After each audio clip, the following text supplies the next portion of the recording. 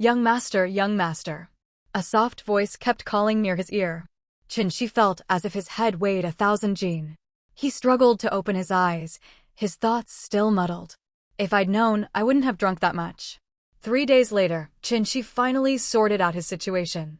He had crossed into the era of the Three Kingdoms, shortly after the suppression of the Yellow Turban Rebellion. It was the age of rising heroes, a time he had once fantasized about during idle moments. Zhao Yun's white horse and silver spear. Zhuge Liang's unmatched wisdom. Even centuries later, countless people still admired them. With a population as vast as China's, that was only natural. His current identity was rather insignificant. He was a collateral member of the Qin clan in Yingchuan, loosely connected to the main family. So loosely, in fact, that if he vanished, no one would truly notice.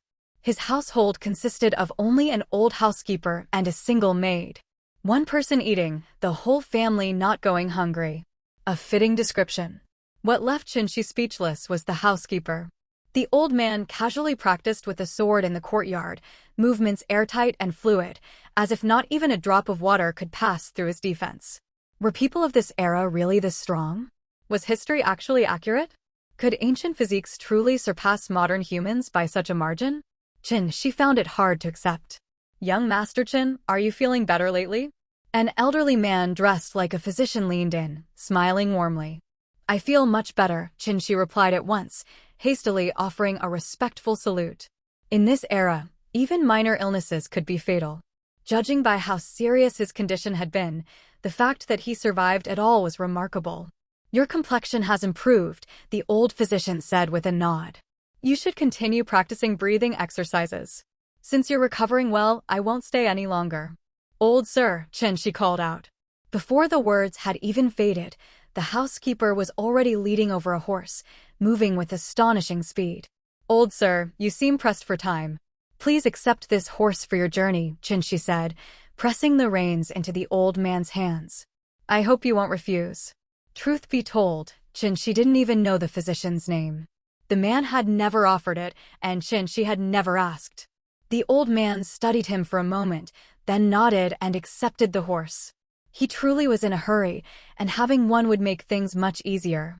Asterisk, he saved my life. I should repay him while I can, asterisk, Chen Xi thought. Asterisk, a healer may act out of compassion, but repaying a life-saving grace is my responsibility. In these chaotic times, if something happened to him later, I might never get the chance, asterisk. Once the physician left, Chen Xi closed the door and returned to his room. For now, nothing mattered more than studying.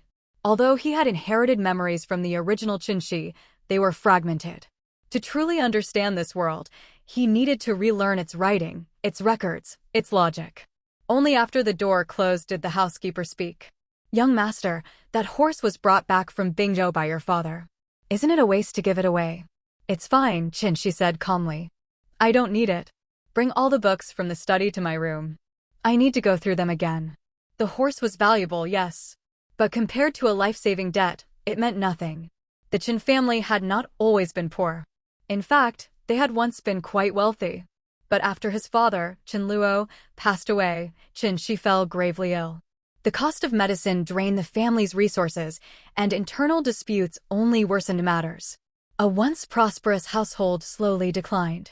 Still, to housekeeper Chen, as long as Chen Xi recovered, there was hope.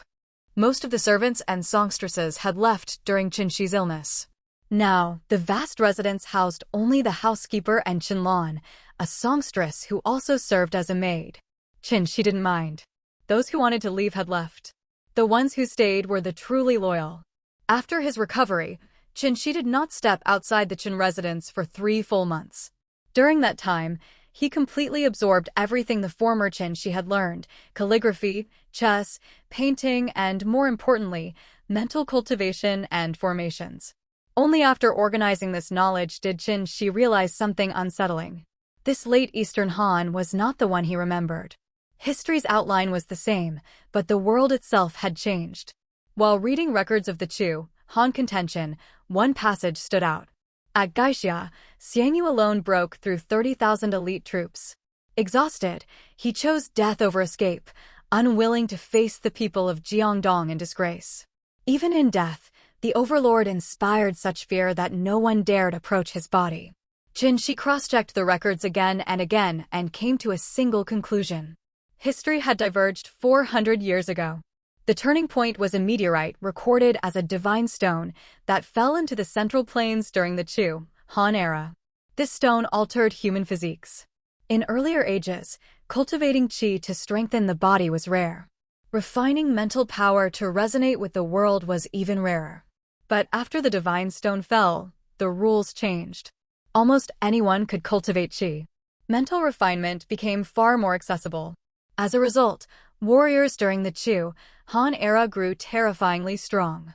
Xiangyu stood at their absolute peak. Pulling mountains and ruling the world was no longer poetic exaggeration. At his height, Xiangyu could uproot small mountains and hurl them. He could compress air into liquid and fire it like invisible missiles, leaving craters behind. By any reasonable definition, he was no longer human. Over the next 4 centuries of Han rule, martial cultivation became systematized. Techniques were refined, schools emerged, and slaughtering thousands was no longer legend but fact. Mental cultivation followed a similar path. Secret arts, Taoist methods, and spiritual techniques appeared. With them came counters, formations capable of suppressing even the strongest warriors. Against organized troops, a top warrior could be restrained. Against scattered soldiers, however, it was pure massacre. After 4 centuries of refinement, qi and mental power became widespread. Most people never reached extraordinary levels, but even common farmers could hurl boulders weighing hundreds of genes several meters away. As for legendary generals, the records were clear. If Xiangyu could uproot mountains, then by comparison, Lu Bu could likely shatter one with a single strike. This was no longer the 3 kingdoms of history. This was a mythological 3 kingdoms. Chen Xi closed the book, eyes dark and thoughtful. After 3 months of steady training, Chen Xi had a clear grasp of how strange this world truly was. He also understood what mental power really meant here. Strong mental power didn't make someone invincible. From the histories he'd read, its biggest value was defense, not killing power. Even when a person's mind could harmonize with the world, it didn't mean they could casually call down lightning to strike an enemy. That kind of direct destruction simply wasn't how it worked. But what mental power did give was terrifying in another way: thinking speed. The stronger your mental power, the faster and sharper your mind became. Something that used to take an hour to understand could be grasped in 10 minutes. That gap wasn't small. It changed a person's entire future. Qi made warriors terrifying on the battlefield. Mental power made scholars terrifying in the court. Which was more important, strength or intelligence? Hard to say. But the 2 paths clearly shaped what kind of person you could become. Of course, plenty of people tried to cultivate both, hoping to gain combat ability and mental clarity at the same time. Most failed. A handful succeeded, and those who did became famous. But reaching the very top with both? Chen Xi couldn't find a single solid example in the records. So he made his choice. He stopped focusing on physical cultivation. The original Chen Xi had cultivated a little qi. Not much, but the foundation technique taught within the family wasn't bad.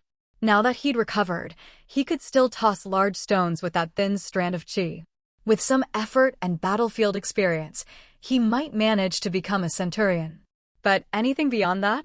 Unlikely. As for a level like Xiangyu's, walking through the air and turning the battlefield into a personal hunting ground, Chen Xi didn't even entertain it. That wasn't hard. That was not human. Based on the way legends and records described the era, perhaps only a couple dozen people in the entire world could reach that height. Lu Bu, for example, just imagining it made Chen Xi's scalp tingle. A man like that wasn't cavalry. He was a living siege weapon. On the mental side, the original Chen Xi had been even weaker. Barely enough to resist anything. Forget a soldier's arrow. Even a child's shot might have been dangerous. Yet after the fusion of 2 minds, it was as if Chen Xi's brain had been forcibly expanded. Over these 3 months, his mental power rose steadily, to a level that finally felt real. Now he could perform a few basic arts. Calling up fog. Guiding rain. Holding a defensive field strong enough to blunt arrows. Entry-level mastery, but mastery nonetheless. More importantly, his mind felt different. His thoughts spread wider. His comprehension became frighteningly fast. If he'd had this memory and processing speed in his old life, the path to the highest academic circles would have been effortless. He genuinely felt like he'd evolved. Bang! Chen Xi dropped the bamboo slip onto the desk. He had finished every book in the household. The important ones were memorized. The less important ones were at least imprinted as useful impressions. And as if his mind had reached a natural limit, his mental power growth slowed to a crawl. He had become, in every sense, a true person of the late Eastern Han. Later, he sat under a tree, doing absolutely nothing. "Young master," Qianlan asked quietly, "aren't you going to practice your mental power?" "There's nothing left to practice," Chen Xi said with a bitter smile. He learned a frustrating truth. At his current level, there were no more textbooks. The rest was personal understanding. Either you experienced a sudden breakthrough, or you never did. Even if a breakthrough came, it wouldn't suddenly make him a god. It would only make his mental power purer, calmer, less prone to distractions, easier to control. Qianlan blinked, clearly unable to process the idea of nothing left to practice. Chen Xi didn't explain further. He simply looked toward the sky. "The wind's picking up. Let's go back. It'll rain soon." "Rain?" Qianlan raised her head, squinting at the sun. She was about to argue when the light dimmed. Clouds rolled in like someone had poured ink across the heavens. Chen Xi smiled and led his only maid back inside. This morning's work had ended in a rain that would cover tens of miles. With enough moisture already present in the air, it would be heavy, steady, and long-lasting. Nobody would suspect a human hand. Chen Xi hadn't created the rain, he had only nudged the conditions and acted as the spark. "What a heavy rain!" Qianlan exclaimed. "Yeah," Chen Xi said softly. "It's heavy." He had fully mastered the few simple spells recorded in his books. Formations, however, still felt like a wall. He could copy the steps, but he couldn't see the logic underneath. And as for secret techniques? He had none. That part gnawed him. In this world, Zhang Jiao's rise had proven how terrifying secret techniques could be. He had taken tens of thousands of scattered yellow turbans and turned them into fearless yellow turban warriors. In the end, he didn't lose because the technique failed. He lost because he died. A technique that could buff thousands at once, turning ordinary men into relentless soldiers, was a battlefield trump card so brutal it could make elite troops crumble. Against that, courage and training meant far less than people liked to admit. Formations were even more mysterious. Chen Xi had never seen a clear example of someone using a grand formation to flip a losing war into victory. But multiple records insisted it was possible. Maybe the truly powerful ones were simply too rare or too closely guarded. As for finding a teacher, Chen Xi wasn't confident. In this era, most real knowledge was passed only to inner disciples. Outsiders survived on luck. And since compiling these arts was difficult, nobody would just hand them out for free. But for now, that was still far away. Chen Xi was waiting for something else. The Yellow Turban Rebellion was over. Next came Dong Zhuo's entry into Luoyang, then the coalition of 18 warlords. But before that, one event mattered more than most people realized. The declaration against Dong Zhuo. Was it the document Cao Cao revealed after his assassination attempt failed, or was it an edict forged from the start? Both versions were forged in different ways, but the consequences were not the same. The details would decide who moved first, who hesitated, and who gained the moral banner to rally under. In chaotic times, a single piece of paper could shape the next decade. And Chen Xi intended to see which version this world would choose.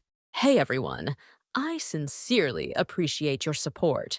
If you enjoy my audiobooks, I would be truly grateful if you could subscribe to the channel. And if you'd like to support even further, you're welcome to become a Patreon member, where you can access audiobooks of novels as long as they are freely available on the internet. Your kindness and support mean so much. Thank you. Chen Xi was surprised to find someone collecting books. Seeing Qianlan's astonished face, Chen Xi shrugged. He had no qualms about teaching others. Sharing his method of cultivating mental power with Qianlan was just a way to pass the time. As he put it, doing nothing was boring, so he might as well use the opportunity to review what he had learned. "Thank you, young master." A hint of eagerness appeared in Qianlan's eyes. Over the next few months, Qianlan followed Chen Xi's teachings. Besides learning to cultivate mental power, she also spent a lot of time reading and recognizing characters. With one willing to teach and the other eager to learn, and with the subjects being simple and focused, Qinlan quickly got the hang of it. Now she could read books on her own. Looking at the wanted notice on the wall, Chen Xi sighed. The time had come. From a certain temporal perspective, this isn't impossible. But regardless of the viewpoint, I now have my own capabilities. Chen Xi thought to himself as he glanced at the wanted notice of Cao Mengde. Let's go, Uncle Chen, to the Fan family, Chen Xi said to the housekeeper behind him. Upon hearing this, Uncle Chen's face darkened, but he nodded. Now that Chen Xi had recovered, there was renewed hope for the fallen Chen family. It was time to discuss the marriage with the Fan family. Chen Xi was well aware of this marriage. It had been arranged when he was very young. After his father passed away, the Fan family had intended to marry their second daughter to him to continue the Chen family line, but Chen Xi had postponed it due to mourning. When Chen Xi fell ill and became bedridden, the Fan family stopped coming, but Chen Xi understood. If he continued to decline, the Fan family wouldn't want to push their daughter into a doomed marriage.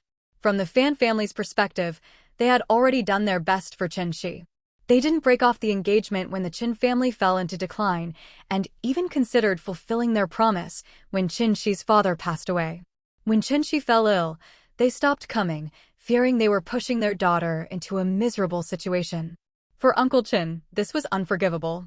Despite the engagement not having the traditional 3 matchmakers and 6 couriers, the 2 patriarchs had agreed that Chen Xi would marry Fan Jian, the Fan family's second daughter, when he turned 16. Now that the patriarchs were gone and Chen Xi was 17, the Fan family had stopped mentioning the engagement. What did that mean? Young Master Chen. The Fan family's servant was surprised to see Chen Xi but quickly bowed and went to report. I am here to see Uncle Fan, Chen Xi said calmly. He estimated that the Fan family was unlikely to break the engagement. The Fan family's intention to proceed with the marriage when Chen Xi's father died showed their sincerity. Young Master Chen, please come in. The master is waiting for you in the main hall, the Fan family's housekeeper quickly responded. All right, Chen Xi nodded. He now worried about how to broach the subject. If the Fan family was unwilling to marry their daughter to him, it would be easier. But it was clear they had no intention of breaking the engagement. Xi, come sit here. Your uncle has been worried about your health. If anything happened to you, I wouldn't be able to face the Chen family, Fan Jian's father said with a smile as he sat in the main seat. When Chen Xi was mourning, Fan Liang had wanted to send his daughter to take care of him. After all, if the Chen family line ended, mourning wouldn't matter. But Chen Xi had refused, then fell into despair and became bedridden, leaving Fan Liang torn between his daughter's happiness and brotherhood. He could only keep a silent watch, postponing the marriage for 3 years as per Chen Xi's wish. Half a year ago, Fan Liang heard that Chen Xi had recovered, which was a great relief. However, having delayed for so long, he felt embarrassed to bring up the matter again, thinking he'd wait for Chen Xi to do so, planning to double the dowry to make up for it. Go, call Fan Jian here, Fan Liang instructed the housekeeper. Uncle, there's no need to call Jianer. I've come to bid you farewell. I'm planning to travel the world. My recent illness made me realize how sad it is to never leave one's hometown. I hope to see the world, Chen Xi said respectfully. Fan Liang was taken aback and hesitated before speaking. Xia, I admit I didn't handle things well before, but you should reconsider. The world is not peaceful, and your father entrusted you to me. If anything happens to you, I can't face him. Nigerian IROES. Uncle, rest assured. Though I may lack talent, I have some means of self-protection, Chen Xi said, his spirit showing a hint of determination. Sigh, it seems I can't stop you, Fan Liang sighed, looking at Chen Xi with a mix of relief and admiration. But you must formalize the engagement before you leave. Fan Jian is not getting any younger. Chen Xi slightly pursed his lips. Even if you gave her to me, I wouldn't dare touch her. She's 2 years younger than me. Asking me to marry a 15-year-old feels wrong. Chen Xi knew that in the Han Dynasty, a 15-year-old girl was considered a spinster, and her taxes would double unless she married. Uncle, how about I write the marriage contract now and complete the marriage when I return? Chen Xi suggested helplessly. He couldn't avoid the engagement with the little girl who had followed him around calling him brother. If he dared to break the engagement, The Fan family would never forgive him. Besides, marriage didn't seem to affect him much. A marriage contract at that time was a simple exchange of birth dates. Writing this down was almost equivalent to a legal bond. They were already compatible, and this contract made it official. After completing all the formalities, Chen Xi took a carriage and headed west. The heroic Cao Cao, who had declared his intentions, was recruiting soldiers. Chen Xi intended to catch a ride on this opportunity. Joining the military provided a sense of safety, and he hoped he might encounter Liu Bei in this historical journey. By the time Chen Xi arrived in Chenlu, the group he intended to join had already left. Chao Mengde had already sent out the proclamation, and judging by the pace, if Chen Xi could make it to Hulou Pass, he might meet Lu Xuande and his two brothers, who were still relatively unknown at this point. "Young master, where are we going now?" Chen Lan asked as she brewed a pot of tea for Chen Xi, standing by his side despite his repeated invitations for her to sit. "Let's go to Xuanzhou. Though we're not well known, I'm a scholar from the Chen family of Yingchuan, which should help us blend in," Chen Xi said helplessly. His original plan was to follow Cao Cao's troops, as Cao Cao, known as a righteous man at this time, would not harm someone tagging along. "Oh, young master, shall we leave now?" Chen Lan tilted her head and asked. "Let's go. Maybe we'll find another group to join along the way." Chen Xi downed his tea and headed towards the carriage. Before leaving, Fan Liang had given him ample travel funds, enough to last him a few years. Using a layer of mental power to make their carriage less noticeable, Chen Xi got in and continued explaining mental extraction techniques to Chen Lan, though progress was slow. "Young master, we might have to camp out tonight," the housekeeper said with a bitter smile. "I think we took the wrong path at the fork earlier." "Huh, it's fine," Chen Xi said, feeling a bit embarrassed. He had insisted on this path earlier. He handed out rice cakes to the others and started eating his with cold water. "Rice cakes aren't too bad." "Look, young master, there's smoke over there." Chen Lan, who had just taken a bite of her rice cake, noticed a plume of smoke rising to the north. "Someone's there. Let's go see if we can get a meal." "Rice cakes are terrible." Chen Xi immediately contradicted himself and directed the housekeeper to head towards the smoke. As the saying goes, a distant view of a mountain is deceptive. They saw a thin plume of smoke from afar, but it turned out to be a large area as they got closer. "Such a large setup. Could it be a lord's army?" Chen Xi hesitated, stopping at a distance. Lords in this era could be good or bad. Some might protect you if you followed them, while others might drive you away or even rob you. "Young master, should we go check it out?" Chen Lan asked curiously. "We're already so close, it would be a waste not to." "I'll use a little spell to sneak a peek," Chen Xi said, wrapping himself in mental power to blend into the surroundings. Originally, this spell had many flaws, but Chen Xi's improvements had made it quite effective. Sneaking closer, Chen Xi saw a large camp and many white horses. He felt better when he recognized the flag at the center. It was General Gongsun Zan. "Who goes there?" Just as Chen Xi was about to call his housekeeper and maid over for a meal, a thunderous shout nearly deafened him. A dark-skinned man leaped over 10 meters from the camp towards him. Thud! The man landed with such force that he left a large crater in the ground. The impact shook Chen Xi out of his concealment, leaving him disheveled. He frowned at the man, his mental power alerting him to extreme danger. "Who are you to spy on our camp?" The man's voice boomed like thunder, and cavalry quickly surrounded Chen Xi. "Would you believe me if I said I was just looking for a meal?" Despite his fear, Chen Xi calmed down. In this chaotic world, people like him were valuable resources. As long as he demonstrated his worth, the lords would overlook minor issues. With grave Nui. Before the man could respond, Chen Xi continued, "I saw the smoke from afar and thought it was a household, hoping to find shelter. When I realized it was an army, I came to investigate. Not all armies treat wandering scholars well. Some protect us, while others, well, it's best not to mention." The man frowned at Chen Xi's words. "Do you have proof? The spell I just used should show you that my training is different from yours. If I were a martial artist, I wouldn't pose a threat to you. As for mental power, as long as I stay by your side, I'm confident you can control me at any time." Chen Xi's eyes gleamed with cunning. He was betting that this man was Zhang Yida. Based on his strength, build, and voice, it seemed likely. True enough. "If you are a scholar, tell me where you are from." Our troops from Liaoxi won't harm you. The man nodded, accepting Chen Xi's reasoning. His confidence in his strength was unshakable. Chen Xi of Yingchuan, courtesy name Zichuan.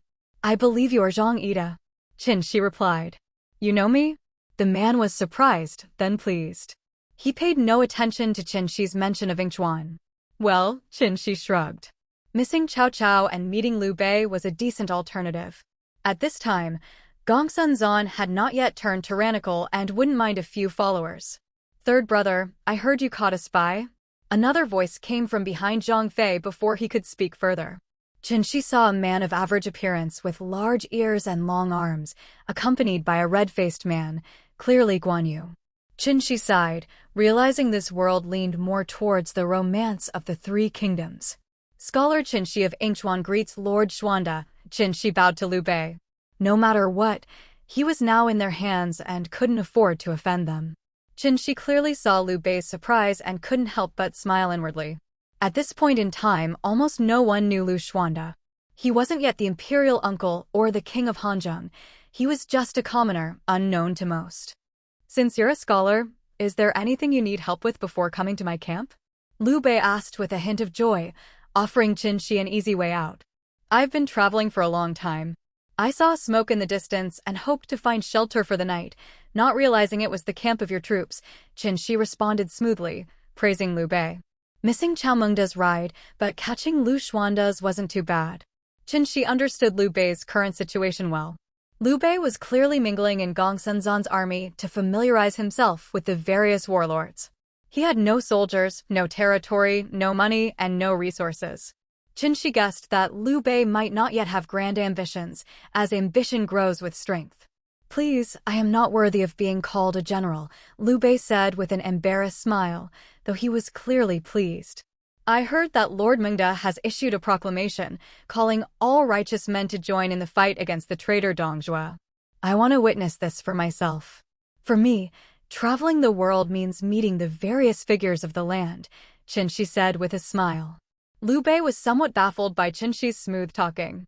Looking at his two brothers and the 2,000 soldiers behind him, he nodded and said, In that case, Zichuan, prepare your provisions and follow us. My soldiers will not disturb you. Thank you, Lord Xuanda. Chen Xi smiled and bowed. I'll be back shortly. He bowed again and left. Third brother, don't cause such a commotion over small matters in the future, Liu Bei said to Zhang Fei, who was still standing by the crater, after Chen Xi had left. Big brother, why bother letting that kid follow us? It's already generous that we didn't capture him. We should just drive him away. Even if we bring him to Xuanzhou for the alliance, he won't be able to enter. Why let him waste his time? Zhang Fei grumbled in his rough voice. Ridiculous. Liu Bei scolded. There are very few literate people in the world.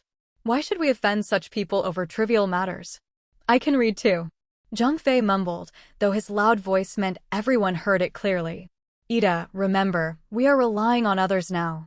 Brother Bogue treats us well due to our past friendship, but there's no need to trouble him over small matters. That young man is a scholar from the Qin family of Yingchuan, one of the prominent families in the land, Liu Bei explained quietly, seeing only his loyal guards from the yellow turban days around him. Sigh. Big brother harbors lofty ambitions, yet we are constrained by circumstances, Guan Yu said, feeling somewhat disheartened. Since the Yellow Turban Rebellion, their patriotic fervor had been repeatedly dampened by the Han Dynasty, making Liu Bei more tactful and less impulsive. Enough, let's not dwell on it. There will come a time when we can make a difference. Don't lose heart, second and third brothers, Liu Bei said, forcing a smile but then regaining his resolve. Meanwhile, Chen Xi sneaked back, finding Chen Lan worried but startled when he appeared beside her. Young master, you're back, said the housekeeper, hiding the hand holding the whip behind him when he saw it was Chen Xi. No need to worry so much, Chen Xi laughed. We've met good people. Just follow the troops ahead, they are also heading to the Xuanzhou Alliance. Young master, is this safe? The housekeeper, with more life experience, knew the destructiveness of armies in this era. Soldiers were only slightly better than bandits. Beta. It's fine. The leader is a capable man. Let's go. Don't worry, just follow them. If we're lucky, we might even see Dong Zhuo and witness this renowned Xiliang warrior. Young Dongzhua's charisma impressed many, Chen Xi said with a peculiar smile. Thinking of young Dongzhua, or young Yuan Shao who dared to confront him, or the middle-aged Xiao Mengde who unified the Central Plains, Chen Xi couldn't help but feel they all had the makings of great leaders. Unfortunately, when the fate of the world fell into their hands, they made the worst choices. If history could be different, with Dongzhua showing his early ambition and valor, defeating the 18 warlords wouldn't have been too difficult. Li Ru's ruthlessness, the invincibility of the top warrior, and the strength of the Shiliang cavalry and Bingzhou wolf riders would have made it a tough fight for the unprepared warlords. Chen Xi was eager to see the legendary Lu Bu, the best horse red hair, and compared to Zhang Fei, he believed Lu Bu could indeed be a human missile. He was determined to witness the epic battle at Hulo Pass, a fight between non-humans. Following Liu Bei's troops leisurely, Chen Xi didn't have many interactions with Liu Bei or Guan Yu, except for Zhang Fei occasionally coming over. In this safe environment with plenty of free time, Chen Xi felt it necessary to think about his future. In this chaotic era, being unprepared could mean total annihilation. While fame was important to many, Chen Xi knew from history that aligning with a good team was essential to avoid a fate like Confucian scholar Kong Rong's. Fame couldn't feed you, only strength could. Chen Xi glanced at the troops ahead, deciding to stick with them. Besides the three families of Cao, Sun, and Lu, the others weren't worth considering. These three had stood the test of time, unlike the others. As Cao Cao once evaluated, Yuan Shu of Huainan is a dry bone in a grave. Yuan Shao of Jizhou is blustering but cowardly, making big plans but lacking decisiveness, cherishing life but forgetting righteousness. Lu Biao of Jingzhou is unworthy of his reputation. Sun Ce relies on his father's name. Lu Zhang, though a member of the imperial clan, is merely a watchdog guarding his territory. The rest are mere mediocrities. This comment belittled all other warlords. Later, when Sun Quan took over, Cao Cao's praise of him as a son should be like Sun Zhongmo implied that while Sun Quan was better than Yuan Shao's and Lu Biao's sons, he was still just a junior compared to Cao Cao. Among the three families, each had its pros and cons. The Sun family had the most internal conflicts, but if you just wanted to get by, they were a good choice due to their somewhat chaotic strategy, making them the best option for an easy life with high safety. Cao Cao was a capable leader but was plagued by paranoia. However, before he reached his peak, as long as you had talent, he would tolerate you no matter how arrogant you were. If not for his paranoia, he would be the best choice. Importantly, none of Cao Cao's strategists were ever captured or killed, aside from those who died of illness or were forced to commit suicide. While it seemed dangerous, in reality, Cao Cao was quite protective of his subordinates. Even after the disastrous Battle of Red Cliffs, none of his strategists were captured. However, Chen Xi wasn't confident that his behavior wouldn't arouse Cao Cao's suspicion. No matter how he tried to fit in, his mannerisms were still a bit different from ancient people, and he might inadvertently offend someone. Ultimately, he could either end up like Xinyu, forced to commit suicide over an empty box, or like Guo Jia, whom Cao Cao completely trusted despite everything. It was a gamble. As for Liu Bei, he was still an enigma. Some said he was pretending, but if someone could pretend their entire life, it might as well be genuine. According to a saying, if you start pretending, you might feel awkward at first, but once you get used to it, you become what you pretend to be. In short, whether Liu Bei was genuine or pretending, it made no difference. The problem with following Liu Bei was that there was no guarantee of safety, and the early years were filled with hardships. Xuzhou was a good place, but hard to defend. Jingzhou was also good, but was under Liu Biao's control. By the time Liu Bei had the strength to defend these places, he had already lost Jingzhou, and the fertile land of Shu was devastated by a single battle, leaving him perpetually unlucky. Thinking about this, Chen Xi felt speechless. Following Liu Bei was risky unless he had the combat power of Guan, Zhang, and Zhao. Otherwise, trouble was inevitable. Zhang Fei's leap of over 10 meters and the crater he created with one stomp meant he could easily defeat a whole platoon. Chen Xi sighed. None of this seemed promising. What's wrong, young master? Lan, who had been reading, curiously looked at her master. I was just thinking about who to join, Chen Xi smiled. He had no reason to hide anything from his maid, who was more trustworthy than many subordinates. Join my elder brother. Before Qianlong could respond, Zhang Fei's loud voice interrupted. Can you stop appearing out of nowhere? A big guy like you walking silently, what are you trying to do? Chen Xi rolled his eyes. Of all the people, he was most familiar with Zhang Ida now. For us martial artists, walking silently at this level is normal. Making noise deliberately would be pointless, Zhang Fei laughed. If you're thinking about who to join, why not join my elder brother? He's a member of the Han royal family. Despite his rough appearance, Zhang Fei had a subtle side. He didn't give Chen Xi a chance to change the topic and brought out Liu Bei's biggest card, which would be emphasized repeatedly in the future. Lord Xuanda is one of my considerations, Chen Xi said hesitantly. Fortunately, Zhang Fei wasn't as proud as Guan Yu. If it had been Guan Yu, Chen Xi wouldn't have dared to speak this way, not wanting to leave a thorn in his heart. What's there to consider? Zhang Fei placed his large hand on Chen Xi's shoulder. My elder brother is a great man, dedicated to restoring the Han dynasty. Since you have some thoughts, why not join us and work towards that goal? You've said everything, Chen Xi rolled his eyes. Let me put it this way. Lord Xuanda currently has no men, no territory. Restoring the Han dynasty isn't just talk. First, you need people, meaning the populace under your rule. Then you need to turn them into soldiers, select officers from them, and once you have a solid foundation, you need to create momentum to attract talents. Only then can you compete with other heroes. After speaking, Chen Xi realized Zhang Fei might not understand, so he gestured, see, this is roughly the level of a prominent family. They have money, food, and people. Given a chance, they can quickly legitimize their power. Lord Xuanda is at this level, having nothing. The only title he has as a member of the Han royal family isn't even recognized by the royal clan court, making it extremely difficult. Zhang Fei's face darkened, but he didn't refute Chen Xi's words. He wasn't stupid, just hot-tempered. Tell me about the others, Zhang Fei said, curious. All right, let's start with Qiao Mengde, who issued the proclamation. I have high hopes for him. Failing to assassinate Dong Zhuo, he issued the proclamation to unite the righteous against Dong. Whether they win or lose, he will be famous throughout the land. After that, if he seizes the opportunity, the world will be shaken. Oh. The campaign against Dong Zhuo might fail? Zhang Fei's attention shifted to that phrase. What is the goal of the campaign against Dong Zhuo? Chen Xi asked instead of explaining. To rescue the emperor and restore peace to the land, Zhang Fei replied righteously.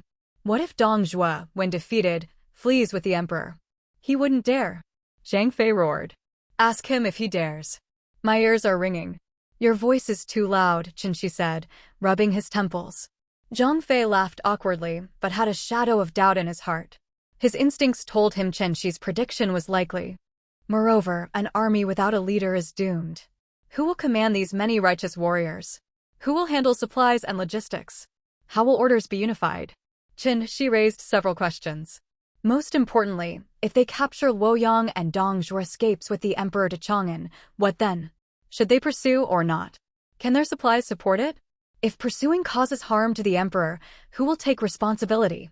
And remember, everyone has their own interests. Zhang Fei fell silent. He hadn't considered these issues, but when Chen Xi brought them up, he realized they were crucial.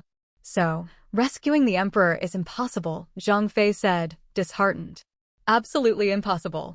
To rescue the emperor, there must be an imperial force in Luoyang to protect the emperor.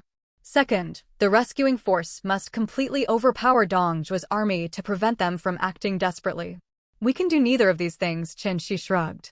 Rescuing the emperor at this point was a pipe dream. Zhang Fei returned to the camp feeling disheartened. He had completely forgotten his initial purpose, as Chen Xi's barrage of confusing statements had almost knocked him out. For the next few days, Zhang Fei did not appear again.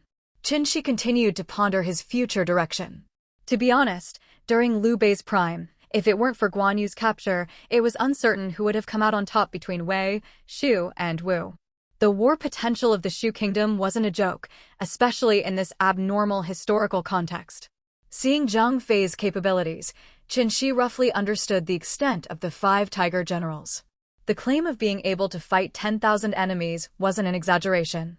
These 5 alone could stand against 50,000 troops effortlessly. Thinking along these lines, it seemed reasonable to join Liu Bei.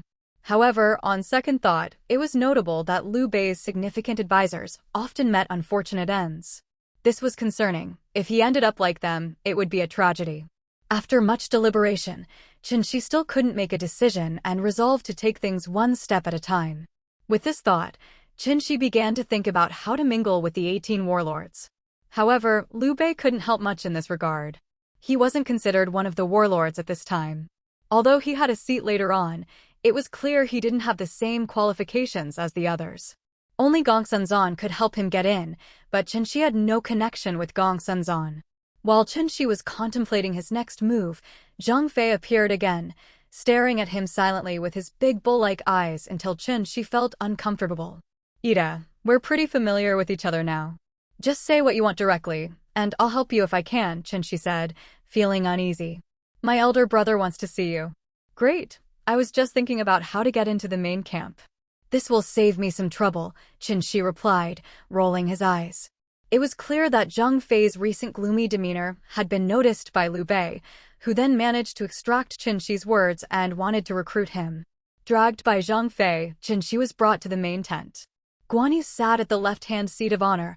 Zhang Fei sat next to him after bringing Chen Xi in, and Liu Bei sat at the main seat, while the right-hand seats were empty.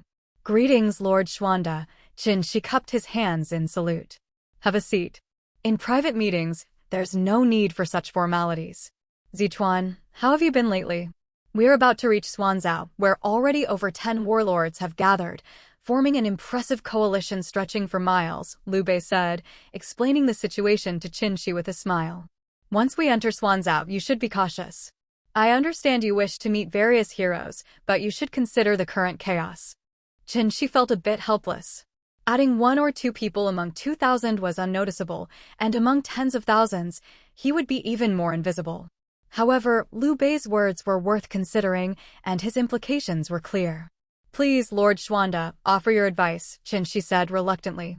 He knew the solution, and so did Liu Bei, but it was better for Liu Bei to say it himself. If he said it, there would be no graceful way out.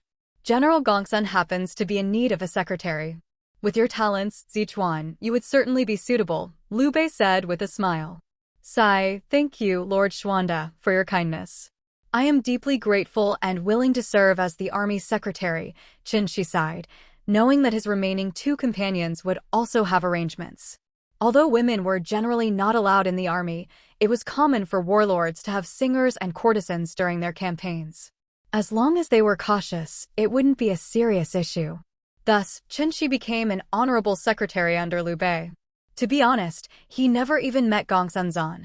He just held the title and spent his days chatting with Liu Bei. It was clear that Liu Bei's gaze was becoming more eager, and Chen Xi could sense that he was entering Liu Bei's inner circle.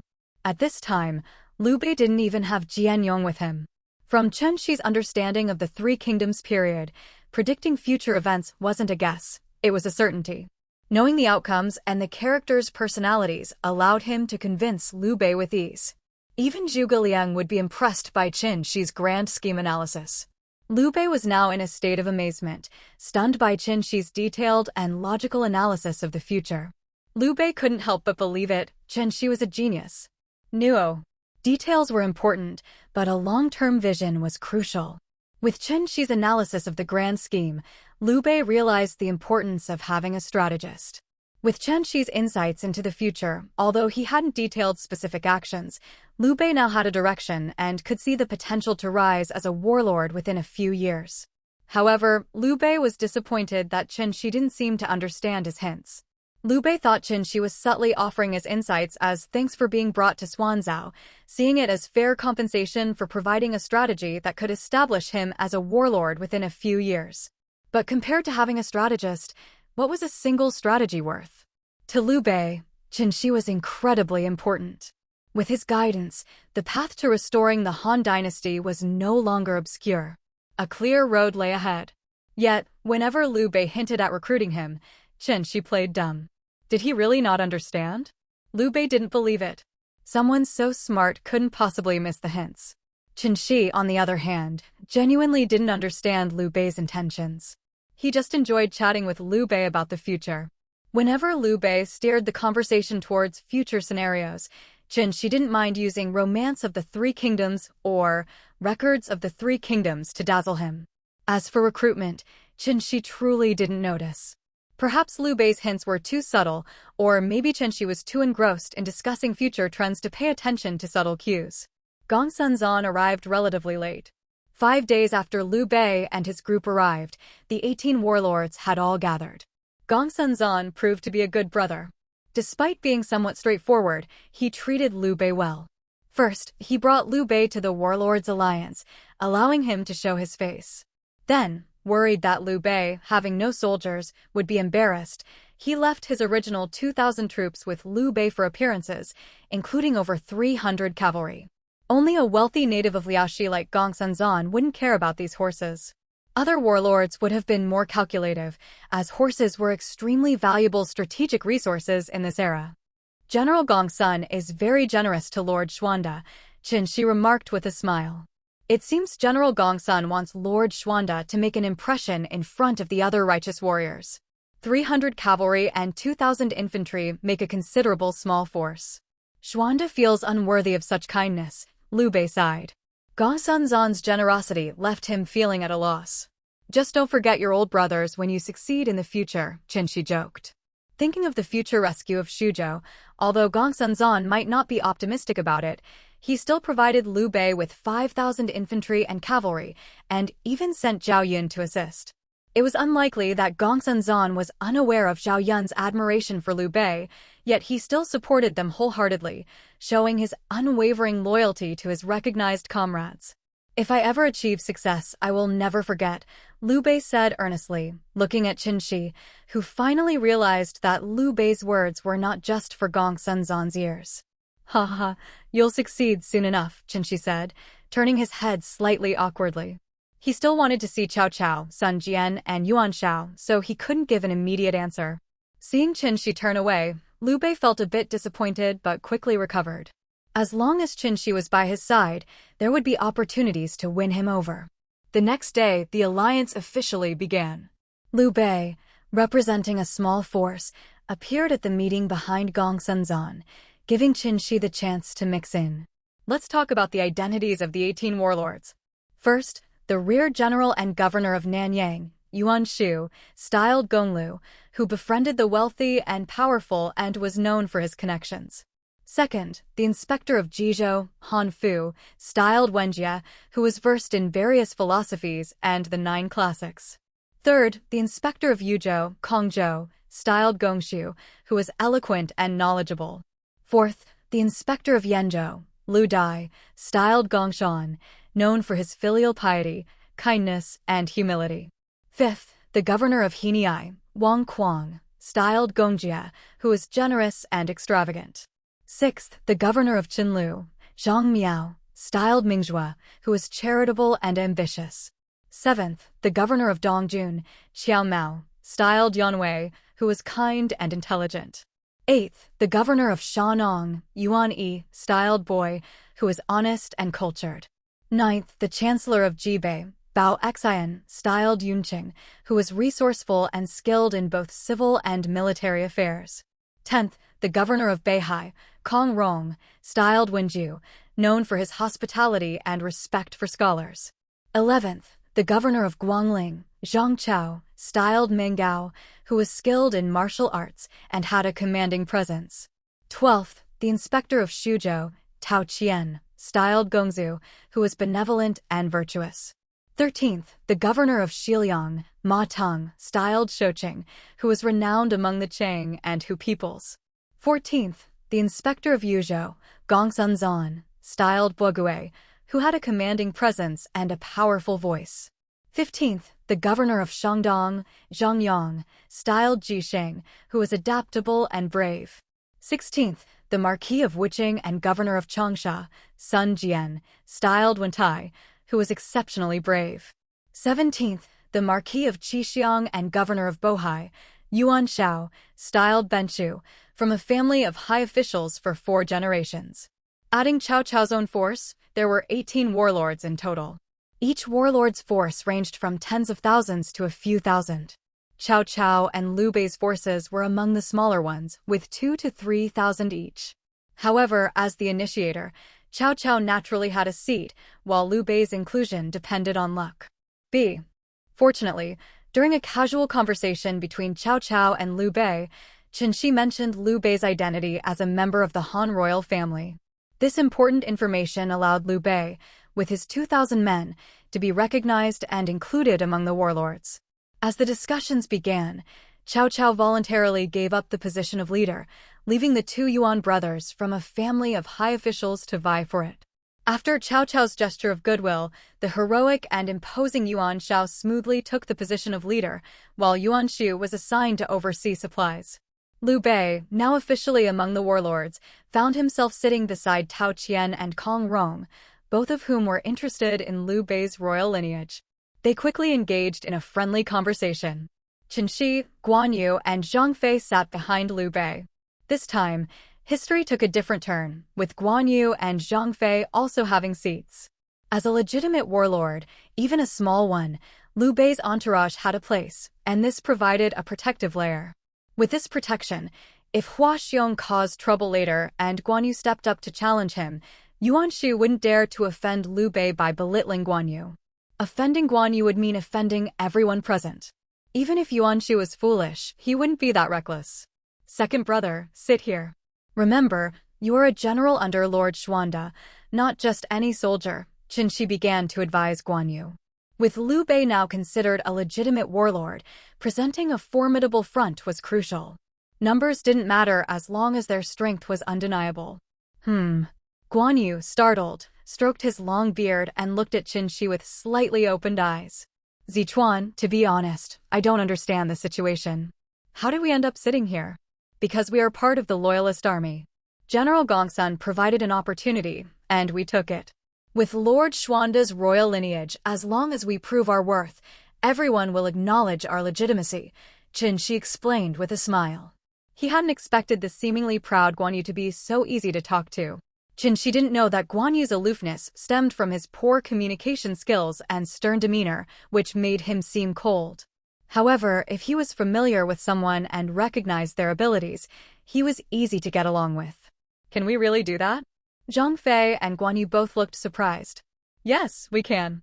Even I find it a bit excessive, Chen Xi chuckled, but there was a hint of mischief in his eyes. Now it's up to you two generals. If the opportunity arises, you must impress everyone here.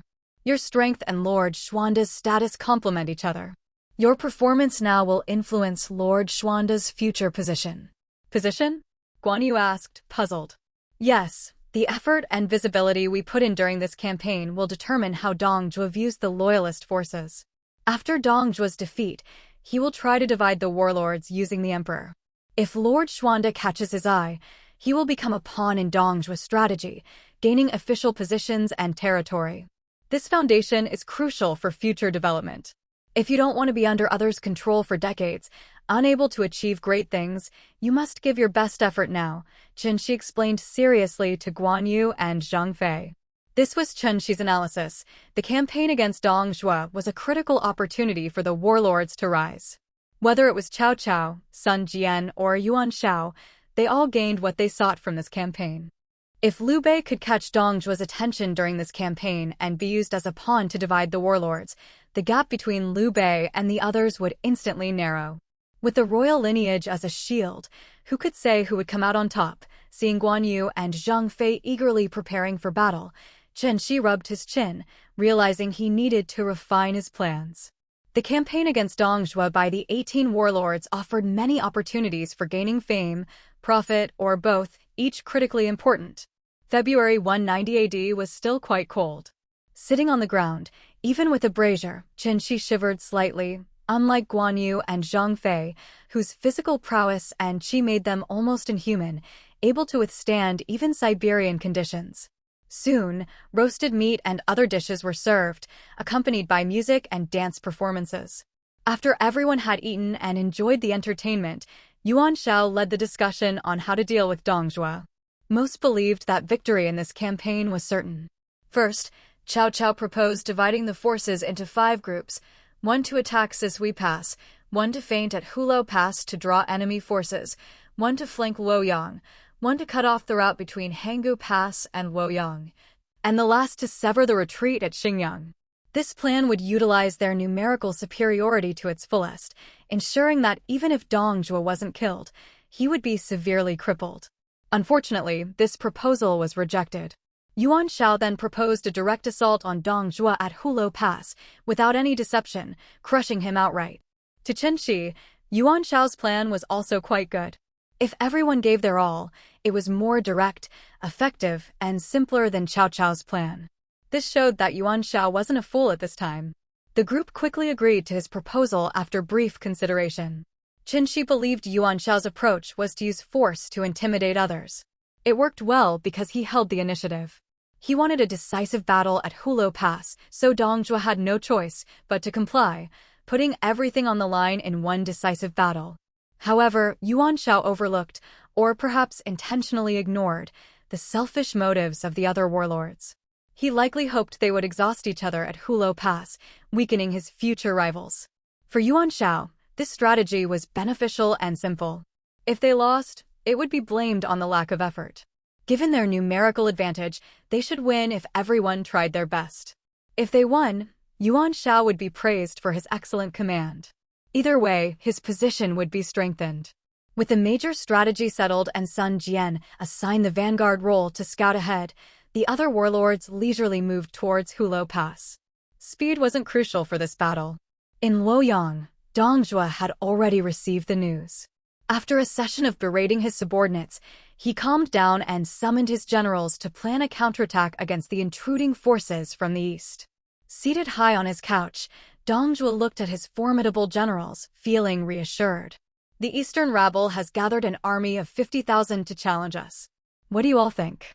A man stepped forward from among the generals, wearing a golden crown, a multicolored battle robe, tang armor, and a lion belt.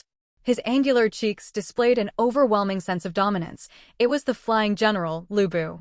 Lu Bu, undeniably the greatest warrior of the Three Kingdoms period, was often surrounded and besieged, but never truly defeated, embodying the peak of martial prowess in this era. Allow me to ease your worries, father. These Eastern generals are like mice to me. I will personally lead 30,000 elite cavalry and crush them. Excellent, my son Feng Yan. Dong Zhuo laughed heartily. He was very pleased with his son. Back in Luoyang, Ding Yuan had almost killed him thanks to Lu Bu. Lu Bu had single-handedly breached the defenses set by 10,000 men. Had it not been for his subordinates' desperate efforts and his own skills, Dong Zhuo might have fallen then. Even so, Lu Bu nearly killed Hua Xiong, Guisi, Li Ju, Fan Chou, Zhang Ji, and Zhang Xiu, proving his unparalleled strength. As Dong Zhuo prepared to order Lu Bu to eliminate the eastern invaders, another man stepped forward. Why use a bull knife to kill a chicken? Let me handle these eastern mice. I promise to make them flee in disarray. Good. With such fierce generals, why should I fear the eastern rabble? Hua Xiong, listen to my command. At your service. You will lead 50,000 troops to defend Sisui Pass and prevent any sneak attacks from the eastern rebels. Understood. Su Rong, listen to my command. At your service. You will lead 50,000 troops to defend Hurled Pass without fail. Understood, Su Rong replied firmly. Fan Chou, Zhang Ji, you two will lead 100,000 infantry to defend the key positions around Luoyang. Understood. Li Ju, Guisi, you two will lead 50,000 cavalry to defend Hanga Pass. If Han Sui makes any suspicious moves, execute him immediately. Understood. The rest of you will monitor Luoyang. If anyone dares to collude with the eastern rebels, they will be executed without mercy. All the generals responded in unison. Yes. At this point, Dong Zhuo still had some competence. Unfortunately, after retreating to Chang'an, he became complacent, indulging in luxury and losing his ambition. As the saying goes, wine is a poison in the intestines, lust is a blade that scrapes the bones, wealth is a fierce tiger down the mountain, and anger is the root of trouble. Back in Chang'an, Dong Zhuo succumbed to all these vices, becoming a stepping stone for others in the chaotic times. After the alliance of the warlords concluded, each returned to their camps. Liu Bei's camp was near Gongsunzan's, but now they were independent rather than dependent on him, recognized as a small warlord, with supplies distributed accordingly. When Liu Bei returned from chatting with Gongsunzan, he found Chen Xi with Guan Yu and Zhang Fei discussing future events. However, it was more like Chen Xi lecturing while Guan Yu and Zhang Fei listened. "Thank you, sir, for your recent assistance. I have nothing to repay you with," Liu Bei said as he entered the tent, bowing deeply to Chen Xi. Unlike the slow-witted Guan Yu and Zhang Fei, Liu Bei understood the significance of sitting among the warlords today. Previously, he had only imagined such a thing. Now, he had effortlessly mingled with the likes of Tao Qian and Kong Rong. Never before had Liu Bei dared to dream of mingling with high-ranking officials, engaging in casual conversations with them. Although he had the ambition, his humble origins had always left a trace of insecurity deep within him. "Lord Xuanda, there's no need for this." Chen Xi quickly stood up and helped Liu Bei to his feet. It was not good to receive such a courtesy without reason. After Chen Xi helped him up, Liu Bei straightened but didn't try to recruit Chen Xi this time. Instead, he asked, "Sir, do you have any further plans? I would be most grateful if you could share them." "Lord Xuanda, there's no need for such formality. What remains now is to take things one step at a time. We've already made a good start. The rest will depend largely on Generals Guan and Zhang." Chen Xi shook his head, indicating that he had already done what he could. The rest would be a matter of seizing opportunities. It wasn't that Chen Xi didn't want to save Sun Jian, but Liu Bei's foundation was too weak. Trying to save someone might end up costing their own lives. Chen Xi still wasn't sure just how formidable the Xiliang cavalry were. Therefore, Chen Xi decided to wait and see. If Sun Jian, the fierce tiger, would be defeated by Hua Xiong as in the historical records. This time, Sun Jian had brought all 4 of his capable generals. According to Guan Yu, even if he fought with all his might, he might not be able to take down 1 or 2 of Sun Jian's generals. Most likely, both sides would retreat unscathed. From this perspective, Hua Xiong's strength was no joke. Even if he was a bit weaker than Guan Yu, it wouldn't be by much. Yet, he was defeated by Guan Yu within 3 to 5 moves, indicating a significant problem. Of course, Chen Xi didn't ask Guan Yu about this in detail. He figured he would find out in due time. Guan Yu might have some special moves up his sleeve. In the following days, Chen Xi spent his time drinking and chatting with Liu Bei, Guan Yu, and Zhang Fei in the camp. The treatment for the 18 warlords was excellent, listening to music, drinking wine, with no immediate pressure of impending war. If they could still win like this, it raised questions about how timid Dong Zhuo must be.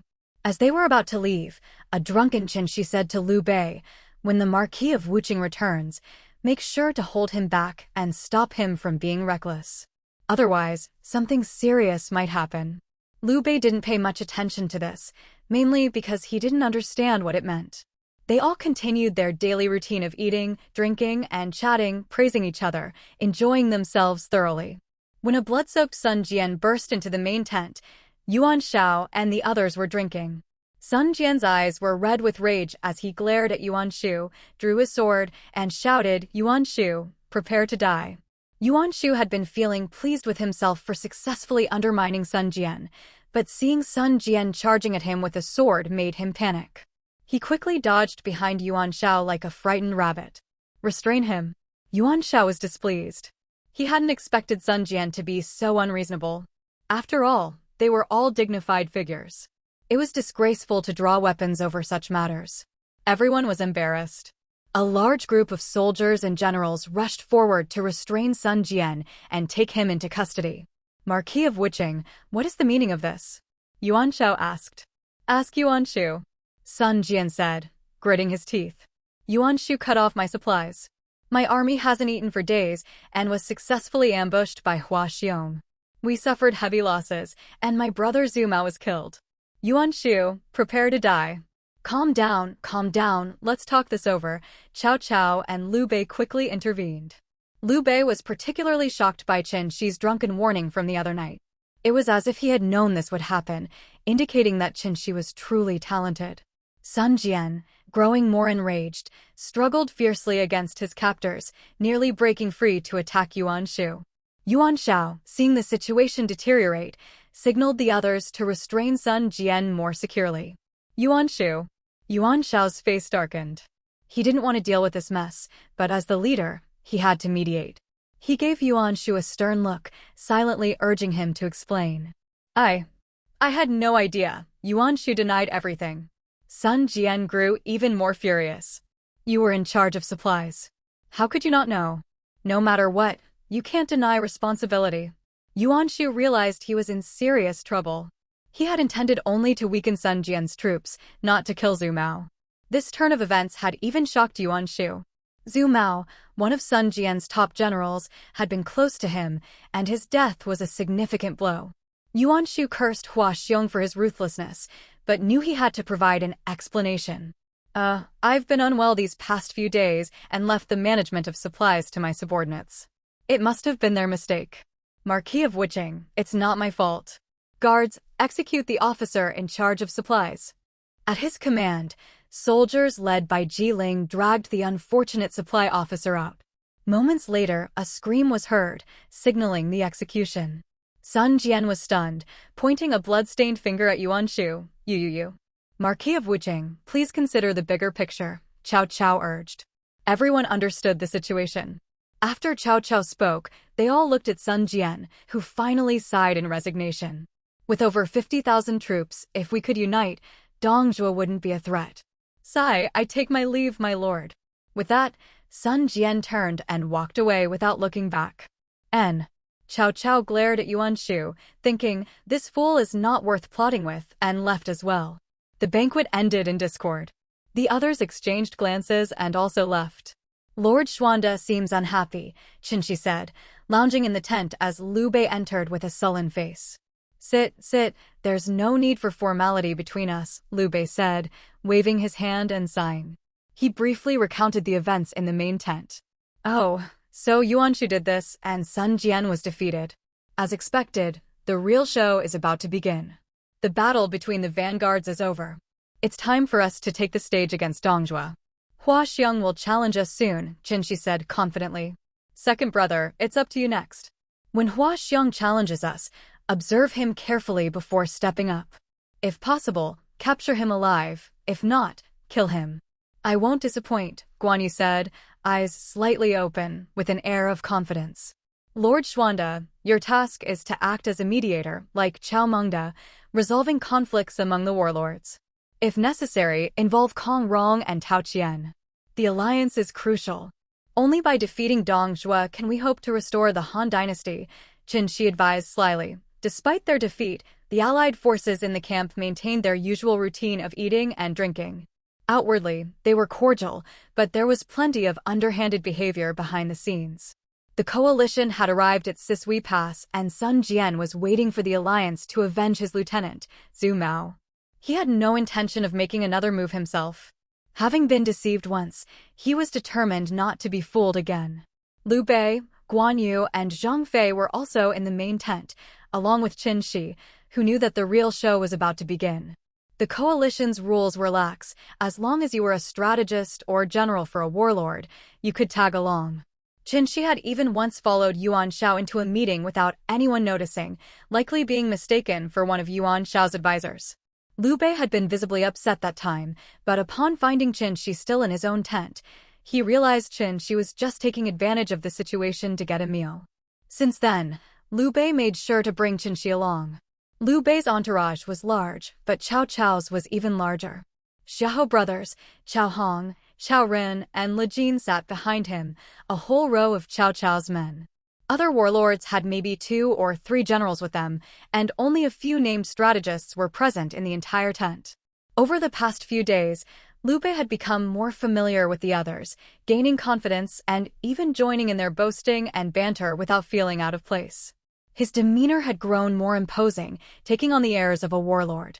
Liu Bei's newfound confidence wasn't just from mingling with the other warlords, but from his inherent ambition.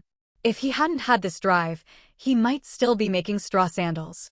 Zichuan, stop eating, Guan Yu nudged Chen Xi, who was still gnawing on beef. Do we need to act? Zhang Fei whispered. Let's see how things unfold. Chen Xi wiped his mouth with the back of his hand. Report, Sisui Pass's commander, Hua Xiong, has come to challenge us. He has already slain several of our generals. The messenger arrived just after the warlord's own intelligence. The warlords dismissed Hua Xiong with disdain. He had only 5,000 troops at Sisui Pass, while they had 50,000. For Hua Xiong to challenge them was seen as suicidal. It seemed impossible that the coalition would lack a suitable general to face him. Who will take the field and slay Huaxiang to avenge our men? Yuan Shao asked calmly, indifferent to who might win or lose the duel. Immediately, a general clad in iron armor, wielding a steel spear, stepped forward. I will go. This is my General Yuxi. Yuan Shu boasted proudly. Very well. General Yuxi, if you kill Huaxiang, you will be credited with the first merit, Yuan Shao said, delighted. If Yuxi killed Huaxiang, it would look good for Yuan Shu and, by extension, the Yuan clan. If he failed, it would weaken Yuan Shu's position, consolidating Yuan Shao's leadership. Hey, second brother, what do you think of this Yuxi? Chen Xi nudged Guan Yu. He's doomed. Huaxiang defeated Sun Jian and killed Zhu Mao. Yuxi is just a minor general who hasn't even refined his inner qi. He will surely die, Guan Yu said dismissively. Sure enough, after a short time, the messenger returned. General Yuxi has been beheaded by Huaxiang. Guan Yu's eyes gleamed with a keen interest in facing a worthy opponent. What? Yuan Shu was stunned, unable to believe that his trusted general had been killed so swiftly. Who will face Huaxiang next to restore our honor? Yuan Shao demanded. Seeing Guan Yu about to rise, Chen Xi quickly grabbed him. Zituan, why stop me? I believe Huaxiang uses brute force and has likely reached the pinnacle of inner qi refinement. He will be a formidable opponent, Guan Yu whispered. Wait a moment.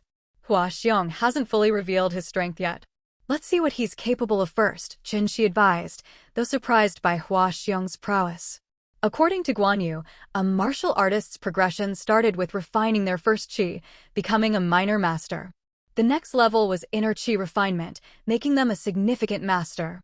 The pinnacle of this was transforming qi into gang, hard qi, reaching the ultimate limit of refinement. Beyond that was separating qi from the body, and if someone reached this stage, they could even challenge Xiang Yu. Just then, Han Fu, governor of Jizhou, spoke up. I have a great general, Pan Feng, who can slay Huaxiang. General Pan Feng, will you take the field? Yuan Shao asked with a hint of sarcasm, eyeing Jizhou as a valuable territory. Pan Feng, who had been sitting behind Han Fu, stood up, finishing the meat from a lamb leg. I will go. My axe has been itching for a fight. Standing over 9 feet tall, Pan Feng was a formidable figure in full armor, wielding a massive axe that gleamed coldly in the light. Chen Xi frowned, glancing at Guan Yu. Second brother, what do you think of him? Born with great strength and at the peak of transforming qi into gang. If he takes one more step, even I would find it difficult to defeat him, Guan Yu said cautiously. Though his qi refinement was superior, he was wary of Pan Feng's immense physical power. Reino Thailand body. Chen Xi's eyebrow twitched. Pan Feng was indeed powerful, but Huaxiang had managed to kill such a formidable opponent in a few moves. It seemed Yuan Shao had likely set Pan Feng up for failure. Watching Yuan Shao, Chen Xi sighed. Pan Feng was probably being sent to his death. According to Guan Yu, Pan Feng was already a top-tier master and could advance further through experience. In wartime, survival meant progress, stagnation meant death. Huaxiang had grown arrogant after slaying several coalition generals, looking down on them. With 50,000 troops, the coalition seemed incapable of producing a worthy opponent.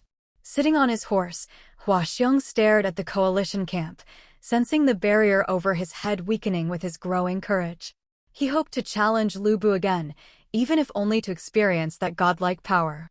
As he mused, he saw a dark figure rushing towards him, exuding immense pressure. This invigorated Huaxiang, who had come prepared to die, ready to either advance further or perish.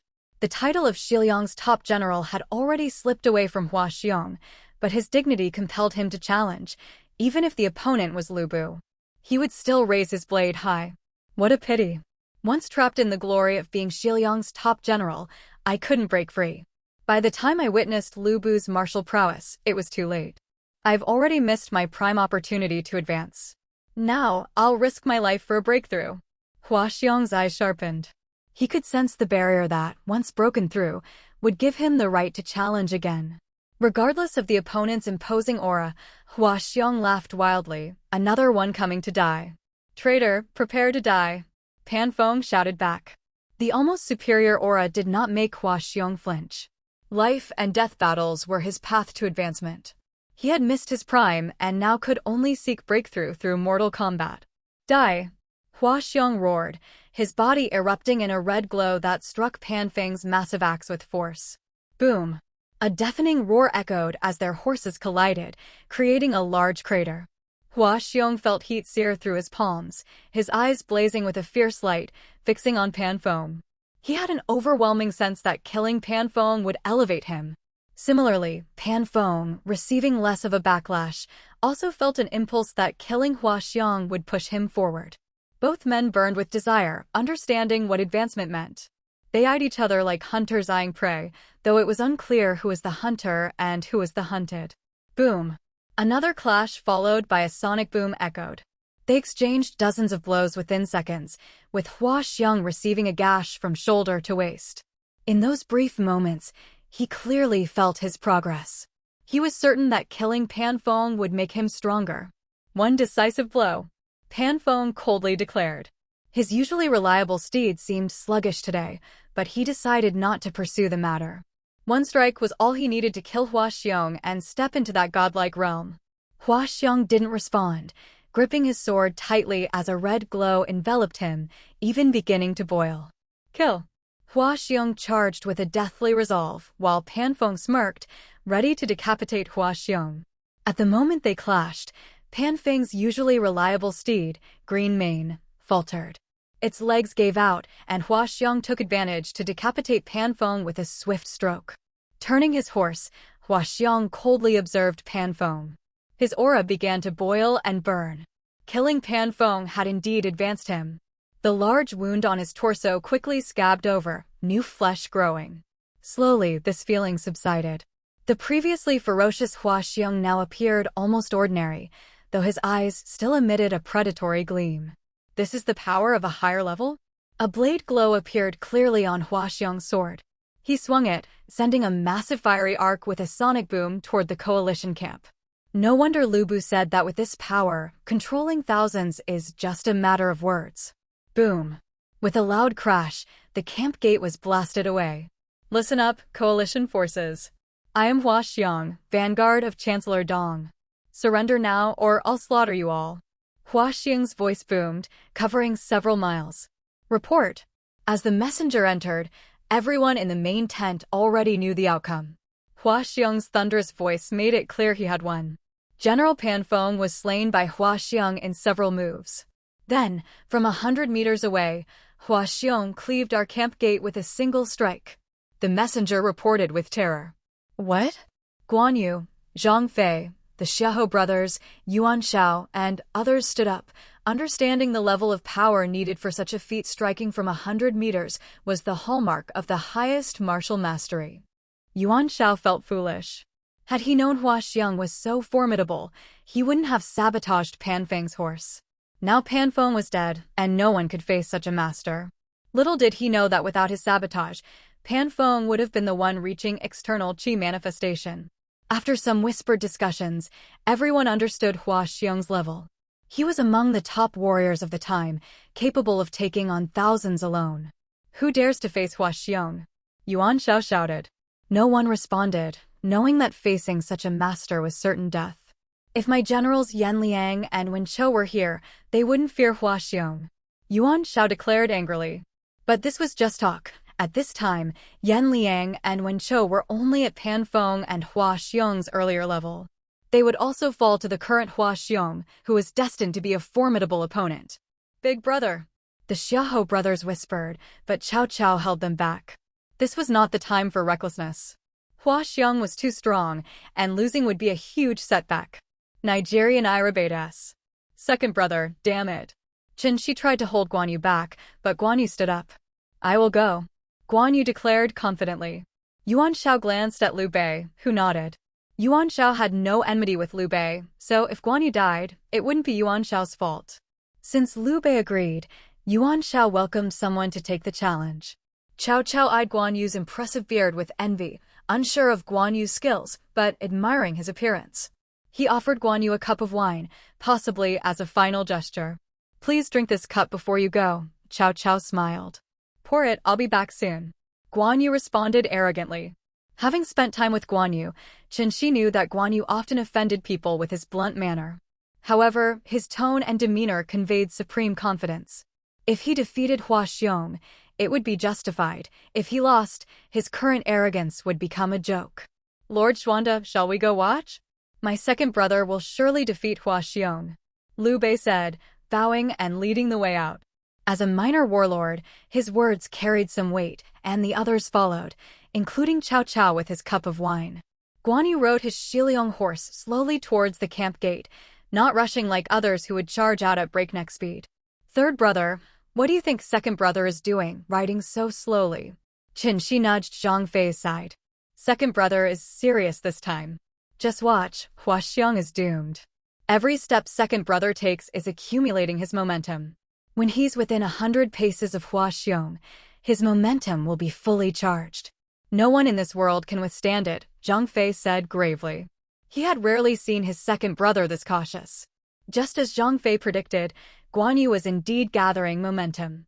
Hua Xiong was already a top-tier master. Engaging him in close combat would make it impossible to quickly defeat such a powerful opponent. To win cleanly, Guan Yu needed to kill Hua Xiong within 3 to 5 moves. Hua Xiong sneered at the leisurely approaching Guan Yu. He could sense no danger from Guan Yu. Clearly, the coalition was out of capable generals. Reaching 100 paces, Guan Yu assessed Hua Xiong. Indeed, he was a top-tier master with external qi manifestation, but his qi was unfocused and lacked solidity, significantly inferior to Guan Yu's own. Hua Xiong, remember, the one who beheads you is Guan Yu, styled Yuncheng. Guan Yu roared. A green glow shot forth, accompanied by a sonic boom, as he charged at Hua Xiong. Boom! With a thunderous crash, Hua Xiong felt a sense of foreboding as Guan Yu approached. He slashed with all his might at the most dangerous point he sensed, the force of the blow sending him and his horse flying tens of meters away. His hands numb and chest tight, Hua Xiong barely had time to recover before another massive green glow came crashing towards him. Guan Yu did not bother with subtleties, using the most straightforward method to overwhelm Hua Xiong. In his eyes, there was no need for finesse. Brute force sufficed. Break it! Hua Xiong summoned all his strength, his body seemingly ablaze, as he unleashed a massive red blade of energy towards Guan Yu's green glow. Unfortunately, it was futile. The green energy cleaved through Hua Xiong's attack like a wave crashing against a cliff, shattering it completely. Clang! The resounding clash echoed, leaving everyone within hundreds of meters with ringing ears. Hua Xiong's grip weakened, blood trickling from his mouth, and his trusted iron saber, now cracked, could no longer keep up with the damage his body was taking. Hua Xiong realized his opponent was likely on par with Lu Bu, an overwhelming strength that brought despair. I am Hua Xiong. Hua Xiong roared, pushing his body to its limits. The entire area before Sisui Pass was ablaze with fiery light as his previously unfocused blade energy began to solidify. But it was all in vain. Guan Yu's green blade of energy struck with the force of a tidal wave, shattering Hua Xiong's desperate attack into glowing fragments before continuing its relentless path towards him. As the blade neared, Hua Xiong glimpsed a fleeting sense of regret. He had yet to challenge Lu Bu, though he now understood the insurmountable gap between them. In a sudden moment of realization, Guan Yu recalled Chen Xi's advice. Instead of slicing through Hua Xiong, he altered his strike to swat him aside like a tennis ball. As the dust settled, Guan Yu stood alone on the battlefield. He casually approached the still-breathing Hua Xiong, lifted him, and turned back. I have completed the task, Guan Yu declared, tossing Hua Xiong aside to be bound.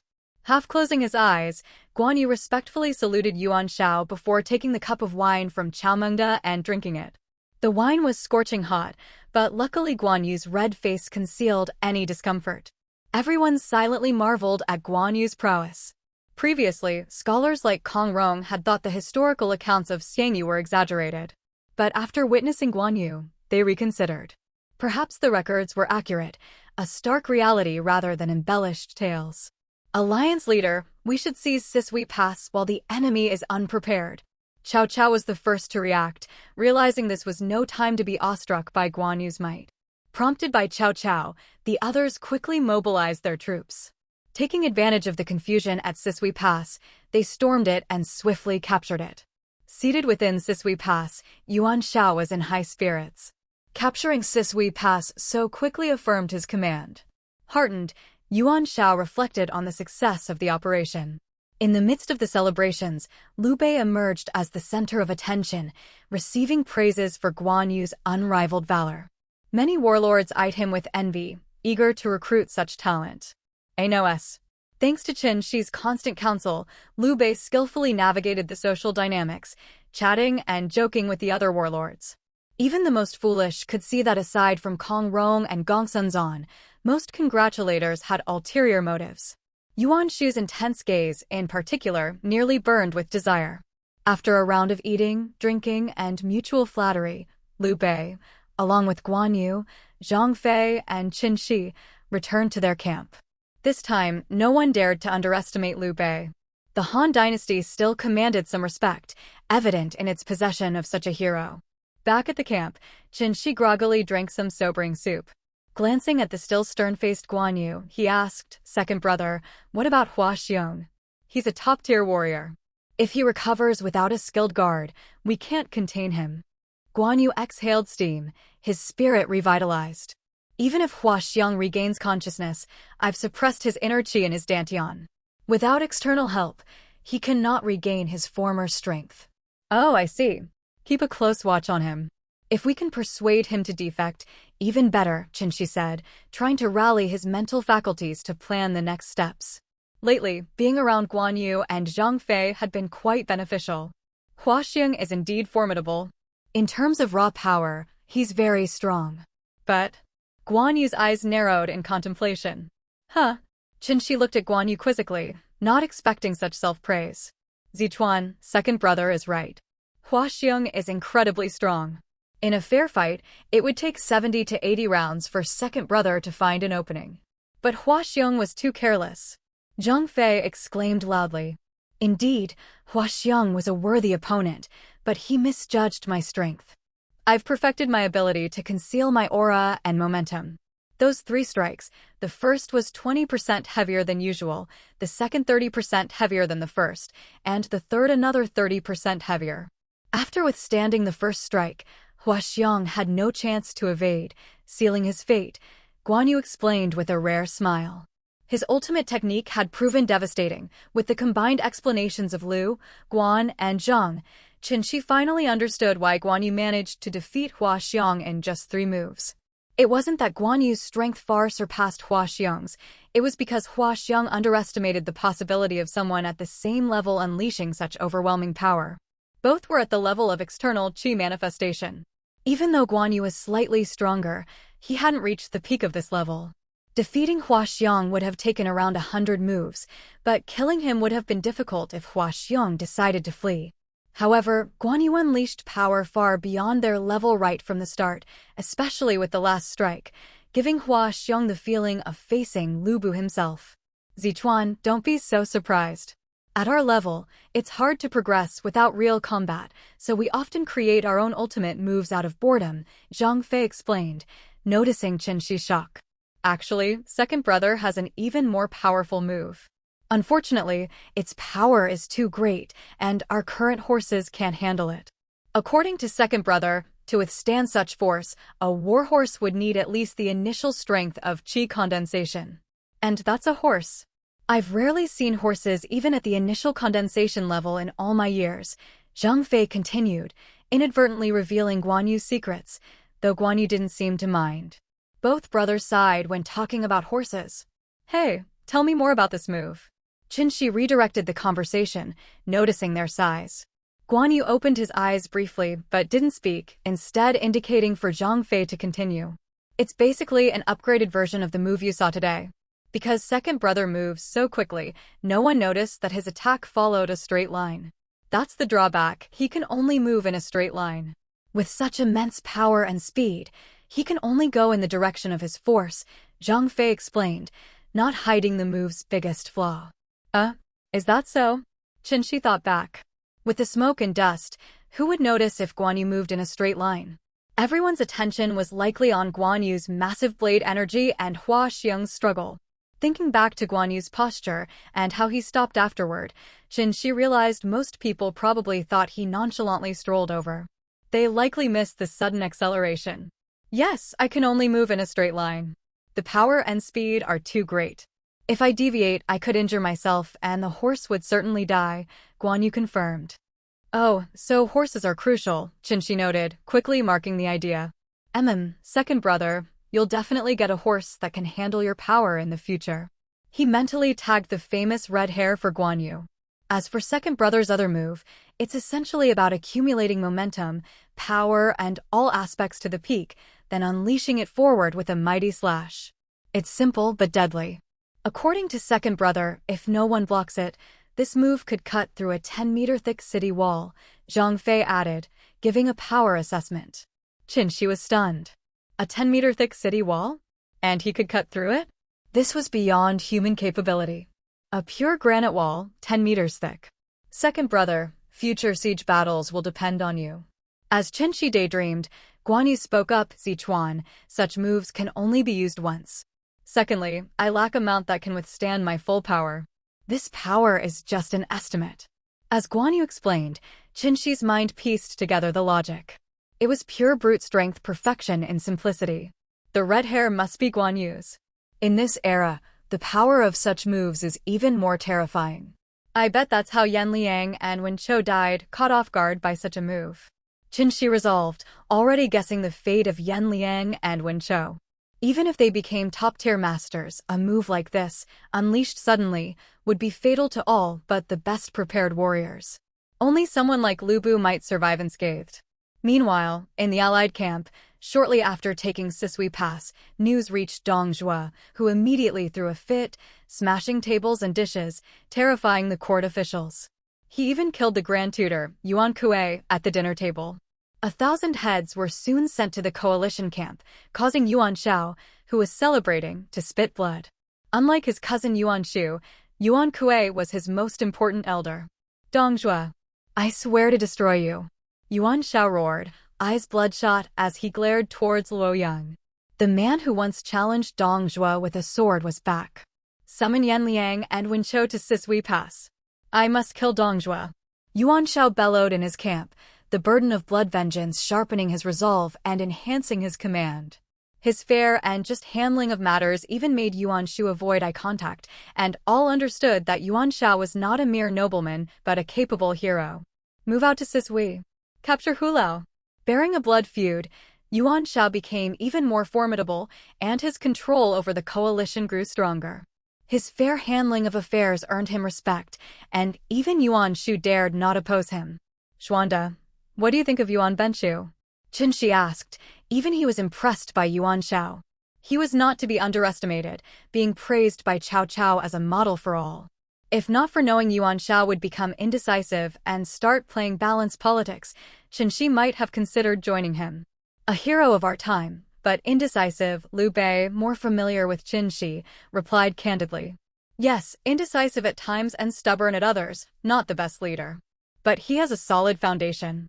That's the benefit of a powerful family, Chen Xi sighed, noting that if Cao Cao were in Yuan Shao's position, he would have unified the land long ago.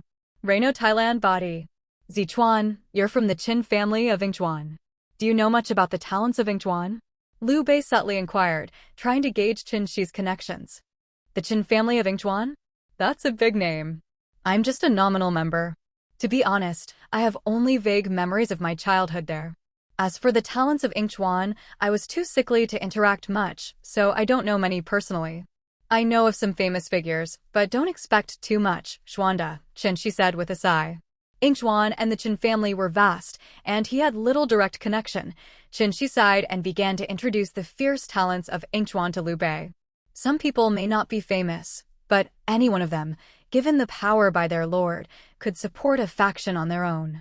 Chen Xi's greatest advantage was knowing the future trajectory of everyone, understanding the capabilities of all the famous figures. After all, these people had been tested by history, proving their worth either on the battlefield or through their administrative skills. Because of this, Chen Xi was very clear about the early-stage advisors of Cao Cao like Shi Jizai and the later 5 strategists, who would be difficult to poach. As Chen Xi introduced these talents, Liu Bei's eyes lit up. Whether it was Chen Xi's assessment of Sun Yu's political strategies, his affirmation of Sun Yu's tactics, his analysis of Guo Jia's imaginative thinking, or his mention of Cheng Yu's ruthlessness, they all greatly enlightened Liu Bei. If these people's abilities were indeed as Chen Xi described, any one of them, given the right platform, could shake the heavens and earth. Zichuan, you seem very knowledgeable about these individuals, Liu Bei remarked with a smile. He indeed hoped to attract these people, but after hearing Chen Xi's words, he realized that only Sun Yu and his nephew might have some chance, and even that hope was predicated on Liu Bei being a Han royal descendant and having a territory to offer. Yes, essentially. I have an impression of most capable people in the land. To be honest, Dong Zhuo has a significant potential to defeat the warlords across the land. Unfortunately, his ambitions are too grand, and he lost his way, no longer the brave warrior from Xiliang, but rather intoxicated by the lifestyle in Luoyang. Chen Xi's expression shifted from pride to a sigh of regret. Dong Zhuo has such potential? Liu Bei raised an eyebrow, somewhat skeptical. Indeed, he possesses that potential. He has the best cavalry in the world, the greatest warrior, 2 advisors who rank in the top 10 in the land, with one possibly in the top 3. Moreover, he has the natural defenses of Hanga Pass and the strategic advantages of Western Qin. If he had not been seduced by the prosperity of the Central Plains and had instead proceeded slowly, it is not impossible for him to have swallowed up the entire realm like the Qin dynasty. Even now, despite his indulgences, as long as he awakens, he still retains the potential to seize the world. Chen Xi lamented. It was difficult for Chen Xi to evaluate Li Ru. Judging by Dong Zhuo's current power and the plans before entering Luoyang, Li Ru's ability was among the top 10 from the Yellow Turban Rebellion until the fall of Shu. But after entering Luoyang, Li Ru's wisdom seemed to decline drastically. One must know that Li Ru was the one who supported Dong Zhuo from being a warrior in Xiliang to becoming the most powerful warlord in the late Eastern Han dynasty. Even during the campaign of the 18 warlords against Dong Zhuo had the capability to annihilate all the warlords. In this regard, Li Ru's intelligence was among the highest of the late Eastern Han dynasty. The most crucial point was that Chen Xi was aware that this guy in history had seen through the chain plan, directly informing Dong Zhuo, who ignored him. Li Ru then predicted Dong Zhuo's inevitable demise. After Lu Bu killed Dong Zhuo and sought Li Ru, he had already fled Luoyang, later joining Li Ju. When Cao Cao attacked Li Ju, Li Ru mysteriously disappeared. As for the other, it was Jiasu, another advisor under Dong Zhuo. He was not just an unknown aide as depicted in the Romance of the Three Kingdoms. Li Ju and Guosi, both generals commanding tens of thousands of Xiliang soldiers, immediately followed Jiasu's orders upon hearing his plans. Without already knowing Jiasu's capabilities, would they be so compliant? Liu Bei frowned deeply. The world's finest cavalry, the greatest warrior, 2 top 10 advisors, one possibly in the top 3, the natural defense of Hanga Pass, and the strategic advantages of Western Qin. With each phrase, Liu Bei's frown deepened. Leaving aside the world's finest cavalry, who dares claim the title of the greatest warrior, and who evaluates these top 10 advisors? The title of the greatest warrior will soon be proven. As for the top 10 advisors, consider where Dong Zhuo rose from, how long it took, and the scale of his current power, Chen Xi replied with a wry smile. It was not easy to answer these questions and would have to rely on facts. Liu Bei pondered for a moment and then nodded. Indeed, from a Xiliang warrior to the current premier warlord pressing down on the realm, this is no less than the accomplishments of the Marquis of Lu. Unfortunately, he serves a traitor. Chen Xi rolled his eyes silently, not responding. He did not agree with this point. If Li Ru managed to topple them, who would be called a traitor would be up to them to decide.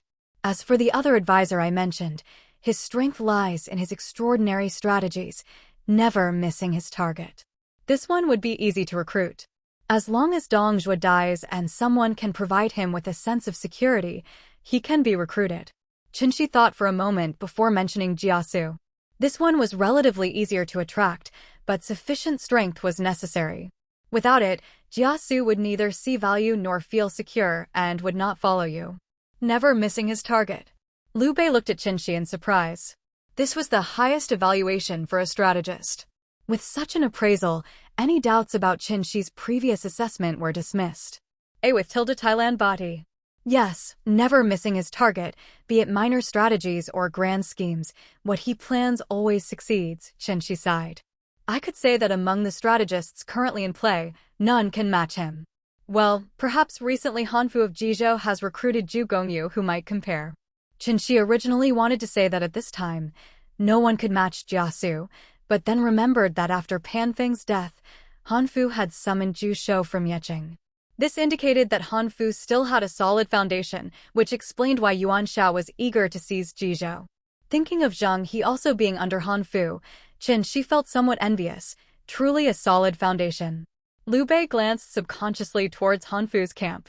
He had good interactions with Zhu Shou, but did not realize Zhu Shou was so capable. And what about you, Zichuan? What about yourself? Liu Bei asked out of curiosity after hearing about so many others, but not Chen Xi himself. If it's about strategy, I'm entirely theoretical. If it's about political administration, I'm all about innovative ideas. As for actual hands-on skills, there's not much, Chen Xi replied with a helpless expression after thinking about it. Ha ha, Zichuan, why be so modest? Remember, since you joined my camp, everything you planned succeeded. Why be so shy? Liu Bei laughed heartily. To him, Chen Xi's current situation was just the shyness of youth caused by lack of confidence. As long as he proved himself strong enough, he would naturally gain confidence. In this regard, Liu Bei was even more confident than Chen Xi. In his view, Chen Xi was truly infallible. Whatever he planned succeeded. Chen Xi tugged at the corners of his mouth and didn't respond. This wasn't a matter of confidence or lack thereof. He was extremely confident about the grand scheme of things, but when it came to details and the abilities of others, he truly had no answers. Seeing that Chen Xi was silent, Liu Bei didn't press the issue. For Liu Bei now, he was already moving towards his youthful goals. The series of plans Chen Xi laid out had given him great confidence. Report. A messenger rushed towards Liu Bei. What is it? Liu Bei asked, looking up. General Gongsun has allocated 300 white horse cavalry to our cause and has also provided 300 horses. He requests you to come and receive them, the messenger said loudly. He really is a generous man. Chen Xi muttered softly. Yesterday, during the battle for Sisui Pass, Liu Bei's troops suffered some losses. After replenishing his own forces, Gongsun Zan also allocated a troop to Liu Bei. For Gongsun Zan, who was still considered wealthy at this time, cavalry was abundant. Constant battles with the Xianbei and Wu Huan had yielded many fine horses. Gongsun Bugue. Liu Bei sighed. At this moment, he had no way to repay Gongsun Zan's generosity. He could only remember the old saying, if you become rich, don't forget your old friends. They've already delivered them to the camp. Just accept them. We'll become successful sooner or later. Just don't forget this friendship when the time comes, Chen Xi said with a smile. He appreciated Gongsun Zan's behavior. This pure nationalist sentiment gave Chen Xi a great impression of him. Liu Bei was now a minor figure, but Gongsun Zan was fully aware of that. Despite the vast difference in their statuses, Gongsun Zan being a state governor and Liu Bei a commoner, Gongsun Zan never looked down on Liu Bei, maintaining their friendship from their days as classmates. General Gongsun's subordinate, Du Bo, greets General Liu, a pale, beardless young officer said respectfully when Liu Bei arrived. No need for formalities. How is General Gongsun? Liu Bei extended his hand to help the officer up. From his actions, Liu Bei could tell that this Du Bo was also an intermediary and likely a competent cavalry leader. The northern barbarians are preparing to invade again. Last winter was harsh and many starved. In spring, the barbarians might march south. General Gongsun is considering whether to return and defend Yuzhou. He is concerned about the state of Yuzhou, Du Bo explained clearly, suggesting that Gongsun Zan had sent him to relay this message. While Liu Bei was pondering the situation, Chen Xi spoke up. If General Gongsun is worried, he can return to Yuzhou. The task of punishing Dong Zhuo in Luoyang can be entrusted to General Xuanda. As for Liu Gongbo of Yuzhou, let Dong Zhuo deal with him. Gongsun Zan might not see the situation of the coalition clearly, but he cared deeply about the people of Yuzhou. Hearing that the northern barbarians might invade, he was inclined to return to Yuzhou to eliminate the threat.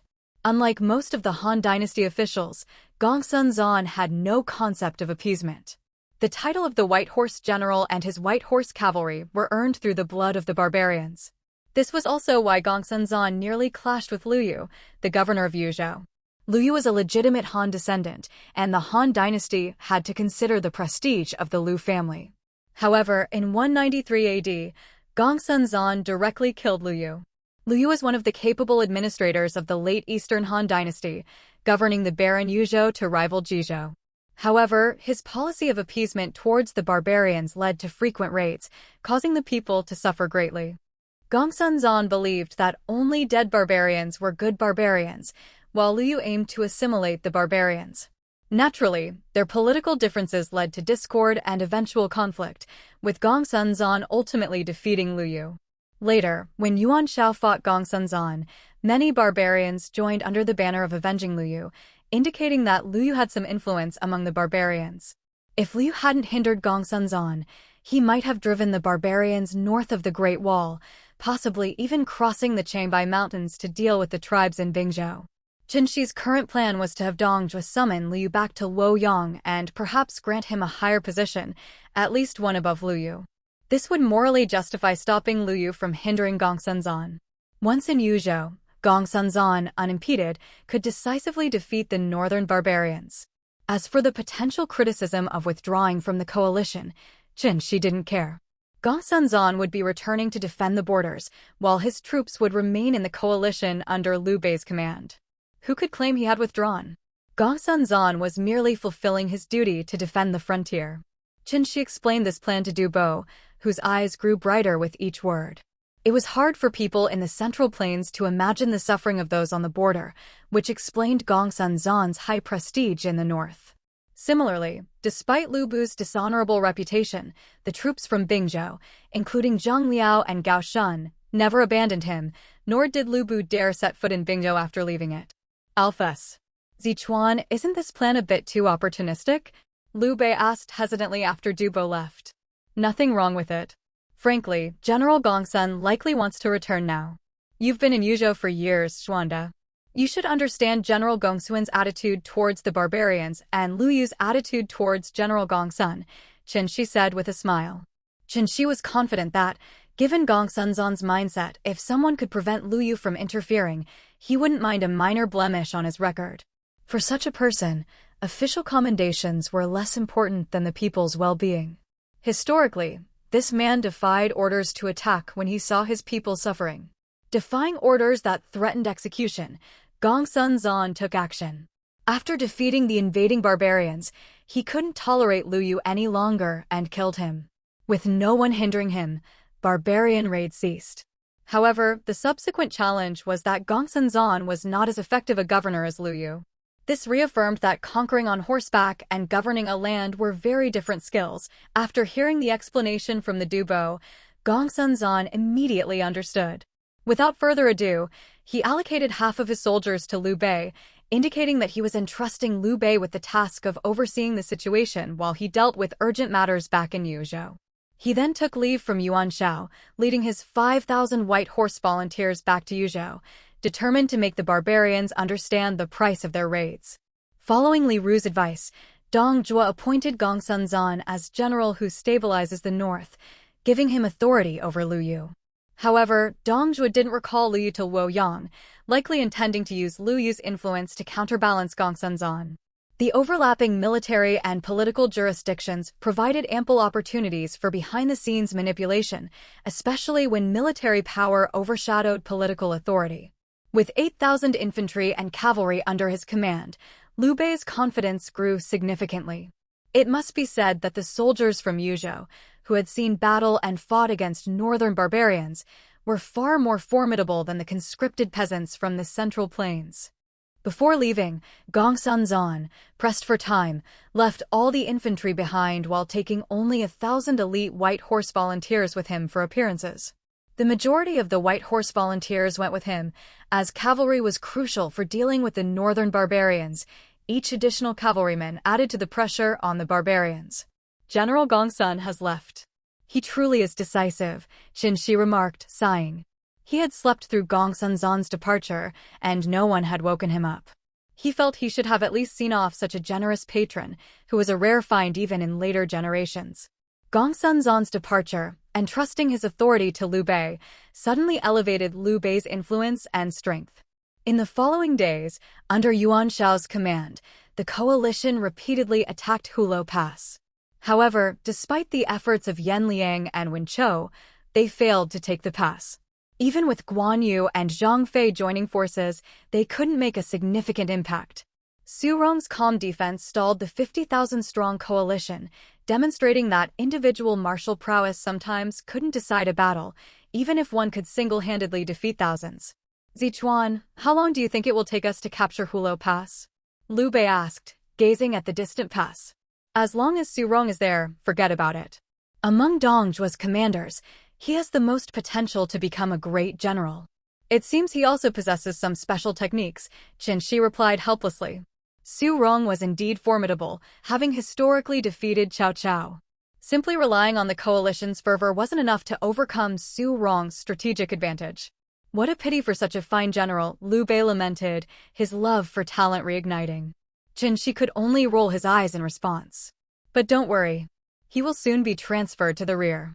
Our offensive will eventually force Dongzhuo to take personal command at Hurled Pass. This time, Xuanda will witness the world's greatest warrior, Chen Xi said, looking towards Su Rong standing at the gate tower. He could see that Su Rong's soldiers were far better coordinated than the coalition forces. Even a top-tier warrior like Guan Yu could be surrounded by a dozen elite soldiers and targeted by dozens of archers, resulting in injuries. Sigh, the world's greatest warrior, what a grand title. If anyone dared claim it, they would face endless challenges. I'm quite interested to see how Dongzhuo's supposed greatest warrior commands respect, Liu Bei said, shaking his head. While he was intrigued by Chen Xi's constant mention of the world's greatest warrior, he was also skeptical. It wasn't that Liu Bei was inexperienced, but rather that Guan Yu and Zhang Fei were so formidable it was hard to imagine anyone surpassing them. Yet, neither Guan Yu nor Zhang Fei had the confidence to claim the title of the world's greatest. Just wait a little longer. You'll see soon enough. By the way, how is General Hua Xiong recovering? Chen Xi changed the topic, no longer wanting to dwell on the title of the world's greatest warrior. There was no doubt about Lu Bu's strength, at least for now. Not even Guan and Zhang combined could defeat him. General Hua Xiong was beaten up by my second brother again. He's probably still lying in the rear camp, Liu Bei said, taking over the conversation and not continuing with the topic of the world's greatest warrior. He had endless patience for Chen Xi. Beaten up again, Chen Xi said, speechless. Hua Xiong had woken up and wasn't resentful about losing to Guan Yu. The godlike strike left a lasting impression. However, he had no intention of surrendering. According to Hua Xiong, Dongzhuo had been kind to him, and he would rather die than betray him. He was willing to accept whatever punishment, and even if Dongzhuo made mistakes, that was Dongzhuo's business. Loyalty or disloyalty was his own choice, and he accepted whatever came his way. This speech nearly got him killed by Guan Yu, who had volunteered to persuade him. Already not good with words, Guan Yu turned red with anger. Seeing that words couldn't persuade Hua Xiong, Guan Yu decided to use his best method, fists. Might makes right, and Guan Yu decided to convert Hua Xiong with his fists. Since it was about conversion, Guan Yu, valuing maximum leniency, untied Hua Xiong. After a fierce fight, Hua Xiong was beaten down again. This time, Hua Xiong realized that this man who had defeated him in 3 strikes wasn't much stronger than him. Hua Xiong felt that the power he faced on the battlefield was overwhelming and irresistible. Now, facing Guan Yu's strength, while still formidable, it was clearly not unbeatable. With this in mind, Hua Xiong attributed his previous defeat to underestimating Guan Yu and being taken by surprise. This made him even more defiant, leading to more conversions by Guan Yu's fists. Despite how many times Guan Yu beat him down, Hua Xiong would stubbornly get back up, determined to fight to the death. By now, Guan Yu had come to fully respect this warrior from the west. Hua Xiong's loyalty, especially to the wrong person, resonated deeply with Guan Yu, a man of loyalty and righteousness. As a result, although Hua Xiong hadn't surrendered, Guan Yu treated him with good food and drink. However, daily fist-based conversions continued. Strangely enough, Despite Guan Yu having dispelled Hua Xiong's internal energy and not assigning anyone to guard him, Hua Xiong remained in the rear camp without attempting to escape. Chen Xi figured it was probably because Hua Xiong couldn't swallow his pride. Zijian, just surrender. Guan Yu and Zhang Fei began persuading Hua Xiong again after they had eaten and drunk their fill together. Previously, after being knocked down by Guan Yu, Hua Xiong had relied on his extraordinary physical strength to recover. Yuncheng, Ida, I understand everything you're saying, but Lord Dong has shown me kindness. As long as he hasn't abandoned me or fallen, I won't surrender to anyone else. Hua Xiong shook his head with some melancholy. Just as I said before, if Lord Dong is defeated and I become a masterless man, I will surrender to Lord Xuanda. But such a thing is unlikely to happen. Not necessarily, Chen Xi said as he lifted the tent flap, seeing the 3 burly men sitting on the ground, holding large pieces of meat and chatting while they ate and drank. Greetings, Mr. Chen. Hua Xiong cupped his hands. Why not make a bet? I know you have great confidence in Dongjua. If Dongjua is defeated at Hurled Pass, retreats with the population of Woyang to Chang'an, and then burns Woyang to delay the coalition, you should surrender. Because what he will do next will utterly disappoint you. He is no longer Dong Zhengying of Xiliang. His eyes have been dazzled by the prosperity of the Central Plains. He is no longer the righteous, generous warrior of Xiliang, Chen Xi said calmly. Hua Xiong remained silent, merely looking at Chen Xi. After a long while, he finally said, You don't understand how strong Lord Dong really is.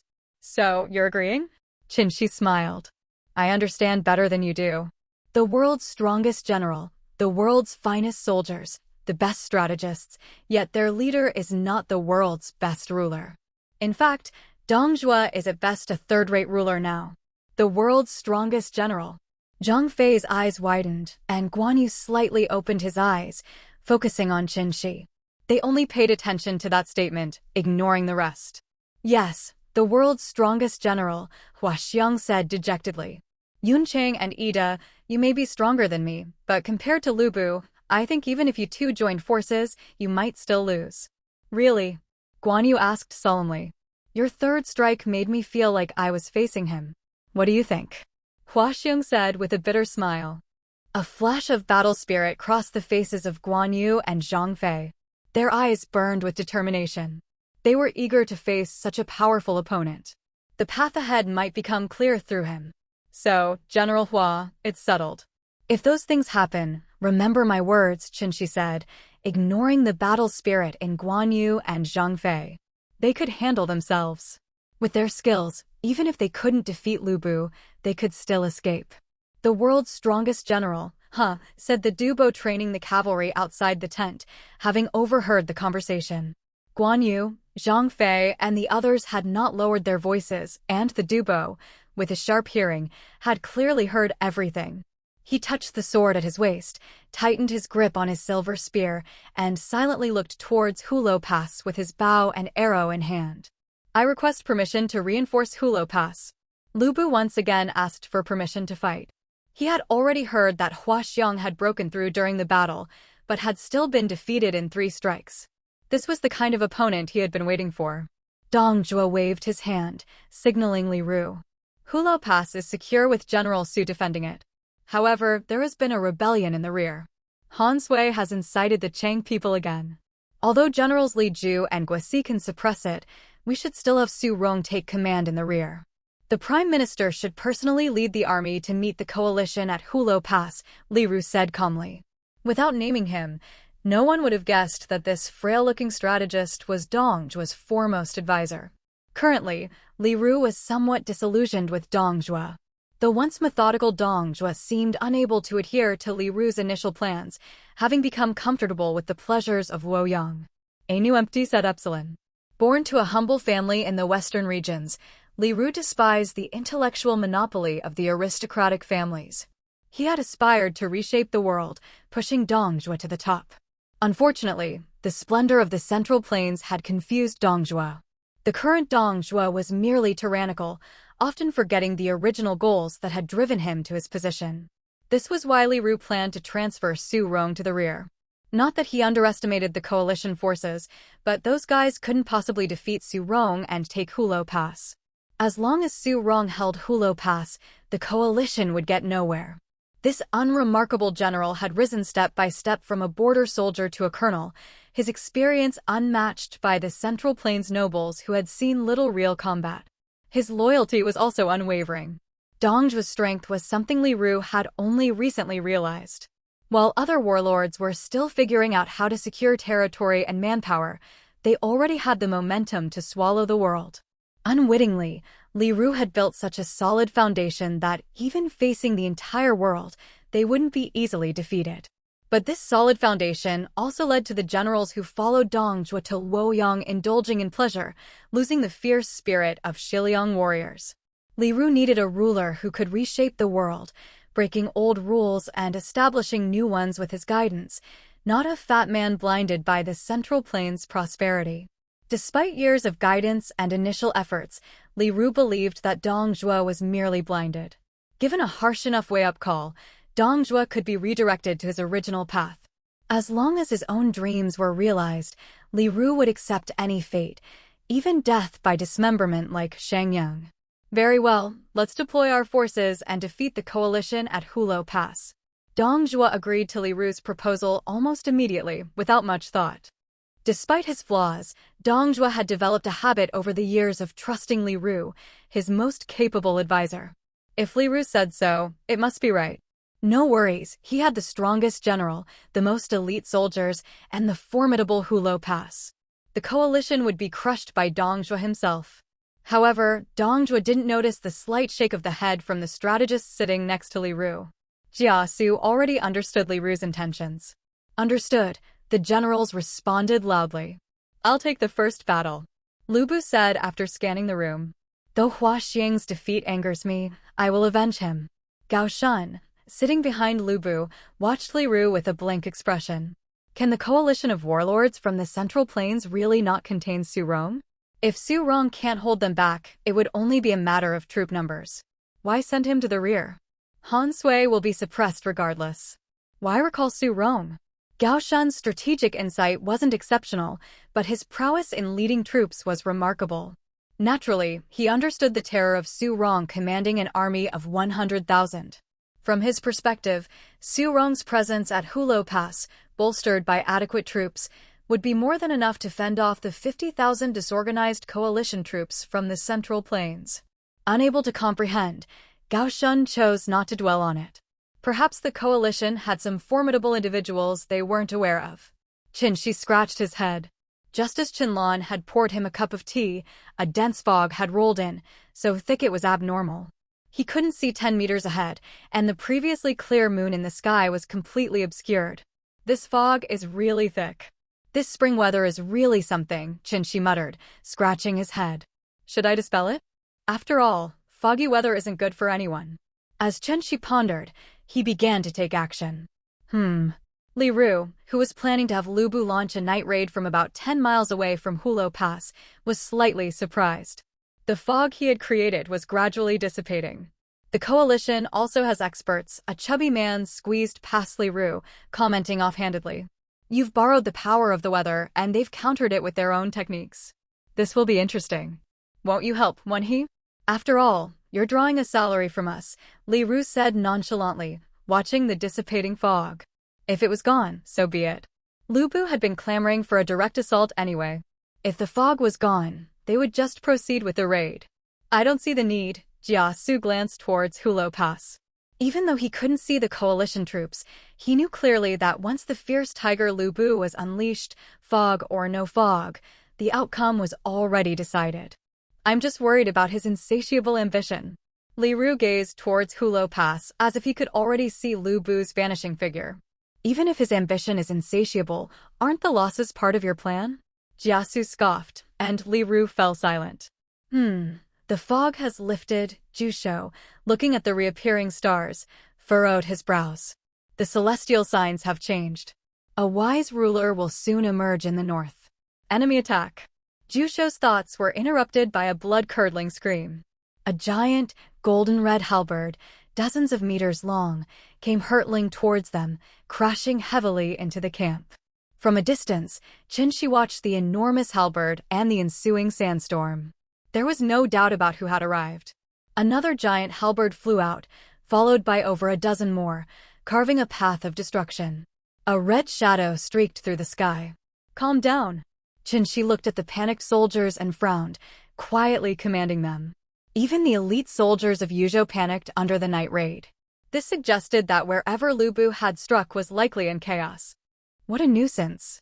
Chen Xi sneered at the still frantic soldiers. Even though the lower and higher-ranking officers had begun to regain control, the soldiers who had fled their tents without weapons or armor could hardly be called elite. Steady. Chen Xi ignored everyone else and focused on his own men.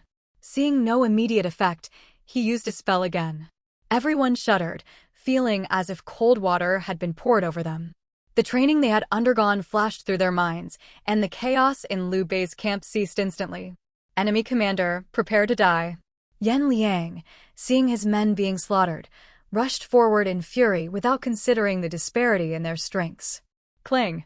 A loud crash echoed as the red shadow finally came to a halt. The figure was a man with a triple pillar bun and a purple gold crown, draped in a red cotton robe from Sichuan, and clad in beast-face-linked armor. He wore an exquisite lion-headed belt around his waist, carried a bow and arrows, and held a halberd while riding a fierce red-hair horse. Yan Liang was momentarily stunned by the man's imposing appearance. Seeing how much more formidable this man looked compared to himself, Yan Liang was enraged and prepared to strike him down. "I do not slay nameless men." "State your name," Yan Liang shouted. "Humph," Lu Bu sneered. If he hadn't already dispatched several sweeping strikes earlier, he would have killed Yan Liang with ease. He was surprised that Yan Liang had the audacity to speak to him in such a manner. "Nupsalin. Seeking death." Yan Liang roared, his fury magnified upon seeing Lu Bu's disdainful smile. With his peak cultivation at the condensation stage of qi, Yan Liang's senses were sharp. Under the moonlight, it was as clear as day. Casually blocking Yan Liang's powerful strike with his halberd, Lu Bu then swung backhanded, cutting down a swath of soldiers trying to seize the opportunity. "Where are Yuan Shao and Cao Cao?" "And the one who killed Hua Xiong, the general named Guan Yu?" Lu Bu asked, looking at Yan Liang with disinterest. He found no excitement in fighting someone so weak. The force of the counterattack nearly made Yan Liang drop his sword. At that moment, he realized that the man before him was undoubtedly a pinnacle expert of qi condensation and release. "I've always wanted to experience a stronger opponent." Yan Liang licked his lips, his gaze at Lu Bu becoming predatory. Lu Bu didn't even bother looking at Yan Liang. To him, a mere condensation stage cultivator wasn't worth his time. "Take this." Yan Liang shouted, channeling all his stored power into a furious strike towards Lu Bu. "What a nuisance." Lu Bu sneered. To conserve energy and maintain the element of surprise in the night raid, he had restrained his aura, making him appear less powerful. Deciding it wasn't worth the effort to hide anymore, a massive wave of energy emanated from Lu Bu. With his true strength unveiled, his body glowed golden red, his cape billowed without wind, and he stood like a god descended to earth. Cling! Yan Liang's eyes widened in terror as his full-force attack stopped just inches from Lu Bu's face. "Begone!" Lu Bu roared. His voice, like a thunderclap, carried a shockwave that sent the astonished Yan Liang flying, blood splattering in all directions. "Yuan Shao, prepare to die." Lu Bu's sharp eyes spotted Yuan Shao among the protected crowd. To Lu Bu, such obstacles were insignificant. As Yan Liang lay on the ground, coughing up blood, he realized the depth of his defeat. He, a celebrated general of Hebei, had fallen in just 3 moves. And that was only because his opponent hadn't bothered to kill him outright. Despair and fatigue overwhelmed him. "Perhaps it's better to die here." "Yuan Shao, prepare to die." Just as Yan Liang considered giving up his path as a warrior, he heard the joyful cry of the man who had previously defeated him. The website was down again, couldn't access it. "My lord," the scene of when Yan Liang and Wen Chou first pledged allegiance to Yuan Shao flashed through Yan Liang's mind. Despite their humble origins, Yuan Shao never looked down on them. Instead, he extended his hospitality, giving them his own brocade robe and bestowing upon them fine horses. From that moment, Yan Liang and Wen Chou swore to protect Yuan Shao at all costs as long as they lived. "I am still alive." Severely injured, Yan Liang's body began to emit a bloody glow. His wounds started to heal rapidly, but his eyes, bloodshot and full of rage, focused solely on two figures, his Lord Yuan Shao and the man who had defeated him, Lu Bu. A massive, solid blood-red blade flew toward Lu Bu. Clang! Lu Bu deflected the blade, looking at the blood-soaked Yan Liang with a newfound respect. His overwhelming strength had shattered Yan Liang's confidence, yet the latter had ascended to a higher level in the process. If you want to harm my lord, you'll have to get past me first. Yan Liang's eyes flashed with madness as he mounted his Qinglong horse, positioning himself in front of Lu Bu. I see. So this is your resolve. Lu Bu glanced at the distant Yuan Shao. You have a good subordinate. But he alone cannot stop me. As soon as Lu Bu spoke, Yan Liang's instincts screamed fear, but the sight of Yuan Shao behind him made him fearless. Boom! Yan Liang's blood blade struck Lu Bu's halberd with a resounding clash. Impressive strength, Lu Bu remarked, gripping his halberd single-handedly and flicking Yan Liang away. Tell me your name. You have earned the right to be known. Yan Liang of Hebei. Yan Liang grunted. Transferring his halberd from his left hand to his right, a golden-red light enveloped Lu Bu's weapon. The iron dragon motif on it seemed to come to life, spewing golden-red flames. Simultaneously, Yan Liang gathered his strength. He understood that if no one came to his aid within 15 moves, he might perish here. He could die, but his lord was right behind him. Kill! Yan Liang roared, unable to contain himself any longer. If Lu Bu's ever-growing aura continued to rise, Yan Liang might lose the will to fight. In a storm of attacks, Yan Liang managed only 5 strikes before being completely overwhelmed by Lu Bu. The latter's blows rained down like a relentless storm. Without any flashy moves, Lu Bu channeled his internal energy instinctively around his body, wasting no power. Each strike perfectly suppressed Yan Liang's counterattacks. 10 moves, 15 moves, 20 moves, 25 moves, 30 moves. Yan Liang felt Lu Bu's attacks growing heavier, to the point where he could think of nothing else but holding on. If Yan Liang had known he had already endured 30 of Lu Bu's strikes, he would have been astonished. But now his only thought was to keep holding on. He could not let anyone harm Yuan Shao as long as he stood. This is boring, Lu Bu finally remarked after forcing Yan Liang back again. He placed his left hand on his halberd. Clang! With a crisp sound, Yan Liang's sword shattered. Lu Bu reversed his halberd and slashed upwards. Yan Liang tried to retreat, but the tip of Lu Bu's halberd still caught him, splitting his already damaged armor in half and leaving a massive wound from his chest to his waist. Brother! Wen Chou, who had arrived frantically, saw the scene and cried out, eyes wide with rage. Yan Liang, hearing Wen Chou's muffled voice, managed a slight smile before collapsing. He did not rise again to fight Lu Bu. Wen Chou went berserk, his aura erupting chaotically, his once pure golden internal energy now tinged with blood. Brotherly loyalty, huh? Lu Bu mused as he watched Wen Chou charge at him. He had surpassed the typical level of internal energy release. While others were still figuring out how to break through, Lu Bu had already devised a complete method to transcend bodily limits and create more top-tier warriors to challenge himself. If others knew of Lu Bu's idea, they would surely call him crazy. But for this man who stood at the pinnacle, overlooking all other heroes, it was merely a game to select challengers. He firmly believed he would remain the strongest warrior. Wen Chou's frenzied attack lasted only 5 moves before Lu Bu suppressed him. Even though Wen Chou had ascended to the level of internal energy release, marking a qualitative leap in his strength, the gap between him and Lu Bu was still immense. Where are Guan Yu and Zhang Fei? Chen Xi, having stabilized his soldiers, curiously asked his nearby officers. With such commotion, why hadn't those 2 super warriors shown up? My second and third brothers went to support Lord Yuan, Liu Bei, dressed in armor and riding a horse, answered. Thank you, Zichuan, for stabilizing the soldiers. Oh, no problem. We should quickly help drive out the attacking troops of Dongjua. If the camp breaks, we'll be in serious trouble, Chen Xi shrugged. Liu Bei understood Chen Xi's point. This was the perfect opportunity to demonstrate their strength and to build connections with the other warlords. Showing their might would prove that Liu Bei not only had some of the greatest warriors, but also possessed elite troops. Zilong, take half the infantry to protect the strategist. I'll drive out the enemy, Liu Bei commanded the commander of the White Horse volunteers assigned to him by Gongsun Zan. What? Chen Xi was startled. Are you Changshan Zhao Zilong? Under the moonlight, Chen Xi carefully examined the commander beside Liu Bei. The man was tall, with thick eyebrows and large eyes, a broad face and a heavy jaw, exuding an imposing presence. He wore silver armor, loosely holding a treasured sword in his left hand and a bright silver spear in his right, riding a white horse. Strategist, have you heard of me? Zhao Yun asked curiously. Is that white horse the famed knight-shining jade lion? Chen Xi asked, looking at the gentle white horse he had once petted. Indeed, Zhao Yun nodded. Oh, good.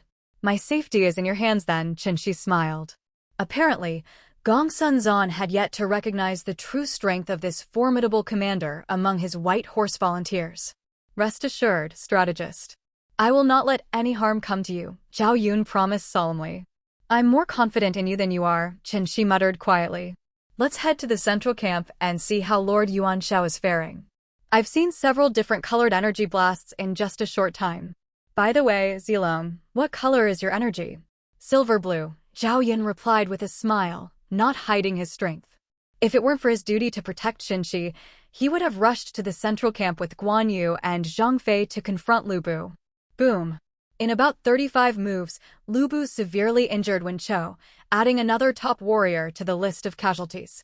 However, this time, instead of charging toward Yuan Shao, Lu Bu slightly frowned and looked westward, sensing two formidable auras approaching him. He smiled. Although these two auras were not as strong as his, they stirred the blood in his chest, a rare occurrence for him. Come on, I have always been waiting for strong opponents. Defeating ants does not excite me. Only killing formidable foes can ignite my blood. Guan Yu's green aura grew more imposing as he approached, even starting to overshadow Zhang Fei's dark aura beside him. Lu Bu, prepare yourself. Guan Yu's stern face displayed an air of supreme confidence as he uttered these 4 words, exuding an overwhelming presence. Holding his green dragon crescent blade upside down, Guan Yu could feel the uncontrollable power coursing through him. However, Lu Bu, who stood still like a perfect target, showed no signs of concern. Good timing. Lu Bu's eyes revealed rare caution. Even though he had seen through Guan Yu's attack, he didn't dodge. After all, he was Lu Bu, who disdained avoiding any attack. In his world, the only ones who dodged were his opponents. No one could make him dodge. Clang. With an explosive sound, Guan Yu's full-strength strike collided with Lu Bu's full-force counterattack.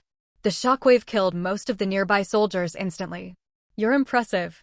As the dust settled, Lu Bu, still seated on his steed red hare, gripped his halberd with both hands, staring at Guan Yu. With that move, it's no wonder Hua Xiong fell to you. But to defeat me, you're still lacking. Blood surged in Guan Yu's chest. He had never imagined someone could stop his full-strength attack so effortlessly. No, Lu Bu didn't just stop it. He used his strength alone to repel Guan Yu and dissipate his built-up momentum in a single blow. A forward-only attack, if faced with a normal opponent, would directly kill them due to the overwhelming force of the first strike. For someone at Hua Xing's level, even blocking it wouldn't stop your momentum, leading to their eventual defeat. And if they dodged, your momentum would grow stronger, ultimately cutting them down. Lu Bu analyzed Guan Yu's attack calmly. Guan Yu silently regulated his breathing, maintaining his proud demeanor, masking the tumult within. Even Lu Bu couldn't discern the turmoil inside him. So this is the world's strongest warrior? He effortlessly took my strongest attack.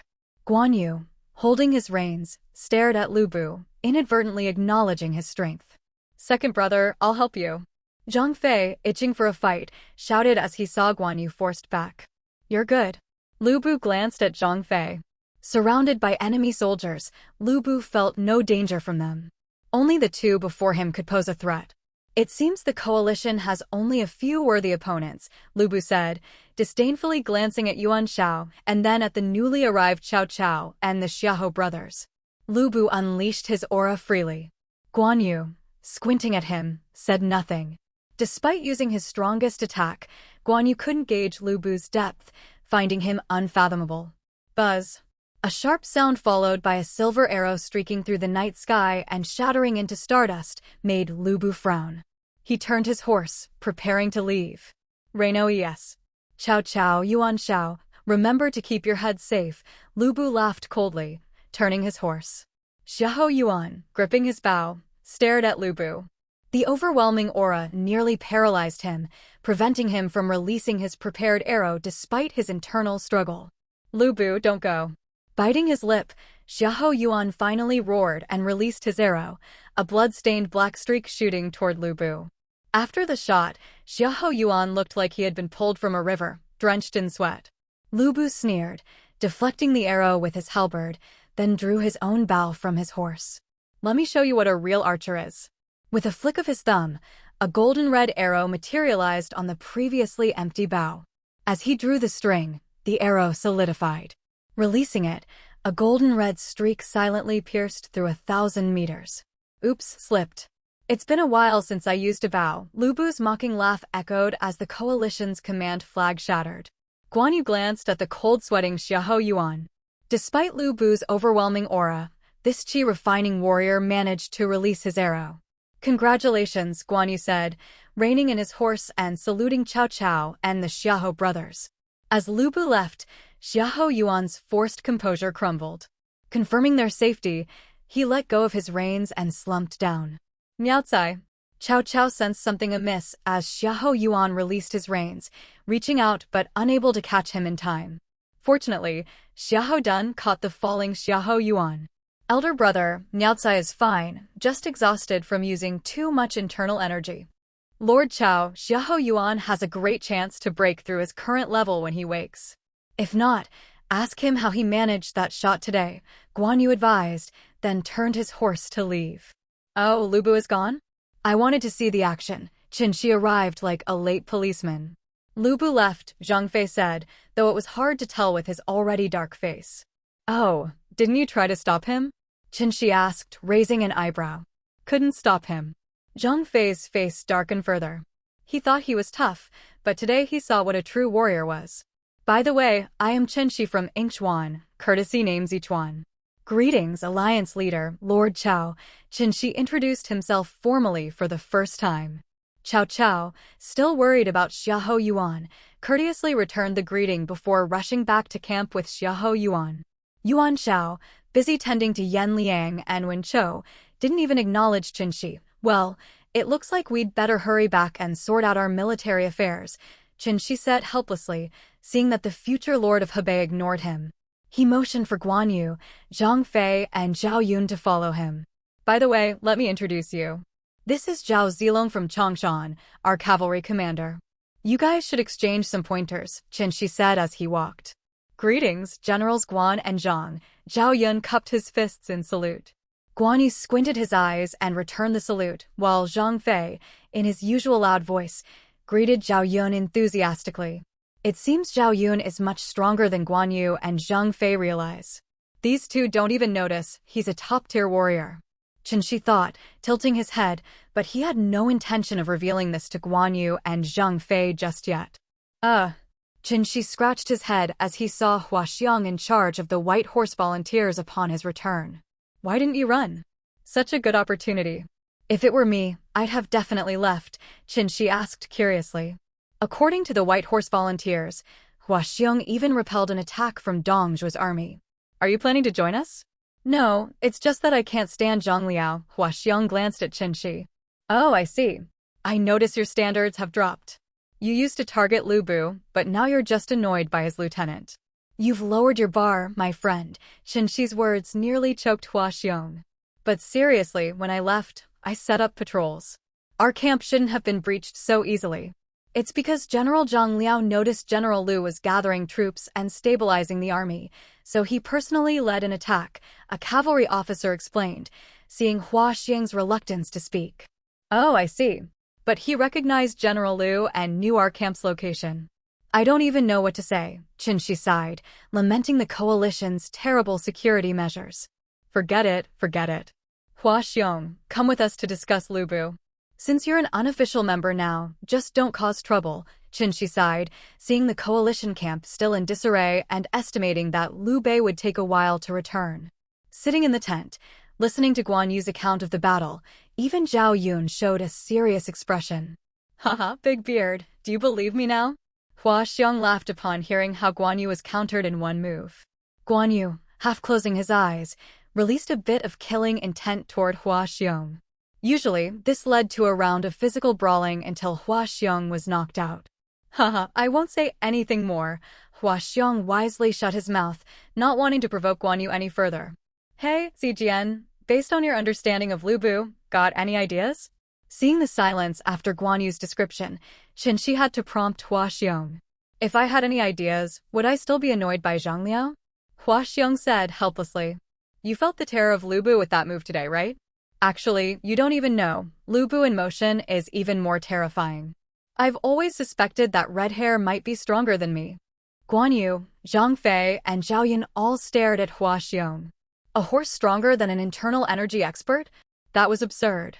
I'm not joking, Hua Xiong said under the pressure of their stares. Prime Minister saved that red hair, so it allowed him to ride it. But when he gave it to Lu Bu, he never expected Lu Bu could actually tame red hair. Yes. You mean that horse might have the level of an internal energy expert? Zhao Yun felt his face twitch. Was that still a horse? When he first saw his master Tong Yuan's inner energy horse, Knight Shining White, he had been ecstatic. After all, it took Tong Yuan a year on the grasslands to catch Knight Shining White. And even when Zhao Yun first broke through to the internal energy level, it took him a long time to tame the horse. If it were a horse at the internal energy expert level, Zhao Yun estimated it would take him at least half a month to tame it even now. Remembering how the inner energy Knight Shining White was almost as strong as him when he first reached the inner energy level, Zhao Yun couldn't fathom how terrifying red hair must be. Probably. Prime Minister never thought Lu Bu could tame red hair. Hua Xiong recounted his own humiliating experience. I tried to ride it once secretly, but the horse played me. All right, assuming Lu Bu's strength is at that level, can we handle him? Chen Xi poured wine for the group. He figured Liu Bei was probably still enjoying himself in the camps of the allied lords he had saved. 100 moves, maybe? Zhang Fei's face darkened as he spoke first. I'm about the same, Guan Yu sighed. How about you, Zilong? Chen Xi looked at Zhao Yun, who hesitated before speaking. Zhao Yun shook his head, a wry smile on his face.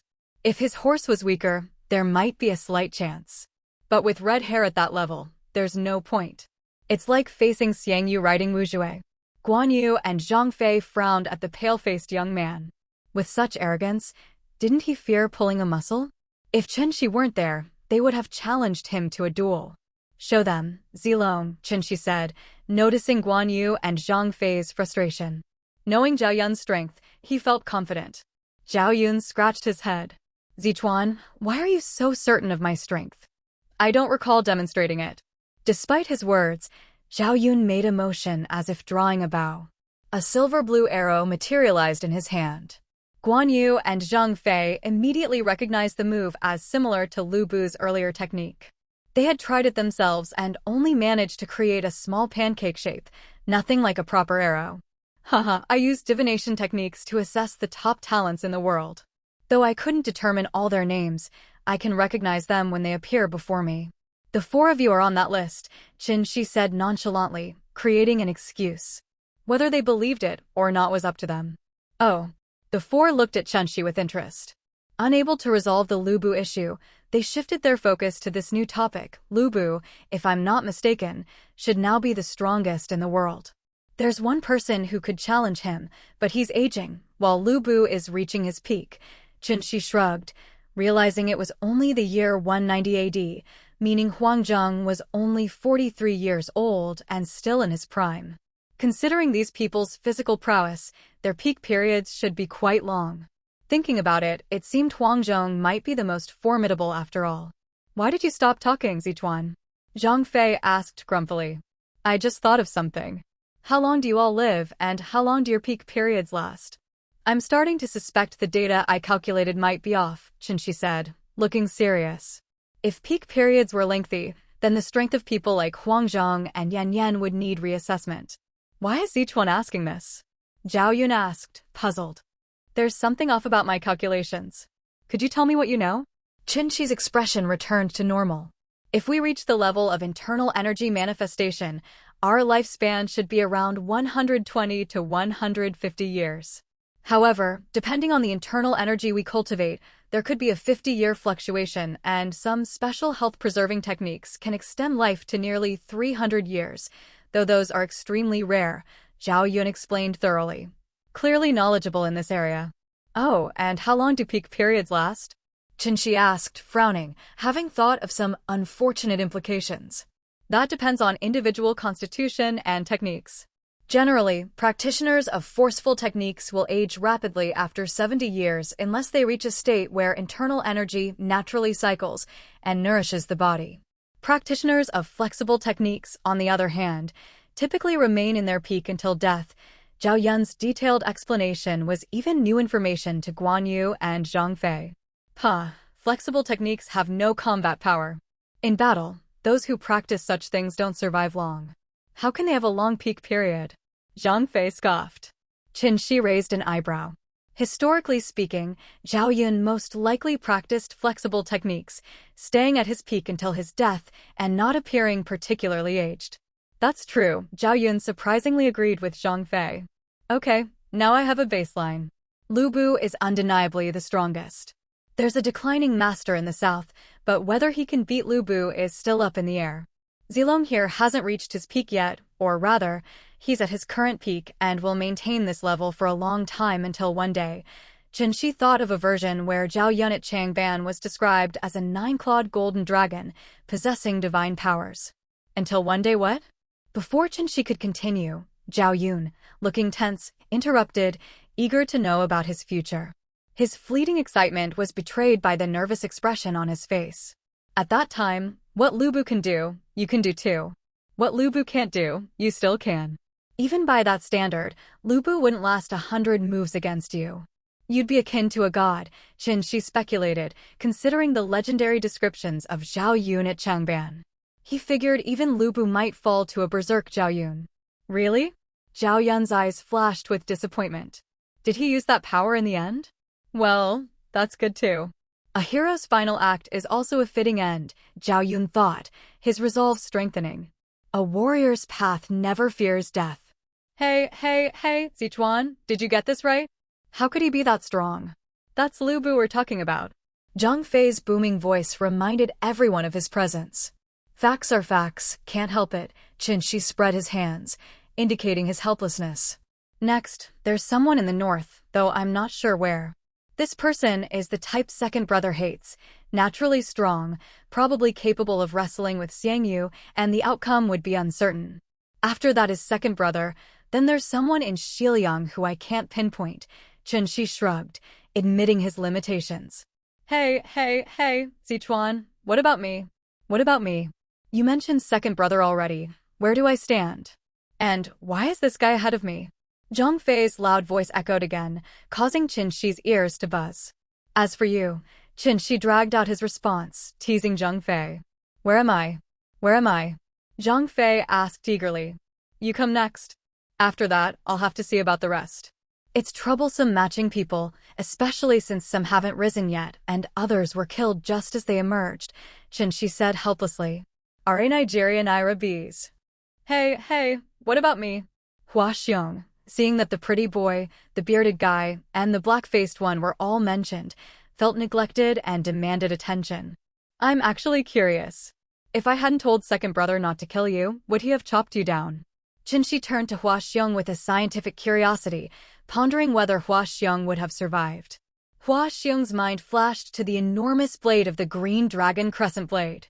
He shivered, but before he could speak, Guan Yu stroked his beard and said, chopping him down would have been easier than capturing him alive. For someone this stubborn and a big eater, I would have just... Guan Yu made a slicing motion with his right hand, the force of the gesture evident. Big beard, isn't that too much? I helped guard the camp, and this is the thanks I get. Hua Xiong protested.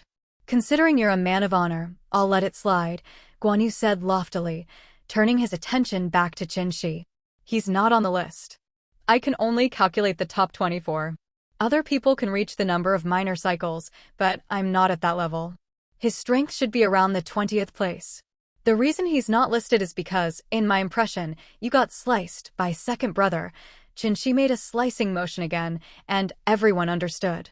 Guan Yu, Zhang Fei, and Zhao Yan all looked at Hua Xiong with sympathy. Why are you all looking at me like that? Hua Xiong said disdainfully. I'm perfectly fine. Zichuan had me capture you alive. You're very lucky. Your loyalty moved me afterward, otherwise you'd already be dead, Guan Yu said coldly, glancing at Hua Xiong. Stop, you two calm down first. Let's think about how to deal with Lu Bu. If we can't beat Lu Bu, the coalition has no hope. Lu Bu alone can crush the coalition's morale to zero. Chen Xi quickly intervened, not wanting Guan Yu and Hua Xiong to start fighting again. Especially since Hua Xiong, determined not to lose face, would stubbornly resist even if he was beaten down, making the fight incredibly frustrating. Mentioning Lu Bu made everyone fall silent. That guy was beyond their capabilities, practically inhuman. How about a relay battle? Chen Xi suggested.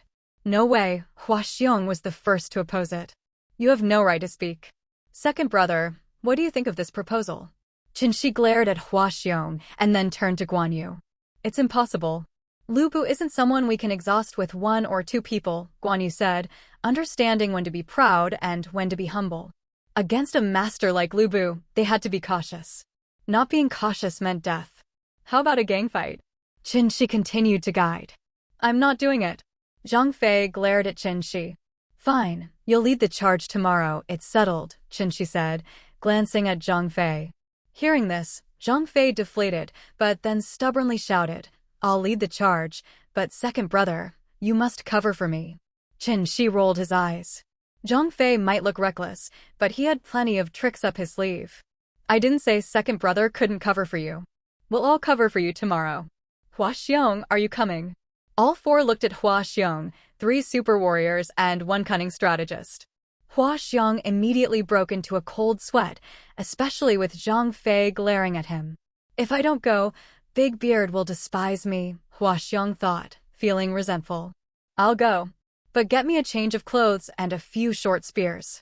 Also, I'm definitely not going near Lu Bu. If I get exposed, my concubines and singers at home will be finished. Now that's brotherly. Come, let's drink. Zhang Fei grabbed a wine jar and filled everyone's bowls. After downing a bowl, he wiped the wine from his beard. Watch how old Zhang takes down Lu Bu tomorrow. Chen Xi smiled and didn't respond. From the information he had gathered, the gap between Guan Yu, Zhang Fei, and Lu Bu in this world was much larger than in his memory. In his memory, Guan Yu and Zhang Fei could slightly outperform Lu Bu together. But in this world, even their combined efforts wouldn't be enough to defeat Lu Bu. The same level of enhancement only made the strong stronger. As Chen Xi held his wine and pondered, he realized he had grown accustomed to this life. Although there were no computers, internet, posts, or celebrities, this life gave Chen Xi a sense of relaxation. Lu Xuanda is a good choice, but Cao Cao has more potential. Unfortunately, they can't be compatible. Oh well, if I ever have to face off against these guys I drink with, who carry me back after I get drunk, could I bear it? Chen Xi thought, feeling helpless. Using his mental strength to suppress his emotions, he knew one thing clearly: he had unknowingly started thinking from Liu Bei's perspective. Oh well, it's fine. Following Liu Bei is okay. Right now, Liu Bei has fame and influence. As long as we defeat Lu Bu, he will surely catch Dong Zhuo's eye. Then there will be many opportunities to manipulate the situation. Haha, my strategic skills might not be great, but I have the vision. Nigeria Naira OES. Chen Xi closed his eyes and continued thinking. Liu Bei might not be the best choice, but for Chen Xi it was the most suitable. When I get the chance, I'll recruit some great generals like Huang Zhong, Gan Ning, Taisher Ci, Wei Yan, and Qin Dao. They're all formidable. Let me think about where they are and form a dream team. As he thought, Chen Xi's mind wandered further. While Liu Bei lived comfortably, Lu Bu had leisurely arrived at Hulo Pass. Li Ru was already waiting for Lu Bu in the inner mansion. Greetings, Prime Minister. Greetings, military advisor. Lu Bu and his men bowed to Dong Zhuo and then to Li Ru. How did it go? Li Ru asked calmly.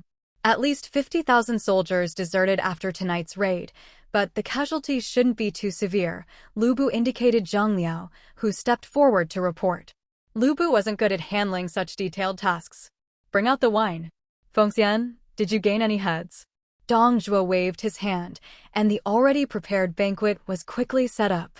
Li Ru had ordered the preparations as soon as Lu Bu left, knowing Lu Bu was worth winning over, whether he succeeded or failed. Although Dong Zhuo might be muddle-headed, Li Ru wasn't. Lu Bu felt a bit awkward, but didn't lie. No, I saw Yuan Shao and Cao Cao, but Yuan Shao had 2 people protecting him with their lives, and I got too excited to focus on killing him. Cao Cao arrived only after the enemy general who killed General Hua appeared. Oh, someone could hold you off? Dong Zhuo was curious. Li Ru pulled out a roll of white silk from his sleeve and handed it to Dong Zhuo. The intelligence about Liu Bei and his men was all on it. What a pity it's those 3. We met once, and they even saved me once. Can we win them over? Dong Zhuo, for some reason, regained his old ambition upon seeing the intelligence. The same ambition he had when he dominated Xiliang. Li Ru was stunned, but then delighted. He had feared Dong Zhuo losing his ambition. Seeing him regain his old spirit, Li Ru's confidence surged. Fortunately, it's just a temporary lapse.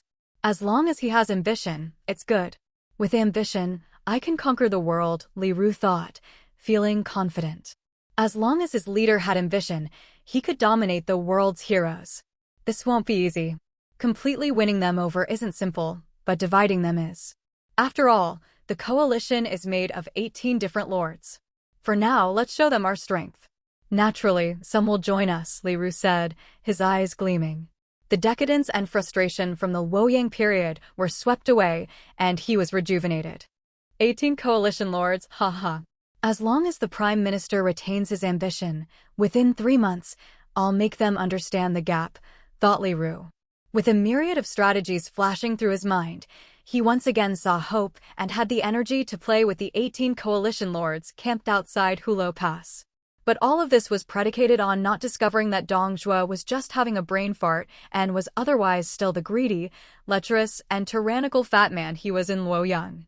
While Chen Xi was contemplating how to deal with Dong Zhuo and expand Liu Bei's fame and influence, Li Ru was also thinking about how to wipe out the coalition of the 18 lords within a month or 2. In his view, this task wasn't particularly difficult. Xuanda. Chen Xi drowsily raised his wine bowl, toasting Liu Bei who had just entered. Zituan, wake up, wake up. Liu Bei shook Chen Xi left and right. What's the matter, Xuanda? Chen Xi reacted sluggishly. Zituan, wake up first, quickly. I have something to ask you, Liu Bei said, his face flushed with joy and urgency. What is it?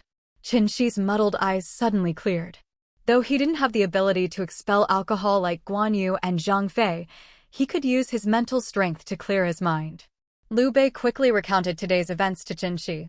Chen Xi, scratching his head, said, "This is good news. What's the problem?"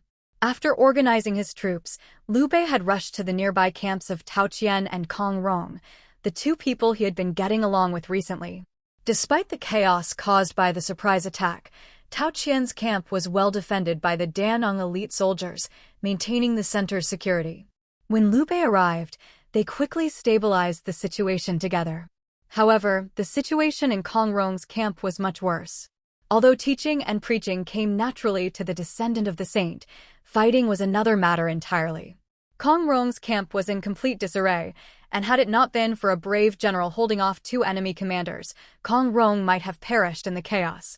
Because of this, Liu Bei's timely assistance was a lifesaver for Kong Rong, greatly enhancing Liu Bei's already positive reputation with him.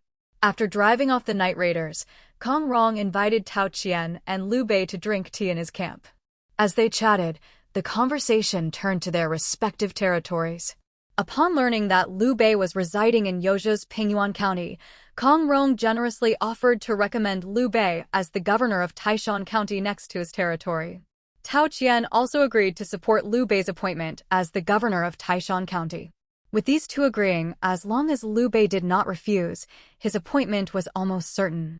Although Kong Rong was a scholar, his status meant his words carried significant weight. If his proposal was rejected, he could still build up Liu Bei's reputation, ensuring that Liu Bei would eventually get the position. Zichuan, you don't understand the situation in Taishan County. The people of Qingzhou have always been fierce, and after the Yellow Turban Rebellion, banditry has become rampant. Some powerful bandit groups even occupy cities.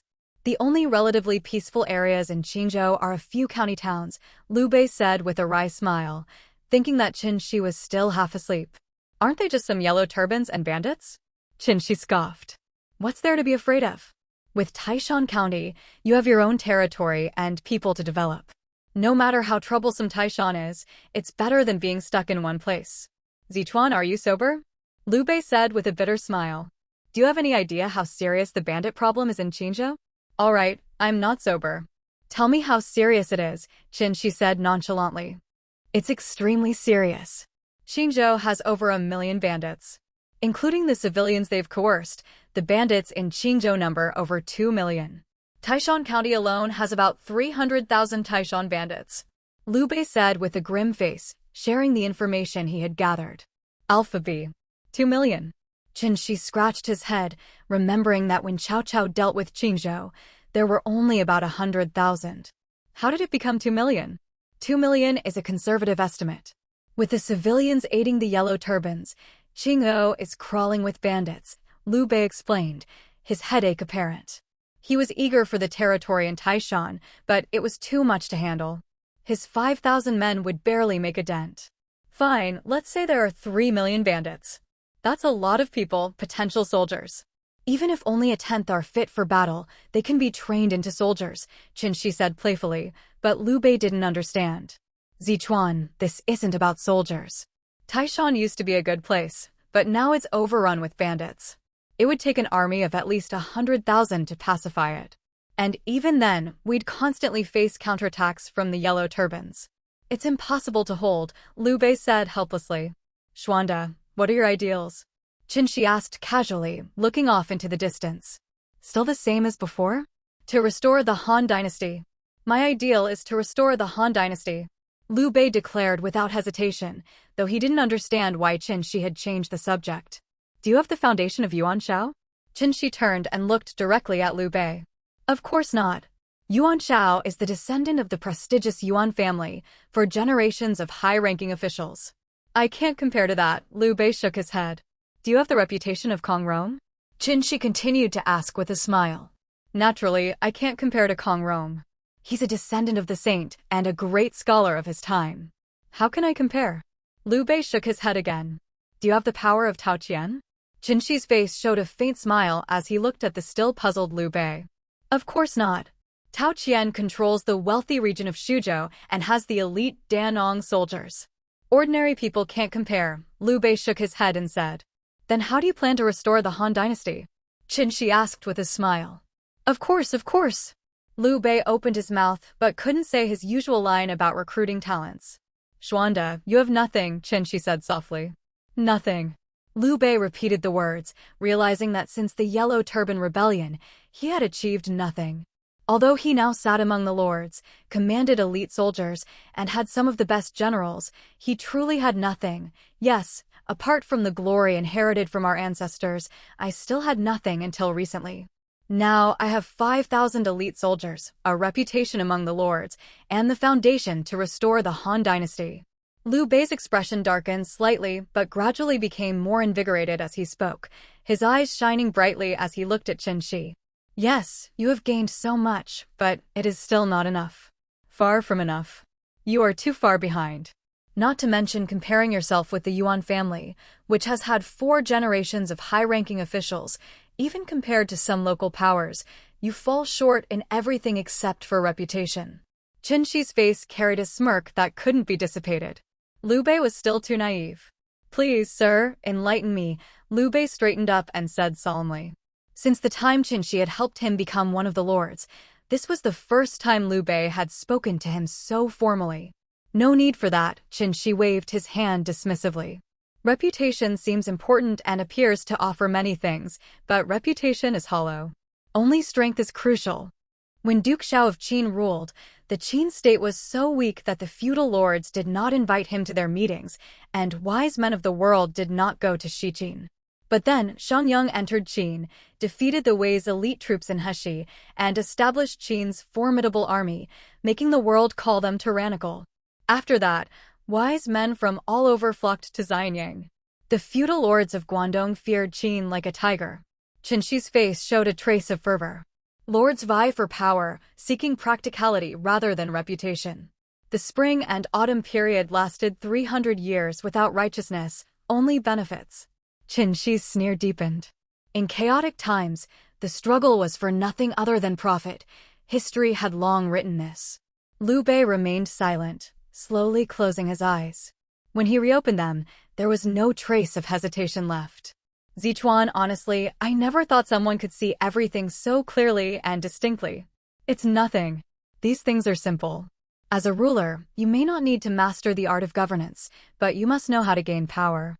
When your strength grows to a certain extent, all the rules will change with your words and actions. Chen Xi's expression carried a hint of allure. Rulers who rely on the art of governance to control their subordinates are unqualified. True rulers disdain such trivialities. Zichuan, Liu Bei seemed startled, staring rigidly at Chen Xi. The art of governance. This was a profound subject, yet Chen Xi dismissed it with such disdain. Xuanda, what are you afraid of? Chen Xi asked calmly. If the Jade Seal's inscription mandate from heaven, eternal prosperity, were true, why did the chaos of Dongzhou occur? It can only be said that the mandate was initially from the people, but it strayed from them and was ultimately destroyed by them. The people are like water, and the ruler is like a boat. Water can carry a boat, but it can also overturn it. This is an eternal cycle. Chen Xi's words echoed like a bell in Liu Bei's mind, clarifying many things he had previously been unable to comprehend. He had witnessed famine-stricken people cannibalizing each other, the decadent luxury of Wozhong's noble families, soldiers risking their lives for a full meal, and generals indulging in wine and music in their camps. These scenes unfolded before his eyes. Zichuan, never speak of this again. Liu Bei, snapping back to reality, glanced deeply at Chen Xi and solemnly warned him. Did I say anything? Chen Xi hiccuped. Xuanda, if you have any questions, you can ask them now. How to take Taishan County, how to become stronger, how to, Liu Bei gritted his teeth, how to quell the chaos in this world. Chen Xi smiled faintly. Quelling the chaos is not something that can be achieved now. Before that, you must become stronger, strong enough. Taishan County is a good place, and Qing'ou is a good place. With 3 million bandits, 30 to 40% are strong young men. Once you take these people and train them a bit, even if you can't achieve the power of Western Qin, you can still stand firm like Tianqi, watching the flames of war across the land. That does sound like a good place, but pacifying it will be very difficult, Liu Bei sighed. On the contrary, pacifying them is not very difficult.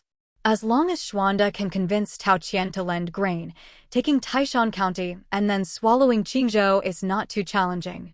Those people would not have become bandits if they had a way out.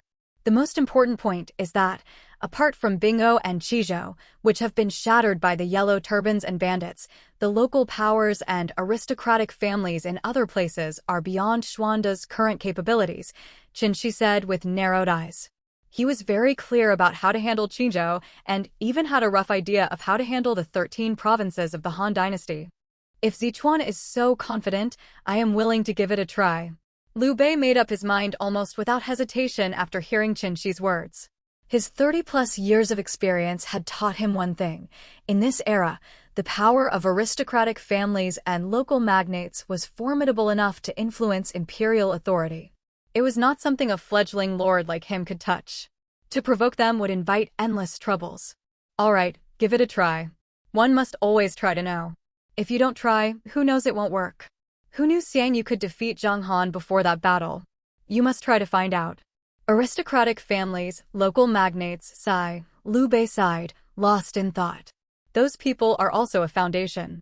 Although some of them are indeed scum, it is undeniable that 9/10 of the Han's elite come from this class.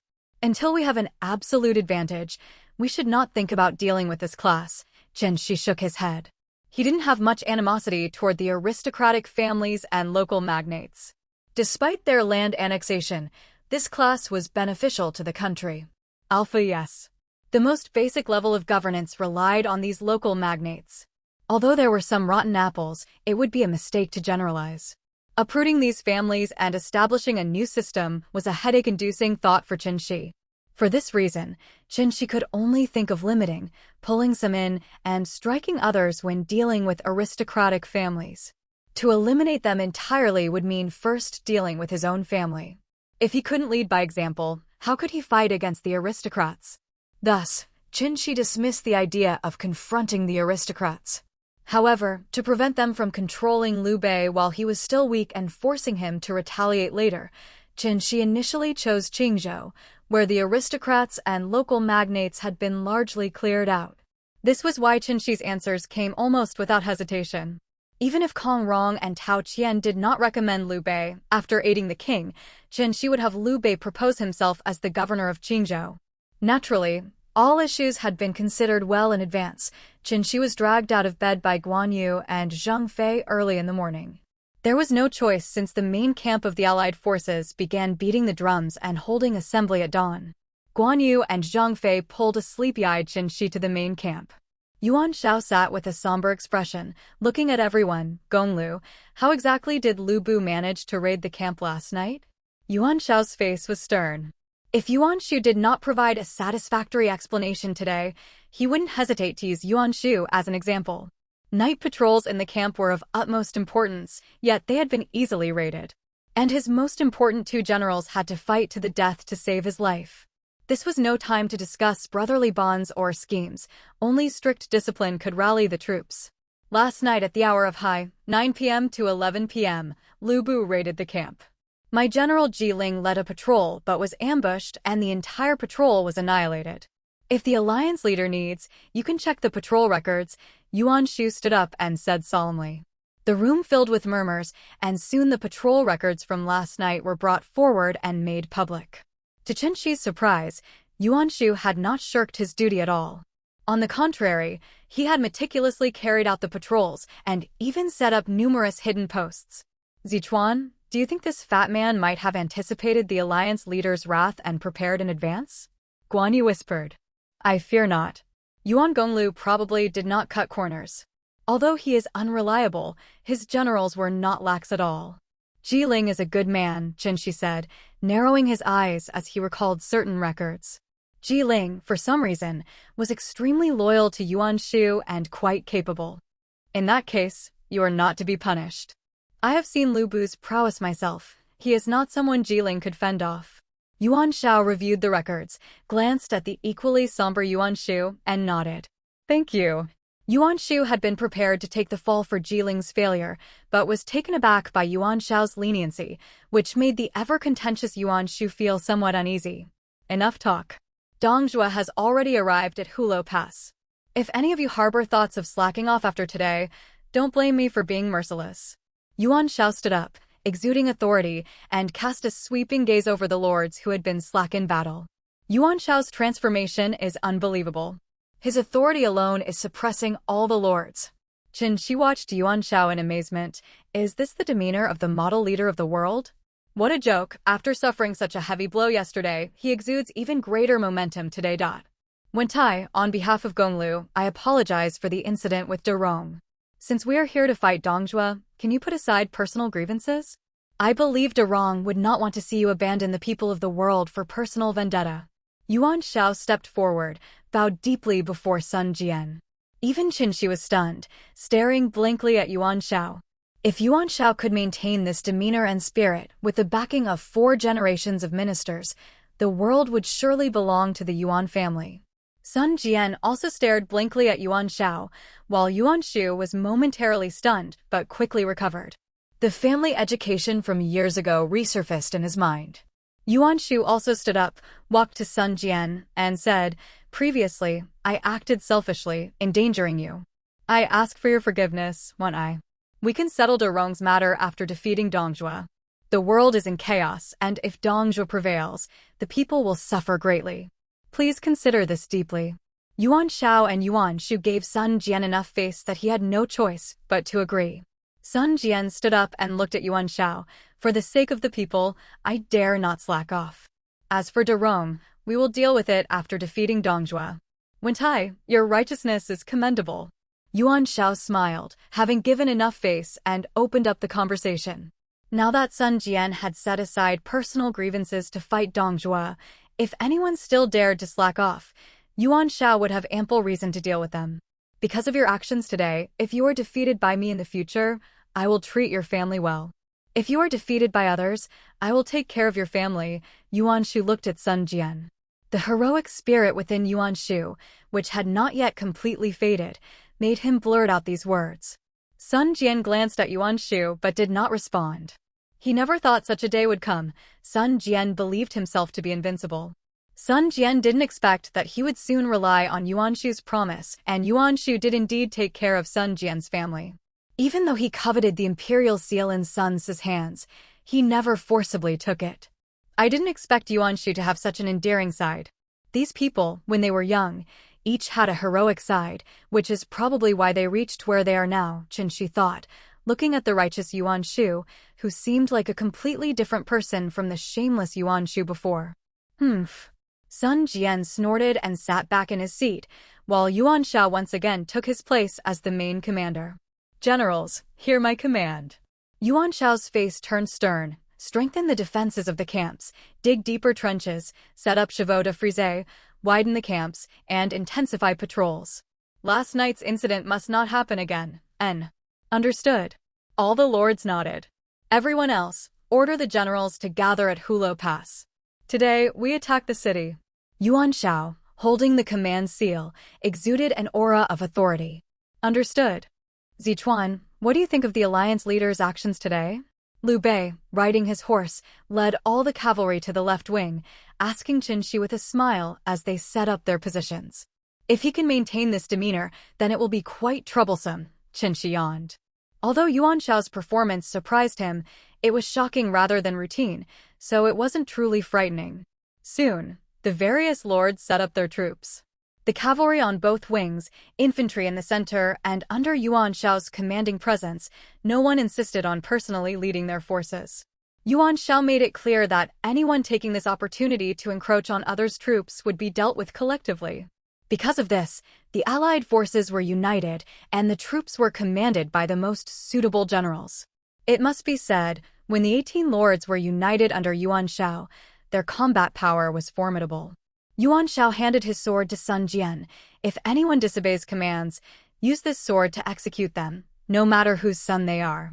If there are any consequences, come to me. When Yuan Shao handed the sword to Sun Jian and issued such orders, Sun Jian was moved to tears and nearly swore his loyalty to Yuan Shao on the spot. Defeat Dong Zhuo, wash away your disgrace with the blood of Shiliang cavalry. Yuan Shao did not accept Sun Jian's loyalty, perhaps understanding that his reach did not extend to Yangzhou, but his indifferent words made Sun Jian's blood boil. Even Chen Xi, who overheard, felt that Yuan Shao deserved to be called the leader of the world. Looking back at Zhu Shou, who was standing behind Han Fu with bright eyes, Chen Xi knew that Zhu Shou had taken Yuan Shao, in his kingly and domineering state, as a wise ruler. Unfortunately, this kingly and domineering Yuan Shao could only last for a short while. Liu Bei felt a bit uneasy as Chen Xi looked him up and down ever since he turned his gaze away from Yuan Shao. Zichuan, if you have something to say, just say it. Staring at me like that won't help you. Liu Bei coughed lightly and asked Chen Xi, who was still staring at him. Oh, nothing much. I was just curious. Yuan Shao can emit such an aura of kingship and dominance, so why can't you, Xuanda? Chen Xi looked at Liu Bei with great interest. At least in the past month of following Liu Bei, he had never seen him exude that kind of overwhelming aura that made heroes from all over bow down, unlike Yuan Shao, who occasionally surprised Chen Xi. What do you mean by aura of kingship? How could I compare with the alliance leader? Liu Bei asked, puzzled. Guan Yu, Zhang Fei, Zhao Yun, and even the bandit like Hua Xiong were all curious and looked at Chen Xi. It's that kind of aura that makes heroes from all over bow down with a single gesture, like what the alliance leader did before, directly using his magnanimity and spirit to convince Sun Wentai. You saw how moved General Sun was, almost hugging the alliance leader's thigh. Chen Xi gestured a couple of times. Seeing that the others didn't understand, he gave an example. Zichuan, you shouldn't say such things carelessly. Liu Bei had a strange smile on his face, but he told Chen Xi not to talk nonsense. All right, Chen Xi shrugged. In a while, Lu Bu will definitely come to challenge. Yun, how's your archery? Zhao Yun looked at Chen Xi in confusion but nodded. My master specifically taught me archery. I'm fairly skilled. Oh, then I'll leave it to you. If Lu Bu comes to cause trouble, don't intervene if he defeats someone in 3 or 5 moves. But if someone holds on for 20 or 30 moves and is about to lose, you step in and save them. We'll consider it a good deed. Chen Xi smiled and then turned to Zhang Fei with a sly grin. Third brother, what did you say last night when we were drinking? Isn't it just Lu Bu? I'll tear him apart. Zhang Fei's dark face turned even darker, but his voice showed no fear. Behind him, 3 strong allies. Even if they didn't fight and just kept the pressure, he believed that even if he couldn't beat Lu Bu wouldn't be able to do anything to him because he had backup. All right, Zhang Fei's loud voice made everyone present hear him. Yuan Shao and Cao Cao glanced at Zhang Fei with smiles, not showing contempt. Only a few people whispered and pointed, but Zhang Fei didn't care about their opinions. Okay, I hope you can tear him apart, Chen Xi said helplessly. At that moment, a tall, yellow-faced man rode over and saluted Guan Yu. Xiahou Yuan greets General Liu Bei, Brother Yun and Brother Zheng. You did well. Guan Yu opened his half-closed eyes slightly. I hope we can spar if there's an opportunity. Xiahou Yuan cupped his hands in salute. Okay, Guan Yu still spoke sparingly. He wasn't very familiar with Xiahou Yuan, so just being able to speak was already good. You managed to break through thanks to Lu Bu. TSK, TSK, TSK. Zhang Fei looked at his future father-in-law with curiosity, making Xiahou Yuan a bit embarrassed. But if Xiahou Yuan knew that this guy would marry his daughter, he might have slapped him. If you want to fight Lu Bu, you should prepare more. His ferocity last night still gives me chills, Xiahou Yuan advised. The brutality of Lu Bu was deeply ingrained in him, and he vowed never to provoke Lu Bu unless necessary. Haha, don't worry, see these people? They're here to support me. Nothing will happen, Zhang Fei said carelessly, feeling proud. With 3 super experts by his side, even Lu Bu would have a hard time. Then I wish you success. Xiahou Yuan looked at Zhang Fei, then at Zhao Yun and Guan Yu, not seeing anything special. Helplessly, he decided not to dampen Zhang Fei's enthusiasm. Epsilon. Don't worry, even if I can't win, Lu Bu won't get any advantage. I have brothers, Zhang Fei said proudly, glancing at Guan Yu, who also nodded slightly. In that case, I feel relieved. If you need help, just call. Xiahou Yuan saw Guan Yu nodding and felt reassured. In his opinion, Guan Yu and Zhang Fei together wouldn't be in danger, even if they couldn't win. Lu Bu sat under the gate of Hulo Pass, his tall figure basking in the morning sun, looking like a god. The surroundings were silent, not a single guard was in sight. This was Lu Bu's confidence and the acknowledgement of his strength by all the soldiers. Anyone who wanted to pass only needed to defeat Lu Bu, but who could? Looking at the black line on the horizon, Lu Bu's sharp eyes could clearly see every hair. Naturally, he had already identified his targets, Guan Yu, Zhang Fei, and the one who dared to shoot arrows at him yesterday. His halberd only needed to be stained with the blood of the strong. As for red hair, Lu Bu had untied its reins, letting it roam freely. He wasn't afraid of anyone stealing red hair. Not only was red hair as strong as an inner energy master, but Lu Bu's reputation was also enough to make anyone back off from such thoughts. Of course, Lu Bu knew that red hair wouldn't go far, just wandering within a dozen miles. When needed, a long whistle would bring it back, crossing the distance like a fiery line to become his steed once more, ready to help him slay any foe. They're coming, Lu Bu stood up, looking at the approaching coalition of the 18 lords. A strange thought suddenly arose. Would it be interesting to charge over and kill them all now? Or perhaps shoot an arrow spread at them to cause chaos? Lu Bu, with such thoughts, saw no need to hide. Charging over would require summoning red hair. He thought for a moment and took out his treasured bow and 4 arrow-like short spears, drawing the bow and aiming at the coalition gathering on the horizon. With a loud bang, Lu Bu didn't even look at the direction he shot at. He drew another 4 arrows, repeating the process 4 times before putting away his bow.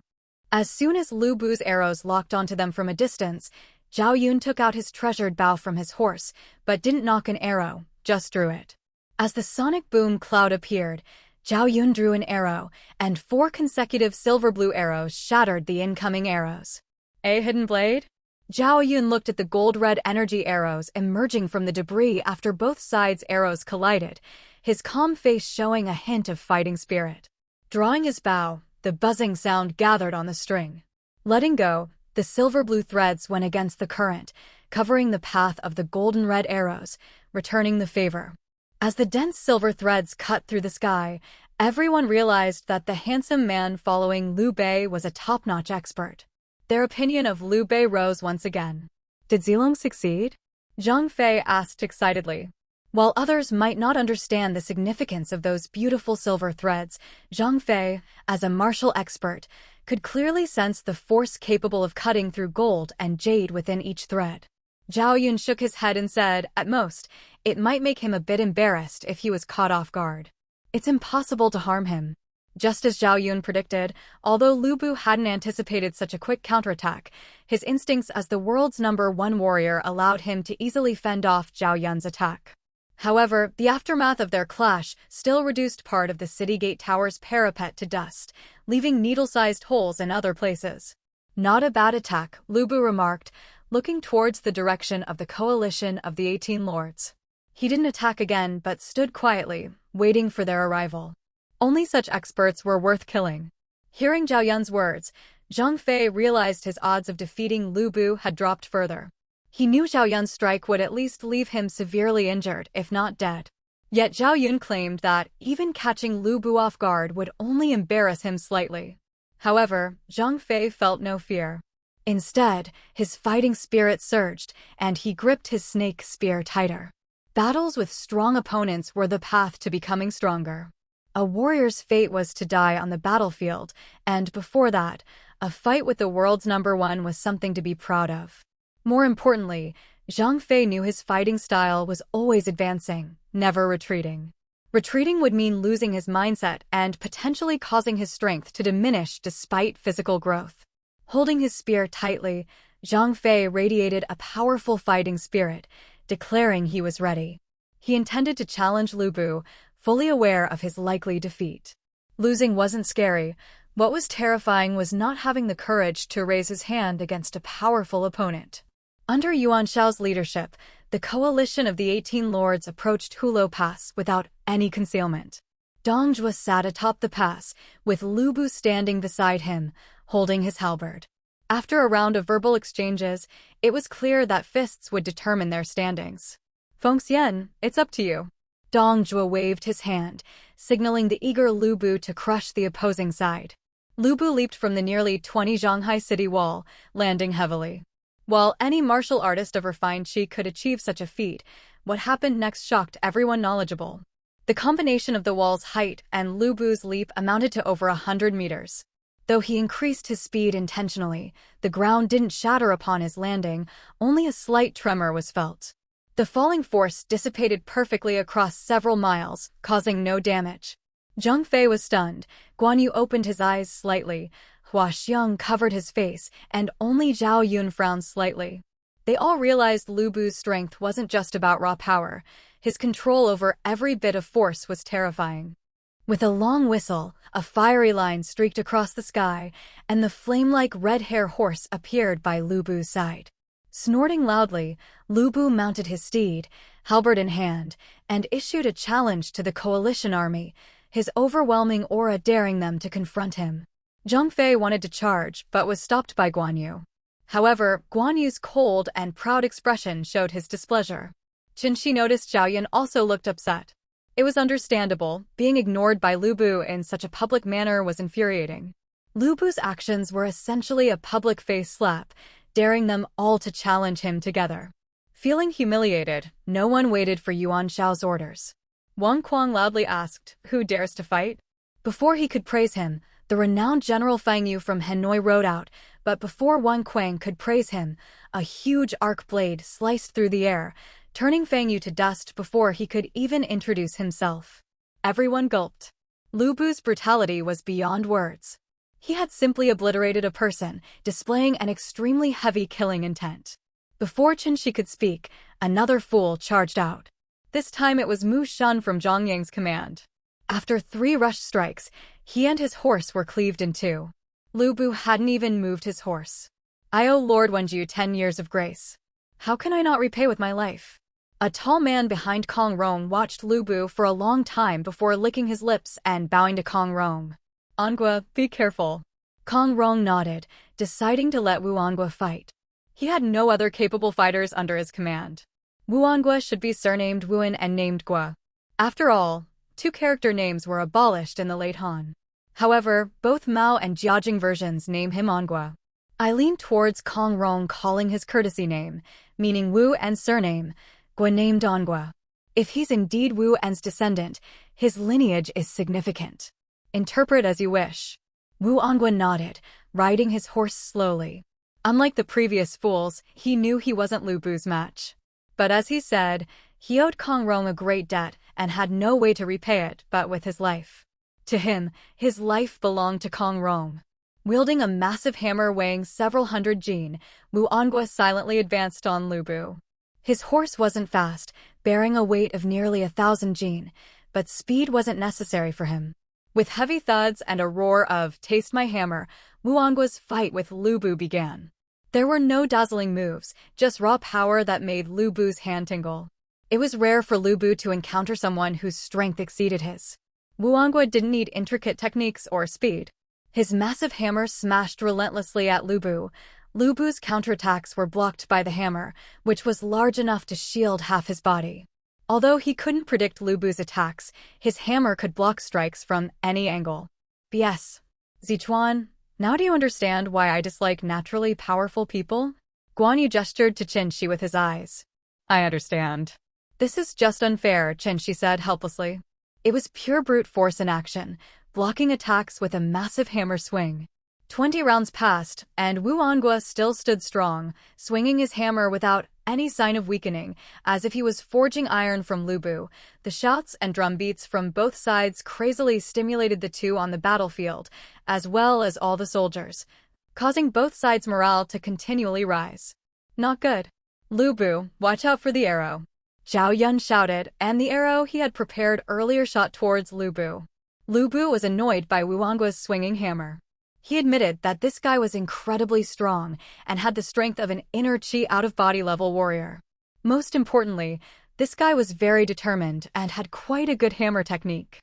Warming up ends here. Lu Bu roared. His previously stormy attacks paused for a moment, and the sky piercer suddenly seemed to increase in weight by 100 times, or as if the air had become sticky, slowly but swiftly knocking against Wu Ongua's hammer. Wu Ongua instantly felt like he was struck by lightning, almost losing his grip on his hammer. The previously flawless attacks showed a flaw due to this pause, and Lu Bu's sky piercer, carrying an arc of light, slashed down through the opening. No matter how much Wu Ongua tried, he was still a bit too slow. Boom! Just as Wu Ongua was in despair, a silver-blue stream of light forcibly knocked Lu Bu's sky piercer aside. Originally, the extended blade of Qi would have eviscerated Wu Ongua, but he managed to keep his life. Lu Bu glanced in the direction from which the arrow came and decided not to continue killing Wu Ongua. Although the opponent attacked before he spoke, which violated the duel rules, he did announce before shooting, even if the speed of the arrow made the announcement heard only after it hit. Watching Zhao Yun's composed face, Chen Xi was puzzled. How did Wu Ongua suddenly lose? Wasn't he pressing Lu Bu earlier? The technique of the heavy sword allows light weapons to strike with the weight of a heavy weapon instantly, Zhao Yun explained with a gloomy expression. Likewise, there's a technique of the light sword that makes heavy weapons very light. General Zhang, do you understand what this means? Zhang Fei opened his mouth. He naturally understood the trouble of an opponent whose attacks could vary in weight, especially one who could control this variation. Zilong, just call me Ida. No matter how strong Lu Bu is, I have to face him. I am Zhang Ida of Yan. Zhang Fei roared with burning battle intent in his eyes, urging his horse forward with his spear, not waiting for Guan Yu or Zhao Yun to stop him. Zhang Ida, huh? Lu Bu held the sky piercer, golden red light slowly solidifying, flowing with a golden red glow that formed a divine armor around him. Lu Bu was ready to fight the world alone, prepared to kill anyone in front of him, whether they came in waves or all at once. Similarly, Zhang Fei's black aura also condensed into a semi-transparent armor around his body under Lu Bu's pressure. Take this. With his aura at its peak, Zhang Fei no longer hesitated. Discarding all flashy moves, his snake spear thrust straight at Lu Bu, simple and direct. Boom! Lu Bu swung the sky piercer and directly knocked Zhang Fei's spear aside. The power conveyed through the metallic clang made him realize Zhang Fei's strength was formidable, but comparable to Wu Angua's. Most importantly, the weapon wasn't heavy or large enough, and the speed wasn't sufficient. Zhang Fei wielded his spear like a coiling dragon, generating thunderous sounds as his mighty strikes pierced the air repeatedly. Each of Lu Bu's counterattacks was precisely timed, forcing Zhang Fei to defend. In the first 10 moves, Zhang Fei, fueled by his ferocious spirit, pressed Lu Bu hard, his range of attack of over 100 meters tightly constraining Lu Bu, like a massive black dragon wrapping around a golden red pearl. However, after 10 moves, Lu Bu stabilized and began to steadily counter. After 20 moves, Zhang Fei's attack frequency began to decline. After 30 moves, Lu Bu had Zhang Fei under control, and the frequency of Zhang Fei's counterattacks decreased rapidly.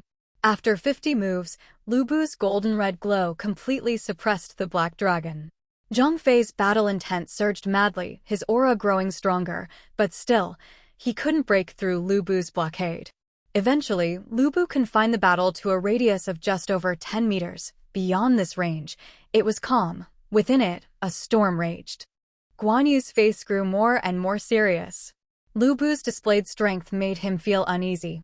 Zhang Fei's initial charge was to give him a chance to understand Lu Bu better, but clearly, Lu Bu hadn't shown his full strength. RB Epsilon. Chen Xi couldn't tell who would win or lose, but he knew Zhang Fei was no match for Lu Bu. Judging by Guan Yu's expression, he couldn't discern the situation.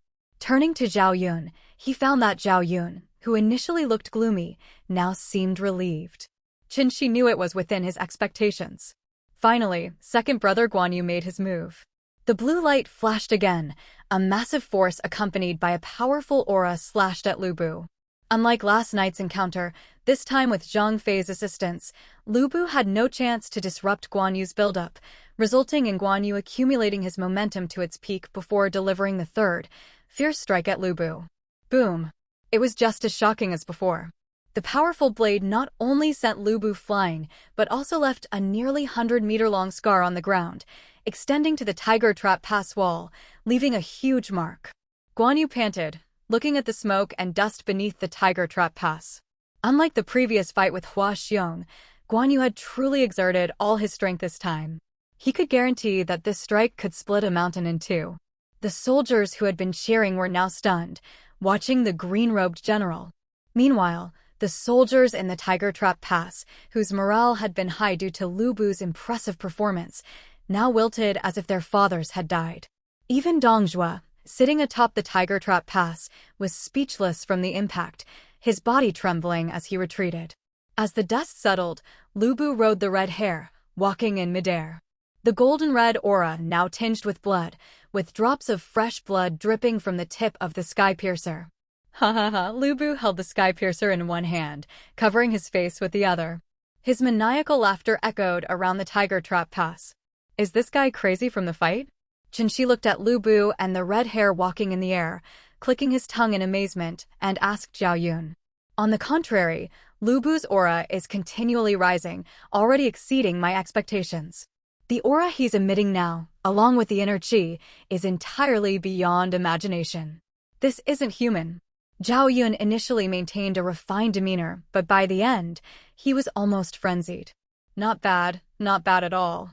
Since my martial arts have reached their peak, you two are the first to make me bleed.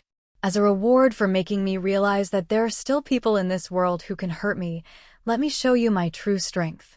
Lu Bu's aura surged continuously as he spoke, and in that brief time, a golden red, shimmering, solid armor appeared on his body, adorned with clear patterns of tigers and leopards, making it seem as though Lu Bu was truly wearing such armor.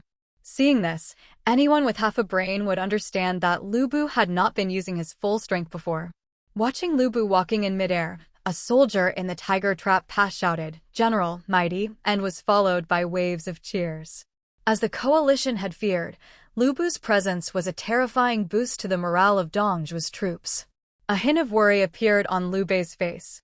He had always believed that his second and third brothers were unrivaled in the world, but now anyone with eyes could see how vast the world was.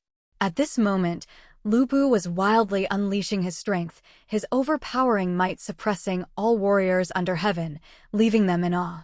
With his incredibly powerful attacks, Lu Bu firmly suppressed Guan Yu and Zhang Fei. Guan Yu realized that his previous strike wasn't ineffective because it lacked power, but because it didn't hit the mark. Lu Bu had used some technique to deflect his blow, and the blood on Lu Bu was from the recoil of diverting Guan Yu's lethal strike. Knowing this, Guan Yu regained his confidence. Lu Bu, though extremely strong, was not beyond his and Zhang Fei's reach. Confidence was good, but Guan Yu clearly misjudged one thing. Lu Bu hadn't used any technique or trick to deflect his attack, but had indeed knocked his full-strength blow off course. Guan Yu's most powerful strike hadn't reached the level that Lu Bu had to dodge. The sky piercer danced up and down, and, to an observer, it seemed like the three were surrounded by a blur of spear shadows, occasionally interspersed with flashes of blue or black. Even in a 2-on-1 fight, the young Guan Yu and Zhang Fei were no match for the peak Lu Bu. The mighty and flamboyant Lu Bu had complete control over the situation with his unparalleled strength. Guan Yu, while holding off Lu Bu's attacks, cursed inwardly. He had resolved that unless he could take down his opponent in one strike, he would never again use his self-developed ultimate skill, especially against masters. If it failed to kill, it would surely lead to his own death. Lu Bu alternated between light and heavy sword techniques, ensuring that Zhang Fei was definitely internally injured, and that the red-faced Guan Yu with the massive blade wasn't faring much better. Zhang Fei swore that if he got the chance, he would learn the techniques of the light and heavy sword. Several times he thought Lu Bu would clash with him head-on, only to find the sky piercer, seemingly weightless, using his force to strike at his second brother at super speed.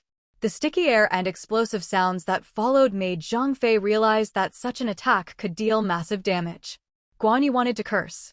Despite his red face hiding his thoughts from Lu Bu, he was growing increasingly frustrated. He had taken one of Lu Bu's super heavy strikes, almost losing his green dragon crescent blade, and knew that another direct hit would result in serious injury. Lu Bu grew increasingly relaxed. The light and heavy sword techniques he had won from an old man were starting to feel more natural. Now he could employ them with finesse.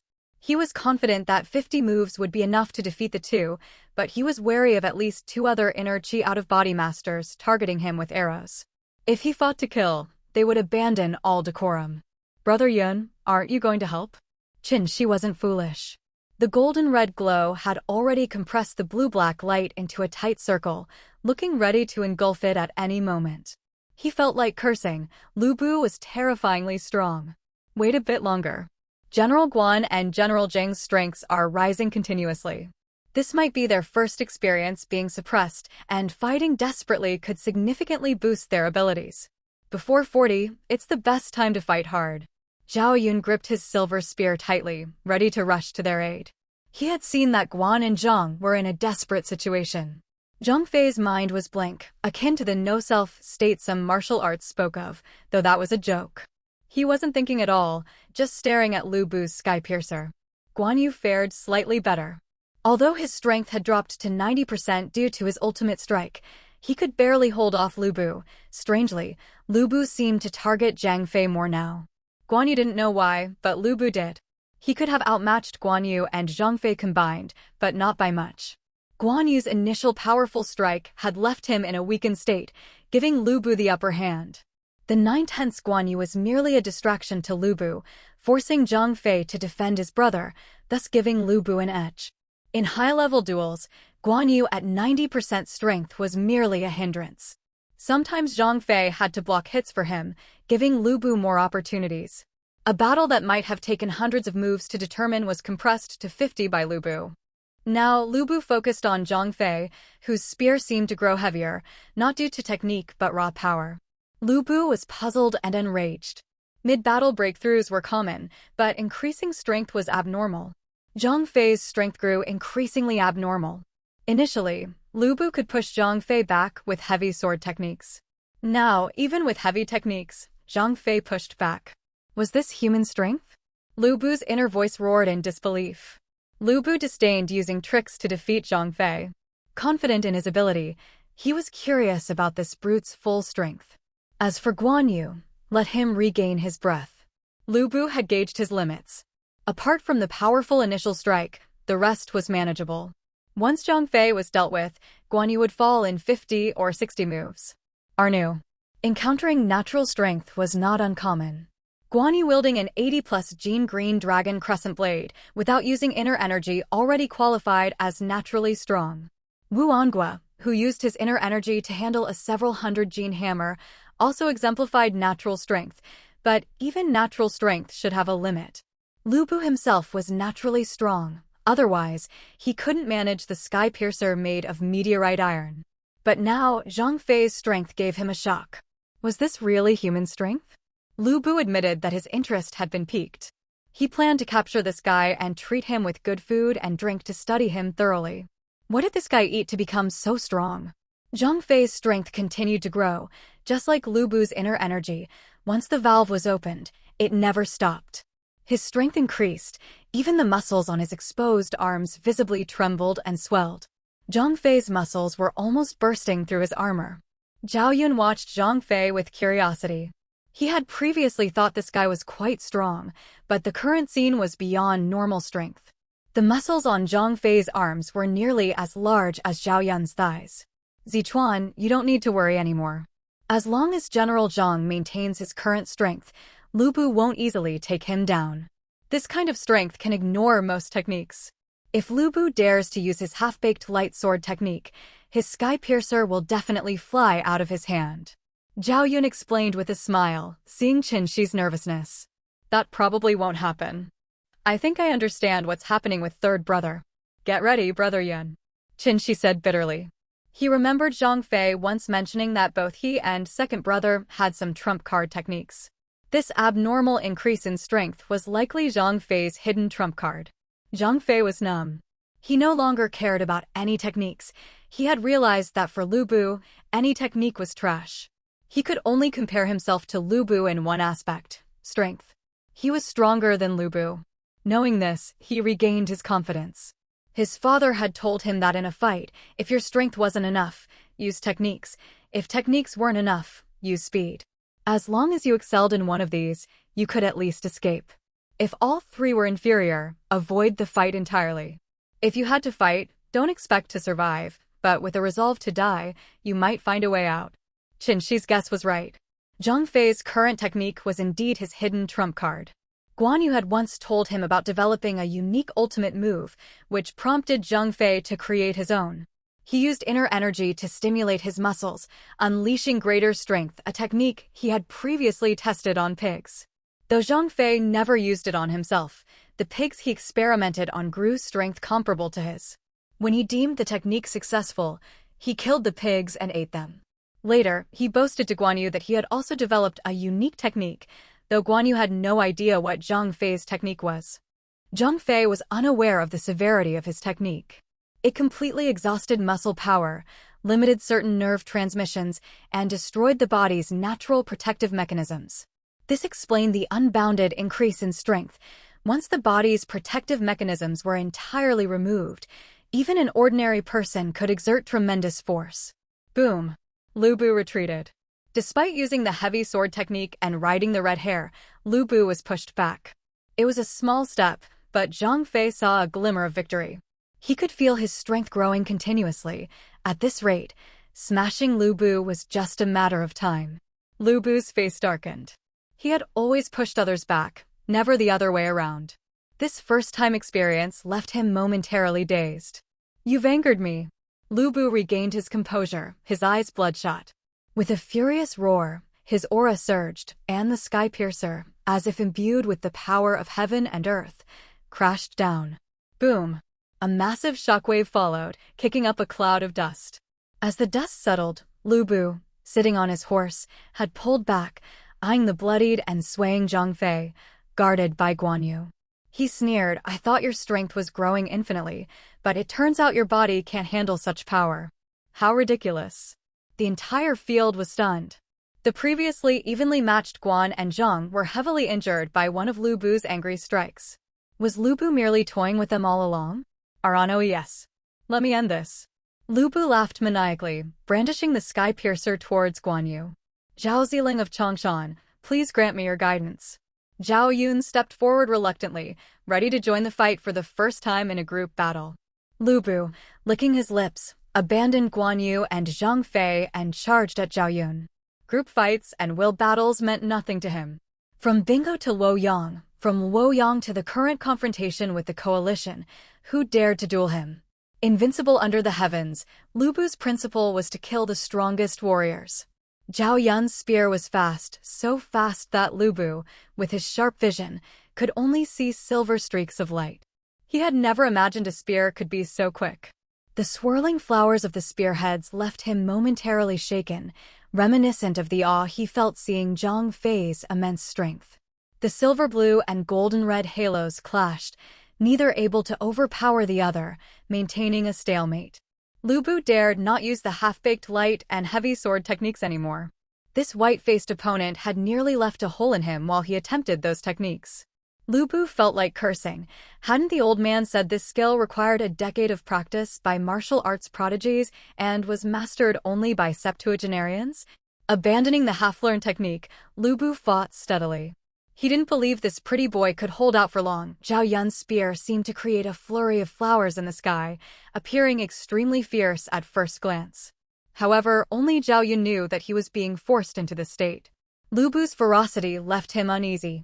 When it came to technique, Zhao Yun found his own skills only slightly on par with Lu Bu's. When comparing strength and inner energy, Lu Bu surpassed him by miles. Looking at his own horse, Zhao Yun felt a pang of heartache. Usually, his horse would bite the opponents, but this time, it was being bitten by red hair. It was distressing. How was he supposed to fight? Zhao Yun pondered this question as he approached Lu Bu. After comparing himself to Lu Bu, he realized that even after Lu Bu had a tough battle with Guan Yu and Zhang Fei, his own odds of winning against Lu Bu were only 2 or 3 out of 10. Zhao Yun understood that Lu Bu's technique focused on power rather than form. Once Lu Bu got angry or, like now, was fervently enjoying the battle, even with half his inner energy expended, he remained ruthlessly powerful.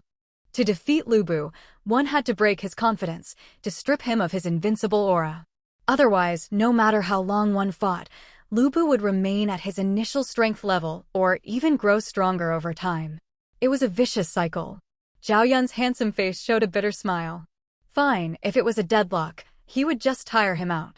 Zhao Yun had already decided not to go head-to-head with Lu Bu anymore. They would compete in endurance and speed instead. Zhao Yun continued his high-speed maneuvers, appearing like a porcupine from the front with spear points everywhere. No matter how the spear twisted and turned, its tip always pointed at Lu Bu. Even Guan Yu, resting nearby, saw Zhao Yun's spear bending in 3 or 4 arcs to reach Lu Bu. How was he generating such power? The continuous sound of spears clashing hadn't stopped since Zhao Yun engaged Lu Bu.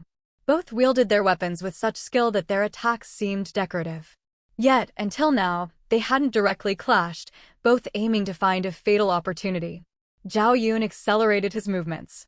He sensed that Lu Bu was adapting to his spear speed, so he needed to increase it further to avoid being countered. Zhao Yun realized he truly couldn't match Lu Bu. The more they fought, the more he felt outmatched. Initially, he estimated a 30% chance of victory, but now he felt it dwindling to less than 10%. He feared that if this continued, his chances would drop to 0. Honestly, Zhao Yun began to have thoughts similar to Lu Bu's earlier ones about Zhang Fei. What did this guy eat to grow so strong? But unlike Lu Bu, who wanted to capture and study Zhang Fei, Zhao Yun had no desire to study Lu Bu. He started signaling Guan Yu for help, but Guan Yu, not understanding Zhao Yun's intent, remained on the sidelines. In Guan Yu's view, since neither side was gaining an advantage, there was no need to interfere. Let the remarkable battle continue. Lu Bu's fiery eyes remained fixed on the white-faced opponent before him. Initially, he thought that steady combat would bring down Zhao Yun. But now, he suspected that this guy might be the formidable opponent he had been waiting for, one whose defeat would make him stronger. The thought excited Lu Bu. He had reached the pinnacle of his strength. Even if Xiang Yu climbed out of the Wu River, Lu Bu felt confident he could knock him back down. Kill. With this thought, Lu Bu fought with increasing fervor. His aura grew more imposing, and he began to break Zhao Yun's intricate spear techniques through sheer instinct. But before Lu Bu could further ascend his momentum, Zhao Yun's spear sped up again. Lu Bu continued his ferocious assault on Zhao Yun, who silently used his ultimate skills. Zhao Yun's spear speed doubled, but even so, he couldn't gain the upper hand. He could only watch as Lu Bu's momentum grew unchecked, unable to suppress it any longer. The soldiers of Dongzhuo's army and the allied forces at Hulo Pass were stunned. Lu Bu's ferocity had already been proven in the earlier fights. Only Liu Bei's brothers, Guan Yu and Zhang Fei, could compare. After defeating Guan and Zhang, Lu Bu seemed like an invincible god to the allied forces. But now another warrior from Liu Bei's side had emerged, matching Lu Bu blow for blow. Damn, Liu Bei's luck was incredible. All the good things were happening to him. Liu Bei, worriedly watching Zhang Fei, ignored the envious and jealous gazes around him. After listening to Chen Xi's words, Liu Bei had realized something. In this chaotic world, it didn't matter if others were jealous. Even if everyone present hated him and wanted to kill him, as long as they couldn't, he had to endure it. This era wasn't about righteousness, it was about survival through strength. Finally, Zhao Yun couldn't maintain the charade any longer. For the first time since their fight began, their weapons clashed.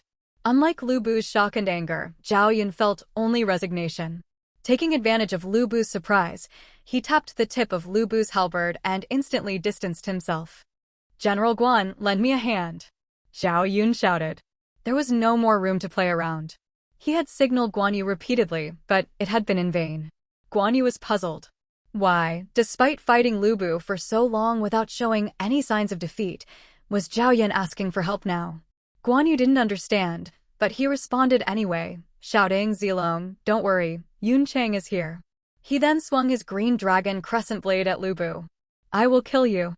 Lu Bu roared, spurring his horse towards Zhao Yun. He felt deceived. No wonder Zhao Yun hadn't clashed weapons with him before. He had speed, but no strength. If not for an accidental collision revealing Zhao Yun's weak inner energy and strength, Lu Bu might never have realized Zhao Yun was weaker than he seemed. "This is too much trouble," Zhao Yun sighed, bracing his spear against Lu Bu's onslaught. Their weapons collided, but instead of Lu Bu's anticipated result, Zhao Yun's spear flying out of his hand, the force transmitted through Zhao Yun's spear was like waves, layered and powerful, not weaker than Lu Bu's. But Lu Bu was resolute. He wouldn't change his mind. If he said he'd kill you, he would. Determined to kill Zhao Yun for deceiving him, Lu Bu attacked with renewed fury. Zhao Yun held his ground against Lu Bu's frenzied assault. The flurry of spear flowers transformed into sharp glimmers, blocking Lu Bu's attacks effectively, preventing Lu Bu from landing a decisive blow. No Thailand bought Epsilon. Cling. A loud clash separated Zhao Yun and Lu Bu. In the time it took Guan Yu to arrive, they had exchanged hundreds of rapid blows. Zhao Yun, fully focused and fueled by adrenaline, fought without yielding, making Lu Bu doubt his earlier assessment. Could he have misjudged Zhao Yun's strength? In his state of confident arrogance, Lu Bu was unmatched, able to sweep across the land on his own. But once Lu Bu began to doubt his own abilities, his strength would start to wane, and as his power diminished, his self-doubt would deepen, leading him into a second vicious cycle. Zhao Yun had won the bet. Strong self-confidence brought immense strength, but once confidence faltered, it would naturally drain away all power. Lu Bu fell into this second vicious cycle. His flawless confidence cracked, and he could no longer stop the downward spiral. Frantic, angry, and irritable, he swung his halberd in fury against Zhao Yun and Guan Yu, but his efforts became increasingly ineffectual. Meanwhile, Zhao Yun and Guan Yu's coordination grew ever more seamless. Zhao Yun countered Lu Bu's attacks, while Guan Yu gathered momentum, each strike tracing a perfect arc. Cling. A loud clash rang out as Lu Bu finally felt his once boundless inner energy beginning to deplete. For the first time, he felt the weight of the halberd in his hands. "I am Lu Bu." Lu Bu roared, his eyes bloodshot as he swung at the two men, entirely disregarding the massive openings in his defense. "Die." Guan Yu's green dragon crescent blade traced a large circle, the tip colliding with Lu Bu's halberd. Zhao Yun made no comment on Guan Yu's actions, but did not slow his own movements. Chirp, chirp, chirp, chirp, a series of bird calls, and Zhao Yun's entire being became enveloped in flames, a massive flaming phoenix appearing on the battlefield, its wings spread wide. Boom! The phoenix flapped its wings, a trail of fire arcing across the battlefield, engulfing all of Lu Bu's escape routes. This was Zhao Yun's strongest move, 100 birds facing the phoenix, where 100 strikes converged into one. The combined power of 100 moves was channeled into the final thrust. Although the legend exaggerated this technique's strength, Zhao Yun knew his version could deliver 12 to 15 times the power of a normal strike, more than enough. Lu Bu looked disheveled, but he was still alive. His armor had been nearly shattered, not by the phoenix's beak, but by its feathers. The red hare, a steed worthy of its reputation, had dodged the most powerful strike at the last moment. If not for that, Lu Bu would have been gravely injured. The wall behind him now bore a large, bowl-sized hole, the surface smooth as a mirror. Silently catching his breath, Zhao Yun saw Lu Bu's flickering eyes after the dust settled and immediately launched another 100 birds facing the phoenix. A phantom of the phoenix began to form, and Lu Bu, sensing the imminent threat, turned his horse and fled. He knew that continuing the fight would likely be fatal. Charge! As soon as Lu Bu turned to flee, Liu Bei spurred his horse forward. He remembered Chen Xi's words. During the campaign against Dong Zhuo, he should seize every opportunity to stand out and build his reputation. Charge! Liu Bei's move startled everyone, but they quickly reacted. They couldn't let Liu Bei take all the glory. After all, he was a member of the Han royal family. Zhao Yun silently advanced with his spear towards Hurled Pass, while Guan Yu, dragging the half-dead Zhang Fei, who had regained consciousness, albeit covered in blood, also charged towards the pass, shouting, "Dong Zhuo is on the pass. Kill Dong Zhuo, and the world will be at peace." Dong Zhuo, panicked, turned to flee but was stopped by Li Ru. In Li Ru's view, no matter how fierce a single general was, they were no match for a formation of soldiers. Once the battle formations were in place, the combined force would be overwhelming. Any lone general charging in would face certain death. Dong Zhuo's face turned dark. The previous battle had terrified him. Since raising his army in Xiliang, he had never witnessed such a brutal fight. If an enemy reached the pass, they would undoubtedly target him directly, and he doubted they could be stopped. This thought made Dong Zhuo's face pale as he shoved the scholarly Li Ru aside and fled down the pass without looking back. Li Ru was stunned, watching Dong Zhuo's trembling retreat with a sense of desolation. When had he, Li Ru, fallen to such a state? Boulders and logs were continuously hurled down from Hurled Pass, halting the Allied forces' advance. For top-tier warriors like Guan Yu and Zhang Fei, over 100 skilled archers targeted them with arrows every time they made a move.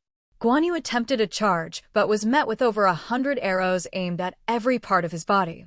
Despite his skill, he couldn't deflect them all with his blade.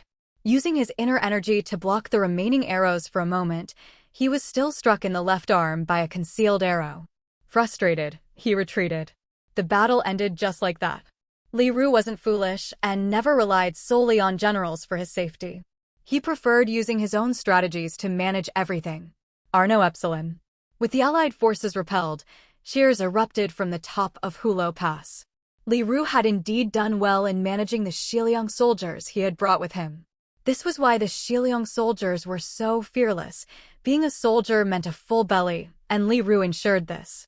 No one dared to withhold soldiers' pay under his watch. He knew better than anyone that in times of chaos, strength was everything, and everything else could be obtained through strength. Li Ru slumped against the stone slabs of Hurled Pass, showing none of the scholarly elegance he once displayed. He had never been so unconcerned with appearances before, but now he was exhausted. He had grown weary the moment Dong Zhuo shoved him aside and fled. Strategist, Gao Shun called, clasping his hands in salute. The Allied forces have retreated. Leave me alone for a moment, Gongzheng, Li Ru replied, his face dark. Gao Shun stood behind him, unmoving. After a long while, Li Ru looked up at Gao Shun. You are the lieutenant I admire most under Lu Bu. Do you think we will lose?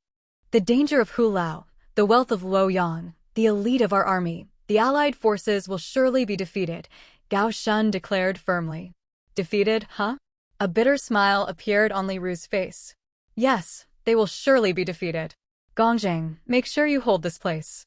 Li Ru got up and walked unsteadily down from Hurled Pass.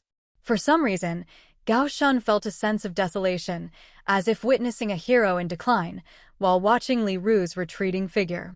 Li Ru made his way to the administrative hall within Hulo Pass, where he could hear Dong Zhuo's angry roars and Lu Bu's defensive explanations. He felt incredibly tired, weary to the core. Entering the hall, Li Ru saw that except for one, all the officers who had come to Hulao were seated in their respective positions. Li Ru calmly took the chief seat to the left, noticing that the spot behind him was occupied by Li Su instead of the plump, affluent Jiasu. Returning to Chang'an, probably without even going back to Luoyang. Indeed, his grasp on human nature surpasses mine. Dong Zhuo, alas. Li Ru sighed inwardly, having lost most of his hope in Dong Zhuo. Guan Yu, Zhang Fei, and Zhao Yun were being treated like heroes. The allied lords and generals constantly offered them seats, drinks, and large chunks of meat. Even the seemingly delicate Zhao Yun accepted everything without hesitation. Zhang Fei, wrapped in bandages, was guzzling wine, sometimes spilling it onto his wounds without even flinching. He also stuffed his mouth with meat, gnawing it down to the bone, and gulped wine with hearty laughs. The three were eating like gluttons. Chen Xi rolled his eyes at their voracious appetite and hearty manners. General Lu, your subordinates are indeed heroes. Kong Rong, normally a great scholar, was also becoming somewhat uninhibited in the aftermath of their great victory. After all, in these martial times, no achievement could match military success. Brother Kong, you jest. I tread the path of a warrior, and I still rely on you for civil matters. Liu Bei, holding his wine bowl, looked genuinely happy. He downed the bowl in one go, with no pretense, and invited Kong Rong to sit. Not at all, not at all. Kong Rong stroked his beard with a smile and turned to the burly general behind him. And Gua, go thank Generals Guan, Zhang, and Zhao. Kong Rong then turned back to Liu Bei. General Liu, this man is one of my subordinates. He pledged his life to repay me for a single meal. Over the years, I feel I have owed him greatly. Today, I must thank you for saving his life. A loyal and righteous man, it was my duty to save him. Brother Kong, there's no need for such formality, Liu Bei said with genuine appreciation. A man of loyalty and righteousness will always have heaven's protection. Chen Xi couldn't help but shrink back a little. Was Liu Bei starting to sound a bit like a preacher? Inside the tent, the clinking of cups and cheers filled the air. In the wake of their great victory, everyone seemed to forget their previous worries, acting as if Luoyang was already within their grasp and the campaign to save the emperor was a success. Even Yuan Shao, who had been furious with Dong Zhuo over his uncle's death a few days ago, was now basking in the praises and toasts of others. Indeed, seeing this confirms that Yuan Shao is unreliable, thought Chen Xi, watching Yuan Shao revel in his fantasies of great achievements. He turned his attention elsewhere.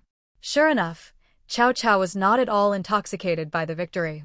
He was already engaging Guan Yu, Zhang Fei, and Zhao Yun in conversation, while the Xiahou brothers drank and chatted with them merrily.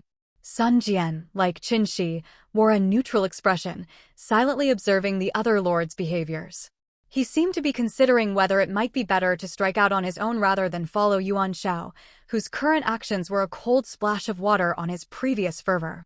Liu Bei, aside from exchanging words with Kong Rong and Tao Qian, was also subtly observing the other lords. But his gaze lingered the longest on where Guan Yu, Zhang Fei, and Zhao Yun were drinking. Chen Xi wasn't even sure how he made it back to Liu Bei's camp. Reflecting on the situation, he guessed that 9 out of 10 people in the main camp were carried back. He shuddered at the thought of Lu Bu launching another surprise attack that night, imagining the allied forces in chaos with their generals drunk and incapacitated, save for Cao Cao, Sun Jian, and Liu Bei. With this thought, Chen Xi broke out in a cold sweat. Yuan Shao, if you want to die, don't drag me down with you, he thought, realizing drinking too much can cause serious trouble. I must remember never to get too drunk in the camp. As long as I stay sober, I'll be able to handle any situation. If I were to die in the midst of chaos, his face darkened at the thought. Zichuan, are you awake? Liu Bei's voice came from outside as Chen Lan finished helping Chen Xi wash up. General Liu, I apologize for my drunken behavior last night. Did I cause any offense? Wearing a stylish white silk robe, Chen Xi looked tired but polite. Even when drunk, you insisted on reinforcing the camp defenses, Liu Bei said with a smile. Hearing this, Chen Xi let out a long breath. It's good to be cautious. Even drunk, I remembered that Li Ru and Jia Su were very dangerous. That's a relief. General Liu, please ensure that Generals Guan, Zheng, and Zhao take turns patrolling to prevent any mishaps. If Lu Bu launches another surprise attack, there are very few who could raise the alarm in time, Chen Xi said with a wry smile. There's no need to worry about Lu Bu anymore, Liu Bei reassured him.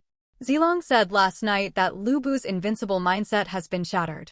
It will be difficult for him to recover in the short term.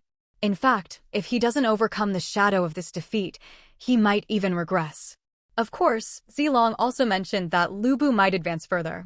Liu Bei's explanation started off reassuring, but ended with a statement that left Chen Xi terrified. Lu Bu was already incredibly strong. It had taken all their effort and a coordinated assault to barely bring him down. If he became even stronger, how could anyone survive? Let's hope Lu Bu regresses. Even if he only returns to his previous strength, that's bad enough. He's too powerful, Chen Xi sighed. I think we need to recruit some top-tier generals to form an elite team. Every time Lu Bu shows up, we need to have a new set of people to beat him down. Liu Bei didn't understand every word Chen Xi used, but he got the gist of it. Recruiting talents was indeed crucial, especially after witnessing Lu Bu easily defeat Guan Yu and Zhang Fei. Liu Bei's determination to recruit talents intensified, though he knew it wasn't the right time yet. After learning about Lu Bu's current state, Dong Zhuo's face was filled with disappointment and discontent.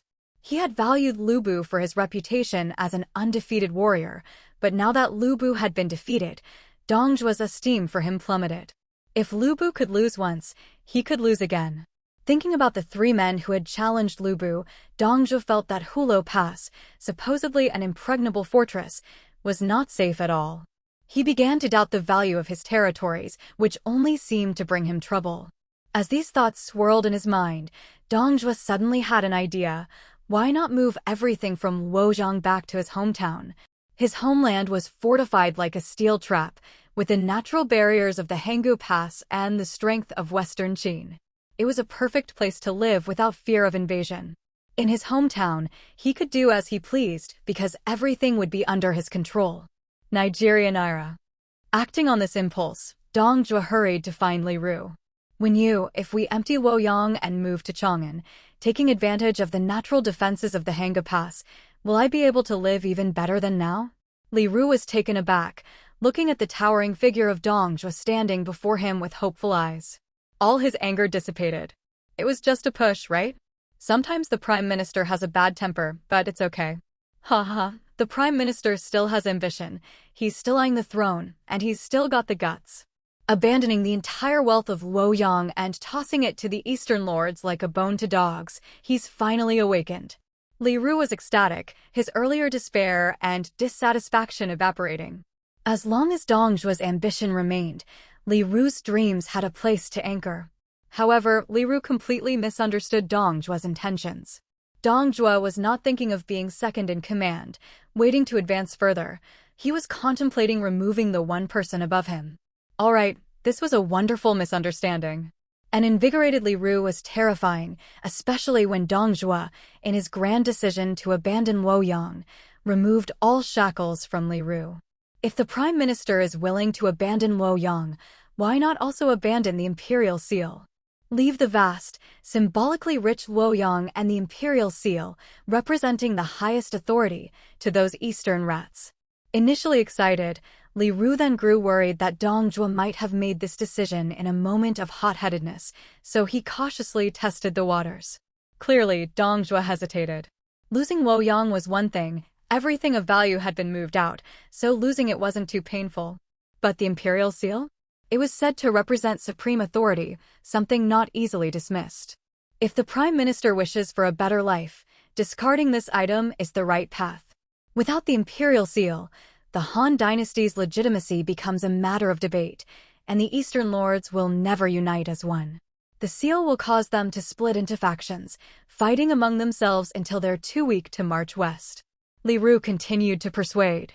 To be honest, Li Ru didn't hold much hope that Dong Zhuo would give up the Imperial Seal. This was merely a test. Dong Zhuo's hesitation indicated he was genuinely considering it. This was a display of true courage. Seeing Dong Zhuo's hesitation, Li Ru was overjoyed. Finally, after so long, he had awakened. Dong Zhuo hesitated for a long time, looking at the earnest Li Ru, feeling puzzled. What on earth is he thinking? Never mind, I'll ask what I want to know first. If I give up the imperial seal, how long can we live peacefully in Yongliang? Dong Zhuo asked the question that concerned him most. He just wanted to live a peaceful life now. Yesterday's events had terrified him. The indulgences of Luoyang had drained his strength and ambition. He just wanted to get by comfortably now. Prime Minister. Li Ru's voice trembled. The fact that Dong Zhuo even asked this meant he was seriously considering abandoning the imperial seal. This wasn't just ambition and courage, this was true imperial spirit. With such a spirit, how could they fail? After careful thought, Li Ru's eyes brightened.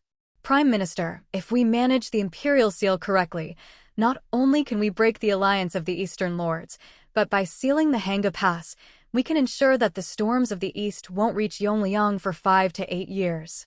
This will give us enough time to grow strong enough to defeat all the lords of the land. The seal is just a stone that once belonged to King Xian of Zhou. Dong Zhuo didn't have much attachment to the imperial seal. Being an uneducated warrior from Xiliang, he didn't understand its symbolic significance as Li Ru did.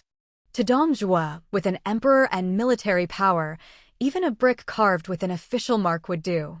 Qin Shi Huang had the seal carved from the Heshabi, but it was just a vessel. If lost, it could be replaced. 5 to 8 years of peace was far more appealing, especially with Li Ru promising they could defeat all the lords by then. That was the crucial point. Dong Zhuo was now like a frightened child, beaten and unable to fight back, wanting to retreat home. Now, a smart person was telling him that if he discarded a candy he didn't like, the other brats would fight over it and weaken themselves. In a few years, he could return and crush anyone he pleased. If anyone else had said this, Dong Zhuo wouldn't have believed it. But if Li Ru said it, Dong Zhuo believed him. This guy had never been wrong. Fine, the seal is yours. Do with it as you will. I'm tired. From now on, don't bother me with anything. You handle it. Dong Zhuo said with a slight, ferocious smile. Seeing the smile on Dong Zhuo's face, Li Ru thought Dong Zhuo was trying to reassure him, to ease his worries. Hearing that Dong Zhuo was tired and wanted to be left alone only deepened Li Ru's sorrow. Since when did he need Dong Zhuo to make such sacrifices? I will repay the Prime Minister's kindness with my life. Li Ru bowed deeply to Dong Zhuo's retreating figure, his heart aflame with determination, not against Dong Zhuo, but against the Eastern Lords. Dong Zhuo walked out, utterly confused. Why was Li Ru suddenly so grateful, even bowing to him? What incredible thing had he done? 3 days later, in Chang'an, Jia Su, who was fishing meat out of a bronze cauldron, received Li Ru's letter. He was horrified. Damn it, Li Ru actually succeeded in persuading Dong Zhuo to use Luoyang and the imperial seal as bait. This is terrifyingly bold. Wasn't Dong Zhuo supposed to be a decadent mess? How did he regain such ambition right after I left? Jia Su's old servant watched as his master rolled around on the floor, clutching his head, and hurried to fetch medicine and help him up. Jia Fu, do you think a man who's had his ambition drained by indulgence can suddenly become a figure of great courage? Jia Su asked, frustrated. Jia Fu kept his head down, remaining silent.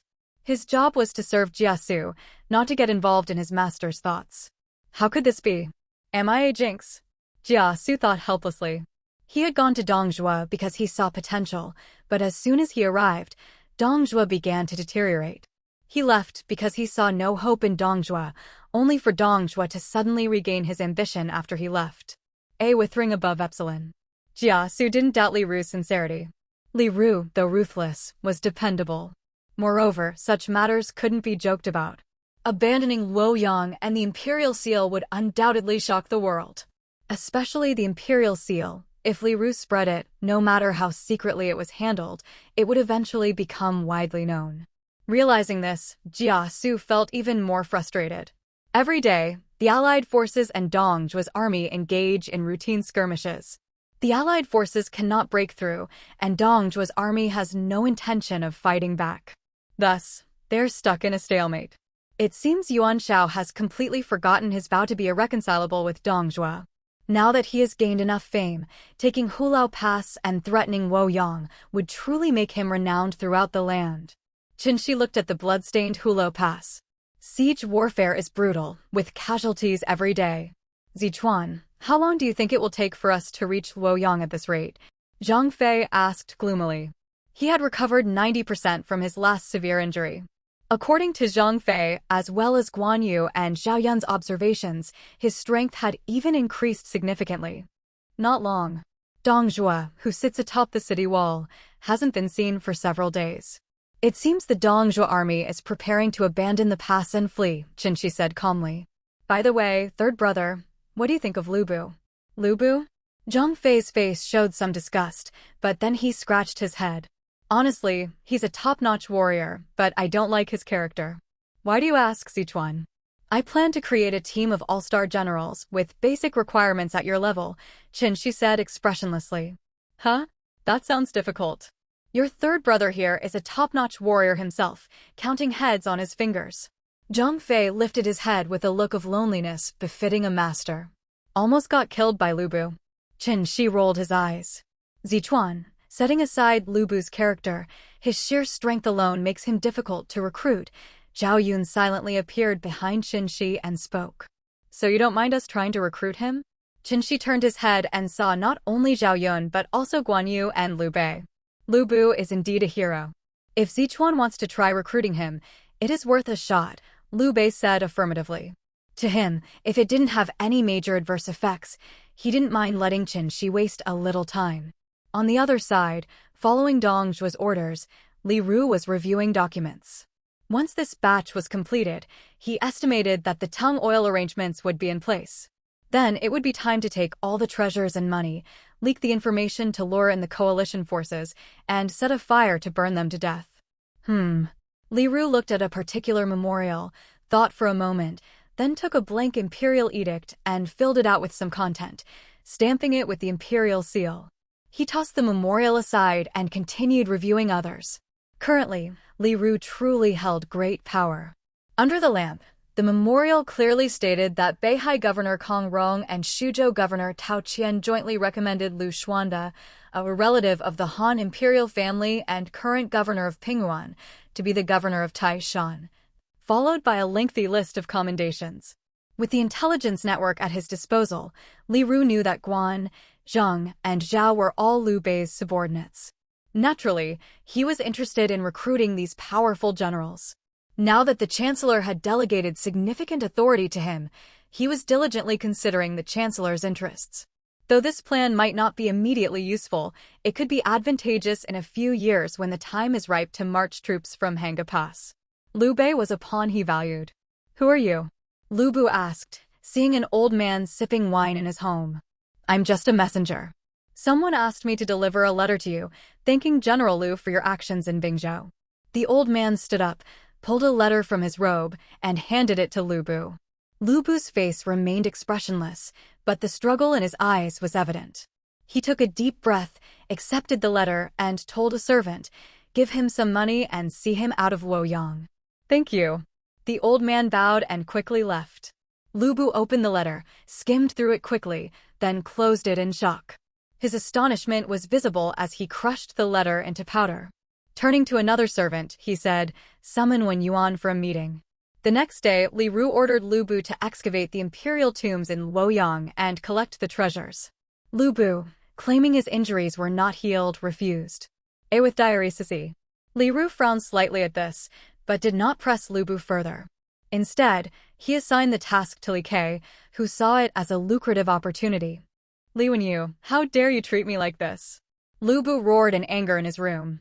He recalled the letter's warning that if he excavated the imperial tombs, he would be branded a traitor forever, never to be accepted by the Han dynasty. Reflecting on Li Ru's plan to burn Luoyang, even Lu Bu felt a chill. How many people would be displaced? He couldn't imagine. Fighting the Hu people in Bingzhou was to protect peace. This fire would doom the million residents of Luoyang. General. Zhang Liao called loudly from the door. Wen Yuan, what did you find out? Lu Bu asked gloomily. Luoyang is filled with tung oil. If I hadn't investigated, we might still be in the dark, Zhang Liao said angrily. What is Li Ru planning? He plans to burn Luoyang and move the capital to Chang'an, Lu Bu said calmly. What? Zhang Liao shouted. Everything suddenly made sense to him. Fengxian, what do we do? There's nothing we can do. Any extreme actions from us could lead to the annihilation of our Bingzhou soldiers in Luoyang. Su Rong has already been recalled, Lu Bu said darkly. We can only proceed cautiously. I just refused the tomb excavation task, and Li Ru still suspects us. Fengxian, let's return to Bingzhou after this. The men are waiting for us. There, we won't deal with these ridiculous politics. We fight the Hu, they fight their emperor, Zhang Liao said hopefully. Lu Bu remained silent. Bingzhou. He wanted to go back, but he dared not. Since Ding Yuan took him, unwillingly, to Luoyang to support the emperor, since Ding Yuan led most of Bingzhou's soldiers away from their homeland, since the lack of soldiers led to the Hu people in the northern frontier raiding south, he couldn't muster the courage to return. Fengxian. Zhang Liao interrupted Lu Bu's thoughts. We can't go back, Lu Bu said coldly. Prepare for the upcoming battle. Protecting our Bingzhou soldiers is more important than any uncertain plans. Yulao Pass was captured. Any discerning person could see that Dong Zhuo abandoned it, but Yuan Shao claimed the victory as his own. Regardless of why Dong Zhuo gave up the pass, Yuan Shao now occupies it, and that's all that matters to him. Seeing the success of the campaign to aid the emperor and the imminent achievement of unparalleled glory, Yuan Shao decisively ordered a full assault on Luoyang to complete this grand undertaking. The Allied forces moved quickly. With the support of money and coercion, their march was astonishingly fast. Liu Bei listened to Chen Xi's plan and slowly trailed at the rear of the Allied forces. Cao Cao did the same, hanging back as well. The smart ones knew Luoyang would be dangerous, but many were blinded by the dazzling prospects ahead and couldn't see the corpses lying in their path. Luoyang erupted in flames. The screams and cries could be heard miles away. Chen Xi gazed sorrowfully in the direction of Luoyang, estimating that most of the vanguard had probably already perished in the blaze. This way, de Mao. Sun Jian shouted to Cheng Pu. They had just entered Luoyang and had yet to loot when someone yelled about a fire. Sun Jian immediately sensed danger. Soon, flames engulfed the entire city and smoke swirled around. Even a fool could tell they had been tricked, and retreat was no longer an option. Gongfu, Igong, follow me.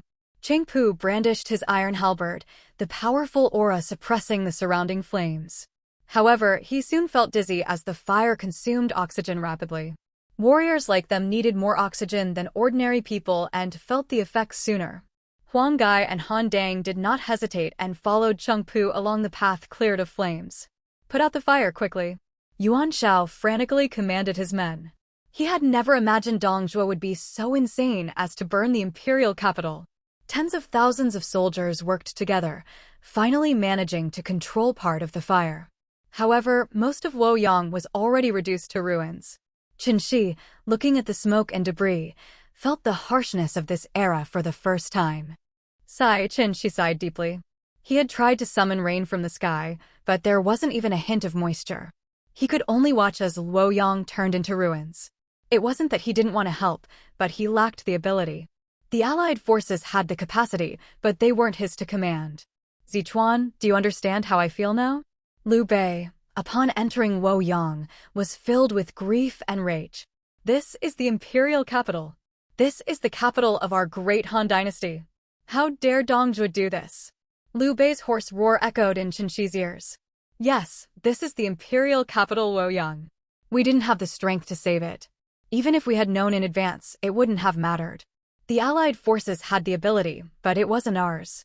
Lord Xuanda, if you wish to unify the realm, do not rely on others. Only by holding power in your own hands can you prevent such tragedies, Chen Xi said softly. Let's return to Taishan Commandery.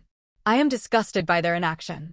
No matter how difficult, I will save the Han dynasty. Liu Bei said solemnly, gripping Chen Xi's hand.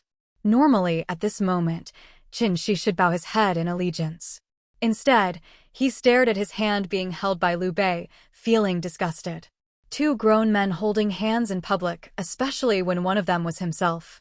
Chen Xi calmly withdrew his hand and bowed to Liu Bei. Lord Xuanda, please wait a few more days. Meanwhile, Sun Jian had pulled a female corpse out of a well, finding a brocade pouch with a box inside. Opening it, he saw the imperial seal. His heart nearly stopped when he realized it was genuine.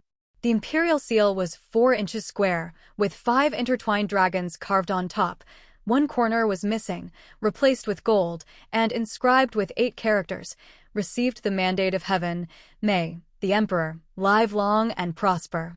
Sun Jian was so shocked he didn't know where to place his hands. His body trembled with excitement. Qing Pu, seeing the item in Sun Jian's hand, was initially surprised, but then overjoyed. Surviving such a disaster brings great fortune, my lord. With the heavens bestowing the imperial seal upon you, you will surely ascend the throne one day. Quickly hide this treasure, and let us return to Jiangdong to plan our grand enterprise. Qing Pu's eyes gleamed with malice as he glanced at the soldiers behind them. These are all my trusted men. They won't spread this news. Let's return to Jiangdong and plot our grand plans. Sun Jian looked at the 6 or 7 soldiers behind him, all his personal guards, and rejected Qing Pu's proposal. All right, Qing Pu thought for a moment, sighed, and abandoned his idea, though he kept a close watch on the men. On the other side, Liu Bei, Chen Xi, Guan Yu, Zhang Fei, and Zhao Yun went to pay respects at the imperial tombs, now in ruins. To those loyal to the Han dynasty, these tombs still held the spirits of the ancestors. Chen Xi calmly lit incense and offered prayers, then led Guan Yu, Zhang Fei, and Zhao Yun to another location. It's up to you. Save as many as you can, Chen Xi said, pointing to Kaiyang's house, engulfed in flames. Chen Xi had already explained on the way that Kaiyang's house held 4,000 volumes of books. Their task was to rescue as many as possible, without worrying about rare editions, just grab whatever was close. Our Alpha yes. Chen Xi had completely misjudged the situation. The surrounding flames were no match for the trio's abilities. What he had imagined as a firefighting operation turned out to be a joke compared to their methods. They simply suppressed the flames directly. The technique was simple: a slap here, a slap there, a slap to the left, a slap to the right, and finally an upward slap. No more air. Hey, second brother, what are you doing? Chen Xi watched Guan Yu stash another book into his robe, having already taken one. It's just the Guliang commentary. What's the big deal? Guan Yu replied calmly, showing no intention of giving it back. He then casually tucked a handwritten copy of the Zhua commentary by Kaiyang into his robe. You're collecting the spring and autumn annals. Chen Xi grumbled, organizing the scrolls. Not many were burnt, as the fire started after the Allied forces entered the city. About 90% of the 4,000 volumes were intact, though many were singed. Guan Yu glanced at Chen Xi, pulled out a book annotated by Kaiyang, and started reading on the spot. He had a keen interest in the spring and autumn annals. With this knowledge, he could debate with great scholars. The reason was simple: his family had only one book. Anyone who spends over an hour a day studying the same book without interruption for 20 years would astonish others when discussing it. Are we going to return these books to Kaizhanglong? Zhao Yun carefully tucked the selected books into the pocket on the belly of his horse, holding a hand-copied history of the Han and feeling a bit uneasy. Zhang Fei stuffed scrolls and paintings into the pockets on his and Guan Yu's horses with a bandit-like expression. Stop joking. If you don't say anything and I don't say anything, who will know? With Luoyang gone in a fire, who would know the books are missing? Chen Xi rolled his eyes. All right, keep the books safe. Take what you like. These will be useful in the future to attract scholars. Isn't this a bit improper? Zhao Yun, feeling somewhat embarrassed about acting like a thief, tried to argue. However, his hands didn't slow down, and he gathered all the scrolls without leaving a single scrap behind. Stop being so wishy-washy, Zilong. If you feel bad, give me the book you hid in your robe. I saw you take a copy of the Waliazi. Zhang Fei continued sorting the scrolls, keeping what he found useful and placing the rest in the prepared carriage. All right, Ida. And Zilong, stop arguing. We took these books for a reason. You must remember whose residence this is, Chen Xi said, tossing a rolled-up history of the Han onto the cart. It's Kaizhanglong's residence. So what? If we don't take anything, we gain nothing. If we take them, at least we save something from the fire, Zhang Fei said nonchalantly. Sigh, that's not the point. Don't you think there are too many books? Chen Xi rolled his eyes. Now that you mention it. Zhao Yun's eyes sparkled. So, they're ill-gotten gains. All right, I'll consider this as robbing the rich to help the poor. Not exactly ill-gotten. These books are from the Han Dynasty's Eastern Palace. When Dongjua entered Luoyang, the aristocratic families feared the Xiliang warriors would act like Xiangyu, so they divided the 300,000 volumes from the Eastern Palace. Kai Zhenglong originally worked on compiling the national history there, so he took a lot, giving Wang Can, Wang Zhongshuan, 10,000 volumes, leaving this many here, Chen Xi explained with a shrug. So, reclaiming them is the most proper thing to do. 10,000 volumes? Guan Yu stuttered slightly. Yes, 10,000 volumes, Chen Xi said helplessly. Lord Xuanda, being a relative of the Han, reclaiming these Han treasures is justified. I'm still planning to retrieve those 10,000 volumes from Wang Can. Guan Yu, Zhang Fei, and Zhao Yun felt like cursing. They struggled to keep a single volume as a family heirloom, while Kai Yang had given away 10,000 volumes. Zituan, where is Wang Can? I'll go retrieve those 10,000 volumes. How can we let the Han treasures fall into others' hands? Guan Yu stood up with his green dragon crescent blade, looking righteously indignant. If I knew where he was, I wouldn't have brought you here. Chen Xi rolled his eyes. His family was a branch of the Chen family, and his father had been affluent. Even so, their library had only a few hundred volumes. A collection of 10,000 volumes would establish them as a scholarly family, leaving others speechless. In this era, aristocratic families monopolized knowledge. Books, as the carriers of knowledge, were possessed only by these families. A common household with a book or two would consider them heirlooms to be passed down. This was why great scholars garnered immense respect. They were willing to share their knowledge rather than hoard it. Though they only took on a few disciples and many auditors, they did indeed pass on their knowledge, changing destinies. Seeing the red-eyed, furious trio, Chen Xi could only slowly soothe them. 300,000 volumes, representing nearly all the Han Dynasty's collections save those destroyed by Wang Mang, ended up in the aristocrats' hands. What kind of situation was this? All right, I'll find a way to retrieve those books in the future, Chen Xi comforted, seeing their gritted teeth. Zituan, there's no need. For the aristocratic families, life is less important than their heritage. Land and family teachings are central to that heritage. The books they took won't be returned. Zhao Yun shook his head, indicating Chen Xi didn't need to console them. Yes. These here are an exception, Chen Xi said, waving a scroll. It's relatively simple. You'll see later, they will return the books as long as they aren't foolish. Let's gather and meet with Lord Xuanda. The alliance against Dongjua is ending, and we need to collect our assets. When Chen Xi returned with Guan Yu, Zhang Fei, and Zhao Yun, they found Hua Xiong sitting cross-legged in the tent. Seeing Chen Xi enter, he stiffly stood up. Zituan, has the Chancellor left? He has. We're planning to pursue him, Chen Xi said, looking at the sullen Hua Xiong. Do you want to join? You might face Lu Bu. I don't want to. As we discussed, I'll switch my allegiance to Lord Xuanda.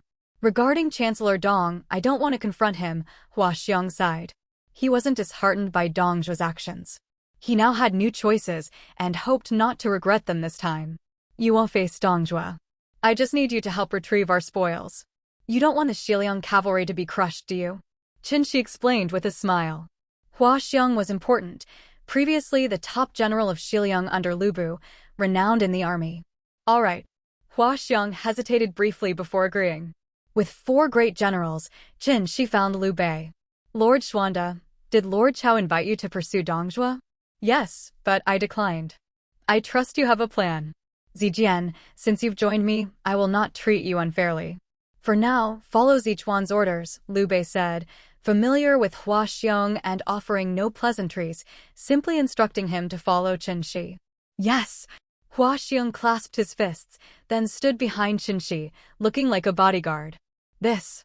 Chen Xi wanted to refuse, but, recalling his earlier actions, realized Liu Bei thought he wanted to leave.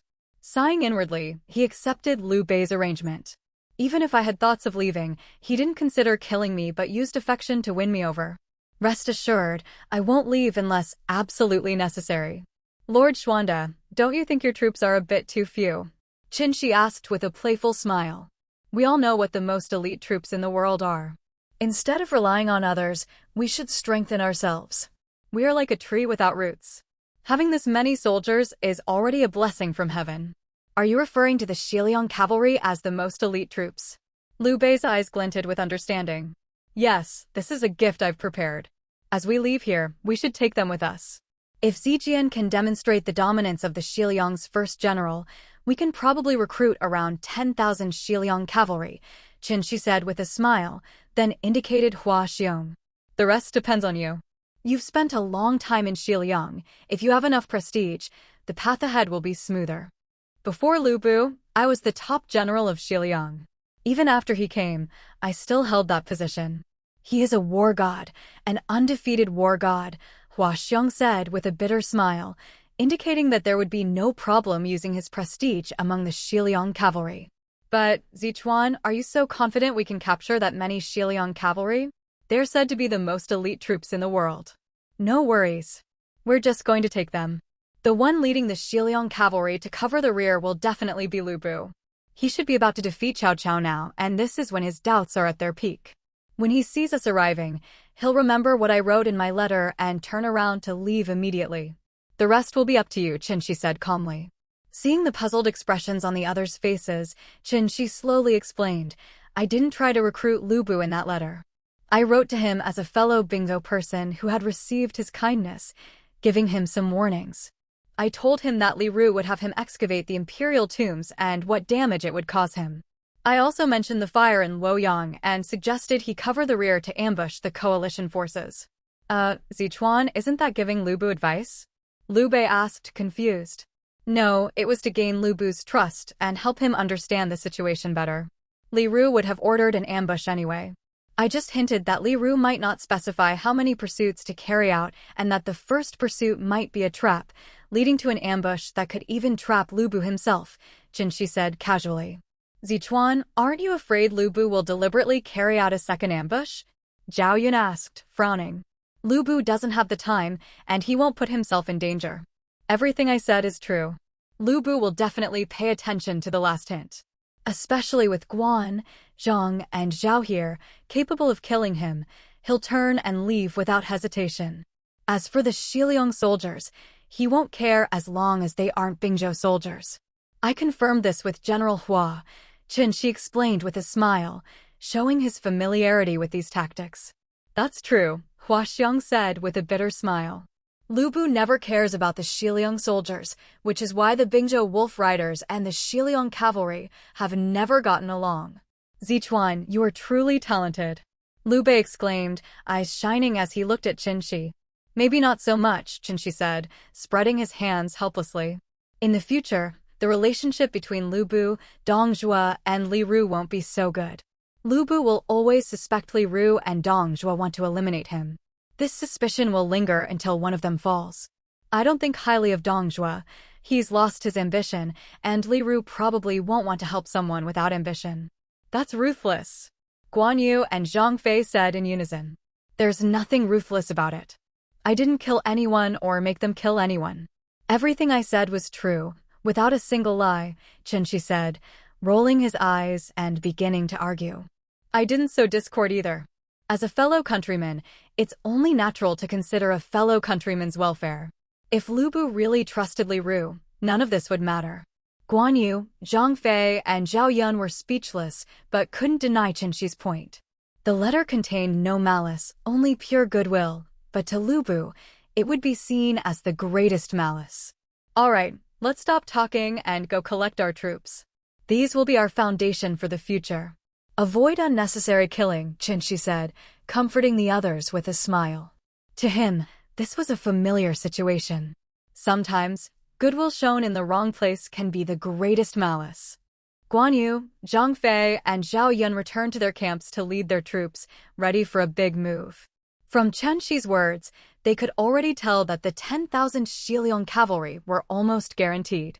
Chen Xi didn't intend to command the troops himself, so the four of them would likely divide the soldiers among themselves. Though the majority would go to Liu Bei, each of them would get at least 1,000. No epsilon. Lord Xuanda, can you tell me your ambition? Chen Xi asked seriously, after sending Hua Xiong aside, though a smile played at the corners of his mouth. He didn't care what Liu Bei's answer was. He needed a reliable leader, not necessarily one with grand ambitions or ruthless tactics. Chen Xi sought stability. In this chaotic era, any ambition required self-preservation to be achievable. Whether it was restoring the Han Dynasty, revitalizing China, or re-establishing a martial spirit, these goals could only be realized if he stayed alive. With 1,800 years of accumulated knowledge and vision, Chen Xi knew his intelligence might not match the great ministers of this era, but his insights and knowledge would outstrip theirs by far. Simply put, Chen Xi knew which policies to implement at this time for optimal benefits and their long-term disadvantages. He didn't even need to fill in the gaps. He understood the impacts several hundred years later and could suggest appropriate changes.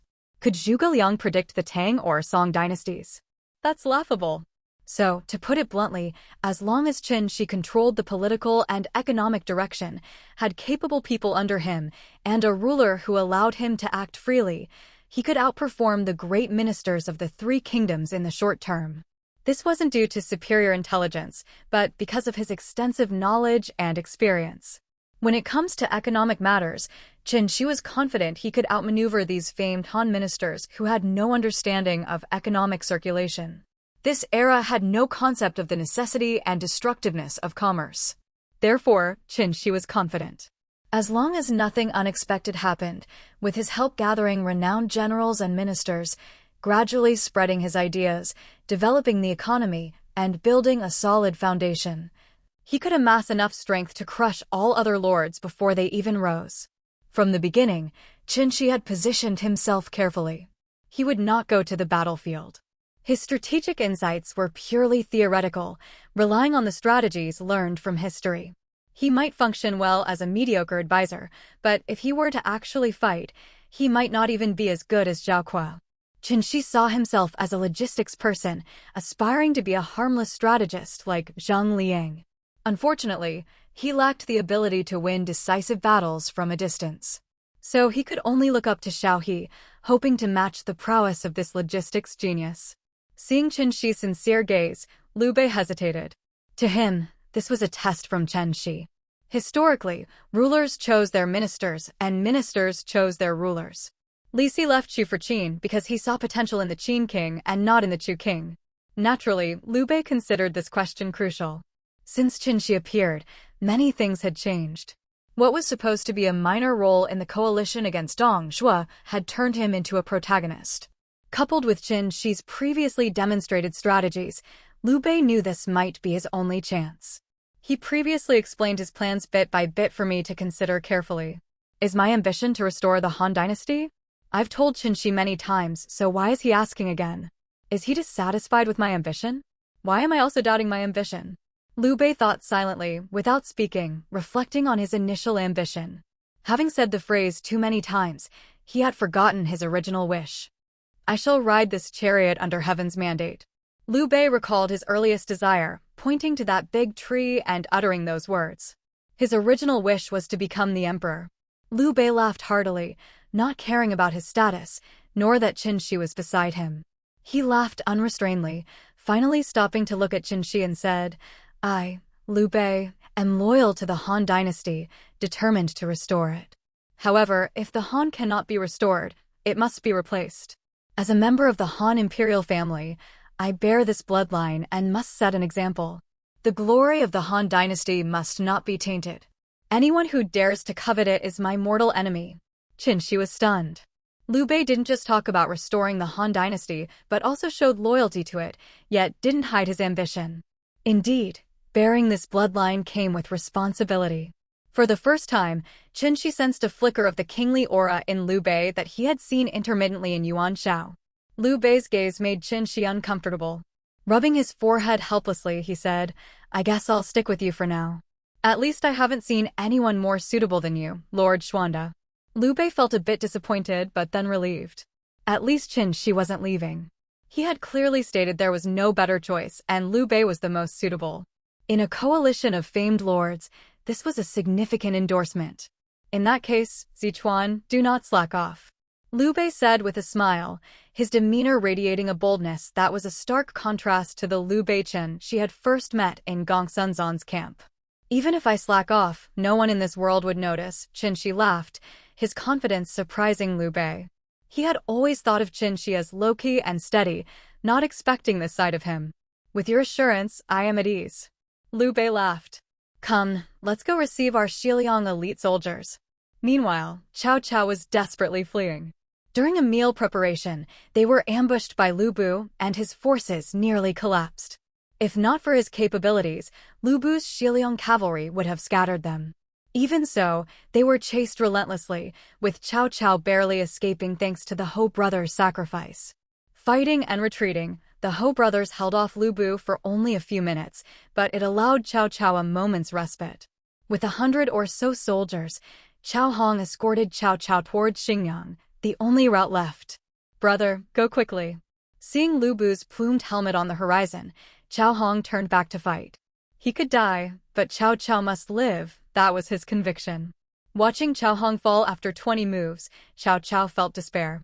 It seemed his end had come before achieving his goal. However, Lu Bu was preoccupied with a letter's warning.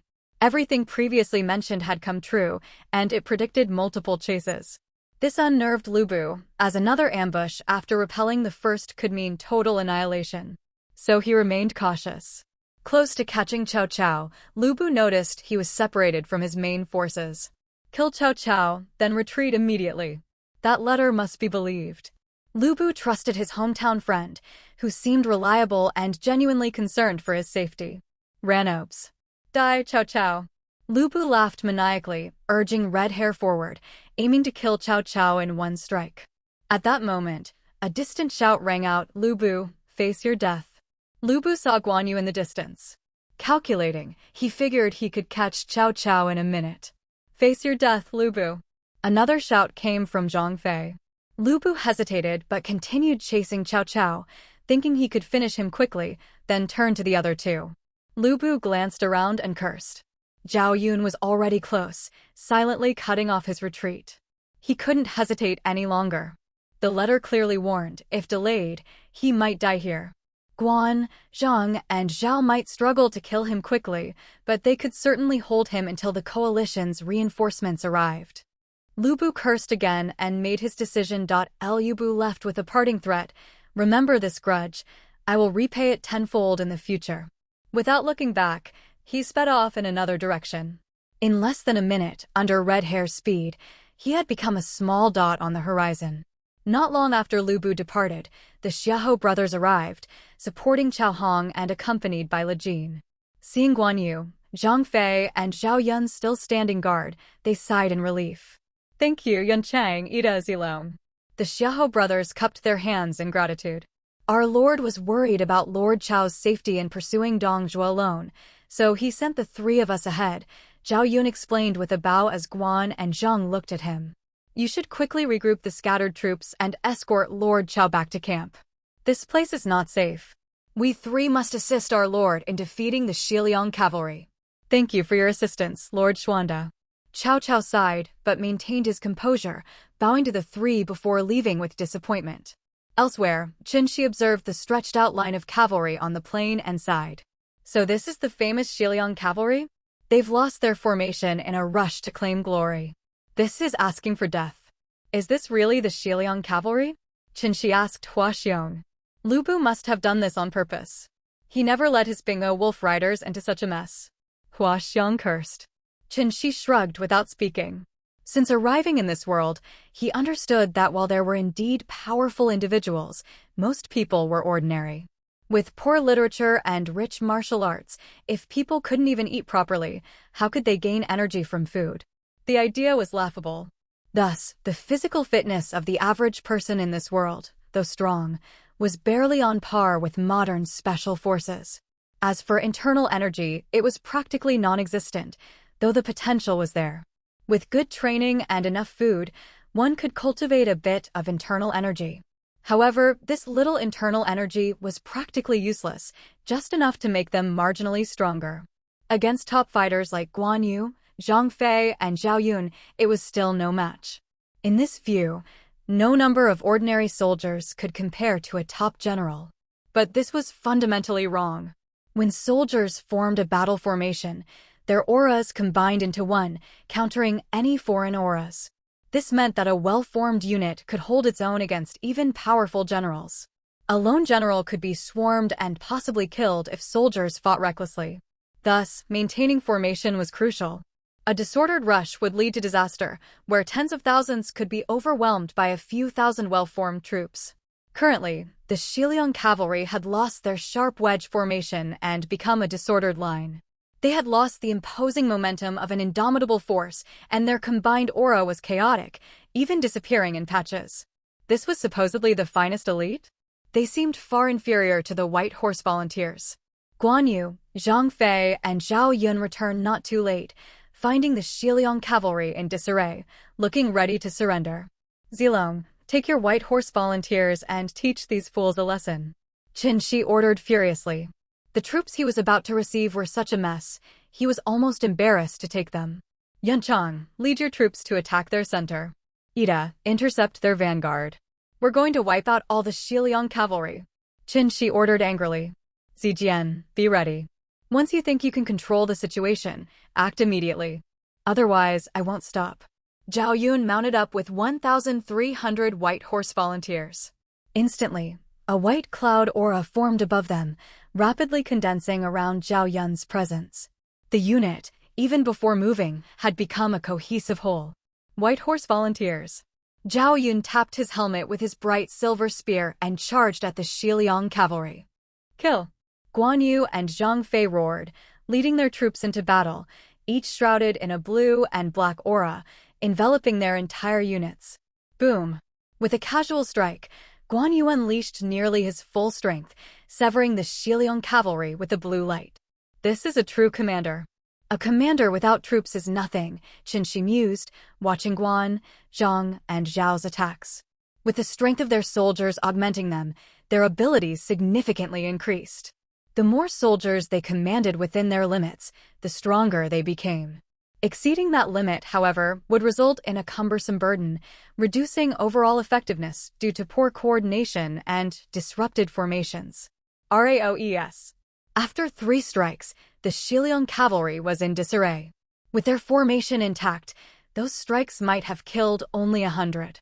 But now, scattered and without shared aura to mitigate damage, the strikes, though not targeting dense areas, killed over 300. Everyone stop. Hua Xiong rode his yellow-maned horse forward and shouted, I am Hua Xiong. If you know what's good for you, drop your weapons. Look at you idiots. Without me, what have you become? Lost your formation and seeking death? Surrender, all of you. Hua Xiong's shouting soon turned into dialect as he ranted. Seeing familiar faces, he couldn't help but berate them in local slang. The Xiliang cavalry collectively surrendered, their leader gone and completely stunned. With Hua Xiong, their former top commander, calling for surrender, they complied, preferring life over defiance.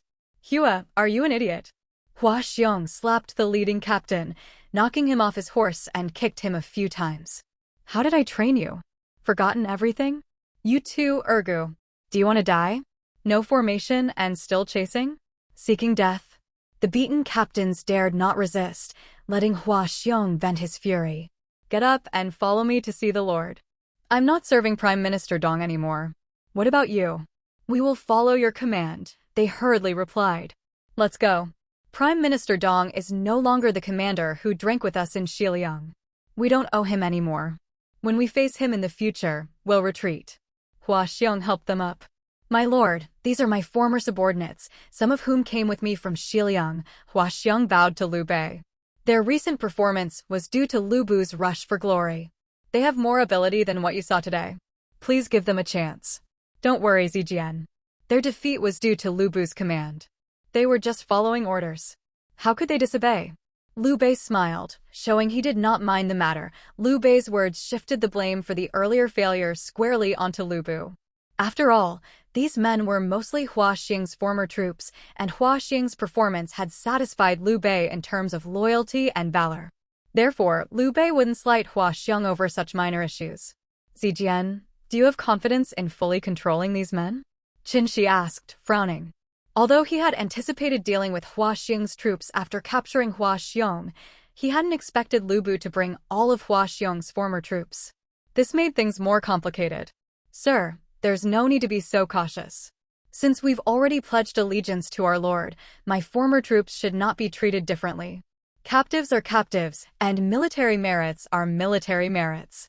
They should not be given special treatment just because they were once my troops, Hua Xiong said solemnly, displaying his rigid adherence to military law and principles. Chen Xi and Liu Bei exchanged glances, and seeing Liu Bei's nod, Chen Xi turned to Hua Xiong. Select your former troops and reorganize them under your command. I believe your previous coordination with them will allow them to regain their combat effectiveness quickly. As for the rest, leave them to Lord Xuanda. However, if your troops do not perform to standard, don't blame me for disbanding your unit. Understood. Hua Xiong replied loudly, though his voice betrayed a hint of joy. Military law is military law, and personal feelings are personal feelings. While Hua Xiong could prioritize military law over personal feelings, it was certainly better to consider both. After all, Chinese society had always valued personal relationships. Hua Xiong quickly selected his former troops. These men clearly had no trouble following Hua Xiong's commands. Under Hua Xiong's leadership, the reorganized unit soon formed a solid and cohesive cloud of red energy, like a fiery sunset. Similar to Guan, Zhang, and Zhao's formations, this fiery cloud centered around Hua Xiong and covered his troops. It even appeared more imposing than the formations of the others, indicating that Hua Xiong was indeed a capable cavalry commander. After Hua Xiong selected 4,000 men, Guan Yu and Zhang Fei could hardly contain their excitement. They had initially thought the Shiliang cavalry were a disgrace, but now, under Hua Xiong's command, they showed their true elite nature. Seeing Guan Yu and Zhang Fei happily leading 1,500 cavalry each on the plain, Chen Xi didn't know what expression to make. Second brother, you're too easily pleased. It's just 1,500 cavalry. You don't know how good things will get. Well, Chen Xi didn't bother to stop them. He knew that, during the chaos caused by Dong Zhuo, only Dong Zhuo, Gong Sunzan, and Ma Teng had significant cavalry forces. Even then, Ma Teng's cavalry came from the Shiliang region, which was also Dong Zhuo's domain. In summary, cavalry units were rare. Later on, even during key battles like Guandu or after the Battle of Red Cliffs, cavalry remained scarce. Both Yuan Shao and Cao Cao knew that horses were strategic resources not to be overly traded. Thus, despite the large number of wild horses on the grasslands, the number of cavalry was limited. Lord Xuanda, inform Generals Guan and Zhang that we need to return to camp. We must observe the other lords' reactions before we follow our own path. If Li Ru uses Luoyang as bait, leaving behind other temptations to divide the lords is only natural. Let's see if those temptations are enticing enough, Chen Xi said, watching as Guan and Zhang gradually organized their formations before turning to Liu Bei. Zichuan, is Li Ru really as terrifying as you say? Liu Bei asked, puzzled by Chen Xi's words. When dealing with this man, never take chances. Otherwise, a promising situation could be turned into chaos by him. It's a pity he chose the wrong master.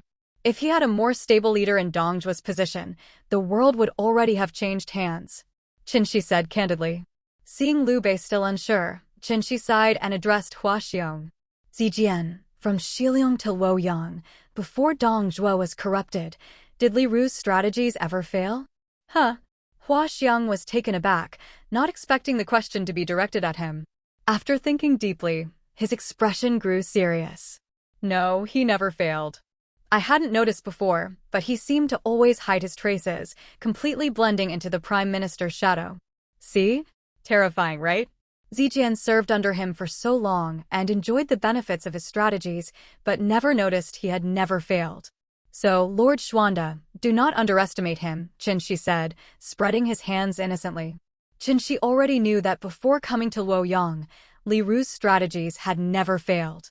It wasn't just because Dong Zhuo could discern right from wrong, but also because Li Ru was incredibly competent. Moreover, there were no true strategists opposing Li Ru at that time, only minor players. Liu Bei sighed. There are indeed many talented people in this world. Even Emir Dong Zhuo has Lu Bu and Li Ru serving him. He then looked at Chen Xi, whose innocent expression made him feel better. Looking at his 4 great generals, his mood lightened further. Lu Bu fell to my second and third brothers and Zilong, and Li Ru was outsmarted by Chen Xi. They will inevitably break with Lu Bu. I have better scholars and stronger generals than Dong Zhuo. One day, I will surely replace him. Liu Bei thought to himself. Liu Bei led Chen Xi and the others back, looking satisfied, only to encounter a furious Cao Cao. Lord Cao, how are you?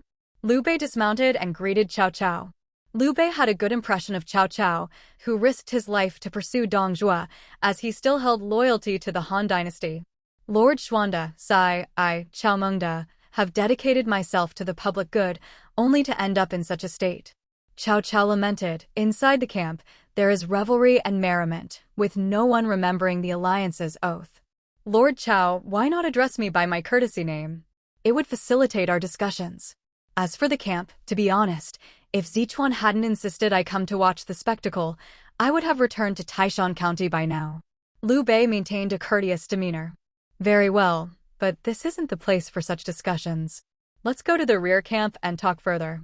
Cao Cao, wearing a bitter smile, suggested. Earlier, due to his failed solo pursuit of Dong Zhuo, he suffered losses and was ridiculed upon his return, leading him to leave in a huff. Meeting Liu Bei calmed him, making him curious to see the spectacle Liu Bei mentioned. Chen Xi sat silently behind Liu Bei, half listening to the conversation between Cao Cao and Liu Bei. The two men seemed to find a kindred spirit in each other, talking as if they had known each other for years and were on the verge of becoming sworn brothers. Despite not yet being the warlords they would become, they shared many common ideals, which would persist even when they became rivals. I didn't expect Lord Xuanda to have such capable people under him, able to gather the Xiliang cavalry brought by Lu Bu.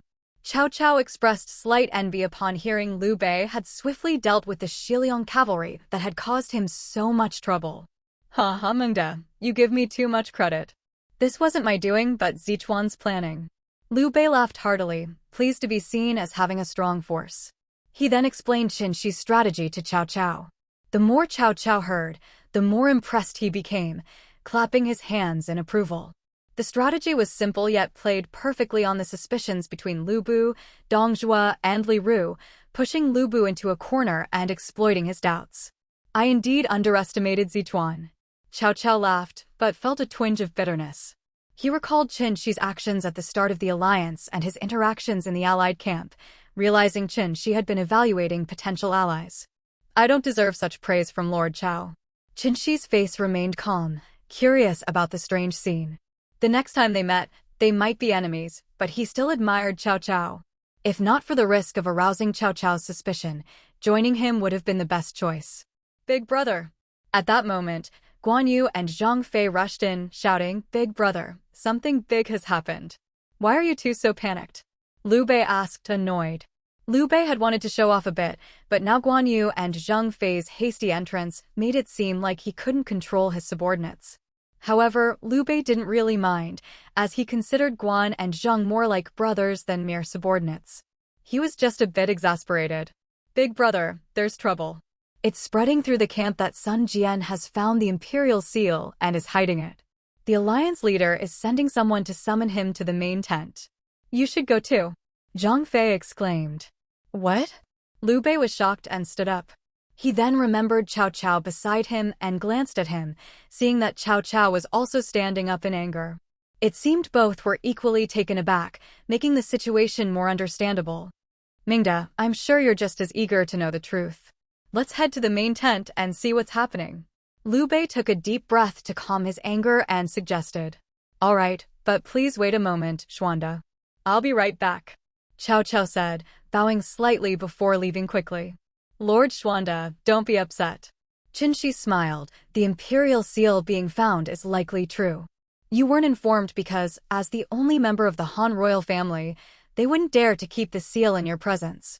Hey, how can you still smile? What are they thinking? Hiding the imperial seal. Do they not respect the Han dynasty or the emperor? Liu Bei fumed. The imperial seal is a national treasure. It must be handed over to the state and returned to the emperor. Return it to the emperor? The emperor is still under Dong Zhuo's control. Even if it were handed back, it wouldn't reach the emperor. Lord Xuanda, calm down. The seal is just Li Ru's second bait. If Luoyang is to fulfill the previous alliance's promise and stop the alliance from advancing, the seal is meant to divide us, forcing us to fight each other and tear down the facade of the Han dynasty. Chen Xi explained, seeing Liu Bei struggling to accept the situation. Liu Bei sat down stiffly, as if frozen. After a long time, he turned to Chen Xi and asked, Zichuan, is there any chance I can obtain the seal? I mean, can I keep it safe until we rescue the emperor? Impossible, at least not now. Chen Xi shook his head. Sun Jian will never hand it over, and he might lose his life because of it. The seal is just bait, a seemingly sweet trap. Li Ru sees further than anyone in the main camp because he knows the seal is just a symbol. If he can sweep through the Eastern Lords like Qin Shi Huang did, the seal will be like the jade by in Duke Xian's hand, destined to return eventually. If someone else sweeps through, they will take it. It's better to discard it now and extract every bit of value. Even if the seal is destroyed, someone will present a new jade by, and the seal will be remade. Chen Xi explained, seeing Liu Bei still struggling. He couldn't understand why a piece of stone was worth such a fight. Is the seal really that important? Chen Xi didn't think so. At most, he felt it was a shame to carve such a beautiful jade into a seal. A fine jade should be preserved, not wasted on a seal. Did Qin Shi Huang really need a seal to prove his achievements and status? What a joke. After conquering the 6 states and proclaiming himself the first emperor, did he need a seal for validation? He could use a brick, and everyone would have to acknowledge it. If holding the seal meant ruling the world, Dong Zhuo wouldn't have needed to struggle so much. Similarly, the Qin second emperor held the seal but was overthrown by Zhao Gao. The seal doesn't represent the world, it's just a symbol. Once your status no longer needs any prefix, the seal becomes irrelevant. You can always make a new one. Why chase after an illusion so desperately? Chen Xi was perplexed. Liu Bei remained silent, while Guan Yu and Zhang Fei said nothing either. When they first heard about the imperial seal, they immediately came to inform Liu Bei, hoping he could secure it. But now Chen Xi claimed the seal was just bait. If not for the series of strategies that had already earned their respect, Guan and Zhang might have slapped him by now. Liu Bei took a deep breath, his eyes slightly red, and said to Chen Xi, I placed too much importance on the seal. As you said, it's just a symbol. Li Ru is truly terrifying. Liu Bei felt a pang in his heart, realizing the fearsome cunning of Li Ru. Even after being warned that the seal was bait, he still wanted to seize it. How much more for others who believed Sun Jian had accidentally found and inadvertently revealed it? Let's go and take a look. Remember, Lord Xuanda, not to touch it regardless of what happens.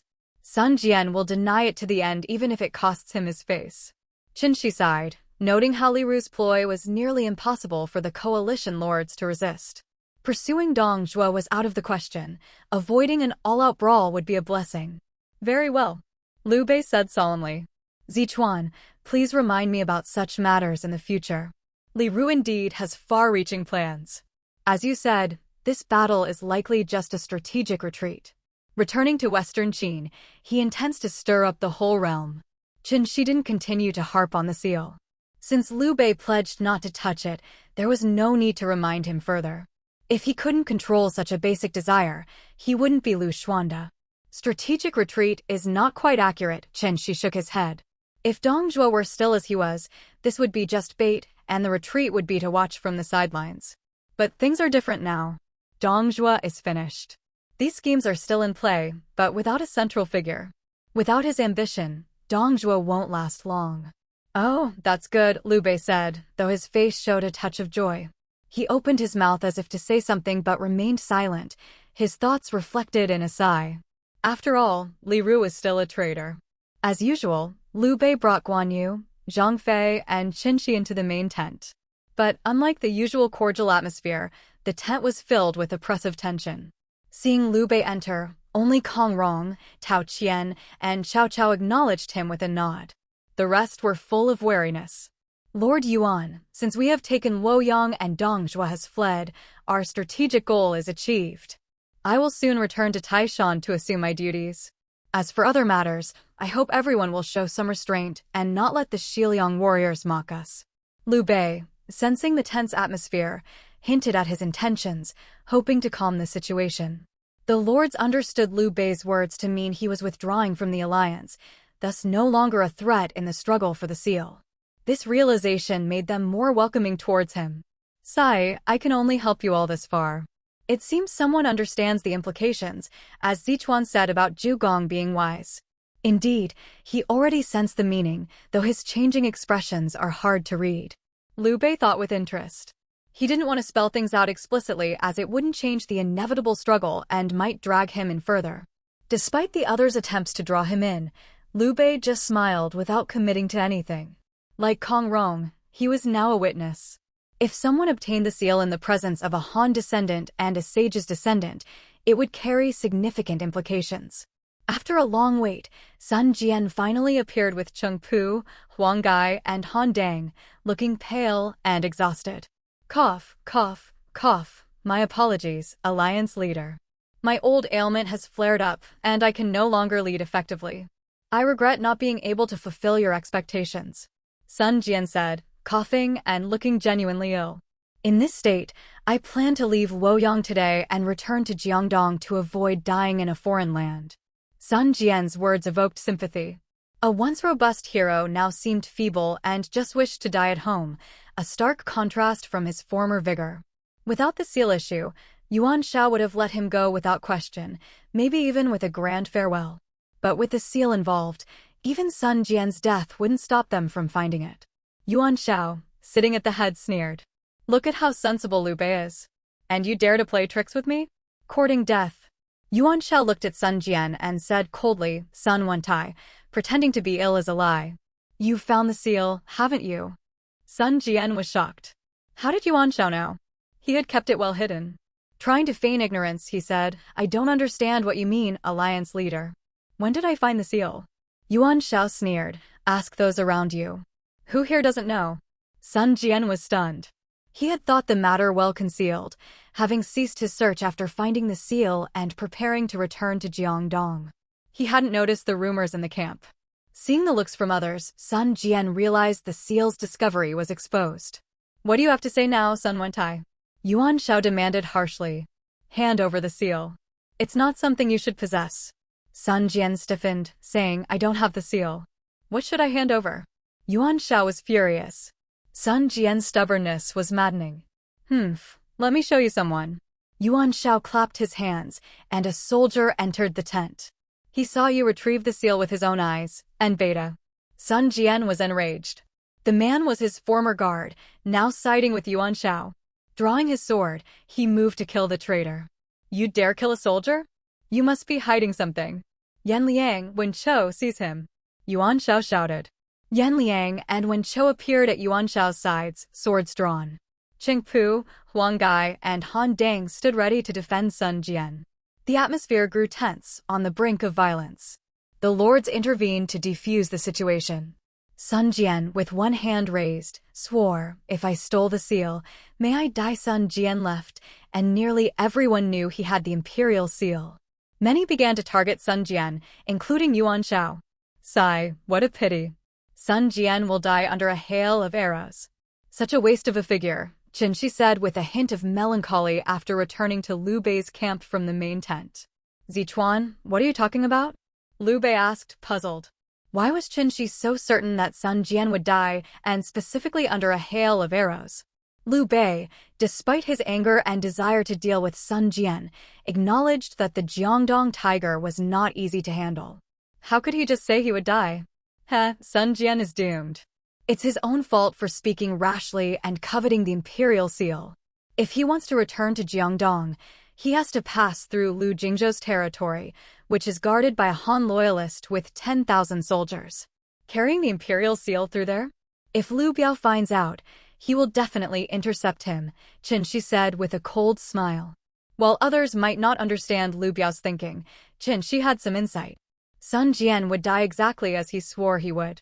Liu Biao, as a loyal Han clan member, would not leave his territory, but would ensure that Sun Jian died according to his oath to uphold the dignity of the Han dynasty. If Sun Jian swore he would die under a hail of arrows if he took the seal, then Liu Biao would make it so. That's true, but the Jiangdong tiger is not so easily killed. With his soldiers and generals, even if Lu Jingzhou intercepts, it might not be easy to take him down. Liu Bei shook his head, doubting Chen Xi's certainty. He believed Sun Jian might suffer losses but not be killed, given his stature as a general. If Lu Jingzhou knows, he will be prepared. As for Sun Jian's bravery, it pales compared to someone like Lu Bu, especially if the attack is a surprise. I don't think Sun Jian has any chance of survival. Even if it were Guan Yu, Zhang Fei, and Zhao Yun instead of Cheng Pu, Huang Gai, and Han Dang, they wouldn't fare much better, Chen Xi shrugged. Basically, Sun Jian is as good as dead. We just need to wait for the news. Even if Lu Biao has a general like Lu Bu, they wouldn't stoop to such tactics. Think of Lu Bu's character. He maintains a warrior's pride despite everything. Liu Bei shook his head. Haha, we'll see soon enough. Let's hurry back to Taishan and leave this place of strife. Chen Xi laughed, but did not argue further. Sun Jian was doomed, regardless of how he fled. Liu Biao would never allow anyone to take the seal. This was why Liu Biao later opposed Yuan Shu even when he couldn't send troops. Being a member of the Han royal family meant being the best candidate for the throne if the emperor fell. Those vying for the seal were essentially encroaching on their assets. Hence, they had strong reasons to fight other lords, and were often the first to be pushed out by other warlords. Liu Bei left with a good reason to assume his duties in Taishan. Liu Bei hadn't done anything to offend the coalition and had often mediated disputes with Kong Rong. Therefore, when he left, Kong Rong and Tao Qian saw him off, and the other lords who couldn't attend ensured he had enough provisions for a round trip to Taishan. Big brother, I've never seen us with so many supplies. The coalition is quite generous to us. Zhang Fei exclaimed, excitedly running around the supply convoy before running to Liu Bei. Indeed, we usually have just enough supplies. This time we have enough for 2 months for 20,000 men. If we are frugal, it could last us half a year, especially if they are infantry, Liu Bei said cheerfully, clearly pleased. Although cavalry eat more, having cavalry is still better, Guan Yu added. Whether the coalition is good or not, I don't know. But these supplies are far from enough. 3 months' worth is decent, but in Taishan, we'll need to borrow food for the first year at least, Chen Xi said helplessly. With 50,000 refugees and Taishan bandits, we need to suppress the bandits while managing the region. Suppressing bandits isn't an issue. Any of you can handle it. But governing. Chen Xi looked helplessly at Liu Bei. Xuanda, do you know how to quickly raise funds? Liu Bei smiled bitterly, avoiding the topic. Ever since Chen Xi started emphasizing Taishan's dire need for funds, Liu Bei had been troubled. He realized everything needed money. Governing Taishan would cost a fortune. This is indeed troublesome. Xuanda, do you have any merchant friends? Chen Xi asked bluntly. This question was a bit rude since commerce was considered a lowly occupation despite its wealth, with low social status. Before defeating the Yellow Turbans in Yuzhou, we were helped by Su Shuang and Zhang Shiping, who provided us with horses and weapons. They're horse merchants from Zhongshan. If you need, I can write to them for assistance, Liu Bei said without shame. He came from a humble background and didn't disdain commerce. Writing to Su Shuang and Zhang Shiping was a favor to them now, given his current status. Yes. Since they helped you, it's fitting to ask for their help. But I'm concerned they might not be able to handle it. Write down what I say and send it to them. They'll bring the people and materials we need, Chen Xi said with a smile. Since time was short, they needed to act quickly, ideally securing funds and resources by the time they reached Taishan. Zichuan, can we really produce salt this way? Liu Bei asked in surprise. As an essential good, the profits from salt were enormous. Just drying it. I think you use lotus seeds to check saturation. Wait, I forgot. They can figure it out themselves. Write down 7 pits, each 10 centimeters deep. All right, make it 3 inches. They'll adjust as needed, Chen Xi said, frowning as he wrote. Then the refining process. I remember that. Write it down. This method works for both well salt and rock salt, Chen Xi mumbled. Done. Xuanda, have someone send this. It's genuine, though there might be some errors. They can adjust, Chen Xi said, handing the document to Liu Bei. His mind was full of such money-making ideas, but they needed craftsmen to perfect them. Coming from another time and space, Chen Xi naturally knew what industries in this era could quickly accumulate wealth. However, these industries required sufficient military strength to sustain, otherwise, it would be akin to inviting trouble. Papermaking, in this book-hungry era, was equivalent to printing money. The same applied to printing technology, glass, and lime. These basic inventions were foolproof ways to make money. Don't be deceived by the poverty-stricken appearance of common folk in the late Eastern Han Dynasty. there was still money to be made. The accumulated wealth of aristocratic families over hundreds of years could be enough to establish a powerful lord. Consider that Cao Song's wealth from just one generation was enough for Cao Cao to start an army. The accumulated wealth of ancient aristocratic families was beyond comprehension. Moreover, resources were scarce during this time, and Chen Xi had various methods to extract money from these aristocratic families. Despite some bad apples, many individuals in these families had commendable virtues, particularly in terms of integrity and loyalty, which Chen Xi greatly admired. This was why Chen Xi confidently wrote down the method for producing salt and entrusted it to a soldier to deliver to Su Shuang and Zhang Shiping. Despite potential errors, the era's emphasis on integrity meant they would likely perfect the method and offer it back to Liu Bei without exploiting Chen Xi's technology. Chen Xi believed that despite the poorer diet of this era, many aspects were superior to the materialistic world he came from. However, he was troubled by the lack of flavorful spices. In conclusion, there were numerous technologies capable of generating wealth in this era. Even if he couldn't develop them himself, Chen Xi could guide craftsmen to the right direction. The era's positive aspect was that craftsmen, compared to scholars, were at his beck and call, especially with the promise of official recognition. What seemed like a hopeless pit for Liu Bei in Taishan County, Chen Xi saw as a golden opportunity. Even if it was a hopeless pit, Chen Xi believed his wealth-generating plans could turn things around. 50,000 people, no matter how the money was spent, they would recoup it. The only regret was that Taishan County wasn't coastal, which would have made generating wealth easier. Regarding Taishan County being part of Yanzhou, Chen Xi didn't care. And being back-to-back with Cao Cao was no issue. Cao Cao would focus on consolidating Yanzhou first and wouldn't provoke Liu Bei without sufficient strength. Given the current situation, Liu Bei seemed stronger than Cao Cao. Therefore, Liu Bei not attacking Cao Cao was already a courtesy. If Cao Cao dared to think otherwise, it would be suicidal. Chen Xi speculated that once Cao Cao secured Shiji's talent, his strategy would likely be to consolidate most of Yanzhou, quietly swallow Sili, and seize the opportunity to take Yuzhou from Yuanshu. As for the yellow turbans in Qizhou, Cao Cao would be tempted but unable to act, knowing that swallowing it whole would lead to death. The yellow turbans in Qizhou were a massive trap, even if there was a great reward hidden within. No warlord of this period could handle the burden.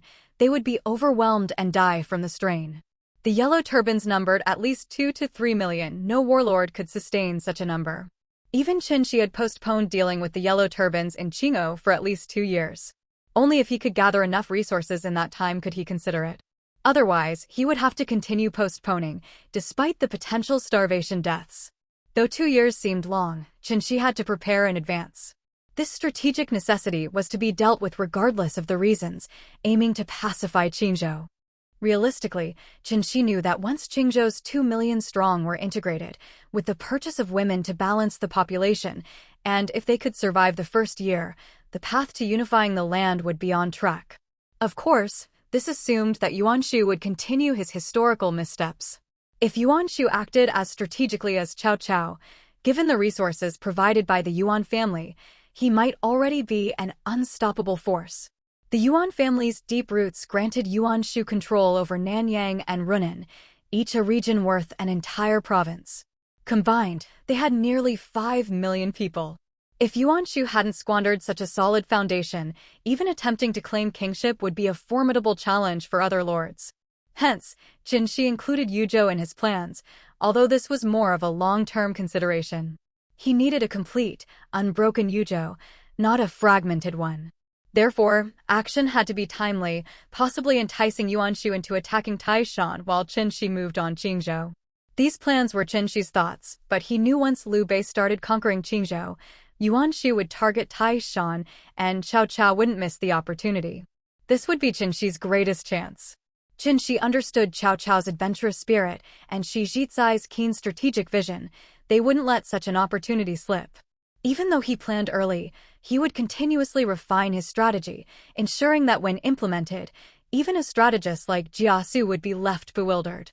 As Chen Xi rode his horse, pondering his future strategies, he didn't realize how his actions in the coming years would shock the warlords.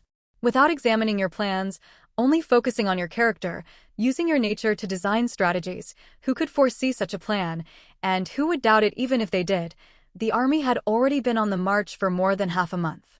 If not for the infantry slowing them down, they would have already reached Taishan by now. Along the way, Chen Xi had indulged in all sorts of daydreams and was now left with nothing but boredom. Lord Xuanda, we're only at Qinlu. At this rate, it will take another half-month to reach Taishan's county seat, Chen Xi said, sprawled lazily over his horse, completely disregarding his demeanor. After all, Liu Bei already knew of his laziness. Yes, it will take another 12 or 13 days to reach Bongao. Once there, I will appoint you as the county magistrate. I hope you won't refuse, Liu Bei said with a smile. He greatly admired Chen Xi's abilities. He had heard that those skilled in strategy were also adept in governance and vice versa. In Liu Bei's eyes, Chen Xi fell into this category. He believed that Chen Xi's political skills would match his strategic prowess and saw no need for further assessment. If you hadn't mentioned it, I would have sought the position myself. After all, compared to military strategy and planning, I am more confident in generating revenue and making the people prosperous, Chen Xi said without hesitation. He wasn't one to engage in the act of polite refusal only to accept later with false humility. Chen Xi, are you better at governance? Liu Bei was taken aback, then overjoyed. In his view, Chen Xi was the type to hit the mark with every statement. If he said his governance skills were superior to his strategic skills, it was no joke. At the very least, it wouldn't be worse than his strategic prowess, which Liu Bei had witnessed firsthand and found terrifying. More or less. At least I have more confidence in governance than in strategy and military tactics, Chen Xi sighed. His strategic planning relied heavily on historical inertia and piecing together character traits. In reality, he had never engaged in such matters before, except in books. Governance, on the other hand, involved making the populace prosperous, a field in which he had some concrete ideas, unlike the armchair strategies he had devised. That is very good, Liu Bei said, not elaborating further. However, his joyous expression revealed his good mood. Lord Xuanda, let's head to Yingchuan. With your current reputation, you might be able to recruit one or two of the talents I previously mentioned, Chen Xi suggested after a period of silence, once again envisioning his dream team. Regardless of the likelihood, chasing dreams was always worthwhile. Yingchuan. Liu Bei looked at Chen Xi, then back at the long marching column, feeling a surge of heroism. Let's detour through Yuzhou.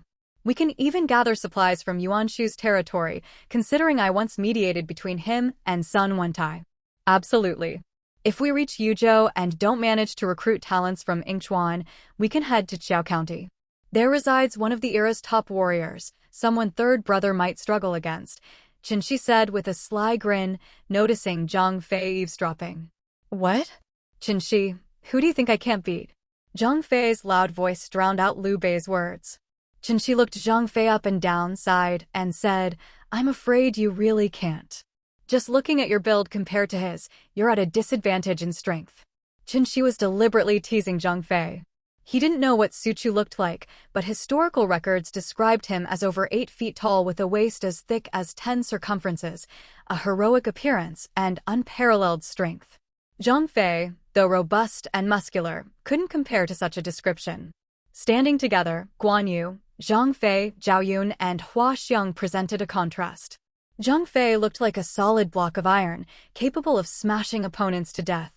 Guan Yu resembled a mighty blade, powerful and forceful.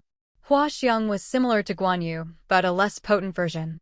Zhao Yun, on the other hand, if he kept silent, could easily be mistaken for a scholar. Tell me where he is and what he's called. I, Zhang Fei, will make him understand that strength and build are not synonymous, Zhang Fei said, baring his teeth in a fierce grin after demonstrating his strength with a punch that created a loud pop in the air. You'll meet him in a few days when we pass through Qiao County. He'll teach you what real strength is, Chen Xi said casually, turning away. He noticed Guan Yu polishing his green dragon crescent blade with a silk cloth, Zhao Yun cleaning his spear, and Hua Xiang breathing on his saber. Were they all planning to spar? In fact, there's another great warrior here in Qinlu. Among us, probably only Brother Yun could leave unscathed in a one-on-one fight. Unfortunately, he's nowhere to be found now, Chen Xi said wistfully, hoping Dian Wei would appear out of nowhere, perhaps wrestling a tiger or something. Guan Yu became even more imposing, aware that he and Zhang Fei had been improving constantly. Zhao Yun remained his usual self, seemingly weak but explosively strong when he made a move. Nupsilines. Zhang Fei was still fixated on Su Chu, determined to pummel him at the first opportunity and prove his superior strength. Chen Xi, however, had long given up explaining. In pure strength, Zhang Fei might lose even his trousers to Su Chu. Su Chu's strength was overwhelming, enough to make anyone fighting him feel sickened, except for Lu Bu, Zhao Yun, and Dian Wei. Lu Bu was a perfect blend of skill, strength, and speed. Zhao Yun combined speed and skill flawlessly. Dian Wei embodied extreme strength and speed. These three could counter Su Chu's abnormal strength. Dian Wei, in particular, might be the only one who could match Su Chu in brute strength, making Su Chu feel what it's like to face his own kind. While Su Chu relied on his strength to dominate others, his debut match against Dian Wei must have been a shock. Extreme strength could nullify many techniques, which explained why Su Chu rarely lost in single combat. However, his lack of speed often prevented him from outright victories. His massive build was a double-edged sword, granting immense power but hindering agility. The army was stationed outside the county seat of Yingchuan. To be honest, Liu Bei's arrival almost scared the county governor of Yangzhai, Qin Liang, to death. Although this was the seat of Yingchuan, having over 10,000 elite troops stationed outside the city would terrify anyone, especially in these chaotic times when the situation was unclear. Qin Liang immediately locked the city gates and mobilized all defensive forces within the city to guard against Liu Bei's potential attack. After all, the Han dynasty had not yet fallen, and moving troops without proper authorization was strictly prohibited. When Liu Bei presented the Grand General's military order from the base of the city walls, Qin Liang finally understood that it was a false alarm. He also realized that no matter how they traveled, Liu Bei would never reach Taishan through his territory. Nonetheless, no one would be foolish enough to quibble over such matters during these tumultuous times. Qin Liang had no intention of provoking this formidable regional governor, who clearly had both military and political power, a far cry from his own powerless position. Governor Qin, there's no need for such formalities. It is indeed inappropriate for me to pass through your territory, but I am compelled to visit this land of talent and virtue in Yingchuan to seek out worthy individuals. Liu Bei courteously greeted Qin Liang at the city gate, showing no arrogance and instead offering him a way out. Lord Xuanda is too modest. It is indeed necessary to balance civil administration with military might. Although Taishan County is plagued by bandits, your brave soldiers can certainly defeat them. However, you lack capable civil officials, while Yingchuan is renowned for its scholars.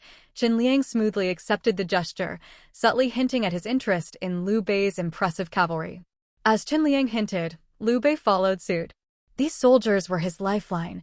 He didn't have enough to share, and there was no way he would let Qin Liang take any. Chen Xi couldn't understand what his clansman was thinking. Feasts were held to welcome and entertain Liu Bei's troops. Whether Qin Liang was befuddled or genuinely favored Liu Bei, the hospitality was impeccable.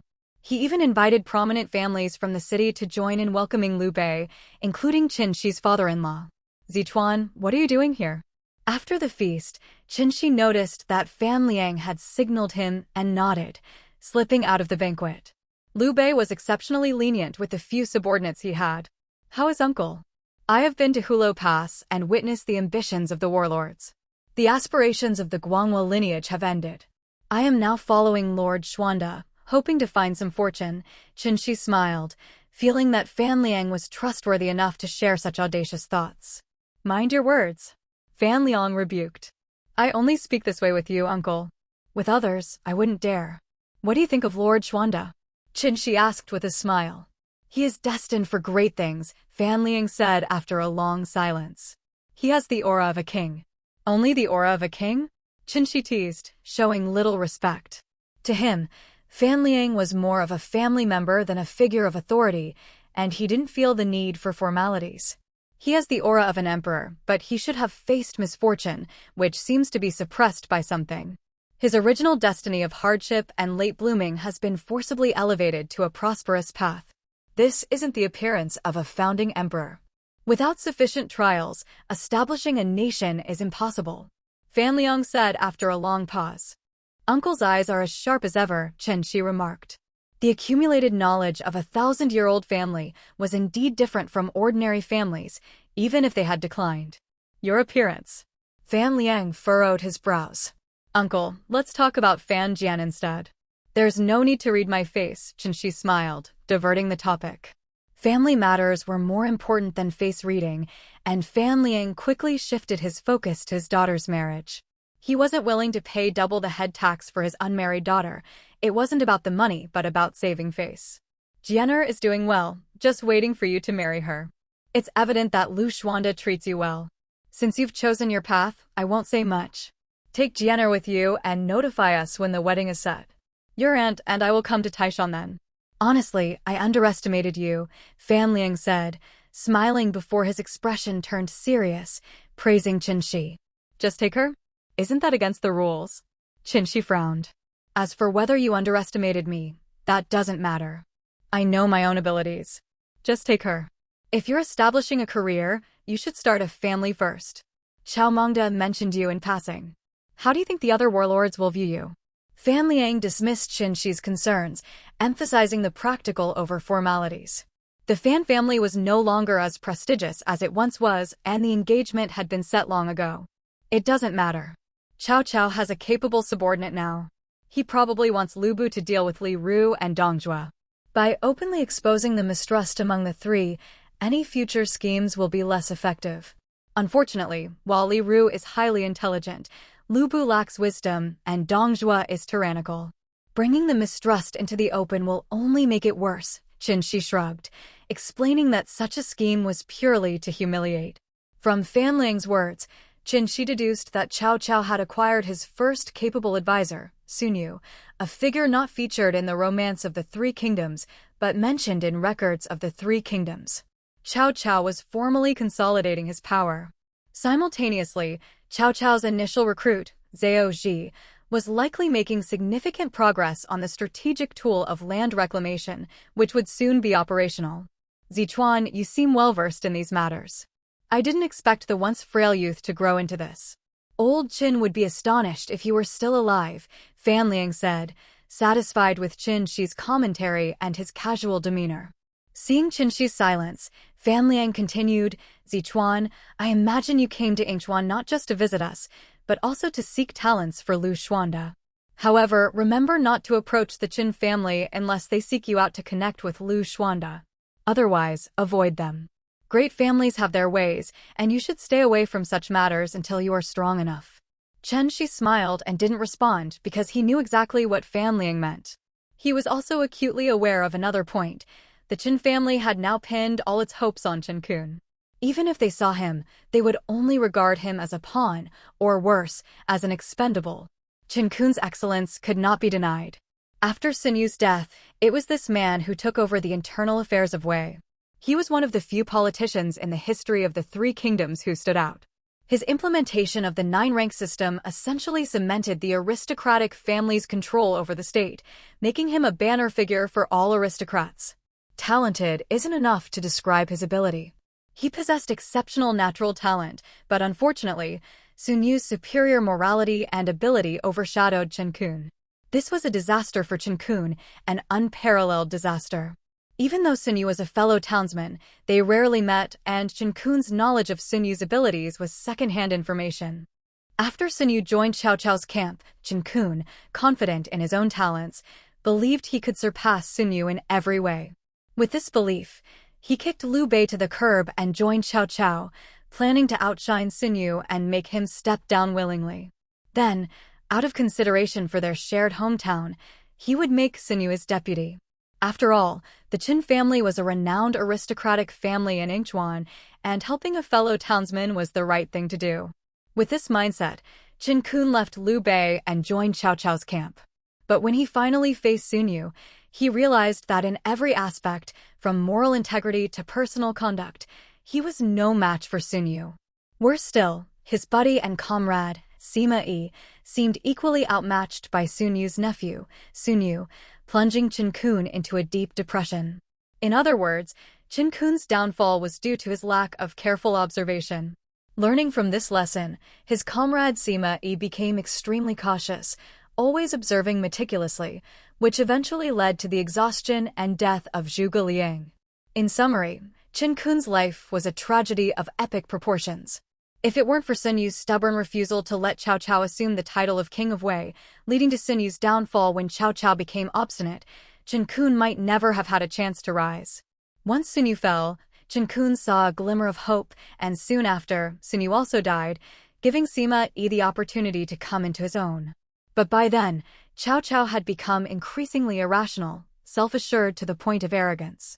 Chen Xi aimed to form a dream team, needing not only the best generals, but also the best advisors. Was Chen Kun the best? Clearly not, as Sun Yu was still alive. By the time Sun Yu passed away, Zhuge Liang would be in his prime. The dream team must always be composed of the best talents, and Chen Kun wasn't one of them. Unless absolutely necessary, Chen Xi wouldn't consider bringing him in as a substitute. These were just Chen Xi's thoughts.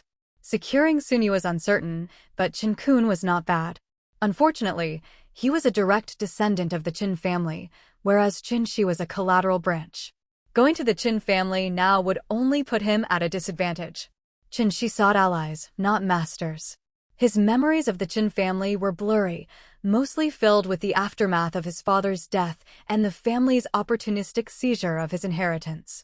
Merchants, though essential, still held a low status. Even if their actions were for the family's benefit, they wouldn't receive acknowledgement when they fell. Chen Xi held no grudges, only seeing the family's actions as opportunistic. The lack of ability to guard his inheritance was his shortcoming back then. Although he was grateful for the education provided by the Qin family, Chen Xi harbored little affection for them. He anticipated a day when the Qin family would seek him out, and until then, he wouldn't approach them. He believed that day wasn't far off.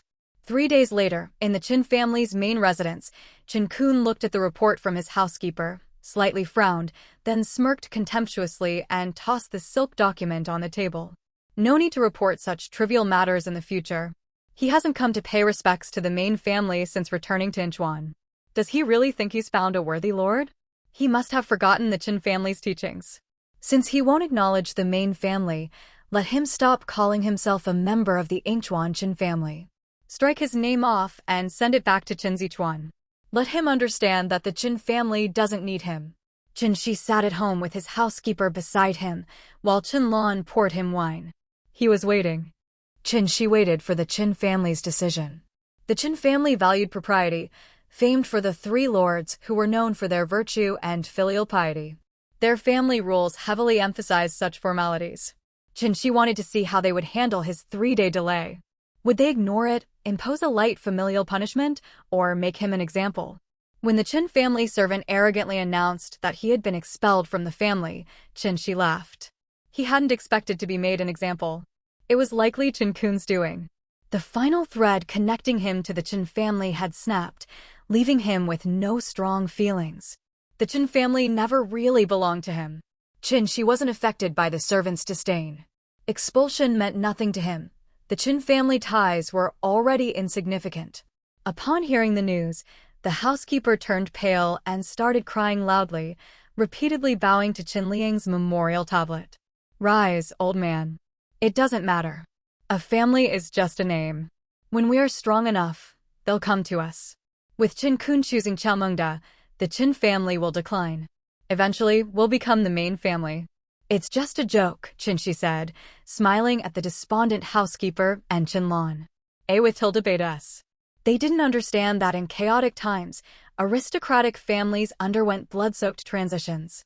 Every inheritance saw some members forced to take the wrong side.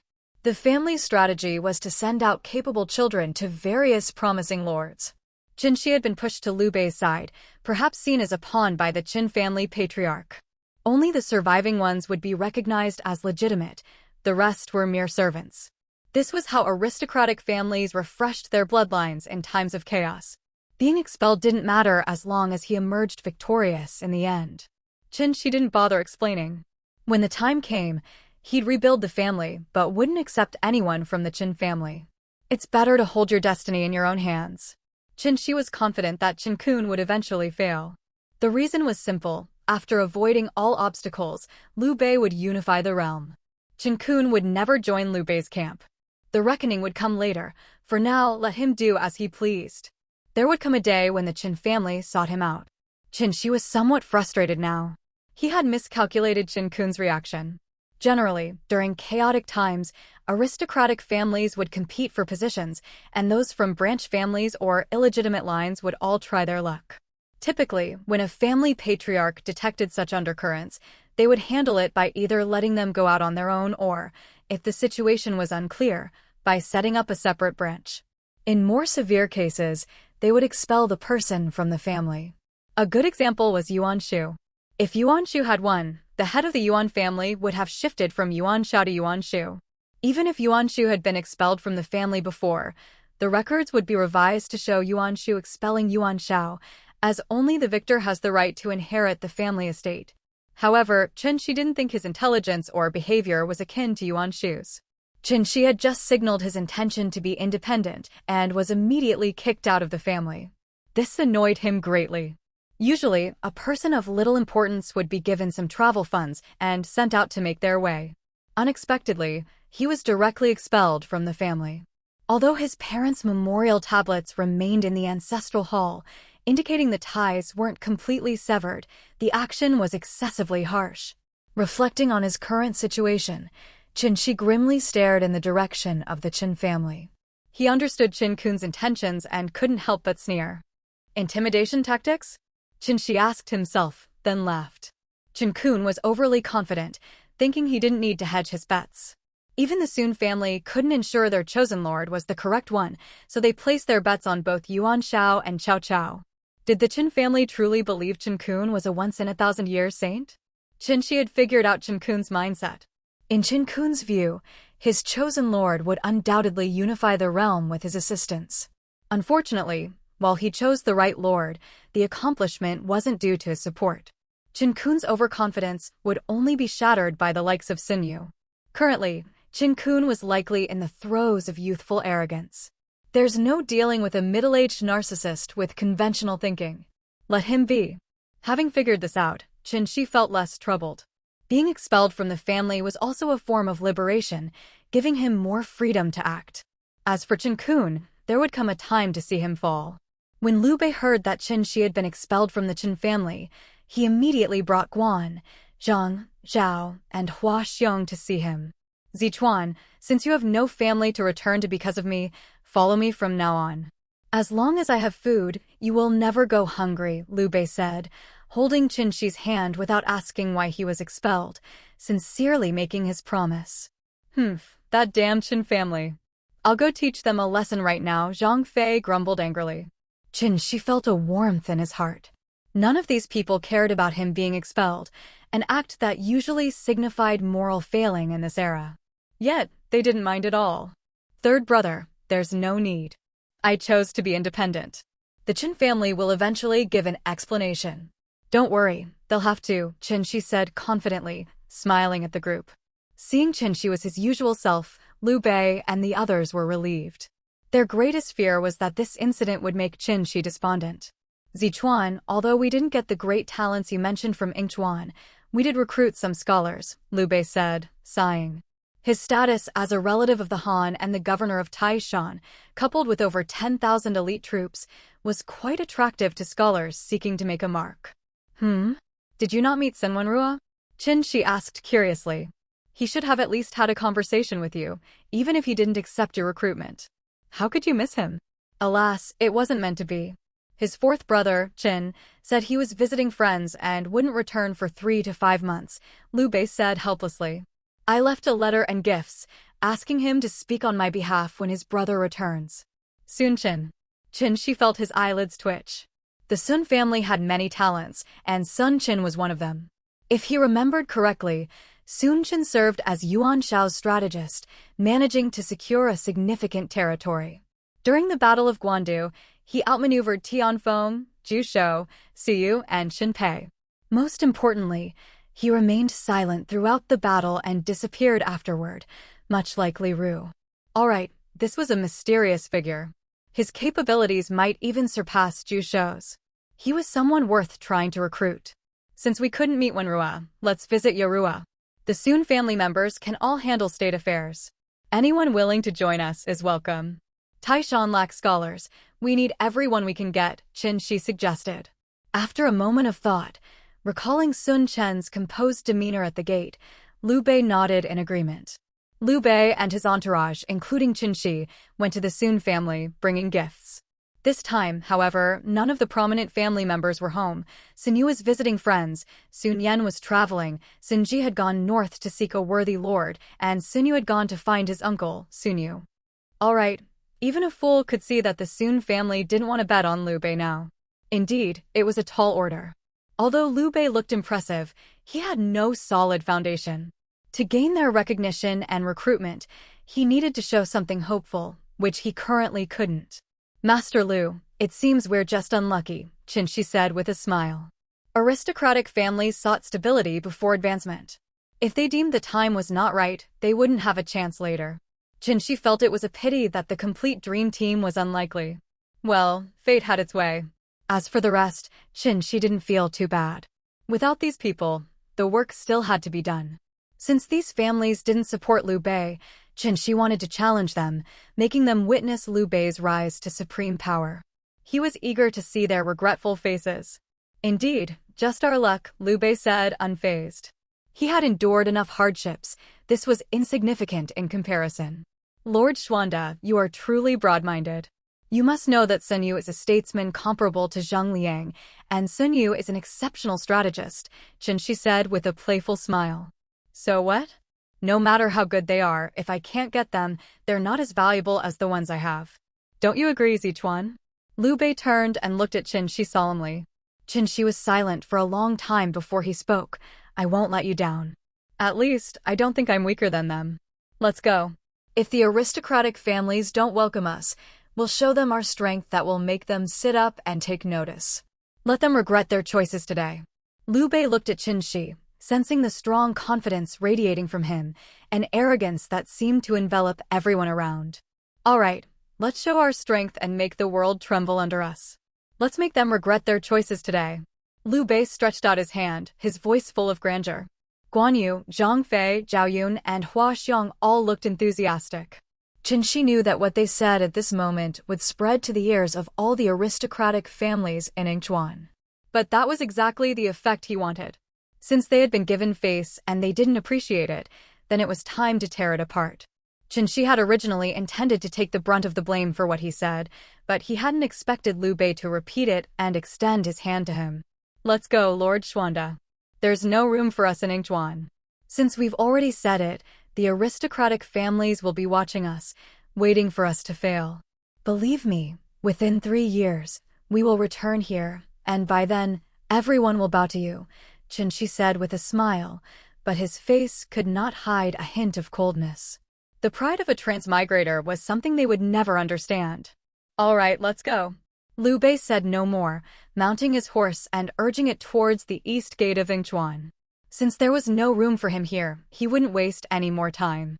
Liu Bei didn't even attend the farewell banquet and left Yingchuan directly, taking his army and his deep memories of Yingchuan with him. Lord Xuanda, this is my fault. Although the aristocratic families have many talents, we can only attract talents from humble backgrounds. To them, we are not worthy, Chen Xi said coldly, then thought of the scholars Liu Bei had recruited in Yingchuan, which was better than nothing. Oh, that reminds me of something interesting. A wandering swordsman wanted to join me, saying he wanted to be my chief secretary. I tested him and found that he knew nothing. I asked the local elders and found out that this scholarly-looking man was actually a well-known swordsman. I didn't know what I was thinking, but I told him, study the classics of history and the art of war, then come to me. By then, I will certainly appoint you. Liu Bei laughed heartily.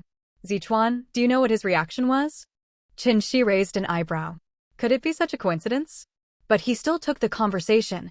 He must have said he would study the classics and master the art of war, asking Lord Xuanda to keep the position for him. He said he would come back in 3 to 5 years, or as little as 1 to 2 years, right, Lord Xuanda? Liu Bei was taken aback, looking at Chen Xi with some surprise.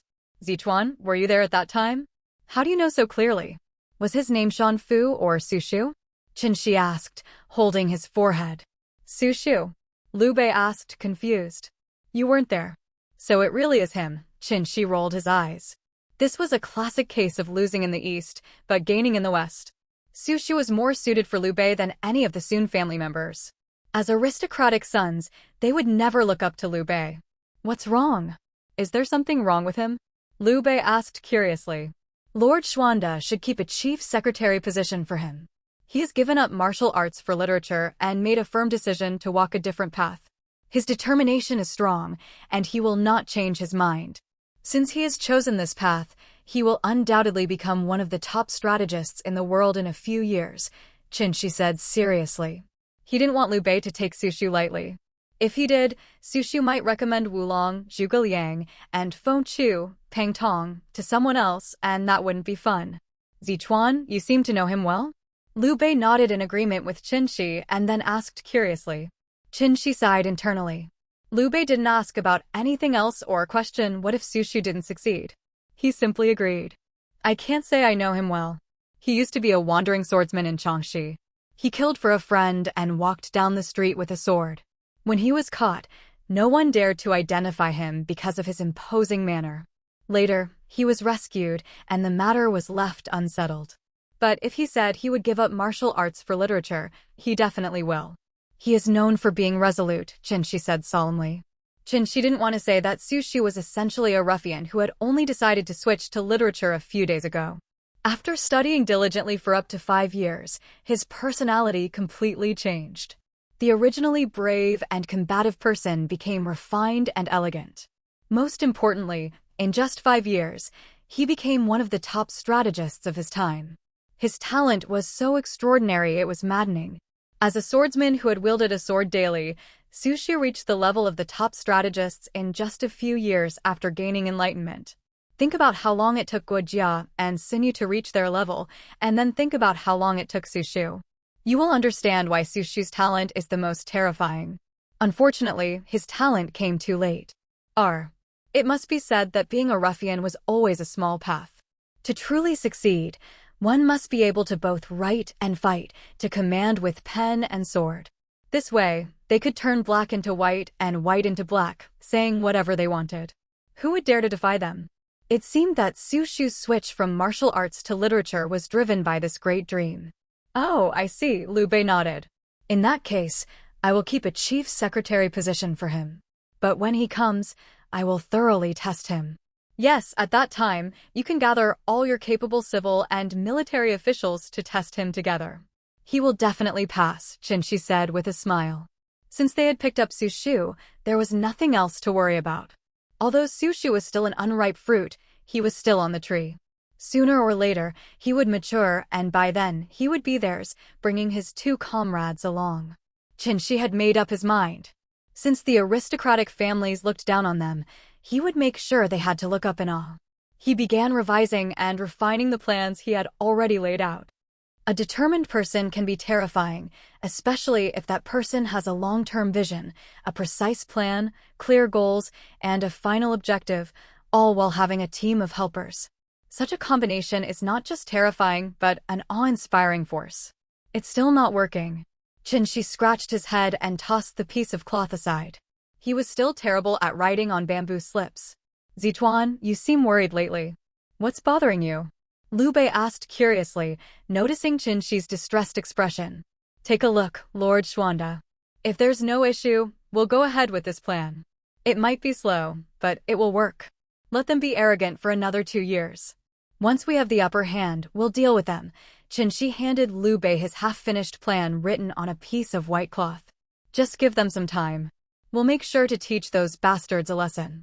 Liu Bei took the cloth, covered in Chen Xi's scribbles and edits. The more he read, the more astonished he became, finally letting out a sigh. Heaven has not forsaken me, Liu Bei. If we follow this plan, within 3 years, we will make the world's lords tremble. What could possibly be the problem with this? It's too slow, Chen Xi scratched his head. It takes too much time. Mainly, pacifying the people and winning their hearts will take at least a year. Otherwise, this plan is quite good, it's just too slow. Zichuan. Liu Bei rarely raised his voice, but now he did, calling out solemnly. What's wrong? Chen Xi looked at Liu Bei, puzzled. 3 years is not a long time. By then, you will only be 20, and I will be in my prime. What is there to regret? Liu Bei said seriously. Why change your plan for the sake of a few aristocratic families? Is their approval more important than the grand scheme of things? They're irritating. I think we can deal with the Yellow Turbans and annex Qing province while keeping these bastards in check, Chen Xi said angrily. They need to be shown that some people can be provoked and others can't. Don't you want to see them with their tails between their legs? I do, but remember that people's energy is limited. Spreading yourself too thin and excelling in many areas will affect your lifespan. I don't want you to sacrifice your life for such trivial matters. It's not worth it, Liu Bei said sternly. He was not joking. These matters probably won't affect my lifespan, but if you don't want to deal with them right now, then we'll wait, Chen Xi smiled. Since Liu Bei was concerned about his well-being, Chen Xi didn't mention that he wouldn't have any problems. He was, after all, a mentally fortified non-human. His thinking was broad, and his reactions quick. What once took a day or two to plan now took less than an hour. His speed was at least 10 times faster. Therefore, Chen Xi wasn't worried about being overwhelmed by handling too many things. Historically, others had accomplished similar feats. All he needed to do was fill in the gaps. So what seemed like a grand plan to Liu Bei was not very difficult for Chen Xi. If Chen Xi weren't afraid of scaring people, he would have drafted a comprehensive plan for the conquest and development of the Han Empire's 13 provinces, covering everything from military campaigns to talent recruitment and territorial expansion. But considering Liu Bei's concern that Chen Xi might overwork himself, he decided against revealing his grand designs. Chen Xi decided to take it slow to avoid being seen as a monster. They had time. Liu Bei was prepared to spend 30 years unifying the land. They were both still young, so there was no need to rush. Calming his restless heart, Chen Xi focused on steady progress. He still aimed for the dream team. First, strengthen the core team. For instance, recruiting Su Shu and Lu Su would be excellent. If Cao Cao had his top strategists, Liu Bei would have even more. Recruiting talents like Su Chu, Gan Ning, Taisher Ci, and Zhang Liao would be ideal. If Cao Cao had his elite 8 tiger riders, Liu Bei would have 9, excelling in everything from strategy to combat prowess. As for Sun Quan, he could stay in Yang province. After Sun Ce's death, Sun Wu would remain the same, controlled by the aristocrats. Is that the village of the mighty Su? Liu Bei asked, pointing to a small village nestled against a mountain. It should be. Chen Xi turned to the guide. Old man, is that Su family village? Please don't call me old man, the guide, who looked aged but was only in his 40s, said fearfully. After some reassurance from Liu Bei and Chen Xi, he began to speak normally again. Areo Thailand Bati. This is indeed Su family village. The man you're looking for, Su Chu, has driven off bandits several times, keeping the area safe, the old guide said. Ida, it's up to you. Chen Xi called Zhang Fei by his courtesy name whenever he got serious. Leave it to me. Zhang Fei patted his chest and dashed off, shouting, Su Chu, come out and meet me. As Su Chu was gnawing on a pig's trotter, he felt the ground shake and heard a voice calling him out. He was furious. He had just managed to eat in peace without having to study. Grabbing a large knife, Su Chu rushed out, shouting, don't run. I'll show you the price of angering me. As he ran, he picked up a large stone and threw it with such force that it created a white smoke ring in front of him before flying straight towards Zhang Fei like a missile. Some people said this chapter was swallowed by the website. I can see it on my computer, but I noticed more than one person said it was swallowed, so I'm posting it again. For those who have read it, please forgive me. Zhao Yun paused in his weapon-cleaning movements. Guan Yu also stopped stroking his beard, his hand frozen mid-motion, and Hua Xiong felt as though his eyes were almost blinded by the high-speed flying boulder. This was truly inhuman strength. From the moment they saw that tiny dot to when it landed and created a small crater, it was almost instantaneous. If not for his enhanced mental strength and improved dynamic vision, Chen Xi felt he wouldn't have been able to see it clearly at all. This strength is definitely not normal. That was a stone weighing hundreds of pounds, thrown at a speed faster than sound. In the previous world, this kind of power could probably be used to bring down planes with bricks, Chen Xi thought, feeling his worldview needed reconstructing. If it had hit him directly Only top-tier experts with internal energy could have withstood it. Boom! A loud crash, followed by a tremor through the ground, and Su Chu scratched his head. Not hearing any more taunts, he assumed the opponent must be dead, and with that thought, he turned around to head back, his massive sword in hand. In his memory, this move had always been enough to scare away bandits and thieves. Su Chu, come out and meet me. Zhang Fei had dodged the boulder and was equally astonished. He now realized Chen Xi wasn't joking. The opponent's strength was indeed extraordinary. His heart surged with excitement as he gripped his snake spear, licking his lips in anticipation of a battle that could make his blood boil. Not dead. Su Chu's first reaction was one of surprise, then anger. The person who had ruined his lunch wasn't dead yet.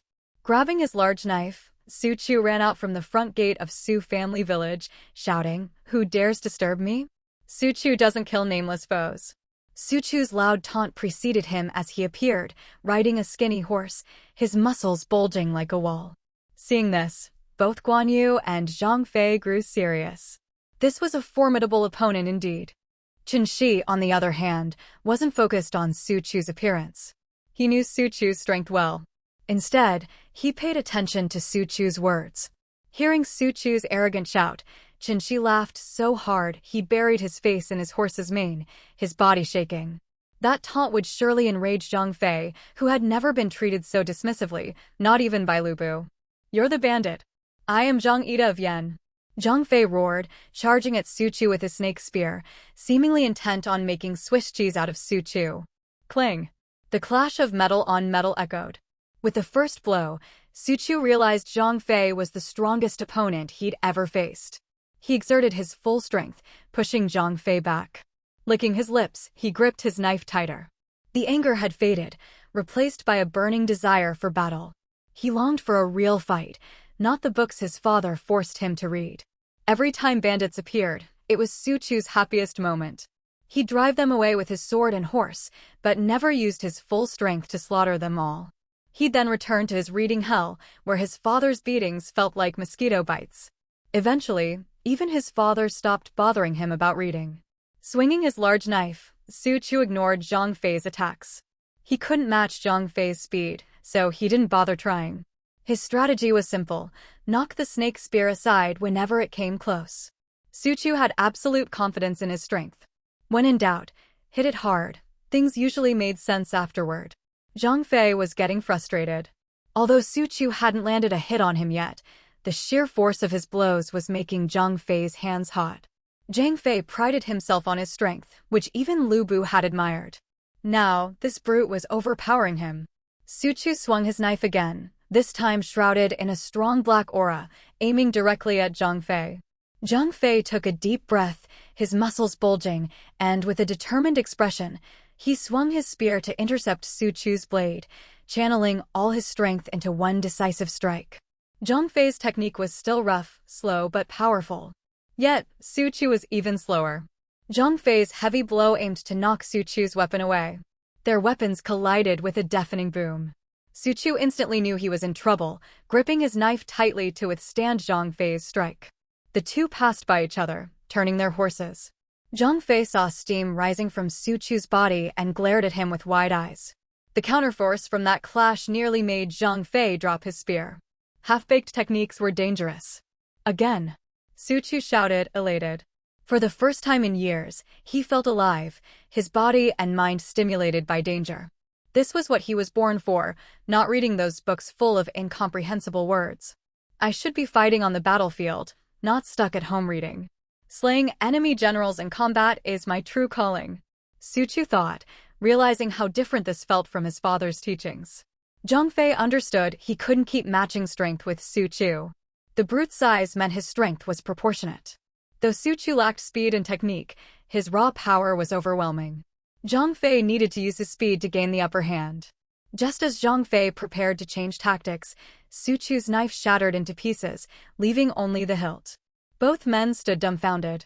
A breeze stirred the dust, and Su Chu came to his senses. Hey, wait a minute. I need to get a new knife and eat lunch. Then we can continue. I'll wait. Fighting on an empty stomach isn't my style either, Zhang Fei replied, waving dismissively. Su Chu rode back into the village, and Zhang Fei returned to Liu Bei's group. How did it feel, third brother? Hands numb? Looked like you were having fun out there, Chen Xi teased. That brute is tough, but your third brother will win, Zhang Fei boasted, patting his chest. Chen Xi rolled his eyes and looked at Liu Bei, who was beaming with excitement. He loved strong warriors, and Su Chu was the epitome of raw power, fitting his ideal perfectly. After half an hour, Zhang Fei had eaten and drank his fill, and sat with his snake spear at the edge of the crater, waiting for Su Chu to come out. Hey, big guy, how about we fight on foot? Weapons are dangerous. Let's see who's better at hand-to-hand combat, Su Chu suggested as he emerged, not riding a horse this time and speaking less aggressively, though still not wanting to back down. Since he couldn't find a suitable weapon in the village, he had to think of a different tactic. All right, I never take advantage of others. Zhang Fei thrust his snake spear into the ground, stood up, and stretched his arms. His muscles bulged even more, making him look even more formidable. Although I don't know who you are, my father said that if I win, you'll let me join you, and you won't treat me poorly because of this, Su Chu said, pounding his chest loudly. Bring it on. I won't hold any grudge against you regardless of the outcome. Zhang Fei roared, stomping his foot and charging at Su Chu. Boom. Su Chu's body emitted a black glow similar to Zhang Fei's.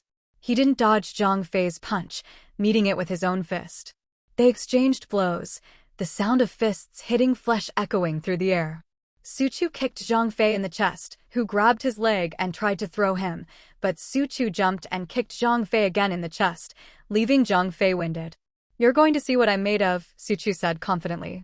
Seeing that Zhang Fei had taken 2 solid kicks, he assumed that his opponent must have sustained significant internal damage, even if he had used internal energy to mitigate some of the force. Su Chu pounced, pinning Zhang Fei to the ground. He intended to subdue his opponent, believing his raw strength was unmatched on solid ground. Zhang Fei felt dazed as he was pressed into the earth, forming a human-shaped crater. He regained his senses to find Su Chu about to punch him in the face. Enraged, Zhang Fei caught Su Chu's fists and took a deep breath, then let out a thunderous roar directly into Su Chu's face. Chen Xi covered his ears. Even at a distance, the roar made his heart race.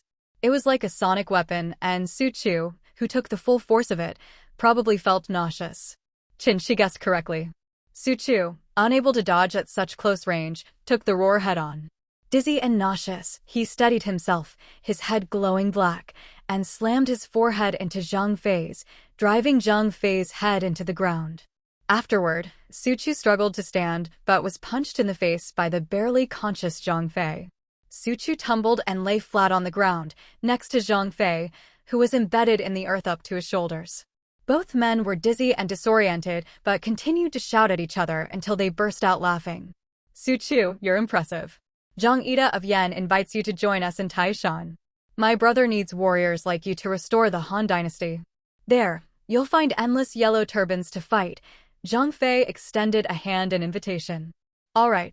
Su Chu slapped Zhang Fei's hand and laughed. I believe you won't mistake me for someone else. After spending a night in Su family village, Liu Bei left with Su Chu, his brother Su Ding, and a dozen other burly men. It was unclear what the village fed these men, but they all had the build of warriors, comparable to Zhang Fei. The village had promised to move the entire family to Taishan once it was stable, showing their commitment to Liu Bei. No further significant events occurred as Liu Bei and his entourage made their way back to Taishan, their headquarters. Despite the chaos in the land and the lack of immediate consequences for not meeting deadlines, Liu Bei, who still held respect for the Han laws, did not wish to disrupt the remaining order. As a member of the imperial family, he saw it as his duty to uphold the law. Is Sun Jian dead? Liu Bei asked, reading the report in his hand. The news took time to reach him due to the lack of an efficient information network. Didn't we predict this? He was shot like a sieve, Chen Xi chuckled, bet on any oath and someone will carry it out. The Han dynasty hasn't fallen yet. Sun Jian was too arrogant. As you predicted, but do you know who took in Sun Jian's family and soldiers? Liu Bei asked, testing Chen Xi. Yuan Shu, of course. Despite his bad reputation, he has the spirit of a hero. If he gives his words seriously, he won't go back on it. Sun Jian ensured his family had a protector, Chen Xi said with interest. If Sun Jian were alive, Yuan Shu might have seized the seal, but now he won't. Yuan Shu values his reputation. Oh yes. Liu Bei smiled wryly. Chen Xi's analysis was more accurate and detailed than his reports. You're remarkably perceptive, deducing so much from Yuan Shu's character. Chen Xi didn't respond immediately. After a moment, he said, Li Ru's plan has failed. Yuan Shu won't seize the seal by force, but he won't let anyone else have it either. The matter is settled for now. Next, it depends on Sun Jian's son's choices. If they are truly heroic, the seal will end up with Yuan Shu. Meanwhile, Li Ru was drinking with Jia Su, venting his frustration. He was disappointed in Dong Zhuo, who had lost his ambition and wanted to retire peacefully. Lu Bu had also caused problems, losing more than 10,000 elite cavalry. Now, with increased vigilance from others, Li Ru wanted to eliminate Lu Bu but couldn't. Lu Bu was too powerful, protected by his cavalry, and had committed no crimes. Killing him without cause would destabilize their army and give the Eastern warlords a reason to rejoice. Killing Lu Bu wasn't difficult, but the repercussions were. Lu Bu was a symbol in Dong Zhuo's army. Killing him without justification would demoralize the troops and make the Eastern warlords celebrate. Li Ru, being wise, wouldn't do something that would hurt their cause. Drink up, Wenhe, Li Ru said bitterly, offering Jia Su a cup. With Jia Su, he didn't need to hide his feelings. He could speak freely.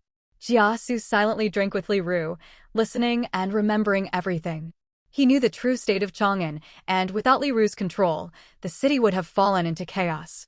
The Bingao and Xiliang cavalry disliked each other, Lu Bu and the Xiliang generals were at odds, and Dong Zhuo spent his days amassing wealth, leaving Chang'an in disorder. Li Ru often reflected on his original ideals. Seeing the chaos and hearing the cries of the suffering, his heart ached. His disappointment in Dong Zhuo had turned to hatred. As a commoner, he had wanted to change a world monopolized by aristocrats. He was prepared to sacrifice, including himself, for this cause. But seeing the tragedies in Chang'an, Li Ru questioned if his path was right. He wanted to end the aristocrats' monopoly on wealth and knowledge, and he was ready to make sacrifices. Yet, instead of improving lives, he had made things worse. The aristocrats' exploitation had caused suffering, but they also provided relief during disasters, maintaining a semblance of order. Dong Zhuo's actions had torn away this facade, leading to widespread suffering. Li Ru, seeing the devastation, realized he had created this hell. He had wanted to end the aristocrats' control and bring change, but now he couldn't see any light in his path, only endless tragedy. This was not the road he had envisioned. No, it was not. In the morning, Chen Xi looked at the city walls before him, observing the few officials from Fenggao who had come out to greet them.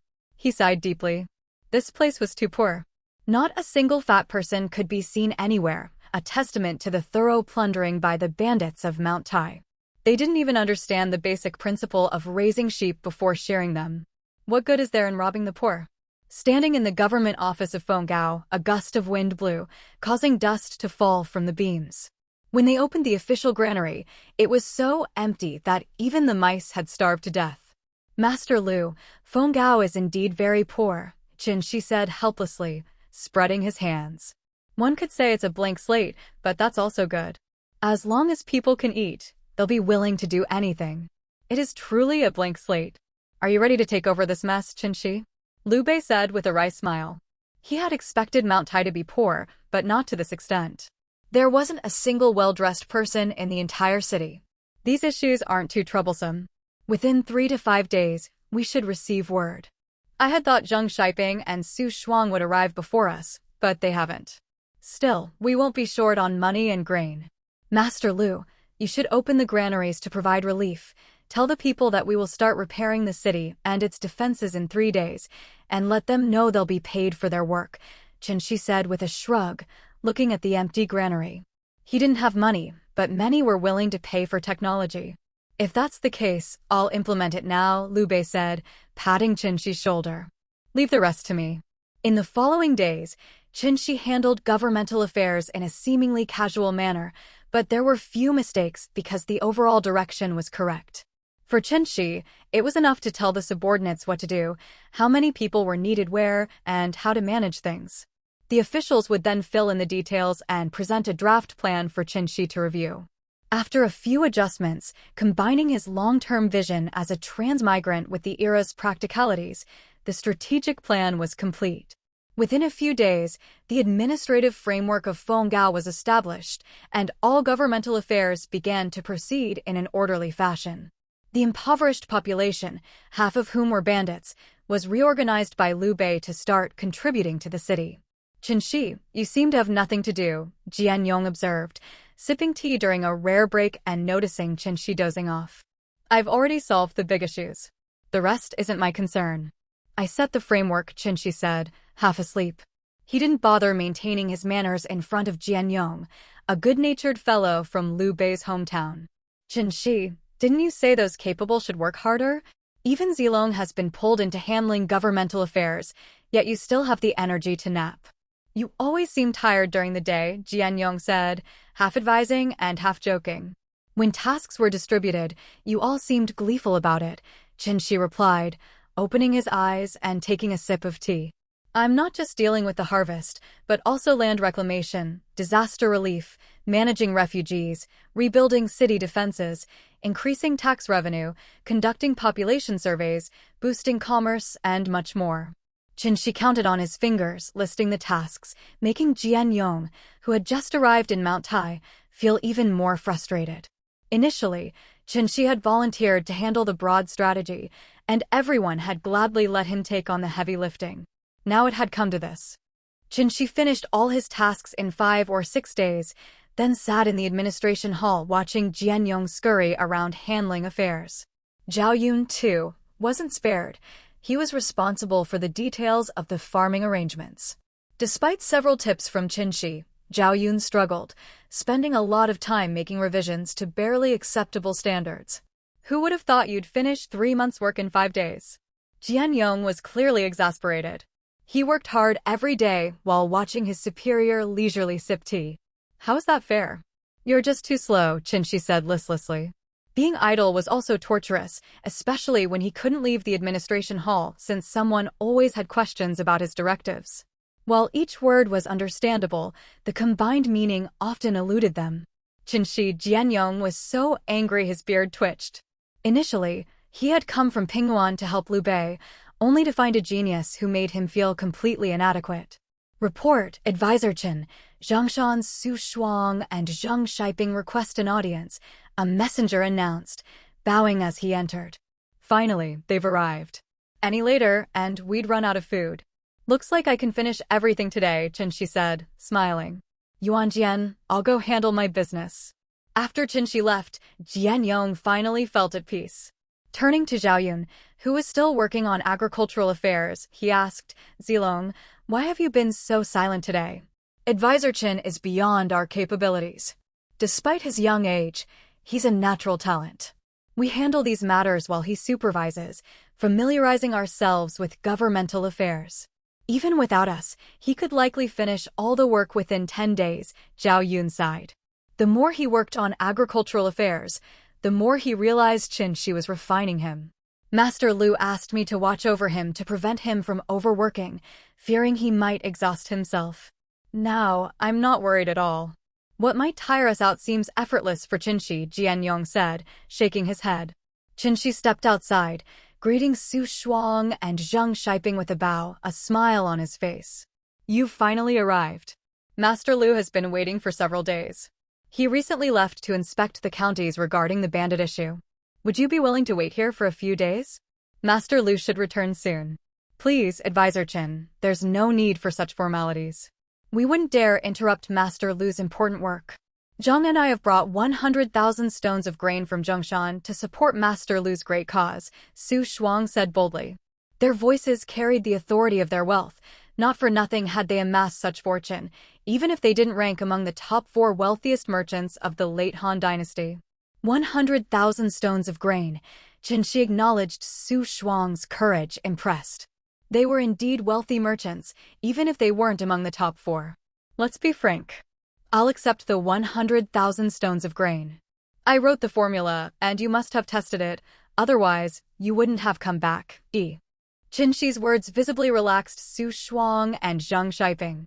They weren't afraid of demands, only of rejection. Negotiations would proceed once the goods were accepted. Their efforts and resources to gather the grain quickly had not been in vain. That formula has indeed been verified by the two of us. It's truly a technology that benefits the entire world. Although we, Su Shuang and I, are horse merchants from Zhongshan and not experts in the salt industry, commerce has its commonalities. We plan to purchase land in Qingzhou to operate the salt business. Su Shuang laughed heartily, making no attempt to hide his excitement. After all, this was an immensely profitable venture, providing a commodity essential to everyone. While horses might become hard to sell, salt had never faced such an issue in the 400 years of the Han Dynasty. Chen Xi concealed a smirk. Commonalities in commerce, he thought. What you really mean is that you're planning to exploit this opportunity. Even if other salt merchants were to cut prices, you would still make a profit. In an industry where making money is almost like robbery, as long as you don't get assassinated or have your technology stolen, you could dominate the salt market of the Han Dynasty. I suppose you understand how profitable this industry is. But don't expect to get it all. You wouldn't want to end up like those who were executed and had their properties confiscated during Emperor Wu's reign, would you? Chen Xi said nonchalantly, referencing a chilling possibility that would unsettle any merchant. Of course not, Zhang Shiping said, visibly nervous as he wiped his sweat. We've spent our entire lives in business just to leave something for our descendants. Even if they turn out to be incompetent, at least they'll have something to fall back on. Chen Xi raised an eyebrow, observing Su Shuang and Zhang Shiping. These two were no fools, skillfully invoking familial loyalty to sway the conversation. Yes, it's not easy for anyone. We're all doing this for the sake of our descendants. Since we share the same goal, let's discuss the details in the courtyard, Chen Xi said, feigning a compassionate demeanor to emphasize their shared purpose. Please, Advisor Chen, lead the way. Su Shuang and Zhang Shiping visibly relaxed. Such immense wealth was within reach, and they struggled to maintain their composure, inadvertently revealing their intentions. Chen Xi smiled and turned to lead the way, with Su Shuang and Zhang Shiping following closely. For ancient people, this was an enormous fortune, but to Chen Xi it was just another task. What troubled him more was the lack of paper. Chen Xi yawned and pulled a roll of white cloth from a pile of bamboo slips, tossing it casually to Su Shuang and Zhang Shiping. I was bored while waiting for you, so I drafted the contract. If there's anything you need or find unsuitable, let me know, and we can discuss it further. Su Shuang and Zhang Shiping took the cloth and began to read through it. After a quick review, they both sighed in relief. The terms were reasonable, without the domineering stance typically seen in government contracts. Each clause was fair and logical. However, they hesitated at the last two clauses. One specified the regions where they could sell salt, and the other required all sales agents and distributors to register. The final clause stipulated that the original version of the contract would remain with Chen Xi, which seemed reasonable enough. Advisor Chen, we don't quite understand the second-to-last clause, Su Shuang finally said after much deliberation. Oh, that just means I need to know who you're selling the salt to, so they can sign and leave a thumbprint. This way, I can offer some protection if problems arise, Chen Xi explained nonchalantly. Su Shuang and Zhang Shiping frowned slightly. This would reveal their entire distribution network to the government, making it easy to shut them down if things went wrong. Don't worry, I'm not looking to shut you down. I just want to know the main sales channels within the Han Dynasty. You can sell freely outside the empire, and we have the first right to purchase any goods you bring back. But I'm not interested in the final distribution channels, Chen Xi explained further, seeing their concern. I only need to know the top 3 layers of distribution. When you sell salt to major merchants in each province, they need to sign. Then, when those merchants distribute it to regional sellers, they need to sign. After that, I don't need to know, Chen Xi said, easing their worries. He wasn't interested in their sales channels, but rather the secondary distributors. If you're worried about a government crackdown, I can classify your salt as official salt. As long as you don't break the law, no one will touch you. That's my bottom line, Chen Xi said more sternly, almost hinting that if they didn't agree, he would find someone else to negotiate with. Su Shuang and Zhang Shiping exchanged glances and nodded slightly. The terms were already generous, and pushing further might provoke Chen Xi, potentially losing everything. AOS. Very well, we'll sign now, Su Shuang said, eager to conclude the agreement. Great, Chen Xi replied. Su Shuang and Zhang Shiping each picked up a brush, signed their names on the white cloth, and then bit their thumbs to leave a thumbprint, eschewing the ink pad. It's settled. I'll keep the original, and here's a copy for you, signed and sealed, Chen Xi said, retrieving another piece of cloth from the bamboo slips. He signed and pressed his thumb into an ink pad, marking the document before handing it over.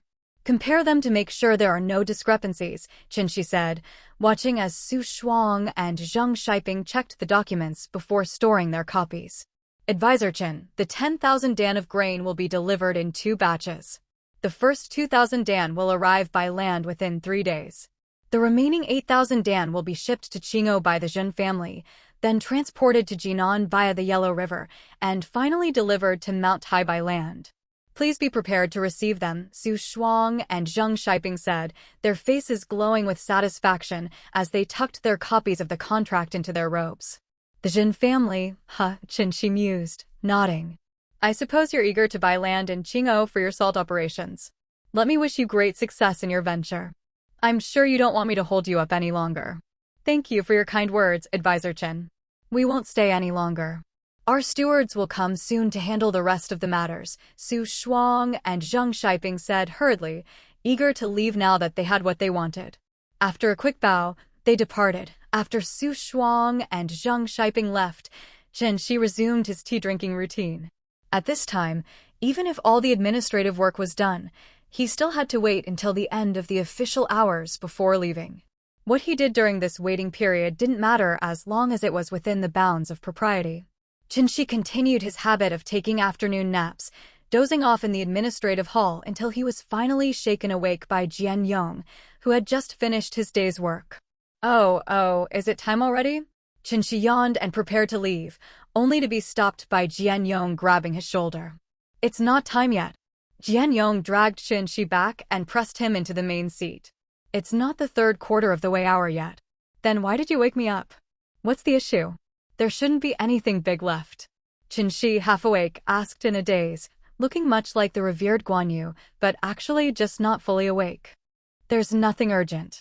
I just wanted to see the contract you made with Su Shuang and Zhang Shiping. Jian Yong shook his head. You set up the big framework and goals, and we're just filling in the details. There's nothing we can't handle after your explanations. It's right there on top of that pile of bamboo slips. You can reach it easily. Why wake me? Chen Xi said, his eyes still unfocused and sleepy, without even the energy to get annoyed. With Chen Xi's permission, Jian Yong picked up the white cloth and began reading it. As he read, he nodded slightly in agreement, until he reached the last 3 clauses, where he began to frown. Chen Xi, now more awake after a cup of tea, looked at Jian Yong and asked, if you have any questions, just ask directly. He yawned again, feeling relaxed with Jian Yong, who didn't mind small breaches of etiquette. If it had been someone like Chen Kun, a noble among scholars, the latter might have felt slighted by such casual behavior.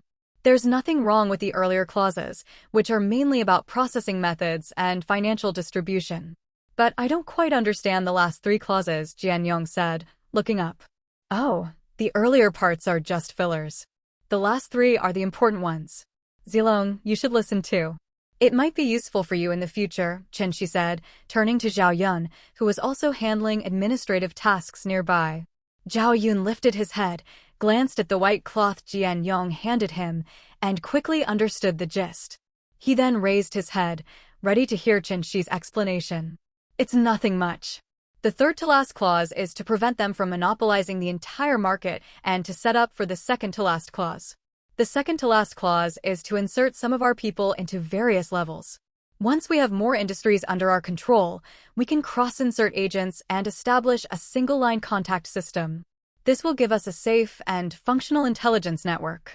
For now, it's better than having no clue about things, Chen Xi explained with a smile. The news of Sun Jian's death had come too late for Liu Bei's side, despite someone specifically informing them. Without such intel, they would have been in the dark for a long time, missing out on significant opportunities. Indeed, that's a good idea.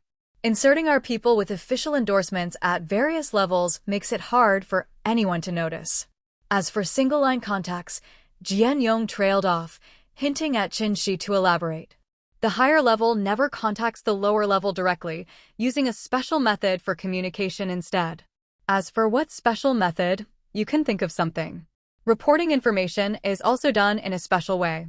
The main point is to keep the higher and lower levels unaware of each other, Chen Xi shrugged. How can we ensure the information is correctly passed from lower to higher levels? Jian Yong, though perhaps not as brilliant as some famous strategists, was no fool and quickly identified a potential flaw. There will be an external overseer to verify the identities of the transmitting parties and to relay critical information in urgent situations. However, they only get one chance. After exposure, whether or not they are compromised, they will be reassigned elsewhere or brought back, Chen Xi explained solemnly. Brilliant.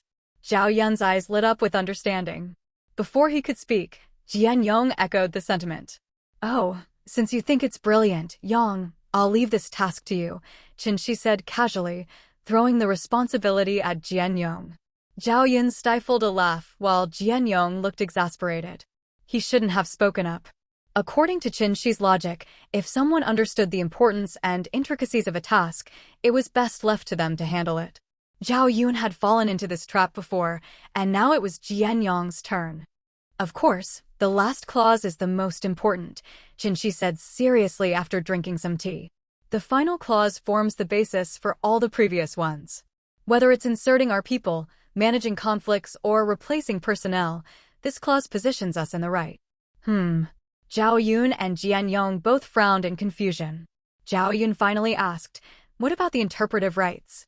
Yeah, the so-called final interpretive rights mean I can interpret the contract however I want. If I say it's black, even if it's white. As long as the merchants don't cross us, I don't mind making them cough up everything, principal and interest, Chen Xi explained nonchalantly. That could cause a lot of trouble. It will be difficult to find willing business partners in the future, Jian Yong said, not disapproving of Chen Xi's methods, but concerned about potential damage to their reputation. Don't worry. The great Confucian scholars will understand, Chen Xi replied with a smirk. Jian Yong stared at Chen Xi in speechless disbelief. I'm just joking. It shows our moral integrity, and any issues arise from the merchant's lack of education. That's all, Chen Xi said dismissively, shifting the blame to the merchants. RB. Chen Xi, enough joking. Be serious. You know what I'm getting at, Jian Yong insisted. Yes, I understand. Let me put it this way. As long as the merchants don't betray us, I won't use those final interpretive rights. If I ever do, it will become part of the law, Chen Xi said, pulling a document from a pile of bamboo slips. Jian Yong sighed after a long pause. You're preparing for future problems while also ensuring they can't take advantage of us, he said, laughing as he handed the document to Zhao Yun. You should call it being proactive. After all, I'm doing this for the people's benefit so they don't get cheated, Chen Xi shrugged. It's getting really boring. I wonder if General Guan and General Zhang have located the main positions of the bandits in Mount Tai. Hua Xiang beheaded Chen Xi with a single strike and then turned around, slashing down all of Chen Xi's so-called trusted aides. Chen Xi had told him that some of these bandit leaders in Mount Tai were local tyrants or forced to become bandits, but Chen Xi, who bore the title of a Mount Tai bandit leader, was actually the governor of Donghai and Xuzhou. Hua Xiang didn't give Chen Xi a chance to reveal his identity. Being close to an expert at the level of an inner energy release master, Chen Xi, a third-rate warrior, didn't even get to say his last words before he was beheaded. While Chen Xi's subordinates were still processing what had just happened, Hua Xiang stabbed his large saber into the ground and shouted, "Listen up. From now on, I'm your boss." For Boss Chen Xi's revenge, roared a burly, bearded man as he rushed toward Hua Xiang. But Hua Xiang swung his saber remotely, and the man was instantly split in two. Anyone else seeking revenge? Hua Xiang said with a sinister smile. When no one dared to step forward, Hua Xiang continued, "Good. Listen up, from now on I am your boss. My name is Hua Hu. Remember, from now on, Mount Tai is our territory. If anyone dares to cause trouble, I'll cut them down with one stroke. Boss Hua." Greetings, Boss Hua. The plants Chen Xi had arranged beforehand responded loudly after a moment's hesitation, causing a chain reaction among the bandits. Soon, the hillside was filled with resounding shouts. Great. Now, let's go and raid other bandits. Tell me where the other bandit groups are." Hua Xiong shouted loudly. After a chaotic chorus of answers, Hua Xiong had a rough idea and ordered, "Let's go back to the mountain stronghold, gather the troops, and I'll show you what real bandits are." Back at the stronghold, Hua Xiong conducted another round of killing. Without a leader, these bandits, who only knew how to charge blindly, were no match for a master like Hua Xiong. Afterward, he promoted his men, placing the planted spies in high positions, and thus effectively took control of the stronghold. Hua Xiong pulled out the silk pouch containing Chen Xi's instructions. There were no intricate strategies, just straightforward commands for what to do next. After subduing one stronghold, the next step was training. Hua Xiong looked at the instructions with some confusion. There were no specific training methods, only a target and a hint. The target was simple: train the bandits until they become like obedient fools who do what they're told without thinking. The hint said, don't treat them as humans. Create hardships if there aren't any, and train them to death. The hint concluded with a note expressing a benevolent sentiment. This is to give the bandits a chance to reform and to ensure that the good-hearted commoners do not become bandits. If you want to be pardoned for your crimes, you must understand the errors of your ways. Hua Xiong barely understood the long-winded note, but he got the gist of the target and hint. Training meant training, and since the strategist said to train them to death, then so be it. They were just bandits, not his soldiers. If they died, so be it. Chen Xi had certainly miscalculated. His idea of train to death was just a figure of speech, but Hua Xiong took it literally. The first day, over 100 bandits died. By the second day, some semblance of military order appeared. By the third day, some couldn't keep up and were buried. On the fourth day, there was a mutiny, resulting in 300 to 400 deaths. Hua Xiong captured the mutineers and continued the grueling training. According to Chen Xi's instructions, he had to train them for a month, then take them out to subdue another group of bandits, rest for 3 days, and repeat the cycle for 6 months. After 20 days, Hua Xiong noticed that the bandits had become very adept at formations, even more so than his own soldiers. They didn't understand formations, but when Hua Xiong gave commands about specific areas, the bandits quickly adjusted like they were on steroids. Moreover, there were no more escapes or mutinies. When training, the bandits did exactly as they were told without delay. With these results, Hua Xiong eased up on the inhumane training methods. Meals were at least sufficient, which made the bandits extremely grateful, even though Hua Xiong felt awkward about it. He even slightly rewarded them, like giving extra food. If Chen Xi saw this, he would probably have convulsed. This was a mass production of Stockholm Syndrome victims. But despite using the wrong methods, Hua Xiong had achieved the goal. In the 21st century, this approach would likely have been condemned as inhumane. Hua Xiong continued training the bandits until they became highly disciplined. He could command them to fill a pit, and they would immediately obey. Not out of respect or admiration, but because they had been conditioned to obey without thinking. Under the shadow of death, these bandits became elite troops. While calling them elite might be an exaggeration, they were absolutely first class in terms of obedience and discipline. If Hua Xiong ordered a formation change, they would do it even if there were blades in their path. They had been trained into obedience, and unintentionally, Hua Xiong's brutal methods had created a deep loyalty in them. Chen Xi didn't know that Hua Xiong had misinterpreted his instructions and had inadvertently turned the bandits into the most obedient and disciplined troops of the era. Even if he knew, there wasn't much he could do. He didn't have the time or energy to correct it, and it wasn't necessary. Who would know how Hua Xiong trained his men? Moreover, correcting them would weaken their combat strength. At least Hua Xiong had reformed the bandits and turned them into law-abiding soldiers, which was good from both the civilians' and bandits' perspectives. So, there was no need to correct them. Ida, go to Mount Tai and find Zijian. Tell him to bring Sun Quan to me. How dare he raid our supplies? I haven't even dealt with those bandits yet, and they're already causing trouble for me, Chen Xi said angrily. He hadn't even had a chance to subdue the bandits, just using facts to persuade them to come down and become civilians. Yet, Sun Quan had dared to raid his supplies 80,000 dong. If not for sending someone to escort the supplies, Sun Quan might have succeeded. Nigerian Zhang Fei left with an excited look on his face. Chen Xi knew that this guy would most likely have a big fight in Mount Tai before coming back. The next day, Liu Bei came again. Seeing Chen Xi leisurely drinking tea in the government hall, Liu Bei felt somewhat helpless. After all this time, Liu Bei no longer worried that Chen Xi would exhaust himself to death. He had come to understand that no matter how troublesome the task, Chen Xi would only frown momentarily before solving it. Liu Bei now believed what Chen Xi had said during their journey, that political strategy was indeed his strong suit. "Zichuan, are you feeling bored again?" Liu Bei asked with a smile. He almost didn't handle any government affairs now, except for the authority to promote or punish his subordinates. Everything else was left for Chen Xi to manage. Liu Bei spent most of his time selecting physically fit refugees to train, and now he had a force of over 10,000 new recruits who, despite being raw, were starting to take shape. "We're digging canals, wells, repairing roads, and renovating city walls.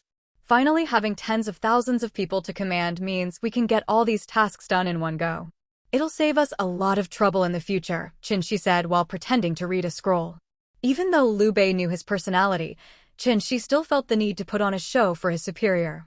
Jian Yong, who was nearby, couldn't help but laugh at Chen Xi's pretense. The scroll was even upside down, yet he continued to act as if he were reading. "Zilong, how is the military farming going? Can it meet Zichuan's standards?" Liu Bei asked, still unsure about Zhao Yun's capabilities. After all, it was rare for someone so skilled in martial arts to also excel in governance. Among those who can match him in military farming today, there are probably only a handful, Chen Xi said confidently. And none would definitely outperform him. Chen Xi wasn't exaggerating. Military farming was a relatively new concept at the time. Although it had been attempted before, the method proposed by Zhao Zhi was essentially a new creation. After Chen Xi explained Zhao Zhi's military farming decree to Zhao Yun, he let Zhao Yun modify it according to his understanding. Zhao Yun wasn't lacking in intelligence. Although he had never seen this kind of military farming system before, he could recognize its merits and flaws. Naturally, he analyzed the decree from his perspective. As Zhao Yun himself put it, the decree was indeed a quick way to accumulate national power, but was it too harsh on the common people with its 50-50 split? Chen Xi didn't bother explaining to Zhao Yun that even with a 50-50 split, the common people would be better off than before since the intermediary layers were removed. With 3/10 land tax and 5/10 land rent, only 2/10 were left for the farmers, which explained the frequent famines despite the abundance of land in the Han Dynasty. As for Chen Xi's 50-50 split, it was based on an average yield from sampled fields. With no private taxes, Chen Xi guaranteed that even in a minor disaster year, the farmers wouldn't starve. But Zhao Yun stubbornly argued with Chen Xi about this, and since he couldn't win the debate, he angrily went off with his subordinates to collect data. He came back a few days ago, looking sullen. One had to admit that field investigations were crucial. After studying for half a month, Zhao Yun found out that Chen Xi was right. The 50-50 split could indeed get people through a disaster year. Was there any justice in that? If so, why did the Yellow Turban Rebellion occur? When Zhao Yun returned, he was gripping his spear, looking somber. It seemed like he was ready to poke a few holes in Chen Xi if he lost the debate again. They debated for an hour, from taxation to farming methods, from yield per acre to disaster years. Even Jian Yong was shocked, having never seen Zhao Yun talk so much. In the end, Chen Xi shrugged and handed over the military farming task to Zhao Yun. He didn't need to review the decree drafts. Zhao Yun could study on his own, do field investigations, and take responsibility for any issues. Thus, Chen Xi sent Zhao Yun off. Although he could spot many flaws in Zhao Yun's military farming decree, Chen Xi preferred to trust that Zhao Yun would notice those issues over time with more experience and investigations. Listening to Jian Yong recount the events, Liu Bei sighed. The Han Dynasty's decrees were not flawed. The problem lies in people exploiting loopholes. The aristocratic families are talented, but use their abilities in the wrong direction. Any decree will have loopholes, it's just a matter of how many. Rules change with time. What was golden in the past may not fit now. Keeping up with the times is what matters, Chen Xi said helplessly. Chen Xi realized he needed to instill some new ideas in Liu Bei. If Liu Bei clung to outdated methods, even if he unified the land, he would just become another Emperor Guangwu. Chen Xi wanted Liu Bei to have the ambition and dominance akin to Qin Shi Huang or Emperor Wu of Han, with the drive to conquer and the courage to confront challenges head-on. Even if Liu Bei ended up being seen as a warmonger like Emperor Wu, it would be better than being entangled in the power struggles of aristocrats and royal kin like Emperor Guangwu. Emperor Wu's campaigns may have caused domestic instability, but the Han family continued to rule for over 4 centuries. Even during the Three Kingdoms period, the western regions and beyond still acknowledged Han sovereignty. The unyielding spirit left by Emperor Wu meant that even during the Han dynasty's decline, foreign tribes dared not invade. In contrast, Emperor Guangwu's rise marked the gradual erosion of martial spirit, bowing to aristocrats repeatedly until it became habitual, forgetting the determination to avenge and restore, and ultimately leading to the downfall of the Han dynasty. Frankly, Chen Xi didn't fear another Emperor Wu. Even if his campaigns caused temporary unrest, they ensured long-term stability. Post-Emperor Wu, Han China could enjoy over a century of peace, making any temporary turmoil worthwhile. Post-Emperor Wu's era saw continued peace until Emperor Xian, who also followed a path of recovery, leading to another prosperous era. In short, Emperor Wu's policies didn't cause irreparable harm. Stability could still be maintained. Moreover, if another Emperor Wu-like figure emerged periodically, the Han dynasty could continually rejuvenate itself, metaphorically extracting resources from the entire continent. Conversely, Emperor Guangwu's approach allowed aristocrats and royal kin to gain power unchecked, ultimately leading to the dynasty's demise. Without a strong leader to suppress these factions, the aristocrats grew increasingly powerful, ultimately leading to the downfall of the Han dynasty, a true tragedy. ROBs. Given this understanding, Chen Xi preferred a militaristic Liu Bei over one who followed Emperor Guangwu's path.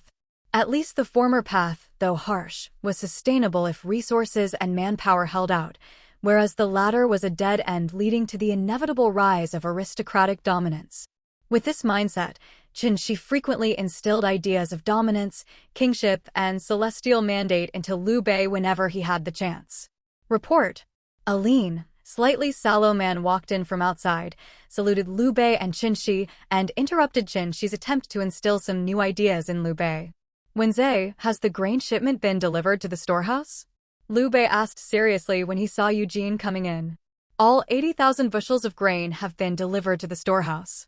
However, the Jin family wishes to express their gratitude to you, Xuan de Gong, for your assistance, Eugene replied solemnly, without a hint of pride despite having led the new army to defeat the Taishan bandits. Liu Bei glanced at Chen Xi, who nodded slightly, indicating his intentions.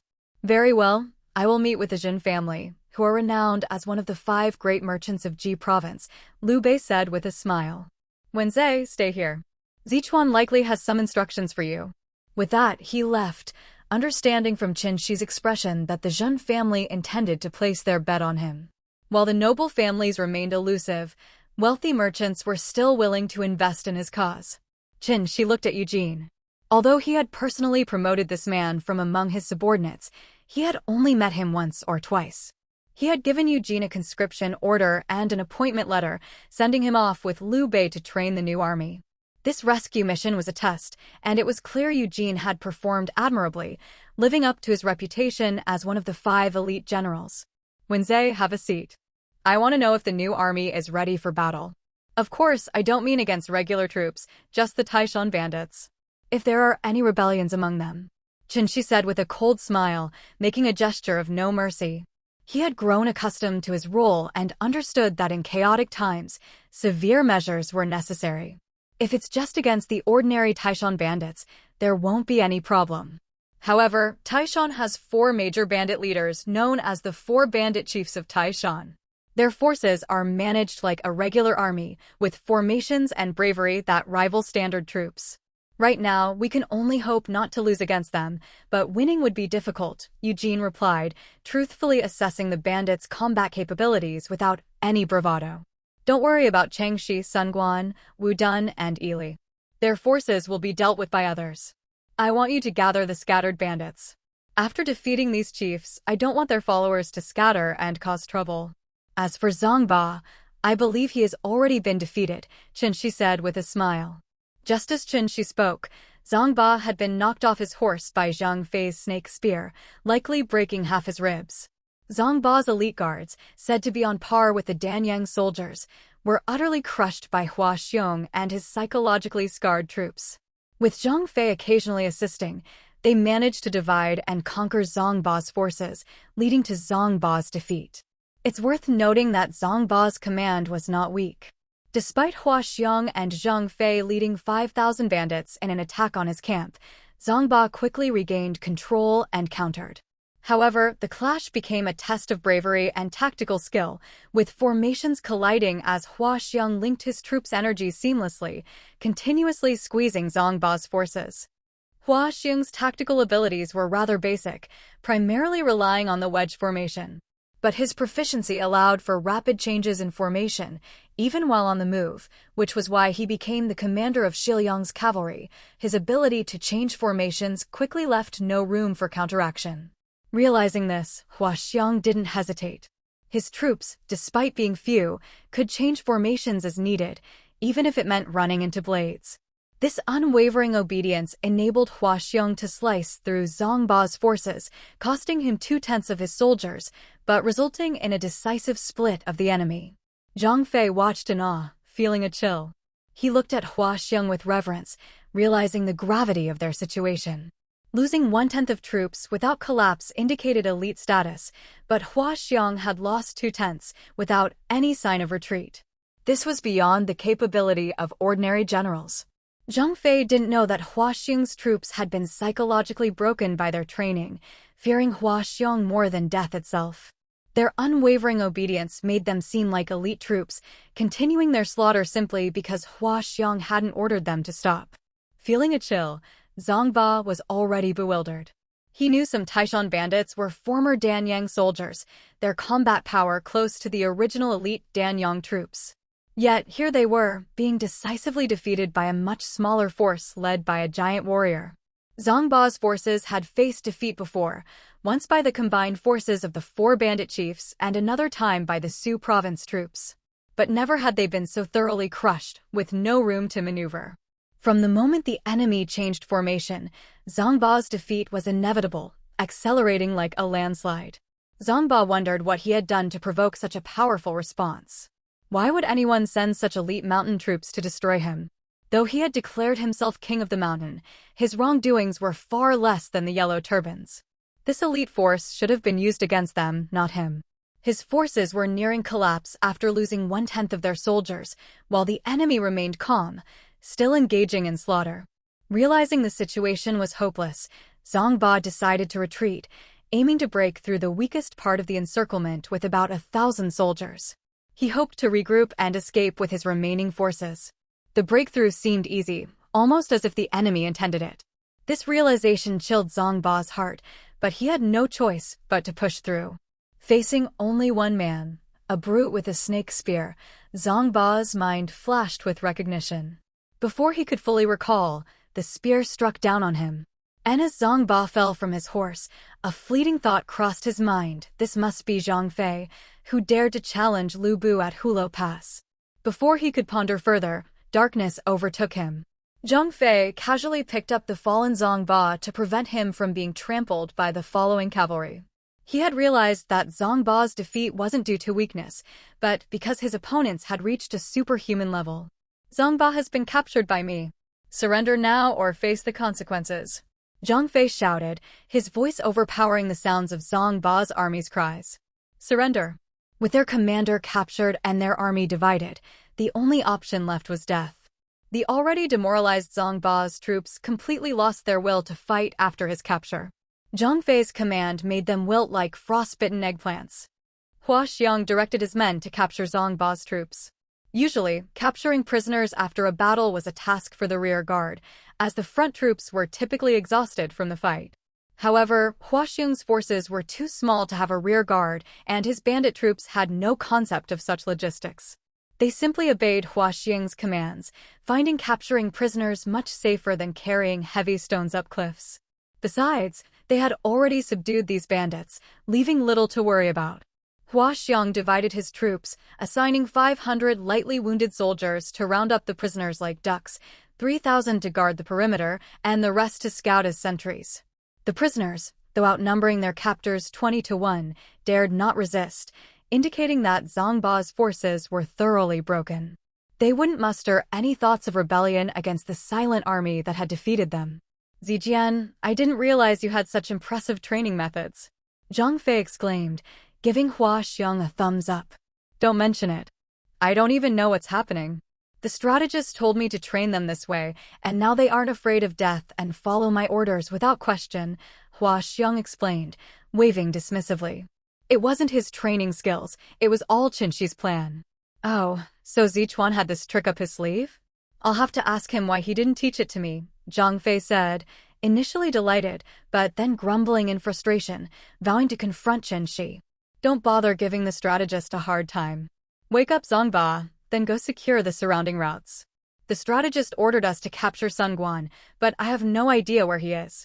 Let's hope Zhang Ba knows, Hua Xiong said with a wry smile. Chen Xi's task wasn't difficult, but finding Sun Guan in Taishan was a challenge, which was why Hua Xiong had taken the risk to attack Zhang Ba. Zhang Fei fetched a basin of water and splashed it on Zhang Ba, indifferent to concerns about wound infections or humane treatment. In this era, prisoners were treated based on the captor's discretion. Fortunately, internal energy masters like Zhang Ba rarely fell ill, but when they did, it usually meant imminent death. Coughing and spitting blood, Zhang Ba opened his eyes and saw the two men standing over him. Realizing he was captured, he spat out a mouthful of blood and asked, "Was it Zhang Ida who defeated me?" "Haha, Ida, he recognizes you. Maybe he's an old friend." Hua Xiong teased. I don't associate with bandits. He probably recognized me from my formidable skills and imposing figure, Zhang Fei retorted irritably. No need to guess. Zichuan already told us. Many might not recognize you, but they know the serpent spear. Your weapon is more famous than you are, Hua Xiong continued to tease Zhang Fei, who didn't intimidate him. How did you recognize me? Zhang Fei grabbed Zhang Ba and asked menacingly. Hua Xiong, imitating Guan Yu's intimidating glare, looked at Zhang Ba from the side. The stare sent shivers down Zhang Ba's spine. All right, Ida, stop joking. Leave Zhang Ba to me. I have some questions, Hua Xiong said, stopping the banter. I'll leave him to you then. I've had my fun. I feel a bit restless after the battle, but my troops are all cavalry, not suited for mountain warfare, Zhang Fei said, tossing Zhang Ba to Hua Xiong. Looks like I'll have to join my brother in gathering refugees from Qingzhou. In these early chaotic times, pure disaster relief efforts were no longer effective. People didn't trust the Han court to distribute food without strings attached. Even when news of relief reached Qizhou, displaced people were reluctant to believe it, preferring to rely on their own efforts for survival. Understanding this reality, Chen Xi abandoned the idea of opening granaries for free distribution, deeming it unprofitable. Why spend so much on limited returns when thousands of able-bodied individuals could generate profit elsewhere? It was a waste to turn them into dependents instead of productive workers. Instead of opening granaries, Chen Xi implemented a work-for-relief program. Able-bodied refugees could work for their food, earning their keep and preserving their dignity. Although state disaster relief was a duty, providing jobs and food seemed more reasonable, and it stimulated commerce and hope for the future. With this approach, Chen Xi dismissed the notion of free food distribution, focusing instead on building a new system that included some private interests. For instance, teaching refugees to build houses and offering wages they could use to purchase those houses later, or leasing land to them with flexible repayment terms. This policy aimed to instill self-sufficiency and long-term stability. Xuandagong, does the treasury have enough funds for this? Liu Bei asked, stunned by Chen Xi's ambitious plans. Chen Xi responded with a silent smile, thinking to himself, which eye of yours saw me spending money? This isn't spending. It's moving money from the left pocket to the right pocket. After the process, the money stays in our hands, with more people to generate wealth. The work-for-relief approach completely eased the worries of the refugees. In Taishan, wages were paid daily and never delayed. Chen Xi had already mastered this strategy. As long as the money kept circulating within Taishan, he could continue indefinitely. For now, Chen Xi was not short of money or food. The spoils from defeating the bandits were sold to Xuzhou and converted into grain, which was then transported back. Xuzhou had an abundance of grain, and Tao Qian was willing to support Liu Bei, making him more than happy to lend food to Chen Xi. Combined with the spoils and grain purchases, Chen Xi had over 1,000,000 dan of grain at his disposal. Thanks to the reputation of Kong Rong and the wealth of Tao Qian, Liu Bei was faring much better than Cao Cao at this point. Taishan County was bustling with activity, giving the illusion of prosperity, with bustling streets and a vibrant scene, while Cao Cao was still wandering. The reason it was an illusion was that if Chen Xi were to withdraw the grain, the entire Taishan would quickly fall into a state of depression and collapse. However, if he could hold on for a few more months until September when the grain ripened, even withdrawing his grain wouldn't pose any issues. Chen Xi needed to survive these 3 months. The summer grain was being cultivated everywhere that could be farmed in Taishan, thanks to Chen Xi's investment in seeds and a small number of oxen. Since summer millet took about 100 days to mature, once they passed this period, the foundation for future plans would be set. During this time, Chen Xi was prepared to deal harshly with anyone who dared to cause trouble. In July of 191, Yuan Shao had just seated himself in the throne of Jizhou. Cao Cao was about to establish himself in Dongjun. Gong Sunzan had yet to fully conquer Yuzhou. Liu Yan had just begun to seal off Yizhou, preparing for his own dominion. Everyone was busy solidifying their foundations, and no one would dare to provoke. This was the final opportunity for development. The years 192 and 193 would be the last chance for development. Starting in 194, natural disasters would continuously plague the land: droughts, locusts, plagues, causing widespread devastation. But in 192 and 193, it was only Chang'an's Emperor Xian who suffered from yearly earthquakes, causing the 3 ducal ministers to change annually. Taking advantage of this final opportunity, Chen Xi was ready to buy up all the grain he could. He didn't want to end up like Yingxiao, the historical Taishan prefect who, despite defeating the Yellow Turbans in Jizhou, gained nothing due to a lack of food. In this era, grain was king. By hoarding grain during these last 2 bountiful years, Chen Xi aimed to weather the subsequent disasters and absorb the Yellow Turbans in Qingzhou. This was the most realistic and feasible plan: build high walls and hoard grain. Zhongba had already surrendered. Seeing the shortage of capable generals, Zhang Fei found Zhongba acceptable and didn't object. Hua Xiong, acknowledging that while he could defeat Zhongba in battle, Zhongba's command skills might surpass his own, accepted him as a deputy general. Despite his severe injuries, Zhongba was pleased to be accepted as a deputy general under Hua Xiong. He expressed his willingness to persuade Sun Quan, Wu Dun, and Ili to surrender, relying on his influence in Taishan. Hua Xiong, though not the brightest, decided to give it a try.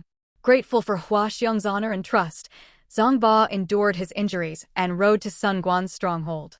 True to his word, Zhongba managed to persuade Taishan's 3 largest bandit leaders to surrender. Sun Guan soon bound himself and presented himself before Chen Xi. Thus, the matter of the grain robbery was settled. Chen Xi wasn't concerned about the deaths of the Zhen family members, as they were no longer of use to him.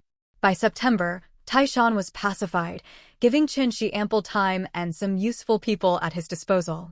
However, the strategists he initially sought had not been recruited, as they did not view Liu Bei favorably. Figures like Zhang Zhao, Zhang Hong, and Gu Yong, all from prestigious families, sneered at Liu Bei's emissaries. In the end, Chen Xi gave up on recruiting more strategists. After all, accumulating grain was something he could handle himself.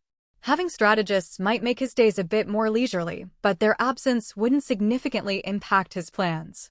The Zhen family, which initially intended to invest in Liu Bei, began to scale back their support for Taishan after Yuan Shao took control of Jizhou. It was evident that in the eyes of the Zhen family, Liu Xuanda, though recognized by the imperial clan, didn't hold as much potential as Yuan Shao, who had 3 generations of high-ranking officials in his lineage. Chen Xi had anticipated this and wasn't surprised. He never expected the Zhen family to support Liu Bei wholeheartedly just because of his presence. This was simply unrealistic. The Zhen family, based in Jizhou, naturally had extensive ties with Yuan Shao, who was on the verge of dominating the world. Their family management wouldn't allow them to gamble everything based on personal feelings. Though the Zhen family appeared to be wealthy merchants, Chen Xi knew they were more than that. With a hereditary salary of 2,000 Dan, the Zhen family wasn't merely a rich merchant family. The Yuan family had held high office for 4 generations. In the Three Kingdoms era, where social standing was paramount, would they let their most favored son marry Zhenmi just because of her beauty? It was a joke. No matter how wealthy, they were nothing compared to the Yuan family's influence, which now aimed to control the whole country. Merchants were insignificant in comparison. Chen Xi didn't comment on the Zhang family's decision. It wasn't the right time to concern himself with such matters. Even if Yuan Shao were to be defeated, it wouldn't be wise to eliminate the Zhen family. At most, they could change the family head. Provoking the aristocracy without absolute power was unwise, but if Liu Bei insisted, there was no other choice. Liu Bei was furious about the Zhen family's withdrawal, especially after being mocked by prestigious scholars during recruitment. Now, even wealthy merchants dared to snub him. Chen Xi's explanation of the circumstances helped calm Liu Bei, preventing a complete fallout with the Zhen family. Still, Liu Bei's simmering anger suggested that if the Zhen family fell into his hands, they would suffer. If not managed, the entire Hebei aristocracy could suffer due to the Zhang family's involvement. Our Nigeria Nairobi. As a precaution, Chen Xi contacted Su Shuang and Zhang Shiping, asking them to undermine the Zhen family's salt and horse trading businesses in Jizhou. The goal was to pressure the Zhen family into apologizing to Liu Bei. If this anger brewed for a few more years and Chen Xi managed to conquer Qingzhou and defeat Yuan Shao, the Hebei aristocracy might be dragged down with the Zhen family. Acing the aristocracy has been an inevitable task for every emperor in history. But truly subduing the aristocracy is something only a handful of emperors have accomplished. Chen Xi didn't believe that the still-growing Liu Bei could subdue these families, even with a time traveler's ability to avoid danger and a vision beyond his era. Directly confronting the aristocracy at this time went against the instincts of a prudent time traveler. Adopting a dual strategy of carrot and stick, Chen Xi hoped that Su Shuang and Zhang Shiping could crush the Zhen family's businesses, making them understand the difference between nobles and warlords. Ideally, they would apologize obediently, allowing Liu Bei to let go of his simmering anger. If the Zhen family proved to be formidable, Chen Xi would have to personally take action. Whether through commercial suppression or outright eradication of the Zhen family's upper echelon, he would ensure they received a dignified farewell. Chen Xi could guarantee that even if Zhenmi truly had the appearance of a phoenix, she would end up as someone else's plaything. Meanwhile, Yuan Shao might feel humiliated but wouldn't start a war with Liu Bei over it. Zichuan, exactly how much money do you have? Since entering Fengao, you've been continuously investing money in grain, yet we haven't seen any returns. How have you managed to sustain this? Do we really have that much money? Jian Yong couldn't suppress his curiosity any longer, especially with the autumn harvest approaching. Even Zhao Yun, sitting nearby, looked up with interest at Jian Yong's question, as everyone in Fengao City was eager to know. I have plenty of money, and it's continuously increasing. Why do you ask? Chen Xi yawned. Xuanda, no need to stand outside. Come in if you want to listen. Everyone seems interested in this. Ha. Liu Bei laughed heartily, trying to mask his awkwardness. Seeing that Chen Xi's attention was elsewhere, he stopped laughing as much. Indeed, many people believe you, Chen Zichuan, to be a money god with boundless wealth, Liu Bei joked. He knew better than anyone that Chen Xi mostly spent his days drinking tea and reading documents, far from the rumors of daily cartloads of money being brought in. Yet, he had indeed managed to make everyone live in peace and prosperity. I have only this much money, Chen Xi said, untying a silk pouch from his waist and tossing it onto the table with a clatter. The pouch was a recent gift from Chen Lan after he arrived in Fengao. On his left hung a sachet, a delicate creation from his wife, Fan Jian. Zichuan, what do you mean by this? Liu Bei, taking a seat, looked at the money pouch on the table, puzzled. I mean that I haven't invested a single copper coin into Fengao. What seems like a lot of money doesn't actually exist, Chen Xi said seriously. Of course, the refugees we've gathered continuously create value, so it seems like I'm pouring in money, but I have none to invest. Liu Bei was confused, Jian Yong looked lost, and Zhao Yun scratched his head. Okay, to put it simply, you see me paying daily wages. Though not much individually, over time, it adds up to millions of coins leaving my hands. But have you considered that it's not just me spending money? The people earning money are also spending it. After all, if they're paid, I don't need to provide dinner, Chen Xi said lazily, looking utterly exhausted. Still, they were confused, with blank expressions. I opened a few steamed bun shops, Chen Xi yawned. He had been forced to do this after getting tired of hard bread and had failed numerous times before succeeding. Once he did, it was much better. Compared to hard bread, steamed buns were a profitable business. At least, steamed buns were tasty, filling, and easy to digest, plus nobody knew that each two-tailed bun used less than 1.5 taels of flour. So, business boomed. Moreover, Chen Xi made sure the free lunch provided for workers was just enough to fill them, not to satisfy them. Hard bread filled the belly, and thin millet porridge was just barely enough. When compared to the steamed buns, fewer people opted for the government-provided lunch. With the same price, why eat the hard bread that was like a rock when the steamed bun shop offered a small dish of pickles? The bun shops thrived even more. Over time, fewer and fewer people stayed for the government-provided lunch. So, the government negotiated with the bun shops. Workers would receive vouchers to eat at the bun shops, getting a small discount for bulk orders. The workers were grateful, the government saved money, and everyone was happy. Eventually, all the cooks who were originally employed by the government to prepare lunch were reassigned to open more bun shops. It was truly a win-win situation. The government's expenses were cut significantly, and newcomers received coins, discovering they were spending more than those with vouchers. They demanded to convert their wages into vouchers. Thus, the issue of insufficient funds was avoided. After a while, Chen Xi noticed the number of refugees was increasing, and funds were running low. A clever refugee discovered the vouchers could be used at the bun shops in the evening, too, avoiding the need to spend more money at home on hard bread. This secret quietly spread, and soon wages were paid mostly in vouchers. Chen Xi spent his days stamping documents with his seal and having Zhao Yun slice them into neat strips. Zhao Yun was impressively efficient at this task, slicing 1,000 sheets in one go without damaging the table. These transformative paper notes started as a general equivalent for everyday needs, and it was practically reasonable. Chen Xi could produce as many as needed without fear of counterfeiting since making the paper required his seal.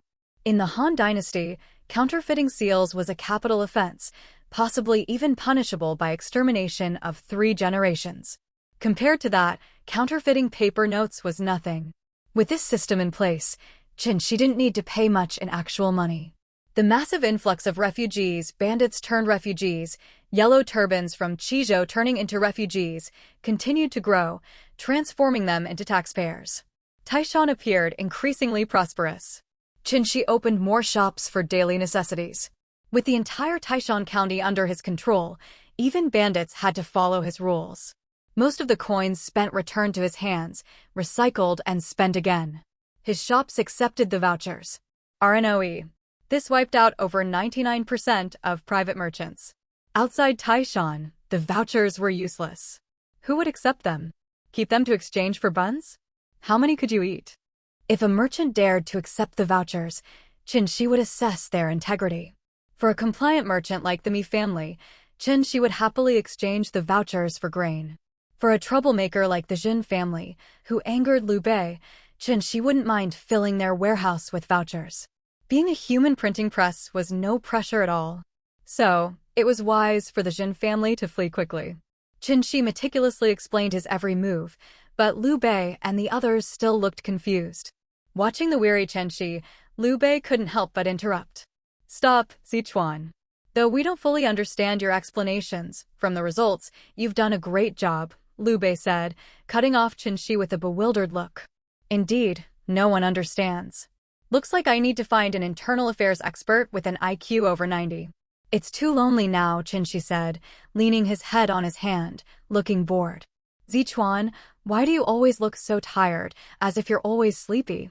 Liu Bei changed the topic, feeling that continuing the previous conversation was too taxing. As long as the construction continued, the details didn't seem as important. Spring lethargy, autumn fatigue, summer drowsiness, and winter huddling in bed. Now it's autumn fatigue, Chen Xi said with a sleepy expression. But don't worry, Xuanda. The administrative affairs are under control. He adjusted his position to make himself more comfortable, looking ready to fall asleep again. Liu Bei, Jian Yong, and Zhao Yun all looked at Chen Xi helplessly. Was that a valid reason? Sleeping through the entire year like a pig, how did he learn all his skills? Was he some divine being who learned through dreams? Report. The silence was broken by a messenger rushing in, shouting loudly. Chen Xi instantly snapped awake, a thin layer of sweat forming from the shock. Liu Bei and Zhao Yun, both sharp-eyed warriors, noticed Chen Xi's reaction, guessing he was startled. Chen Xi looked seriously at the messenger, his sleepiness thoroughly scared away. Internally, he sighed, resolving not to sleep in the administrative hall again. It was too terrifying. What's the report? Chen Xi asked calmly. From Xuzhou, Mi Zhu and Lu Su have come to visit, the messenger announced loudly. Chen Xi was taken aback, then his expression brightened with joy. Xuanda, great wealth and great wisdom are arriving. Liu Bei was taken aback. Great scholars? He had never successfully recruited any of them before. The aristocrats never took him seriously, and up to now, all his attempts at recruitment had failed. Naturally, when he heard this news, he was stunned. Xuanda Gong, Chen Xi called again, snapping Liu Bei out of his thoughts. Since he couldn't sleep anymore, there was no reason to let someone else daydream in front of him. All right, Liu Bei replied, coming to his senses. He was overjoyed. Regardless of who was coming, any scholar willing to join him now would be greeted with great ceremony, and he would ensure they were well taken care of in the future. Xuanda Gong, let's go. Whether it's Mi Zijing or Lu Zijing, they are both extremely important to us right now. Lu Zijing has a very long-term vision and insightful strategies for governance and politics, making him a talent for national strategy. The Mi family is extremely wealthy, comparable to the Jin family in terms of fortune, being one of the 5 great merchant families, Chen Xi explained, highlighting their backgrounds to prepare Liu Bei. Upon hearing this, Liu Bei calmed down. His initial excitement subsided, and he returned to his usual composure. Turning to Chen Xi with a smile, he said, I thought that Lu Xuanda would never catch the eye of extraordinary talents. It seems I underestimated myself. The Jin family left, but the Mi family has come. Zheng Zhao and Zhang Hong did not come, but Lu Zijing has entered my door. At this moment, Liu Bei was brimming with confidence. The dejection from failing to recruit notable scholars and the departure of the Jin family, who didn't believe in his potential, was all swept away, leaving him looking more self-assured and assertive. Those people are not as good as me, Chen Xi yawned, saying, Xuanda Gong, if you ever feel down about not recruiting someone, compare them to me. For generals, compare them to Zhao Yun. If a scholar is better than me or a general is better than Zilong, let me know. Chen Xi's words brought a confident smile to Zhao Yun's face, followed by his characteristic modesty. I don't deserve such praise from the strategist, but the strategist is indeed a rare talent in the world, unmatched by many. Chen Xi rolled his eyes. As if there are several Lu Bus in the world. All right, everyone should understand. Xuanda Gong, remember this. After this year, anyone who does not believe in you will not be a top-tier strategist of this era, as they will lack the necessary foresight. Thank you for the reminder, Zichuan, Liu Bei said solemnly, bowing slightly. Let's go out and wait. Zichuan, if you are tired, you can go home and rest. Always being so weary is not good. I'll find some supplements for you. There isn't much administrative work now, so you should take a break.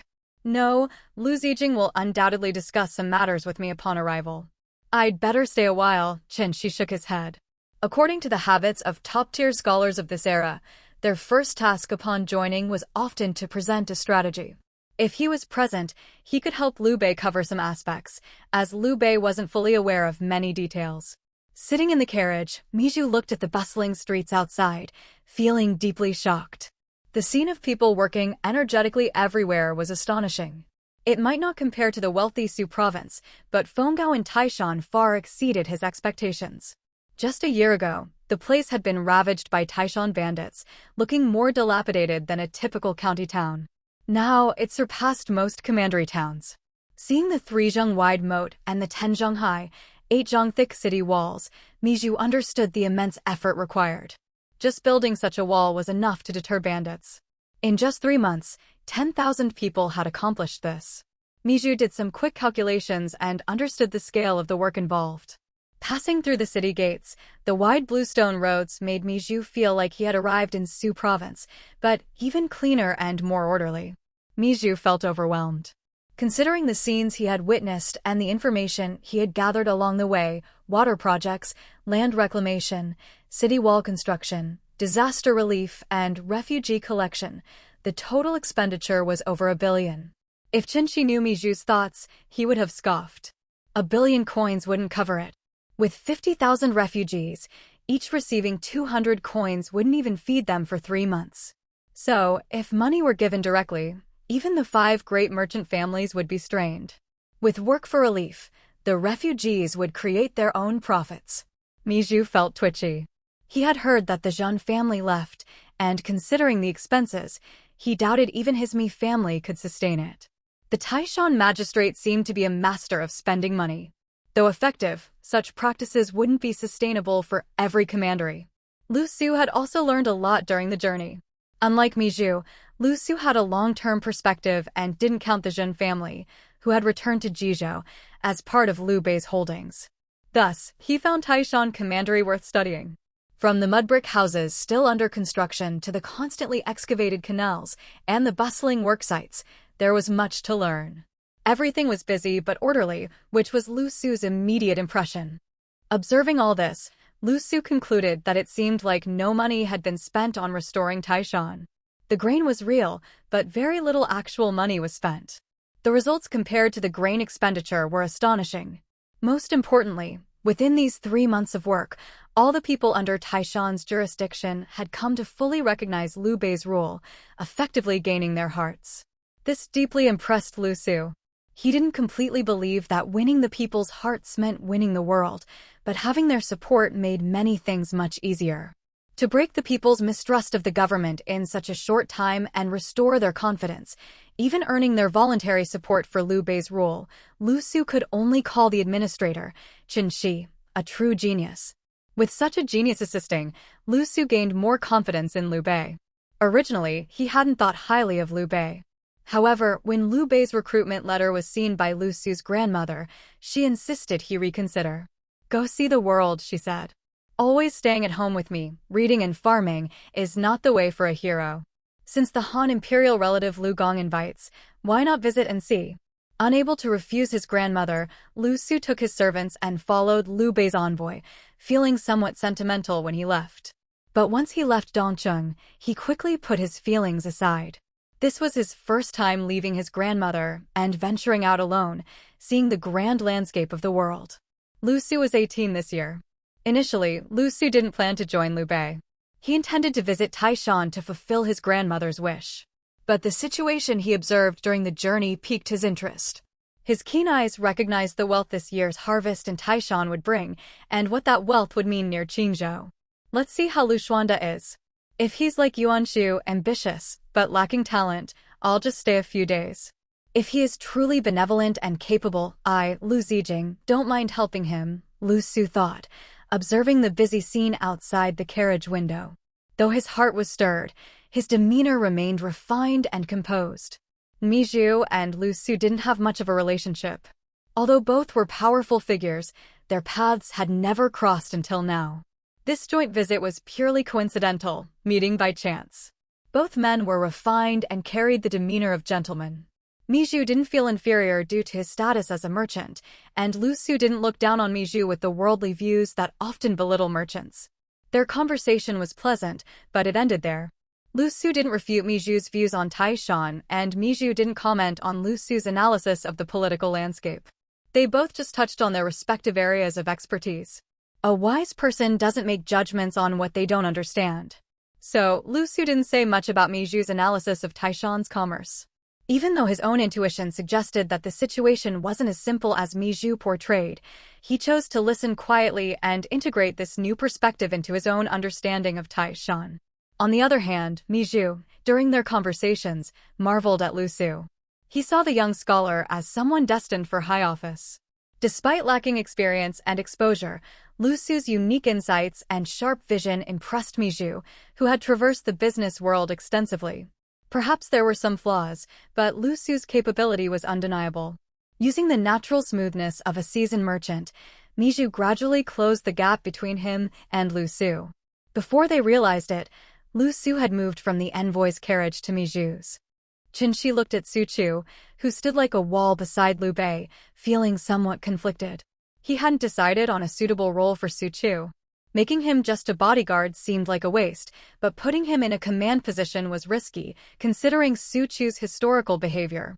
For now, Chen Xi chose to put it aside. However, Su Chu seemed very dedicated to his task of protecting Liu Bei. He appeared to enjoy this role, carrying the fine steel broadsword Chen Xi had made for him and shadowing Liu Bei everywhere. At the government office or Liu Bei's residence, Su Chu would stand menacingly at the door, scaring off anyone who dared approach. For Chen Xi, this wasn't a big deal. Initially, he found Su Chu's fierce smile a bit annoying, but over time, it became a source of amusement. It's amazing what you can get used to. Having gotten used to Su Chu's fierce smile, Chen Xi also became accustomed to Su Chu's enormous appetite. Chen Xi ate from a palm-sized celadone bowl, although he would have preferred white porcelain but hadn't figured out how to produce it yet. He even tasked artisans to research it without success. So, celadone bowls it was. Chen Xi didn't mind too much. He was content with 2 bowls of rice. Zhao Yun, despite his slender build, could eat 5 times as much as Chen Xi without any problem. Guan Yu and Zhang Fei could eat even more. As for Su Chu, Chen Xi had lost count of how many bowls he ate. Although Zhao Yun mentioned that warriors derive their energy from food, the amount Su Chu consumed was staggering. After sparring with Su Chu once, Zhao Yun invited him to eat steamed buns. 3 steamers of buns along with pig trotters only filled Su Chu halfway. Zhao Yun instantly understood why Guan Yu and Zhang Fei would avoid sparring with Su Chu after a match. In this time, without even Liu Bei's salary, everyone was living frugally. Sparring with a glutton could force one to hunt wild game for food. Better to save sparring for when there was plenty of food and money. Lu Zijing from Dongcheng greets Xuan Dagong. Mi Zijing from Su Province greets Xuan Dagong. As Lu Su and Mijou's carriage approached the government office, Lu Su's sharp eyes noticed a group waiting outside, seemingly for their arrival. Soon, Mijou also saw the group waiting by the government office. Unlike Lu Su, he had a more discerning eye or, at least, wasn't as proud as the current Lu Su. After years of navigating the business world, Mijou couldn't afford to act arrogantly. Mijou tugged at Lu Su, not giving him a chance to argue or resist. He didn't want such a capable person to be labeled as arrogant from the start. Nor did he want Liu Bei to lose a potential talented minister due to a moment of displeasure. The scenes they had witnessed along the way had pained Mijou, but also showed him vast business opportunities. The expenditure might be over $1 billion, but the profits created were staggering. Excellent merchants never shy away from risks, and Mijou saw immense potential profits in Taishan's huge investments. He was willing to bet on Liu Bei. Having placed his bet on Liu Bei, Mijou naturally hoped Lu Su would join Liu Bei as well. This way, he would have a supportive friend within Liu Bei's ranks. He admired Lu Su's talent, even though he wasn't yet renowned. The abilities Lu Su displayed on their journey made Mijou's heart tremble. Years of experience told him that Lu Su was worth betting on, and bringing him into Liu Bei's fold could be his greatest support. At ease.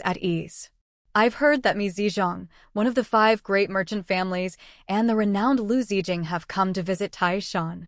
The gloom from the departure of the Zhen family and the lack of notable scholars has lifted. I've prepared a modest meal and wine. Please, join us and impart your wisdom, Liu Bei said sincerely, helping them up. Chen Xi turned his head away, trying to hide his amusement. Sure enough, Mijou was moved, his cheeks flushed with emotion, almost ready to bow down. This wasn't the spring and autumn period when rulers would hold reigns for scholars. Liu Bei's warm reception was already significant, and his heartfelt words were even more impactful. Even Lu Su looked moved. While Chen Xi might be immune to such gestures, ancient scholars were not. Lu Su, in a bit of a daze, followed Liu Bei into his residence next to the government office. As Liu Bei had promised, a modest meal and wine were already prepared. This was supposed to be Chen Xi and his group's dinner, now turned into a banquet with just a small bronze pot added. Seated at the head, Liu Bei introduced Mijou and Lu Su to everyone, causing them to pay special attention to Chen Xi and Zhao Yun.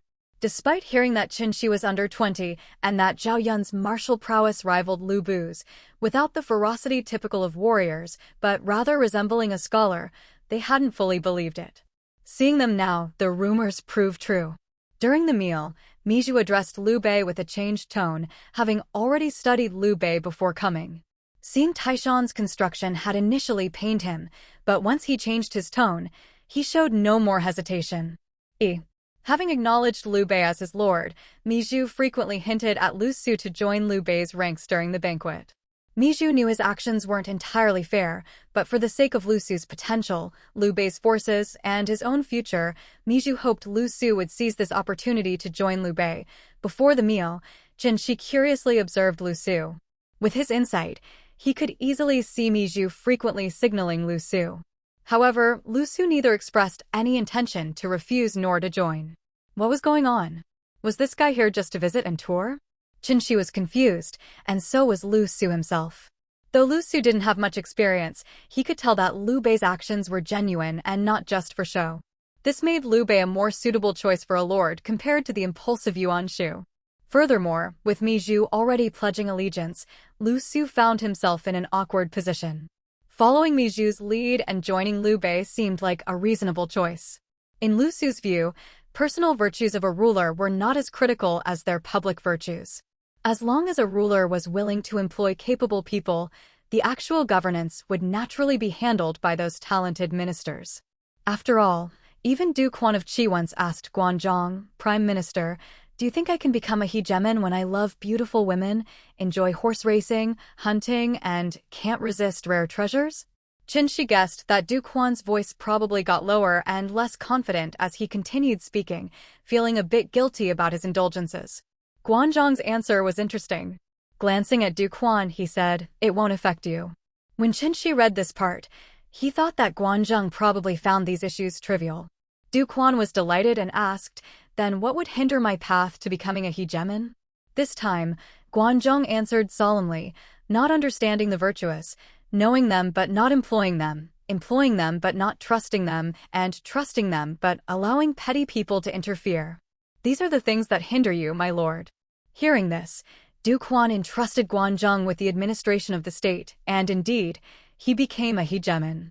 Similarly, Lu Su believed in Guanzhong's principles. The world could not be governed by one person alone. A ruler's job was to select and employ the talented. As long as the ruler kept the well-being of the state in mind, his personal flaws were secondary. The state would remain the same, with the most that could happen being some inconvenience for the ministers. Having seen Liu Bei's reliance on the young and capable Chen Xi for the administration of Taishan, Lu Su was very satisfied with Liu Bei's approach. This was the epitome of a wise ruler in his mind. Age was not a barrier, ability was what mattered. Promoting the capable and demoting the inept were timeless principles. As for the ruler's personal virtues, Lu Su had no excessive demands. Whether kind-hearted or indulgent, as long as the ruler employed capable people, the state would still run effectively. The officials might be slightly troubled, but they wouldn't mysteriously disappear without a trace. Because of these beliefs, after witnessing Liu Bei and Chen Xi's conduct, Lu Su had already approved of Liu Bei. However, he was still conflicted by his initial plan to observe for a longer period before making any decisions. Now, joining immediately seemed a bit rushed to him. "Zichuan, you entertain Zijing. I'm sure you both have much to discuss. Zizhong, if you don't mind, please stay the night." "Zhongkong," Liu Bei said with a smile. Finally understanding Chen Xi's hints, he made this rather unconventional arrangement. "Thank you, Xuandagong," Chen Xi smiled slightly. He was eager to know how a renowned statesman like Lu Su would evaluate his policies in Taishan, whether they were good or bad, and what flaws there might be. Leaving Liu Bei's residence, Lu Su finally snapped back to reality and looked at Chen Xi, cupping his hands in salute. Qin Junsho truly has Xuandagong's favor. The moment he started speaking, Lu Su realized something was off. Since meeting Liu Bei and Chen Xi, he had never heard Chen Xi refer to Liu Bei as his lord. Moreover, when they greeted them earlier, Chen Xi only stood half a step behind Liu Bei, not directly following him. Lu Su smiled wryly, wondering why he hadn't noticed this simple fact. Indeed, the simplest methods are often overlooked. "You and I are of similar age. How about we address each other by our courtesy names? With that, Chen Xi removed the crown from his head, showing sincerity. Lu Su was taken aback. He knew about the crown removal ceremony, which symbolized an equal and unrestricted exchange, but doing it on the street seemed overly casual. Still, he didn't comment, instead silently removing his own crown. Forgive my rudeness. Is Zichuan always so unconventional? My head was just itchy, Chen Xi said casually, scratching his head and then pressing the crown back on. Ha ha, Zichuan, you truly are a unique character, Lu Su laughed. Without the constraints of social norms, he found the situation amusing. Let's go to my place for tea. You can tell me your thoughts on Taishan, Chen Xi suggested, shaking out his hair with a smile. All right, I have many questions for you, Chen Zichuan. With no restrictions, Lu Su responded boldly. Then let's have a good debate and see if you, the renowned Lu Zijing, can out-argue me, the Taishan Chen Zichuan. Chen Xi laughed heartily. Chen Xi and Lu Su sat down, and soon Qianlan brought the dishes. Fan Jian stayed for a brief moment and then left, closing the door behind her. When I first saw you, Lu Zijing, I knew you would have questions for me. Show me what you've got. Unfortunately, I don't have any good snacks. Let's make do with this. Chen Xi poured a cup of fermented rice wine. I don't have any proper alcohol. Drink this, it's sweet lately. Zichuan is so certain I would have questions? Lu Su smiled. Aren't you afraid I might just flatter you? I accept flattery too. After all, these are my achievements. With the granaries filling up and soon distributing ritual codes, what's wrong with accepting some praise? Chen Xi joked. When I, Chen Zichuan, do something, I accept the accolades for the good and take responsibility for the bad. Any. As for why I'm certain you have questions, it's simple. Any strategist worth his salt passing through Taishan without considering its implications is not a true strategist. I, Chen Zichuan, am not belittling the world, but am confident that what I've done here is enough to spark the intellect of any wise person passing by. Chen Xi exuded confidence. Those who can identify the problems are undoubtedly the wise of the world. Those who sense something but can't pinpoint it are the backbone of the nation. As for those who only skim the surface, they are mere mediocrities. Chen Xi's arrogance left Lu Su momentarily stunned. He had considered various scenarios, but never thought this prodigious talent he admired could be so audacious. Do you think I'm arrogant? Chen Xi laughed heartily, completely unconcerned with Lu Su's dazed expression. We are both under 20. If we aren't arrogant now and instead act all prudent and mature, wouldn't it be dull when we need to be prudent and mature in the future? Chen Xi's words made Lu Su pause again. Before he could speak, Chen Xi laughed again.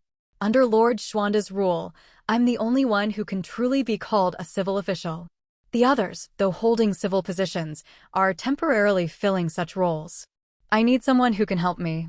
Being smooth and leaving no traces isn't something we should be doing at our age. In youth, we should have the attitude of looking down on heroes from all over the world. I've been a head of a powerful family for too long and forgotten my current identity, Lu Su said, closing his eyes slowly. When he opened them again, a confident aura radiated from him. He stared at Chen Xi. I've never handed the initiative to others. Good, good. Let me hear your thoughts, Chen Xi laughed. An organization needed this kind of boldness and confidence to rapidly advance. Only with such drive could they forge an unparalleled legacy against the tide of the times. As for the saying that maintaining success is harder than achieving it, it's merely because there are more rulers who maintain success than those who achieve it. Having never experienced the vast sea, they think the small waves of a lake are terrifying, not realizing the waves of the sea are beyond their imagination. What is each one aiming for? Lu Su stared at Chen Xi. To sweep across the land and reshape the world. Chen Xi said calmly. Conquer Qing province, merge with Su province, swallow Yu province, defeat Yuan Shao, then expand westward to Bing province, amassing power in the central plains to engulf the world, Lu Su said with a cunning smile. As if to say such plans are evident even to him. Not too far off. At most, there's an additional step to contend with the entire world, then consolidate power in the central plains before swallowing the world. Chen Xi was indifferent to Lu Su's smile. Lu Su could see through it because Chen Xi intentionally displayed such arrogance. Such outwardly gentle yet inwardly arrogant strategists would naturally devise the most domineering and audacious plans, appearing simple and brutal. Yet, it was precisely because of their simplicity and brutality that people wouldn't expect such strategies from a madman. A crazy plan. The first 3 steps are not an issue given your current prowess. I even suspect you're already scheming against Yuan Shu. As for the 4th and 5th steps, those are the crucial points, Lu Su pondered, tapping the table. Unintentionally, he began contemplating this madman's strategy. Challenging the top family and the top 2 lords of the realm was something only a madman would dare. For some reason, the thought of it made Lu Su's blood boil. No, only the 5th step is crucial, Chen Xi sneered. As long as we move quickly, the difficulty of the first 4 steps is almost negligible. That's impossible. Yuan Shu and Yuan Shao are family, despite their differences. If a force threatens the Yuan family, they will unite to crush it. Resistance will increase from the 3rd step onwards. Yuan Shu may be reckless, but before he realizes it, he'll be crushed by you. However, Yuan Shu's fall would alert Yuan Shao. Lu Su shook his head, disagreeing with Chen Xi's statement. He doubted Chen Xi's calculations. We won't tackle the 3rd step alone. There will be others involved. The imperial seal is still with Sun Tzu, who is under Yuan Shu. When the time comes, we just need to sway Sun Tzu and use prophetic words to dazzle Yuan Shu. Chen Xi's foreknowledge came into play, and he looked at Lu Su with intense confidence, almost saying that he could make these events happen even if no one else wanted them to. Lu Su's expression grew serious as he considered the feasibility of this. After a difficult moment of contemplation, he looked at Chen Xi. For the first time, he felt pressure in Chen Xi's presence. Could anyone really plan so meticulously? If so, the 3rd step indeed becomes a matter of toppling a wall. Yuan Benchu would be forced to stand aside, Lu Su said with difficulty. Planning in this way was complex. One misstep could overturn the entire plan. He hadn't even considered Yuan Shu and Sun Tzu. One oversight and the situation changes drastically. Actually, by the 4th step, strategies are no longer crucial. By then, the power balance means no single defeat can entirely negate us. Essentially, it's not the battlefield strategies, but the logistics that matter. Unfortunately for Yuan Shao, I've already accounted for him, Chen Xi said mockingly. Besides battlefields, many other methods could defeat an enemy. Lu Su sighed and said, Zichuan, aren't you afraid I'll defect to Yuan Benchu? If you wanted to defect, you wouldn't be considering so much for Xuandagong, Chen Xi smirked. Though I don't know why you haven't directly pledged to Xuandagong and are still hesitant, your thinking shows you are on his side. Even in finding flaws and countering me, you haven't taken the enemy's perspective. You're already involved, with ring above in beta. Sigh. Chen Zichuan, you truly are a prodigious talent, Lu Su sighed. I hesitated because pledging now feels contrary to my earlier statement of assessing for a while. But now I'm willing to join Taishan as a guest official, both to evaluate and assist you. Good, good. Chen Xi laughed heartily. Since you're willing to join Taishan, I finally have someone to discuss Taishan's direction with. Lu Su was stunned.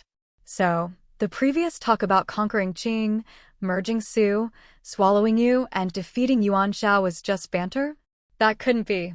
Clearly, Chen Xi was already working on these plans. Both Yuan Shu and Yuan Shao, the top 2 forces, were already in his calculations. Well, this is different from that kind of strategy. It's another type. The previous was about external plans. Now, it's internal.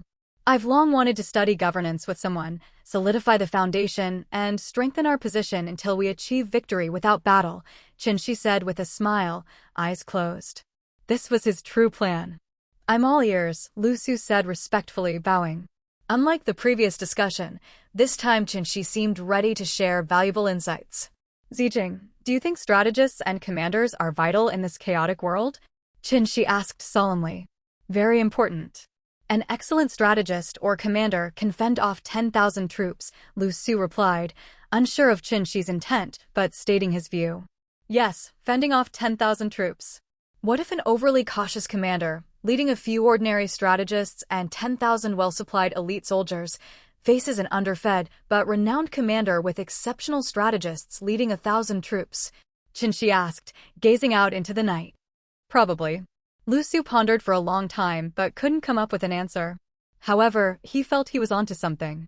Since ancient times, the military classics are filled with examples of winning with fewer troops against larger forces.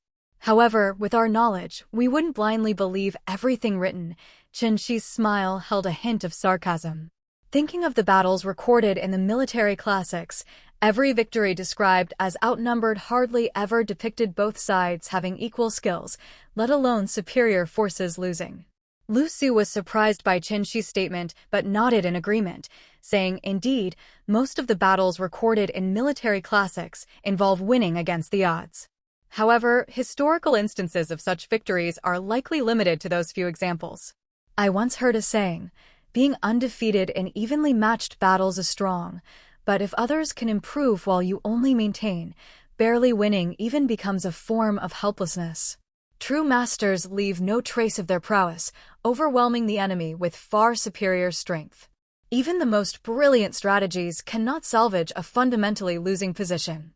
Chen Xi closed his eyes, contemplating many ancient battles where continuous victories could not prevent eventual defeat. The Han Dynasty's battles against the Xiongnu initially and later were not always favorable. Although the mid-period victories were impressive with a 1-to-20 casualty ratio, later confrontations after Emperor Wu saw continued skirmishes, with the Xiongnu often holding their ground. Yet, the Xiongnu eventually faced extermination, an example of winning by attrition. Similarly, the Tang dynasty had a high failure rate in foreign wars, but still managed to subdue surrounding territories. Small neighboring states couldn't afford to lose even once, while the Tang dynasty could regroup after losses. This reflects the Tang's strategy of playing the long game, prevailing through resilience. On the contrary, the Song dynasty had a high success rate in foreign conflicts, but faced annihilation with a failure rate below 60%. Despite winning battles, the state was vulnerable to collapses when losses occurred, indicating the critical importance of strength and resilience in maintaining sovereignty. Because of these perspectives, Chen Xi was uninterested in the apparent victory or defeat. For example, Zhao Zilong had a favorable record against Qin's Wang Jian, but ultimately, Zhao fell due to Qin's overall superiority, a predetermined tragedy that individual battle victories couldn't change. Thus, Chen Xi focused less on superficial victories. Lu Su observed Chen Xi, "Our military teachings always emphasize overcoming stronger foes, but rarely teach that the simplest strategy is to use superior strength to crush the weak." Zichuan is correct. Sometimes, even brilliant tactics can't save the final outcome. Strengthening oneself and weakening the enemy is the true path. Indeed, Zijing, do you know what my initial thoughts were? Chen Xi smiled, intending to share his complete vision with Lu Su, but cautiously approached the topic to avoid overwhelming him. Lu Su shook his head, finding it hard to follow Chen Xi's erratic thoughts, but remained intrigued by his wisdom. "When I realized Lord Xuanda couldn't attract top strategists, I turned to another path, strengthening ourselves to a point where even ordinary generals and quickly trained strategists could defeat our enemies. So, I planned for the worst-case scenario from the start." Chen Xi reminisced about his initial ideas, feeling a rare sense of joy at having someone to share them with. How could that be possible? Holding such thoughts while governing, how could you manage? Lu Su was shocked. Chen Xi's approach was too extreme, even as a contingency plan, yet he managed to function effectively. It's not impossible. Don't you think it's great? If I can conquer those adversaries under such conditions, wouldn't it be easier when we actually attract talent? Chen Xi smiled. From my perspective, it's doable. 3 heads are better than 1. If quality isn't enough, quantity compensates. Perhaps 1 top strategist equals 10 of my mass-produced ones, but with enough numbers, I'm not worried. And among many, a few geniuses will surely emerge. Lu Su felt a cold sweat. Within this short conversation, he had gained insight into Chen Xi's remarkable intellect and boldness. His seemingly insane plans were frighteningly plausible. Taking a deep breath to calm himself, Lu Su realized he was already swayed by Chen Xi. Now wasn't the time to ponder such minor details. "May I ask, Zichuan, what do you mean by mass-producing strategists?" Lu Su identified the core of Chen Xi's plan. If Chen Xi's central strategy revolved around producing strategists in bulk, the feasibility of quantity translating into quality became crucial. "That is my secret method, not to be lightly divulged." Chen Xi haughtily flicked his head, signaling he couldn't reveal it to Lu Su. In reality, Chen Xi's concept of mass-producing strategists and civil officials involved scouting unformed historical talents and employing a cramming education method for suitable youths. Chen Xi sought capable individuals, not necessarily geniuses, as genius development usually relied on self-study, with teachers merely guiding them. Like Zhuge Liang, another teacher would have produced similar results. Usually, renowned teachers were notable because they encountered exceptional students, not because they created geniuses. Chen Xi firmly believed in the adage, relying solely on imparted knowledge prevents one from reaching the top, as someone above always exists and can replicate the process. Education is uniform. Chen Xi dismissed personalized teaching due to a lack of qualified educators and its unnecessary nature. Chen Xi designed his education method to be straightforward and effective. He planned to distribute books to youths aged 10 to 15 and let them self-study. Naturally gifted individuals would excel, and after 6 months, the books would be recollected. The top students would be selected to receive direct mentorship from civil officials, learning through practical governance. This half-autonomous, half-apprenticeship education would allow geniuses to forge their own paths. Chen Xi couldn't ensure his grooming wouldn't alter their essence, potentially standardizing them, a tragic outcome. For those interested in book knowledge, a 3-year cramming education followed. Chen Xi, experienced in this approach, was confident in producing capable, if not exceptional, talents. Chen Xi was unfazed by the drawbacks of cramming education. In an era where possessing a book was a family treasure, this intensive education method wouldn't be criticized, but praised as responsible and beneficial. Concerns about producing bookworms didn't bother Chen Xi. Historically, students undergoing rigorous education, including supplementary lessons and holiday classes, still retained their essence. Thus, Chen Xi's educational reforms would be lauded for their dedication and efficacy. In summary, Chen Xi's methods would be seen as virtuous by contemporary standards, reflecting positively on his governance. Lu Su was momentarily stunned by Chen Xi's words, then realized the secrecy surrounding such matters. He apologized, "Forgive my impudence, Sichuan." "No matter, Jian, bring those identical books from the shelf," Chen Xi called out casually, leaning back comfortably. "Yes," Fan Jian's clear voice responded. She was enjoying her life, despite Chen Xi's frequent absences. As the household's mistress without elders, she often neglected the formalities she had learned. For example, Fan Jian insisted on reading, so Chen Xi had someone print elementary-level books for her. Subsequently, surplus copies were used for other purposes, including talent selection. A beta. Fan Jian quickly brought the books and some stuffed buns. "Compare them, and you'll understand." Chen Xi handed the books to Lu Su, confident that Lu Su's intellect would grasp his strategy immediately. "Wow," Lu Su gasped as he saw the identical handwriting on the 2 books and the meticulously crafted text spanning tens of thousands of characters. "How much did this cost?" "The more you make, the cheaper it gets. If it's just those 2 in your hand, the price won't be much less than a hand-copied manuscript." Chen Xi rolled his eyes. "Then it can't be widely promoted," Lu Su sighed. "But if you produce thousands of copies, it becomes much cheaper than bamboo slips," Chen Xi said nonchalantly. "Hey, why didn't you correct the typos in here?" "Look, there's an extra stroke in the character 4, Lu Su pointed out, momentarily sidetracked from the conversation. "It's too troublesome." "A mistake is a mistake," Chen Xi rolled his eyes.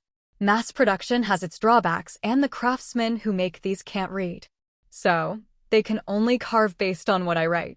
Plus, if there's a mistake on one page, you have to redo the whole thing. As long as it's not a critical word and there aren't more than a couple of mistakes per page, I just let it go." The reason Chen Xi didn't bother correcting every mistake was practical. The craftsman, who couldn't read, had to reverse engineer his text to carve the blocks. Each block contained an entire page, and any error meant starting over. Therefore, unless it was a crucial error or there were too many mistakes, Chen Xi preferred to overlook minor typos. As for movable type printing, Chen Xi admitted he didn't have the ability to implement it. The craftsman's skills, materials, and his own limitations posed challenges. Instead, carving blocks was a more straightforward solution, leveraging ancient techniques that had been around since the Shang dynasty, offering no real technical barriers. "True, even handwritten copies have errors," Lu Su nodded. "But if the typos and handwriting are identical, it's easy for people to notice something's off. Let them notice. Everyone knows about seals and stamps, but who has the resources to produce paper en masse? This technology has existed for millennia, but without sufficient resources, it's like a dragon hiding in a pool. Chen Xi dismissed Lu Su's concern with a laugh. The use of seals and stamps had been common knowledge in China for thousands of years, and the ability to produce paper could revolutionize their spread. If you can control the source, using this for elementary education is feasible. This way, you can achieve your goal of mass-producing civil servants. Since ancient times, countless scholars have remained obscure due to a lack of resources. Now, by providing opportunities, you ensure loyalty and gratitude. In 10 years, even if Lord Xuanda stands alone against the world, the outcome is still uncertain, Lu Su remarked. But not yet. I don't want to oppose the aristocracy now. Distributing these would make them fight us tooth and nail. Wisdom and land never go out of style. Even if land's value diminishes, no state can afford to abandon it, lest it becomes a house of cards. And wisdom is the foundation of any nation, Chen Xi sighed, knowing the timing wasn't right. Publishing the books would provoke fierce resistance from the aristocracy, as wisdom and land were timeless assets. What's your plan then? Lu Su understood this point and appreciated that Chen Xi, despite being tempted by a monumental achievement, remained rational. Sell them. 100 gold pieces per book. This contains tens of thousands of words, worth 1,000 gold in bamboo slips. Given its convenience and rarity, 100 gold isn't too much, Chen Xi said nonchalantly. This was indeed a lucrative venture. In an era where knowledge was valued above life itself, and wealth was considered trivial, offering books at such a price was a goldmine. The aristocracy would eagerly buy them, as knowledge was priceless. Historical examples showed scholars trading land and estates for valuable texts. As long as you had books to sell, land, wealth, servants, and concubines were at your disposal. However, selling books was unconventional since antiquity, typically involving gifting rather than commercial transactions. Yet, in this case, selling books wouldn't be considered dishonorable. 100 gold? Lu Su quickly skimmed the text, noting that each page had over 100 characters, with the entire book containing tens of thousands. Before today, I would have gladly paid 1,000 gold for this. Others would too. Your pricing is fair and considerate. All right then. These books will be priced at 1,000 gold each, with 99 pages symbolizing completion, leaving the last pages cost as travel expenses, Chen Xi explained, already planning to attribute the price to Lu Su should there be complaints. This method is good. But I feel guilty accepting such a great gift without any merit. Lu Su, a man of integrity, felt uneasy about benefiting so much from a mere suggestion. No worries. If you're interested, write something and I'll print it for you, Chen Xi replied casually, offering Lu Su another significant opportunity. Since you insist, I'll accept with gratitude. But please retract the offer to publish my writings. I'm not confident in my skills, Lu Su said humbly, though his eyes betrayed his excitement. Our Omicron Thailand body yes. Chen Xi chuckled inwardly, knowing the allure of publishing one's work was irresistible. In this era, writing a book and disseminating it signified reaching the pinnacle of one's career. The drawback was that these books were rare and difficult to produce in large quantities. Major scholars had disciples who painstakingly copied their works, often simplifying texts to ease the process. With Chen Xi's printing capabilities, producing large quantities was feasible, allowing scholars to reach a wider audience. Chen Xi had once casually suggested that Zhao Yun document his agricultural practices, offering to compile them into a book. Zhao Yun had been ecstatic, struggling to contain his excitement. Chen Xi realized the significance of publishing in this era. It was the ultimate enticement for attracting talented individuals. He believed offering this incentive could sway even the most prominent families. Let me handle the printing. 10,000 words on various topics delivered to the Sun family. I refuse to believe Sun Yu won't join us if we offer to publish his uncle's work, Chen Xi mused. With this powerful tool, Chen Xi was ready to lure those famous scholars from Yingchuan who had abandoned Yuan Shao and were planning to return home via Taishan. His goal was to capture them all in one go. Lu Su and Chen Xi talked throughout the night, and the next day Lu Su, with dark circles under his eyes, went to the administration hall. Liu Bei, with a joyful expression, handed the seal of the governor of Taishan to Chen Xi, and then gave the seal of the Taishan prefect, which Chen Xi had just removed, to Lu Su. The administrative handover was completed, and it seemed that Chen Xi had reached the peak of his official career. With the bandit leaders in Taishan being persuaded to surrender by Zhang Ba, those stubborn and ignorant fools who did not recognize the situation were ruthlessly dealt with by Guan Yu and Zhang Fei leading the new army. Taishan was now stabilized, and Guan Yu and Zhang Fei had also returned to Fengao with their captured prisoners. Zijing, this is the number of cultivated lands for this year. The tax rates are with Zilong and the grain supply to the central government. Calculate these and give me an approximate figure, Chen Xi said, planning the tasks for the autumn and winter seasons. He began handling the current administrative affairs, and similar to before, Chen Xi was only setting the personnel and general goals. The specifics were handled by others. For instance, Lu Su was now the one truly doing the work, while Chen Xi merely gave instructions. He was very clear about his strengths, vision, and experience, but not execution. Professional matters should be handled by professionals. Besides, it was evident that Lu Su was very satisfied with being entrusted with important responsibilities and wanted to demonstrate his abilities. So, Chen Xi continued assigning tasks to Lu Su, one of the 4 talents of Eastern Wu. How can you give an approximate figure? 1 must be 1 and 2 must be 2. Governance cannot be vague. This gives subordinates the opportunity to accept bribes. Lu Su sternly rejected Chen Xi's suggestion. Oh, I mean you only need to report a round figure. The rest will be used as subsidies for the elders, orphans, and widows during festivals. They also deserve support. Chen Xi casually came up with an excuse. After distributing these, the remaining part will be used as scholarships for our outstanding students next year. When those young scholars start learning, it means there's 1 less laborer in their families. Although the families would likely still support a scholar, I think it's more humane to provide some assistance, Chen Xi said, yawning, as he thought of various good ideas to boost his reputation. This method is excellent. But why don't you write a formal plan? Lu Su nodded in agreement with the benefits of these measures, but was curious why Chen Xi didn't document them. It's too simple. There's no need to waste paper. Chen Xi pulled out another reasonable excuse. Chen Xi was right.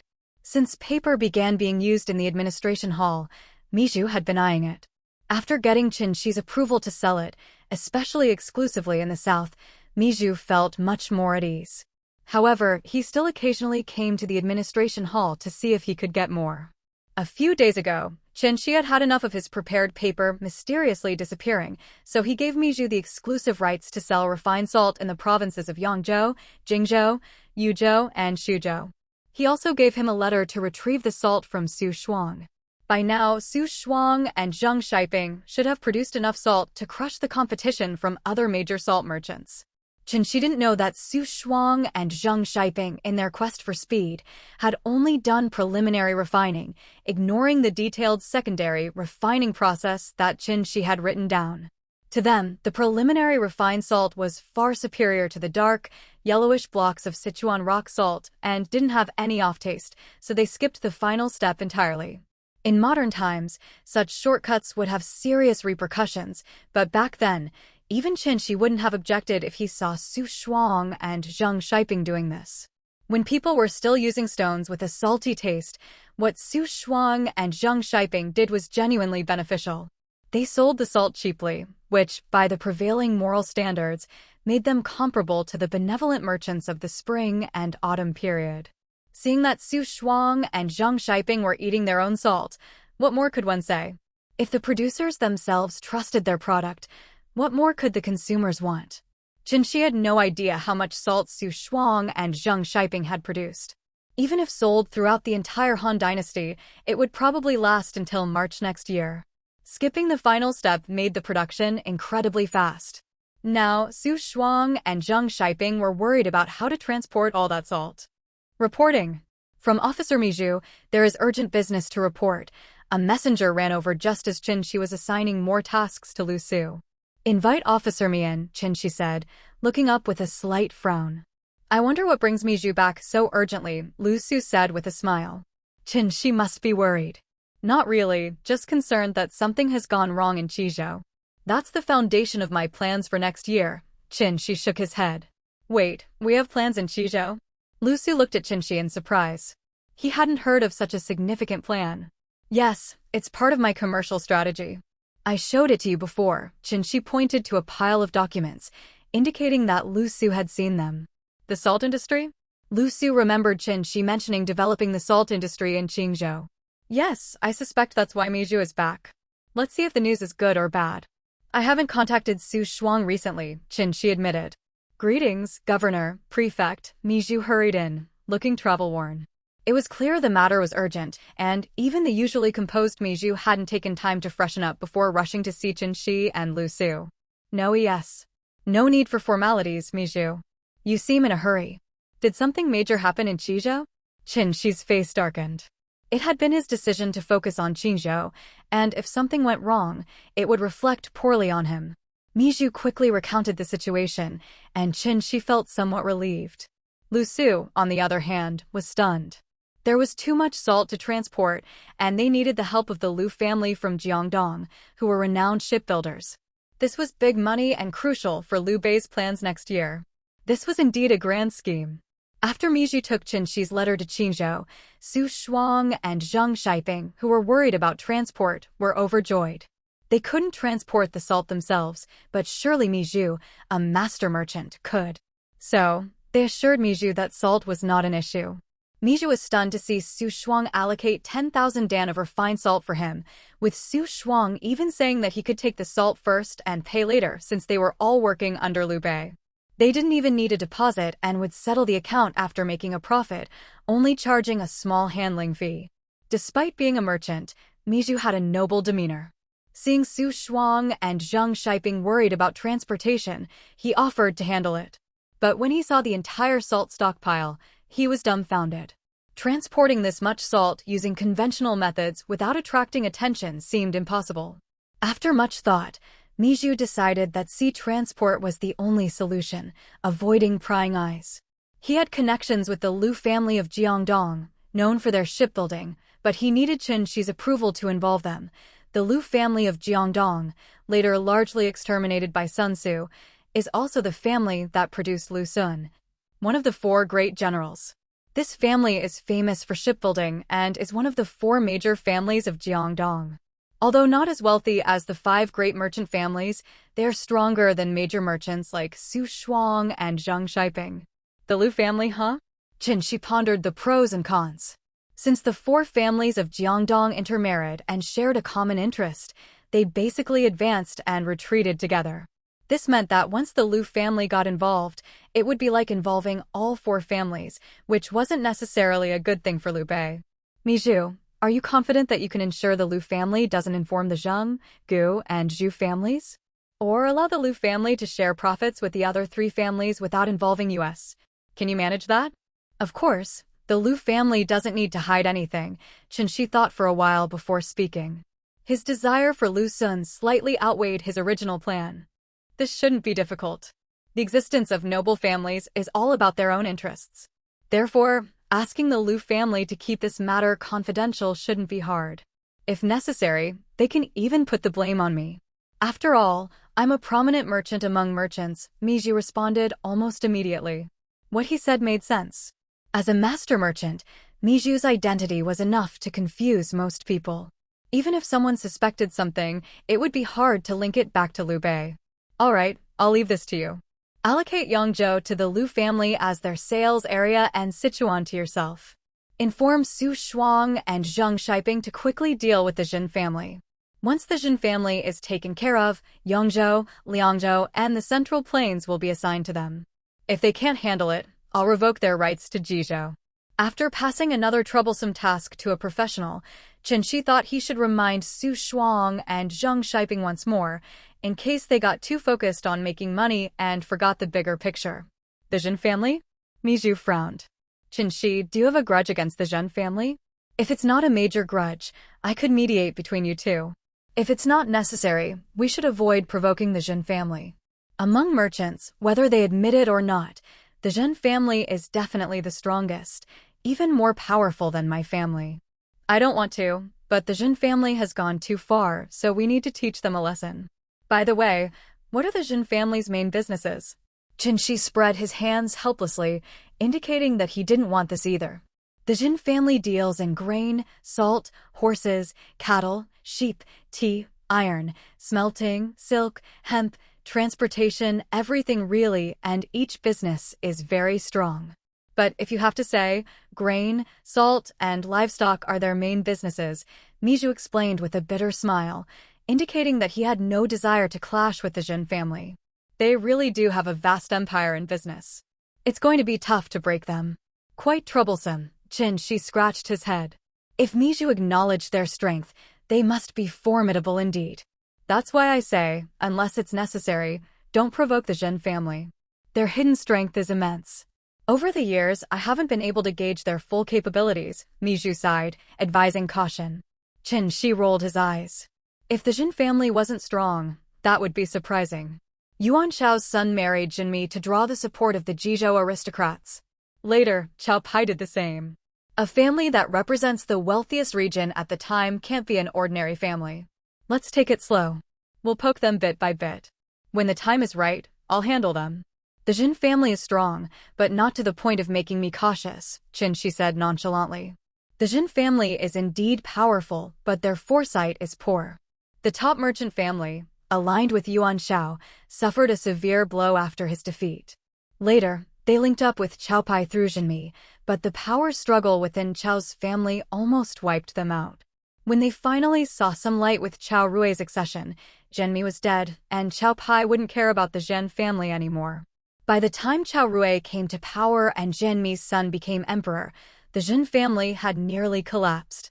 For a family with such a history of poor decisions, Chen Xi didn't see much difficulty in dealing with them. Oh, Miju, I almost forgot. You have extensive connections among merchants. You can rally them together to form a team. This way, you'll have better risk resistance. The team can adjust various resources internally, reduce transportation costs, and increase profits. As the team grows, resource diversity will also increase. Proper coordination will save a lot of trouble. Chen Xi offered Miju a strategy to ease his worries about the Zhang family. Miju pondered briefly before his eyes lit up. This is a great idea. I didn't expect Chen Xi to be so knowledgeable about commerce. All right, Miju, go handle the commercial affairs. If you can spare the time, make sure the Jin family suffers. That's all for now, Chen Xi said, picking up a roll of documents, implying that Miju should get to work and not waste time. I'll get right on it, and I'll make sure the Jin family feels the pain, Miju laughed, not offended by Chen Xi's almost dismissive behavior. Go on, Miju. I have high hopes for you. You'll become the top merchant in the land, Chen Xi said without looking up, showing little sincerity. But Miju laughed heartily, thanks for the blessing. With Chen Xi's suggestion, Miju realized that he could use his network to make everyone rich, including himself.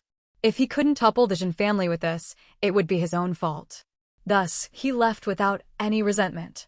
And betas. After Miju left with a radiant face, Lu Su looked up and said to Chen Xi, who was idly twirling a pen, I have a question. What is it? Did someone bully the innocent? Was there an unfair trial? Or did bandits come down from the mountains? Chen Xi raised an eyebrow, quickly summarizing common issues. No, I just feel like you know everything and are good at everything, Lu Su said curiously. I just talk big. When it comes to actual operations, I'm on par with Zhao Kuo, so I leave it to the professionals, Chen Xi shrugged, speaking the truth. Haha, I didn't expect you to be humble. Shouldn't you be bragging, I am a genius, born with knowledge, what's the problem? Lu Su laughed, mimicking Chen Xi's previous arrogance. No one believes the truth anymore, Chen Xi rolled his eyes. Get to work. Finish handling the autumn harvest tasks today. When Dian Wei and Zilong return tomorrow, we'll need to reconcile the accounts. If there's an error, you'll have to redo everything. With that, Chen Xi's tone shifted, and he sternly assigned a pile of work to Lu Su, while he sipped his tea and contemplated future tasks. As Chen Xi mentioned, the next day at noon, Zhao Yun and Jian Yong rushed back, covered in dust, but in high spirits. After all, seeing fields full of bountiful harvests would make anyone happy. Xianhe, Zilong, have you already verified the tax revenues of each county? Chen Xi poured tea for the two and asked. It's a bumper harvest. Apart from some late-planted crops, the people everywhere are already harvesting. Next year, we won't have to live so tightly, Jian Yong said excitedly, feeling a sense of accomplishment. Zilong, tell us your thoughts as well. By the way, take these things with you when you leave. They are gifts from the nearby people for you. I'm currently enjoying my share, Chen Xi said, turning to Zhao Yun and pointing to several baskets in the corner of the office, filled with chestnuts, pine nuts, mushrooms, and wood-ear fungus. These nuts and mountain delicacies were gifts from the people, given to Zhao Yun to thank him for his efforts during the harvest season. While Zhao Yun might be reluctant to accept them, Chen Xi had no such reservations and accepted them without hesitation. There were also gifts for Chen Xi and Liu Bei, but not as many as those for Zhao Yun, who had been working tirelessly among the people. In these times, meeting an official who genuinely cared for the people was rare, and they were immensely grateful. Zichuan, how can you accept gifts from the people? They work hard all year, and gathering these things is no easy task. How can you eat these pine nuts with a clear conscience? Zhao Yun paused mid-reach for the pine nuts, his sense of righteousness surfacing. Over the past 3 months, Zhao Yun had seen the hardships faced by the common people firsthand. They toiled from dawn till dusk, relying on their land for survival, praying for good weather and just governance. The more he saw, the more he felt the weight of his responsibilities and wished he had learned more about farming to help the people better. Chen Xi had told him that some experienced farmers knew how to yield better crops and that he should seek them out to learn and share their techniques. Zhao Yun had spent 3 months running all over Taishan, collecting and disseminating farming knowledge. As a result, the people might not know Liu Bei, but they all knew Zhao Zilong, the man in the white robe who cared for their fields. Seeing Zhao Yun's dedication, Chen Xi admired his spirit because he couldn't do what Zhao Yun did. He could give orders and advice, but he couldn't run around like Zhao Yun did. Zilong, you must accept these gifts. If you don't, the people won't leave, and they won't feel at ease. They believe in you, Zhao Zilong. If you accept their gifts, they will trust that you will continue to lead them next year. If you don't, they'll bring their families and kneel at your door tomorrow, Chen Xi said seriously after cracking open a pine nut. Zichuan is right. At first, we refused, but people would wait outside with their packages, leaving at night only to return the next day without saying a word, Lu Su added, breaking open another pine nut. They seek peace of mind. Once you accept their gifts, they'll believe in your commitment. It's that simple, Chen Xi nodded. You can try not accepting, but people will keep coming with gifts. You should try it. Before Chen Xi finished speaking, an elderly man in patched hemp clothes entered the office with a small basket on his back. Ever since people started bringing gifts, Chen Xi and Lu Su stopped preventing them from entering. The old man respectfully bowed to the officials, looking nervous but visibly excited when he saw Zhao Yun. Please have a seat, Chen Xi said with a smile, offering a cushion to the old man, who nervously declined until Chen Xi insisted. He finally sat down and took out a cloth bundle from his basket. Mr. Zhao, thank you for leading our village in land reclamation and teaching us farming techniques. We have nothing valuable to offer, but please accept these dates from my village's jujube tree, the old man said, presenting a bundle of shiny red dates. Zhao Yun firmly refused, explaining that he would continue his work next year and that they shouldn't worry. However, the old man, who initially stuttered, began speaking fluently, insisting that Zhao Yun accept the dates or he wouldn't leave. After the old man left, leaving the dates behind, Chen Xi bit into one and turned to Zhao Yun. Zilong, what do you think? I feel guilty, Zhao Yun sighed, feeling somewhat disheartened. Feeling guilty is a good sign. Make it up to them by ensuring that your governance improves and that the people live better lives, Chen Xi said, continuing to eat the dates. He had no qualms as long as his conscience was clear. Think about what we've brought to the people of Taishan. If you can, you'll eat these gifts with a clear conscience. I certainly do, Chen Xi said, crunching on a date and expressing his confidence in his actions. Omicron. Before you came, the people of Taishan were starving and dressed in rags. Now, 50,000 people under your governance have surplus grain at home. Naturally, you can eat with a clear conscience, Liu Bei said as he walked in from outside the main gate, laughing as he heard Chen Xi's words. Zilong, you have executed your duties flawlessly, tirelessly running between the villages to ensure the people's food supply. The people are grateful to you, offering seasonal fruits and vegetables. Why wouldn't you eat them? My lord, running between the villages has made me aware of the people's suffering and the military advisor's capabilities. My efforts are trivial, yet I receive the people's gifts. I cannot eat with a clear conscience, Zhao Yun said, his face showing hesitation. He couldn't feel as confident as Liu Bei and Chen Xi that he had done better. Eat your share. They give it to you, so just accept it. If you don't feel comfortable, then next year, do even better so you can feel at ease. Don't waste their goodwill by letting the food spoil. Their gifts are also to encourage you to do better. So eat, and think about how to do even better next year instead of blaming yourself for not doing enough now, Chen Xi said, tossing the bag of dates to Zhao Yun. And don't forget to take those other things home. While you eat, think about how to improve next year. Zhao Yun stopped arguing and seemed determined to do even better. Liu Bei didn't mind that Zhao Yun, an exceptional warrior, was spending so much time on agriculture. After all, Zhao Yun was doing an excellent job, and with Liu Bei not lacking in generals, it made sense to let Zhao Yun strengthen the foundation of Taishan, especially since he was willing. Liu Bei grabbed a date and began eating it without hesitation, feeling just as justified as Chen Xi. After all, Chen Xi had come to Taishan with him, and now that Taishan was prosperous, Liu Bei shared in that success. Zhao Yun ate the date stiffly, still feeling uneasy, but he didn't argue further. If he had argued as fiercely as last time, with his spear in hand, Chen Xi would have sent him back without a second thought. Zichuan, did you summon me for something important? Liu Bei asked as he sat at the head of the table, kicking Chen Xi to the left-hand seat and taking a sip of tea. There are some things we can start implementing. Although I could issue the orders, it's better to have you confirm them. Guan Yu, Zhang Fei, and the others will be back soon, and we can finally start the second phase of our plan, Chen Xi said, nodding and moving past the topic of the gifts. Seeing Chen Xi so serious, everyone became more focused. Even Zhao Yun put aside his guilt to wait for Guan Yu and the others to arrive. It wasn't long before Guan Yu and the others arrived. Seeing Liu Bei at the head of the table and everyone else looking solemn, they too took their seats seriously.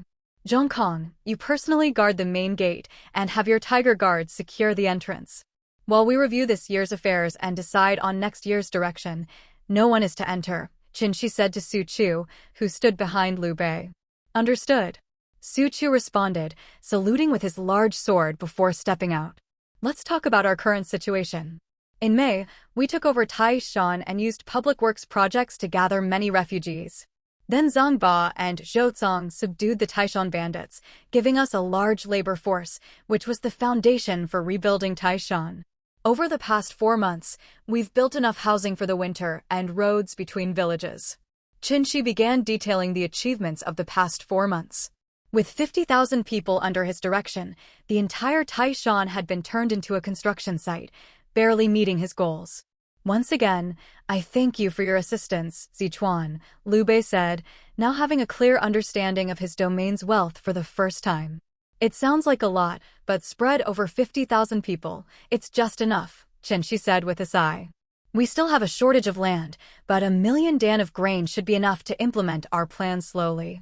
Zichuan, I think you've forgotten that 1 million share is just the harvest. Tax revenue will only be around 400 to 450,000 share, Lu Su pointed out, nodding towards Zhao Yun. Yes, I know. Zilong's Tunshin decree takes half in the first 3 years and then reverts to 1/3. Is that correct? Chen Xi glanced at Zhao Yun.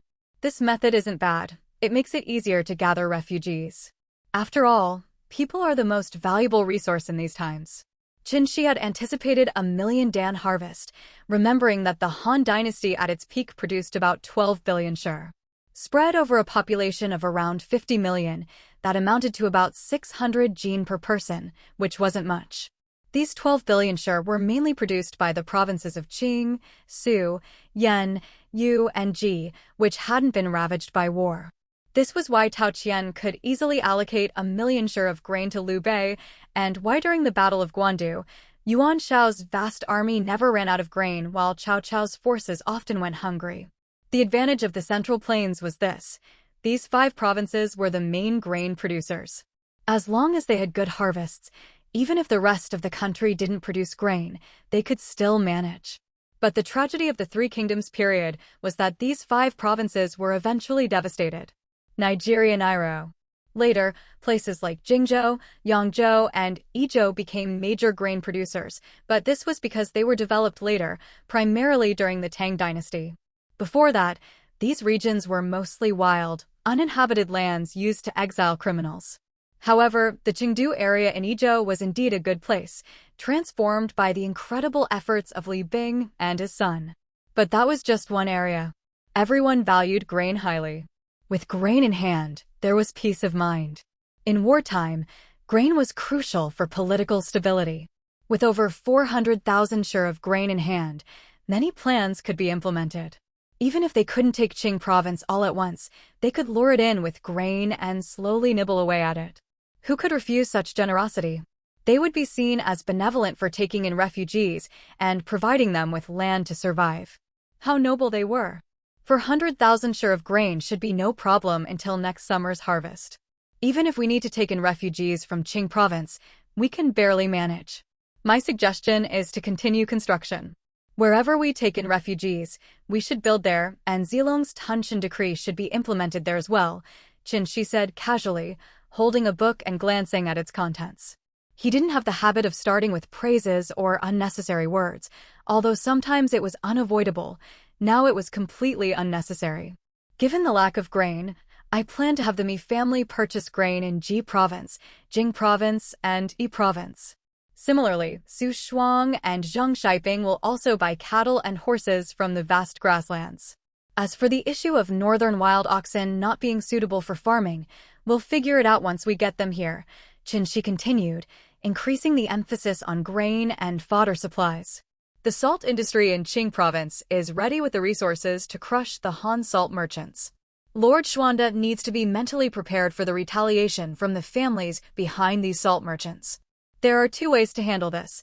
One is to disregard everything and directly conduct dumping-style sales, making it impossible for all salt merchants to enter the market and making the families feel that continuing to act is no longer worthwhile. Chen Xi mentioned the risks while also offering a solution, showing he was prepared. Of course, the downside of this method is that the families will hold a grudge.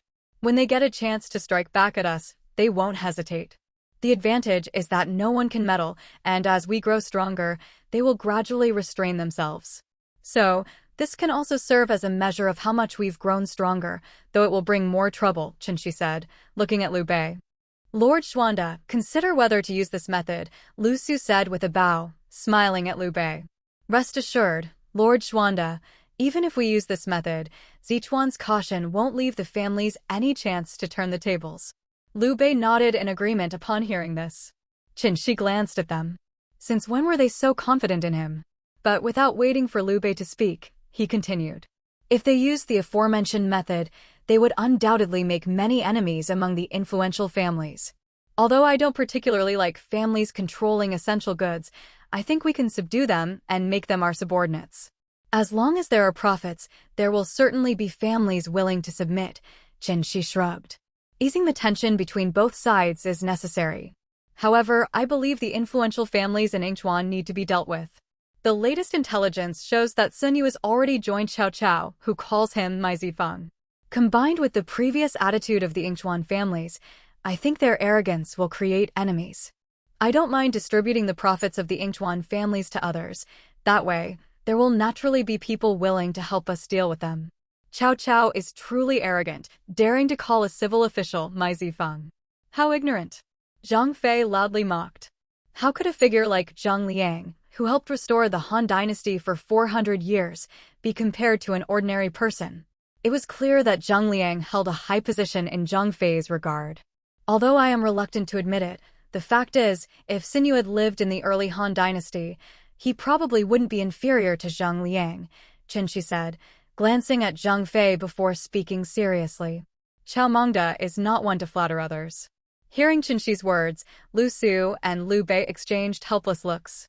Zhang Liang was an unsurpassed pinnacle, and now someone comparable to him had appeared, but was not under their command. This was truly troubling. As for the credibility of Chen Xi's words, Liu Bei and Lu Su had always trusted him. Putting Sun Wenrua aside, Zijing and I can handle him. The trouble lies in Sun Yu's network, or rather, Sun Wenrua's network. A genius's friends are also geniuses, so Cao Mangda will soon rise rapidly, Chen Xi said, placing the manuscript aside. We need talents now.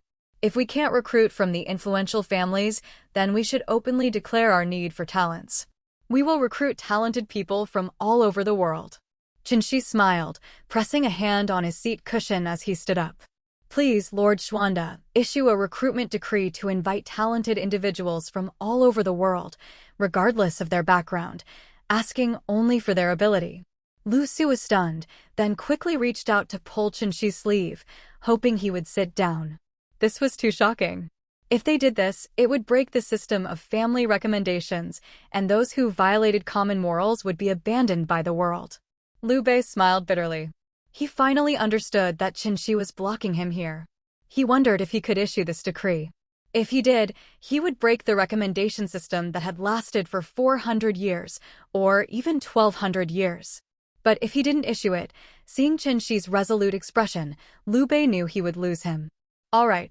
I, Lu Xuanda, will be the first to openly recruit talented individuals from all over the world, Liu Bei finally decided, looking at Chen Xi's face. Lord Xuanda is not the first to do this. The first was Duke Xiao of Qin, whose reforms under Shang Yang were crucial in ending 700 years of chaos. The second was King Zhao of Yan, who built a terrace to recruit talents from all over the world, recognizing only ability, Chen Xi said, glancing at Lu Su, who was still pulling his sleeve. Ahem, Lord Xuanda should know that back then, the state of Qi was powerful and Yan was weak. At one point, Qi even destroyed Yan. King Zhao of Yan wanted to change the state's form, but the talented people in Jixia Academy didn't want to stay in Yan. So King Zhao had no choice but to build a terrace and widely invite talents. Guo Wei suggested buying bones with 1,000 gold, which proved King Zhao's sincerity. As a result, Yu Yi, Zhou Yan, and Zhu Xian all went to Yan. The rest, as you know, Lu Su smoothly recounted the historical example. Everyone knew the rest of the story. Qi was directly destroyed by Yu Yi. No matter how impressive Jixia Academy was, it couldn't withstand the combined attack of the world's talents. The eastern power of Qi was wiped out. If it weren't for the slow pace of integration and the jealousy of King Zhao's son, Yan's army would have been broken by Tian Dan's fire oxen. Qi would have been destroyed. Lord Xuanda, remember, there are many talents in the world. Jixia Academy claimed to gather all the talents under the heavens, but after King Zhao of Yan recruited Yu Yi, defeating the 5 states was easy.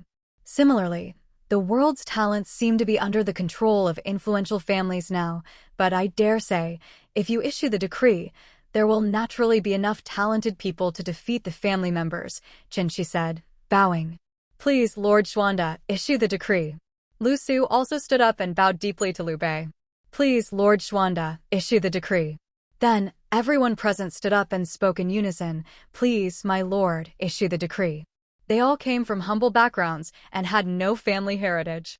In late September of 191, General Enong Liu Bei issued a decree to recruit talented individuals from all over the world, regardless of their background or past, asking only for their ability and virtue. 500 years after King Zhao of Yan, the second recruitment decree in history was issued. Raingobe. Having just arrived in Jinan and preparing to transfer to a carriage, a frail young man reeking of alcohol, with bleary eyes, coughed lightly. Huazi, why are you lingering here instead of heading to Beihai with your master? Master, come and see this. The young boy tugged at his master's sleeve, pointing excitedly at the notice on the wall. The slender young man, referred to as master, squinted at the recruitment decree posted on the wall. After touching his bare chin, he muttered, finally, someone has the guts to do this. Let's go, let's see this, Liu Bei. Just for this recruitment decree, your master here will help him establish a foundation no less than that of King Zhao of Yan. The young man's previously lethargic posture straightened with newfound confidence, exuding an aura of self-assuredness. Wenrua, if only you had stayed a month longer. We could have gone to see Lu Xuanda together before deciding whether to go to Cao Cao. The young man's pale face showed a hint of color. His eyes sparkled with determination. He patted his attendant's head. Let's go, Huazi. Since Yuan Shao has been such a disappointment, we'll help Lu Xuanda deal with him when we get there. The young man glanced towards the north and sneered, the foundation of King Zhao of Yan, perfectly positioned to encompass Ji province and Qing province. Overthrowing you is only natural. Let's go, Huazi. Another top strategist, recognizing that any warlord establishing a foothold in the north would inevitably clash with Yuan Shao, had already begun planning to undermine Yuan Shao before either party had fully established their power. Liu looked at the recruitment decree on the wall, turned around, and headed back home. Man Chong had written to him, saying that Sun Yu had invited them to join Cao Cao, whom Man Chong had already assessed as a capable leader. Liu had been considering joining Cao Cao until he saw the decree posted on his own wall.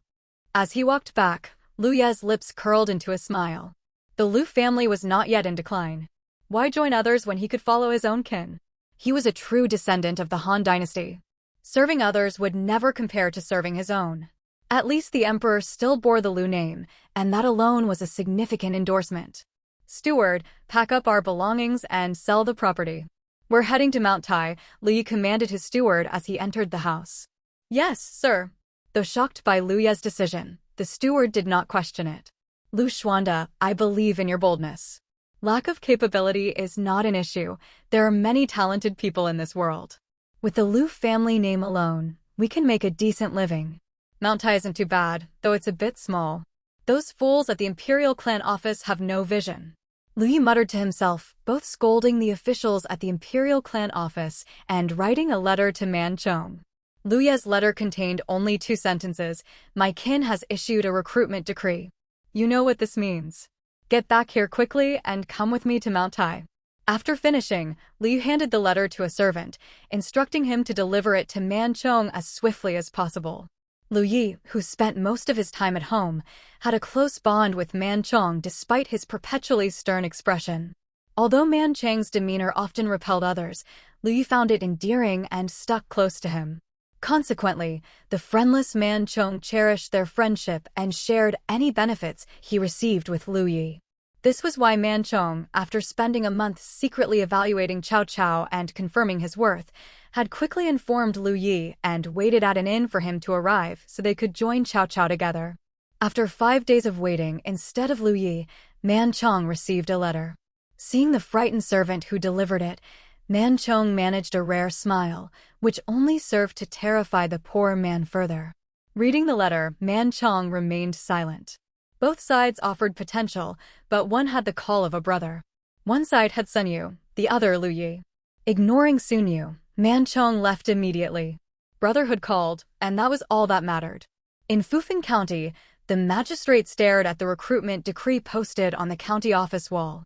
Casually removing his official robe, he handed it to the county lieutenant and stretched lazily. I'm done here. Heading to Mount Tai. I refuse to believe someone with the guts to issue a recruitment decree would fear the influential families. With that, he turned and left. After serving as a figurehead magistrate for 3 months, Fa Zheng had had enough. At 16, Fa Zheng was still hot-blooded and did not care about his superiors' opinions. Jiafu, do you think I can sneak over to Mount Tai? It's unbearable here in Chang'an. I've seen Lu Bu visit Wang Yun frequently. Just a few days ago, even Dong Zhuo went there. I reckon in a couple of months, while Lu Bu is sweet-talking that maid, Dong Zhuo will take her away. I can't stay here any longer, Jia Su said, looking at the recruitment decree and addressing his servant, who maintained his usual non-committal expression. King Zhao of Yan built a terrace to recruit talents. I wonder what Liu Xuanda will build? Start digging a tunnel. They're resorting to such underhanded tricks as beauty traps. Even Li Wenyu isn't doing anything about it.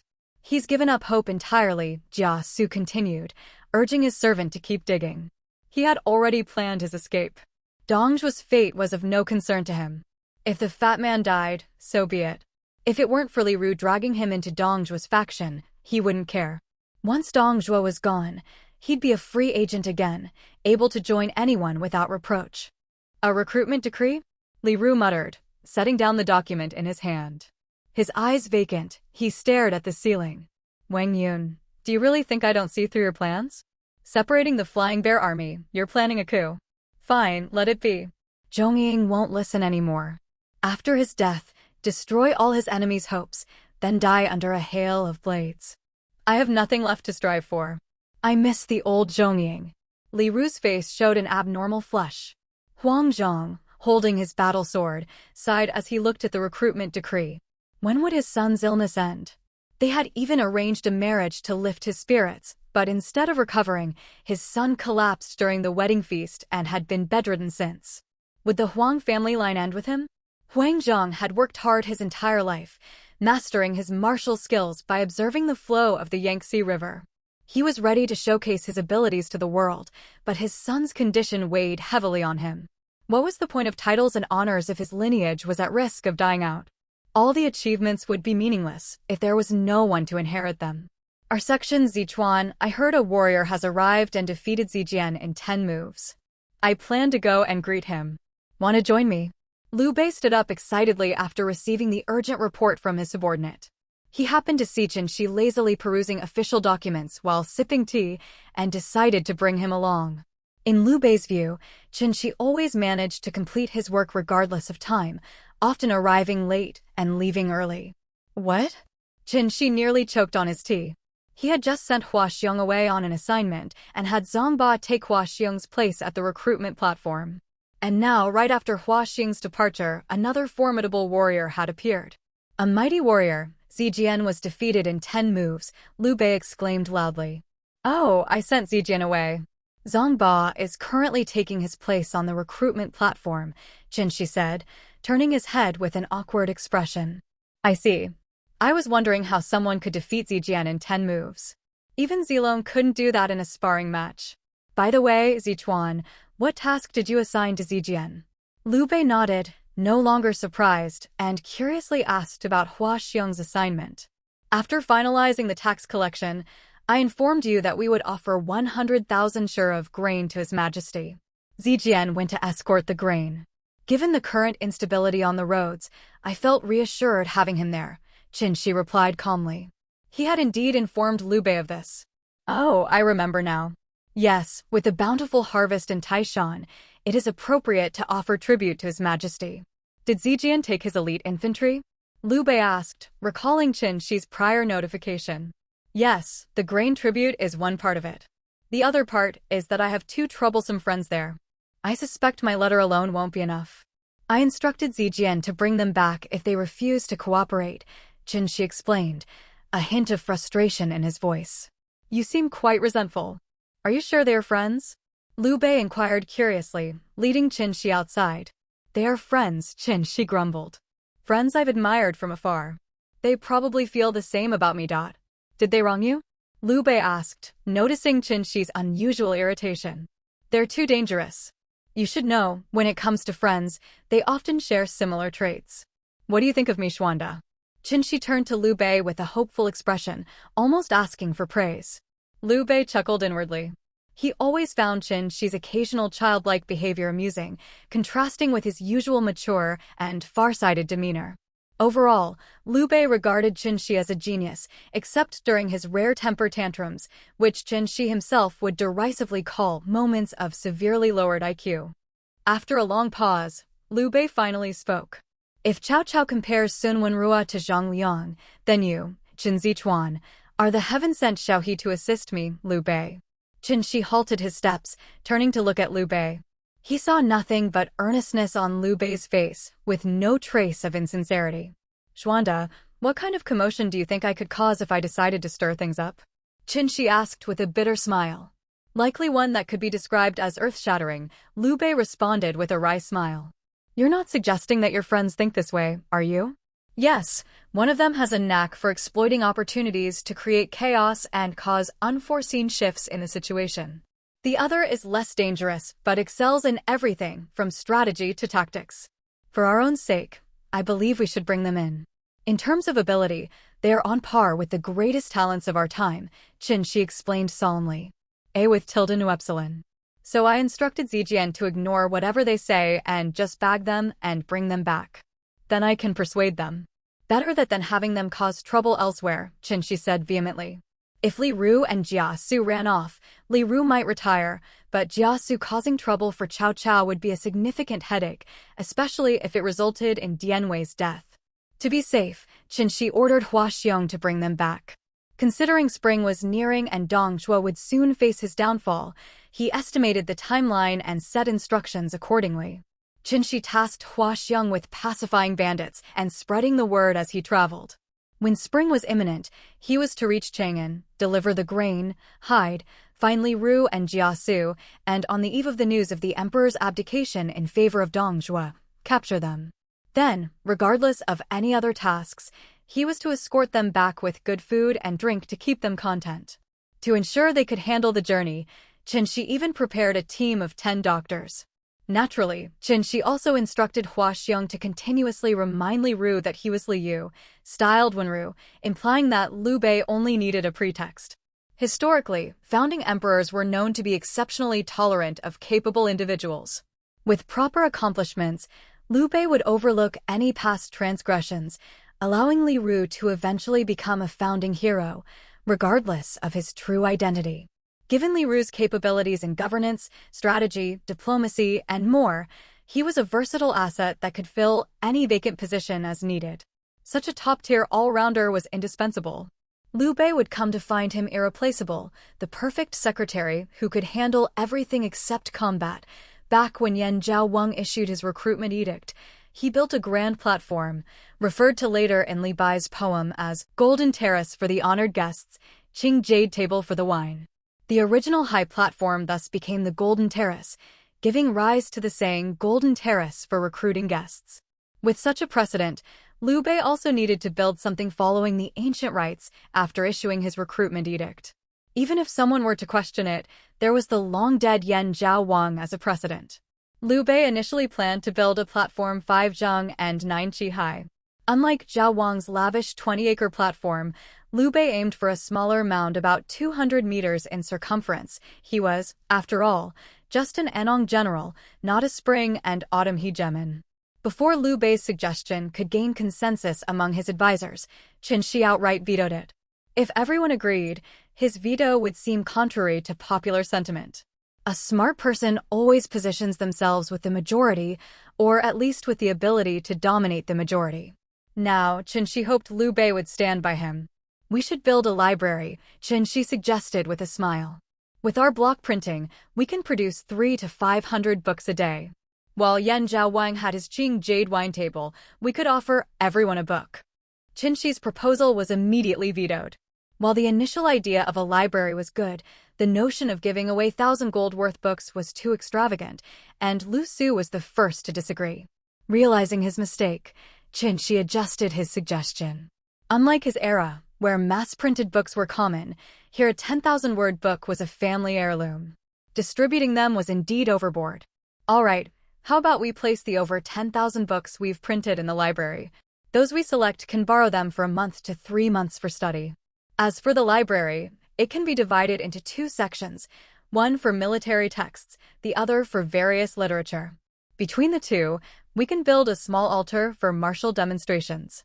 "This sounds reasonable," Lu Su nodded, and the others followed suit. Liu Bei decided to go with this plan, constructing the library with stone walls over 2 meters thick, using materials and methods for city walls and palaces. The building would be of traditional mortise and tenon structure. Such a monumental project required reporting to the central government. But in these chaotic times, a royal descendant like Liu Bei building such a structure for recruiting talents would likely get approval. All this explanation leads to the fact that the construction hadn't started yet. Therefore, the recruitment was currently held in a square. When Liu Bei and Chen Xi arrived, they saw a fair-faced man standing beside Zhang Ba.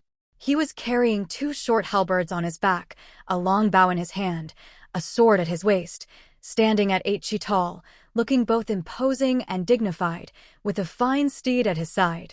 "My lord, this is the righteous Taisher Zi from Qingzhou, who heard of your recruitment and came to join us." Zhang Ba greeted Liu Bei loudly as he arrived. "Wonderful. We need heroes like Taisher Zi here. Will you be willing to serve under me?" Liu Bei laughed heartily, addressing Taisher Zi. "Greetings, Lord Xuanda," Taisher Zi bowed. "I traveled from Donglai in Qingzhou to Taishan. Qingzhou is in decline while Taishan prospers. I once sought refuge in Yuo and saw Taishan's villages in ruins. Yet, within a year of your governance, Taishan has regained its former glory." Hearing all this, I know you to be a benevolent and virtuous lord. I am willing to serve you, to ride into battle and follow your every command." With that, Taisher Xi knelt on one knee. Liu Bei helped Taisher Xi up, seeing the sincerity in his eyes. "There is no need for such formality. Rise, Zi. With you, the Han's revival gains another great general. Zi, this is Chen Xi, the prefect of Taishan, my advisor. Everything you saw along the way is the result of his strategies. Within half a year, he gathered refugees and revitalized agriculture and commerce." Liu Bei introduced, and Chen Xi respectfully bowed. "Taishan's Chen Zichuan greets Taisher Zi. You flatter me. I heard the Taishan prefect is not yet 20, and indeed you are young. I once took refuge in Liaodong, Yuzhou, and saw 4 great scholars, Hua Ziyu, Hua Xian, Bing Zhenju, Bing Yuan, Guan Yuan, Guan Ning, and Wang Yanfang, Wang Lai, governing Liaodong, transforming it into a paradise within half a year. I did not expect to see a similar figure here in the Central Plains," Taisher Xi remarked. "Your praise is too generous," Chen Xi smiled wryly. Those 4 were benchmarks in virtue and scholarship. Who could match them? Even comparing oneself to them seemed like courting disaster. Taisher Xi had revealed a crucial piece of information. Those esteemed scholars were still in Liaodong. According to Chen Xi's plan, Liu Bei hosted a grand banquet to welcome Taisher Xi, assigning him to assist Zhao Yun with military drills and agricultural tasks. NOES. Taisher Xi was a local of Qizhou, familiar with the area. With Guan Yu and Zhang Fei discreetly encroaching on Qingzhou territory and Zhao Yun leading humanitarian aid efforts and directing refugees to farm, Taisher Xi was the perfect guide. Taisher Xi was pleased with his role, leading 5,000 soldier farmers and over 1,000 infantry, tasked with clearing out yellow turban bandits and aiding fellow Qingzhou natives, aligning perfectly with his ideals. He pledged to make the bandits labor for the cause. Confident in Taisher Xi, Chen Xi entrusted him with the troops for support. However, he was wary of the next person. "We never said we were recruiting child labor," Chen Xi stated firmly. "You say you're Fazheng, Fa Xiaoji?" Chen Xi roared, pointing at the teenager half a head shorter than himself. "Is my name already known in the Central Plains?" Fazheng, dressed in ragged clothes, arrogantly tilted his head back, almost sticking his nose in the air. "Isn't your family in Fufeng? Why are you here in Taishan? Did your family know about this? Did you sneak out? Weren't you supposed to be serving as a county magistrate in Fufeng?" Chen Xi grabbed a strip of Fazheng's clothing. "I'm already of age. I'm an adult." Fazheng yelled, pulling back, only for a strip of silk to tear away from his already scant clothing. "Just as I thought, you didn't inform your parents. Don't you know the saying, when your parents are alive, do not travel far?" Chen Xi's eyelid twitched wildly. "My father told me that a man should aspire to see the world, read 10,000 books, and travel 10,000 miles. Fazheng retorted. "Have you read 10,000 books?" Chen Xi shouted back. "I haven't traveled 10,000 miles yet." Fazheng responded loudly. At this point, Fazheng still hadn't figured out who this person was who started berating him as soon as he introduced himself. In his rebellious phase, Fazheng directly categorized Chen Xi as some random passerby who recognized him from somewhere. Who knows when they might have met? "We're recruiting talented individuals here, not children. Children need a letter of consent from their guardians," Chen Xi said, exasperated with the childlike Fazheng. "Did you sneak out without telling your family? Your father is a great scholar. Do you know what kind of trouble he'll bring us when he finds out you ran away? Gan Yu became prime minister at 12. I'm 16. Why can't I be considered talented?" Fazheng replied proudly. Chen Xi was at his wits' end. This kid knew nothing of tact. His arrogance was overwhelming. "Just for that statement, you lack the wisdom of a sage," Chen Xi roared, barely containing his headache from reasoning with a child. My talent is beyond your comprehension." Fazheng haughtily turned his head away, exuding an aura of arrogance. Chen Xi wondered how this brash youngster could ever mature into the wise Fazheng known to history. Chen Xi considered several ways to handle Fazheng. First, tying him up and sending him back home, to bring him back when his temperament improved. Second, giving him a severe psychological blow here to show him his place. Third, accepting him and giving him thorough re-education. Fourth, finding someone with an even worse temperament and more skill to put him in his place. He discarded the first idea, fearing Fa Zheng might run away again. The second idea was risky. It could backfire. The third was good, but how to educate him? The fourth seemed best, but where to find such a person? After much thought, Chen Xi decided to handle it himself, making a lasting impression on Fa Zheng and then taking him back for deep re-education. Any trouble from Fa Zheng's father would be worth it if it meant grooming a top strategist. Plus, he needed someone to intimidate others in his newly established school, and Fa Zheng could be perfect for that role. Just as Chen Xi prepared to use his skills to crush Fa Zheng, a hand landed on Fa Zheng's shoulder. "Step aside, kid. I need to clear the north for Lu Xuanda." A drunken voice slurred. Chen Xi's eyelid twitched again. What kind of day was this? First, a teenage Fa Zheng to deal with, and now a drunken loudmouth claiming to conquer the north. Without speaking, Chen Xi anticipated Fa Zheng would not let this pass without a fight. Fa Zheng would certainly lash out at the drunkard. And indeed, despite being a kid, Fa Zheng had surprising combat effectiveness, probably rated AA if quantified. The drunken man reeked of alcohol, with disheveled hair, a budding beard, and red eyes. Wearing a wide-sleeved Confucian robe that exposed much of his chest, he looked every bit a drunken scholar, oblivious to his situation. True to expectations, Fa Zheng ignored the man's drunken state and saw only his affront.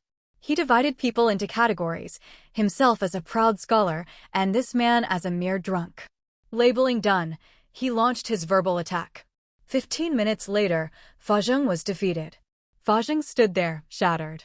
He had been verbally dismantled, his arguments in classics and philosophy countered and defeated.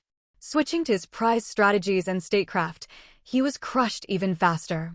Though from a scholarly family, Fa Zheng prided himself on his self-taught military strategy. But his opponent demolished him, leaving Fa Zheng feeling both humiliated and enlightened. He was now in awe of the man who had bested him so thoroughly. "Our new Thailand bot." The drunk patted Fa Zheng on the shoulder. Fa Zheng, seeing it as sympathy, was humiliated even more. When had he, Fa Zheng, ever needed anyone's pity?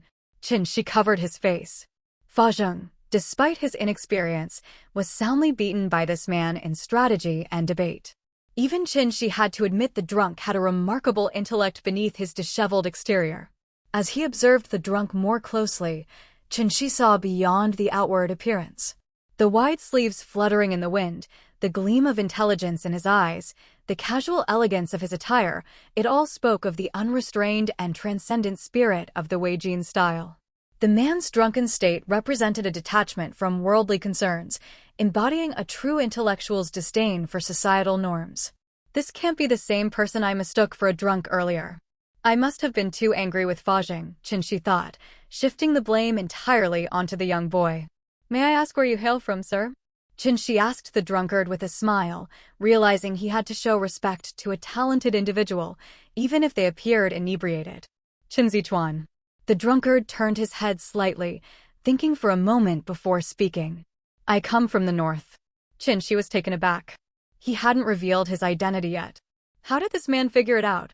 Then he glanced over and saw a large, 10-foot-wide man holding a knife, watching them from a short distance away. Understanding dawned on him. "Guofo Xiao?" Chen Xi asked. "How did you know?" The drunkard was curious, but not particularly surprised. Although Fa Xiaozhi is young, he is no ordinary person to be easily refuted. Coming from the north, with your stature and age, and given your bohemian, free-spirited demeanor, you could only be Guofeng Xiao. Chen Xi laughed. "I never expected today that Lord Xuanda's recruitment would attract such a great talent. Taishan's new administration hasn't missed a beat, even with intelligence. Chen Zichuan indeed lives up to his reputation as a contemporary genius. But if I recall correctly, Yan Zhaowang had a banquet on the jade table. What treatment can I expect?" Guojia said with a playful smile. Guojia had been in Taishan for half a month, traveling and observing. He was very satisfied with Liu Bei, who dared to delegate power, valued talent, and did not judge people by their social status. Compared to Liu Bei, Yuan Shao seemed like a shallow fame-seeker. On this day, while lying in a nearby tavern and observing the recruitment below, Guojia had spotted Fa Zheng. This boy reminded Guojia of himself, equally intelligent and equally arrogant. But Guojia remembered that when he was that age, this boy was slightly lacking.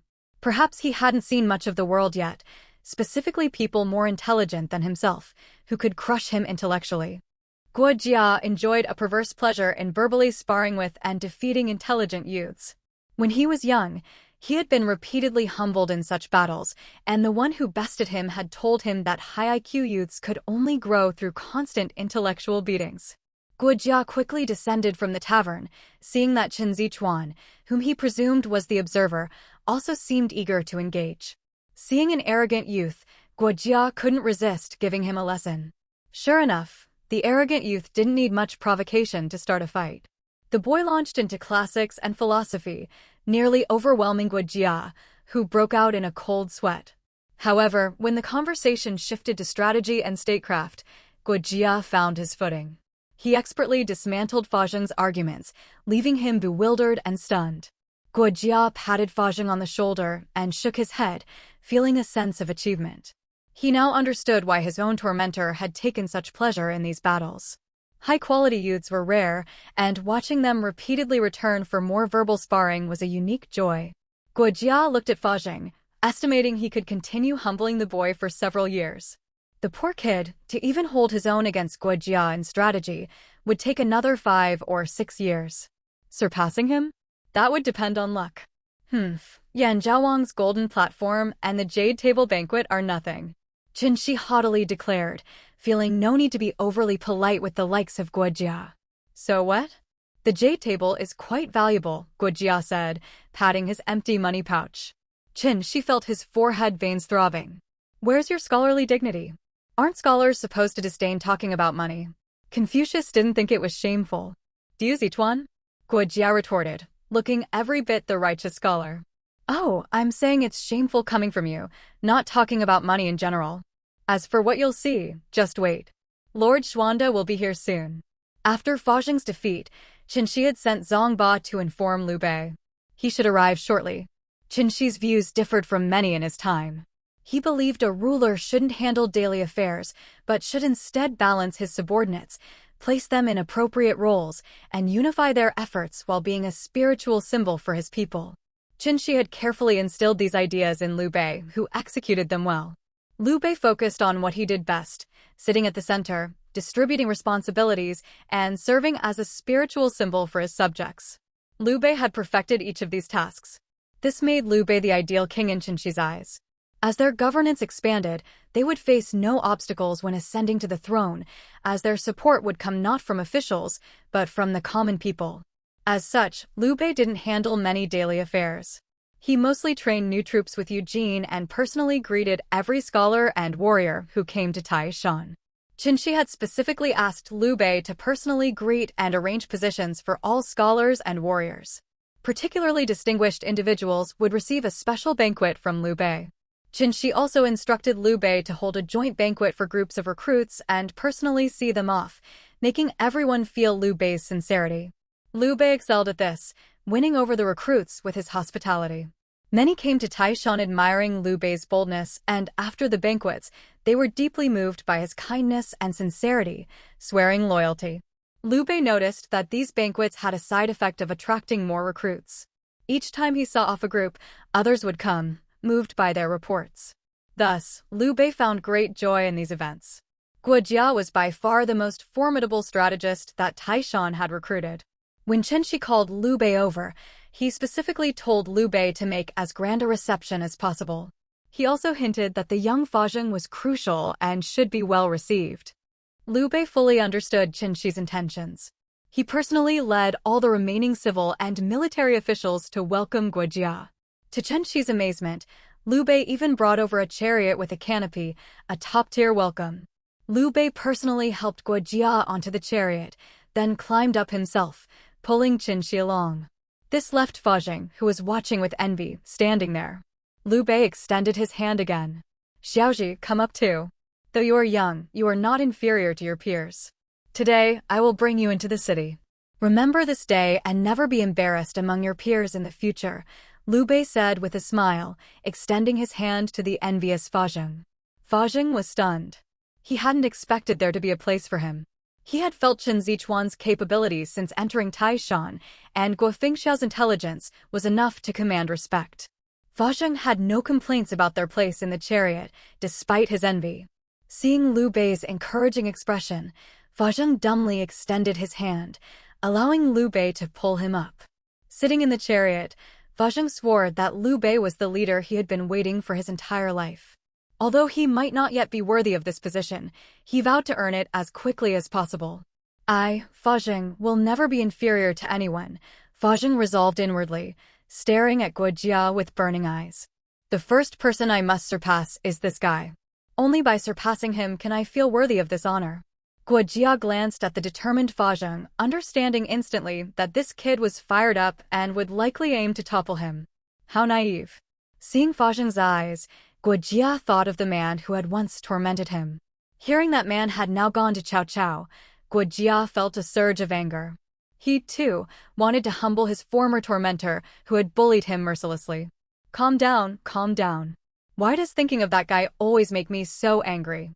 Guo Jia began reminiscing about his own miserable youth before turning back to Fa Zheng with a fierce look, planning to continue his training. After a bath and change, Guo Jia emerged in a moon-white robe made of shoe brocade, with a gold crown, a jade pendant, and a sandalwood folding fan prepared by Chen Xi. He now exuded the air of an aristocratic nobleman, starkly contrasting with his previous drunken state. His presence even made the serving girls blush slightly. Under the guidance of a servant, Guo Jia arrived outside the main hall, where he was greeted by Fa Zheng, now dressed in a pure white brocade robe, looking exceptionally spirited. Compared to his earlier ragged appearance, he now truly exemplified the saying, "Clothes make the man." Entering the main hall, Liu Bei and the others were already seated, with a bronze cauldron cooking lamb in the center. Chen Xi had no words for this. He had improved the recipe countless times to make the lamb taste good, but it was cooked in a bronze cauldron, which he had repeatedly advised Liu Bei against using for food preparation. Yet, whenever distinguished guests arrived, Liu Bei would bring out the bronze cauldron for lamb stew. Eating too much copper might cause some strange illness, Chen Xi mused as he ate the lamb, half listening to the conversation around him. Unlike Fa Zheng's gratitude and Guo Jia's astonishment, Chen Xi thought it odd, but accepted that using a bronze cauldron for such meals seemed to be a refined and solemn way to entertain guests during this period. After the meal of lamb boiled with salt, Liu Bei led Guo Jia and Fa Zheng to see their accommodations, clearly aiming to impress both. "Zichuan, where's the Lord taking us?" Guo Jia whispered to Chen Xi as they followed Liu Bei. "Didn't you say you admired King Zhouang's jade table banquet?" "We don't have a jade table, but we prepared something else," Chen Xi replied with a smile, and Fa Zheng perked up his ears to listen. The feast was more than sufficient. "Anything more would be excessive," Guo Jia joked. "But if it's another banquet, I wouldn't mind." Fa Zheng licked his lips. He had never enjoyed such treatment at home. The food and wine were one thing, but the high honor of it all profoundly impacted his young mind. A thought crossed his mind. A true man should either feast with 5 cauldrons in life or be cooked in 5 cauldrons in death. Are with Rave and Omicronus. Noblemen ate differently from others, and to reach the position of the 3 dukes, one could enjoy such privileges. Fa Zheng decided to pursue this ambition. Being a great scholar seemed trivial compared to this. The bronze cauldron's lamb tasted better than anything cooked in a clay pot. Years later, when Fa Zheng finally became a marquis and had the privilege of using a bronze cauldron for lamb stew at home, he melted a pile of coins to make a cauldron. After cooking the lamb and tasting it, he found it equally bland. Apparently, the delicious lamb at Liu Bei's wasn't due to the bronze cauldron after all. Neither Guo Jia nor Chen Xi noticed Fa Zheng's ambition to cook lamb with a bronze cauldron at home.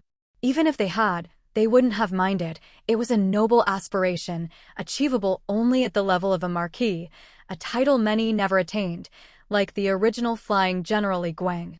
As for the second flying general Lu Bu, he was already the marquis of one. Passing through several moon gates, Guo Jia felt the security tighten until they reached a pavilion. Liu Bei finally stopped. "Zichuan, open the door and let Feng Xiao and Xiaoji choose a book," Liu Bei said solemnly. Though Liu Bei also had the key, playing the good guy meant not carrying it.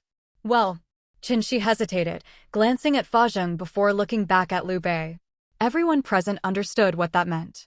"Xiaoji will not disappoint us today," Liu Bei said confidently, looking at Fa Zheng.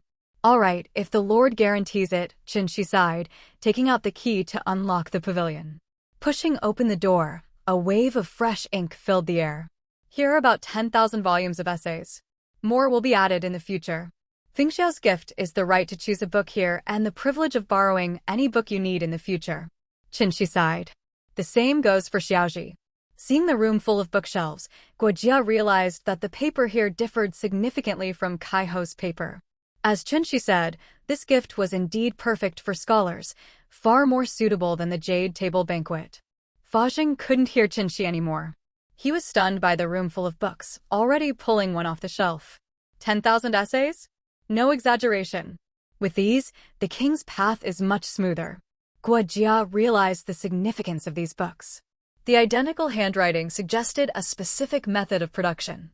From the volume alone, he deduced the cost wasn't exorbitant.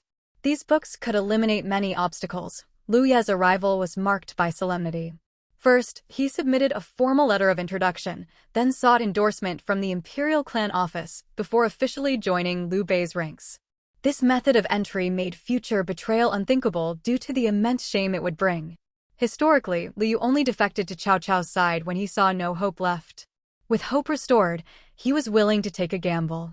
Chen Xi was very familiar with Lu Yi and Man Chong. Their abilities, though often overshadowed by the famed 5 strategists of the Cao family, were not to be underestimated. The two were polar opposites. Liu was adept at tailoring his words to his audience, while Man Chong was a stern and impartial official, a complementary duo. Liu Bei was thrilled with the addition of these two. After working so hard, he finally had a member of the Liu family acknowledging and joining him. And not just any member, but Lu Ziyang, renowned as a talent capable of assisting the world. With Chen Xi's suggestion, Man Chong was assigned to handle legal affairs and improve the civil administration. Man Chong was known for his strict enforcement of the law. When serving under Cao Cao, he had no qualms about arresting Cao Hong for misconduct and was equally ruthless with influential families. When Yang Biao of the illustrious Yang family committed a crime, Man Chong arrested him without hesitation. Although strict, Man Chong did not misuse his authority. He adhered strictly to the law as written. Chen Xi often wondered how Man Chong would handle it if Lu Yi committed a crime. Chen Xi calmly told Liu Bei that Man Chong was fair and incorruptible, making him perfect for legal matters. So, Liu Bei put Man Chong in charge of law enforcement and civil administration. Taishan was just beginning to prosper, and some corrupt officials were already lining their pockets. Without Man Chong's presence, Chen Xi might have had to launch an anti-corruption campaign himself. Liu Yu was assigned to work with Lu Su in handling political affairs. Lu Su was skilled at assessing the current situation and making decisive decisions, especially when the situation was chaotic. Lu Yu excelled at predicting future trends and devising strategies, but often found himself overwhelmed by his own ideas, unable to choose the best course of action. Lu Yu was an enigma. He had all the qualities of a top-tier strategist. He was never short of brilliant plans or cunning strategies, and had a keen eye for assessing situations. However, he never became the top strategist because he often second-guessed himself to the point of paralysis, unable to choose from the many strategies he devised.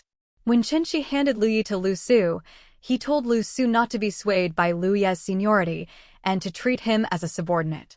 If Lu Yi ever got stuck in his thoughts, Lu Su was to tell him to make a decision quickly and move on. Initially, Lu Su didn't understand Chen Xi's advice. After working with Lu Yi for a few days, he realized that Liu Ye's intelligence was top-notch and his strategies and political insight were excellent. However, Liu Ye's habit of overthinking often left him with a pile of potential solutions and no clear direction. This was where Lu Su's decisiveness came into play. He would quickly pick the most suitable solution from Liu Ye's suggestions, solving the problem efficiently. This collaboration worked well. Liu Yi would handle the complex political matters, propose multiple solutions, and Lu Su would choose the best one. Chen Xi, meanwhile, was freed from these responsibilities. Historically, Liu Yi faced a similar situation in Cao Cao's camp. Cao Cao had the ability to discern the best strategies, whereas Liu Bei lacked that capability. Liu Ye's numerous solutions would only confuse Liu Bei. With nothing to do, Chen Xi stayed in the political office, watching Lu Su and Liu Yi work. Sun Qian, recently acquired from Zhang Konggong in exchange for a long essay, was also present. Sun Qian was originally recommended for Su province, but was redirected to Lubei due to the essay trade, and both parties were pleased with the outcome. Fa Zheng, on the other hand, was under Guo Jia's tutelage. Guo Jia had gone to assess the situation in Qing province, planning a strategy that could potentially eliminate 1 million yellow turbans and seize a large portion of Qing province. Thus, he was on a leisurely official trip. Boning? Chen Xi asked, having completed the winter and spring plans, looking at the others in the office and casually bringing up a topic. Boning is out arresting people, Lu Yi replied without looking up. He's been interrogating a lot of corrupt officials recently. He found some loopholes in the law and is working on drafting new laws, but we're not sure if they will be approved. Lu Yi's tone turned somber. Despite being a member of the imperial clan, even he couldn't guarantee that the emperor would approve Man Cheng's new laws, given the many vested interests involved. Oh, drafting laws? Great, let Boning finish, and we'll carve them on stone tablets to trial here in Taishan, Chen Xi said nonchalantly. What? Lu Su, Lu Yi, Sun Qian, and Jian Yong all looked up in shock. It's a trial, not an implementation. The national law allows local governors to trial any method beneficial to governing their territory. The governor's position is equivalent to a county magistrate, so Chen Xi explained casually. Lu Su and Lu Yi were dumbfounded. This was actually possible. Recalling the Han laws, it indeed allowed governors to trial new governance methods. The governor's position being equivalent to a county magistrate meant that Chen Xi could authorize Man Chong to trial his new laws in Taishan. This might not be appropriate. Sun Qian hesitated, having been deeply influenced by Confucian principles of respect for the emperor. I'm just following the national laws, Chen Xi shrugged. How boring.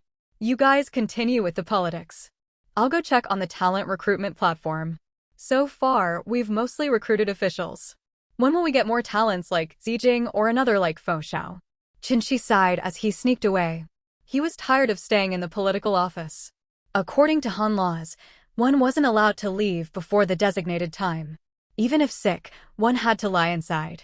Alpha Epsilon Chen Xi had no intention of going to the talent recruitment platform. He planned to skip work as soon as he left the government office. He had already prepared an excuse in case Man Chong, who could return at any time, caught him for dereliction of duty. His reason was perfectly legitimate. As the county governor, he needed to understand the situation of his territory to avoid being misled by others.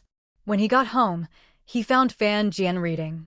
She had read many of the family heirloom level-long essays, each worth 1,000 gold, and according to Chen Xi's instructions, she only needed to understand the general idea.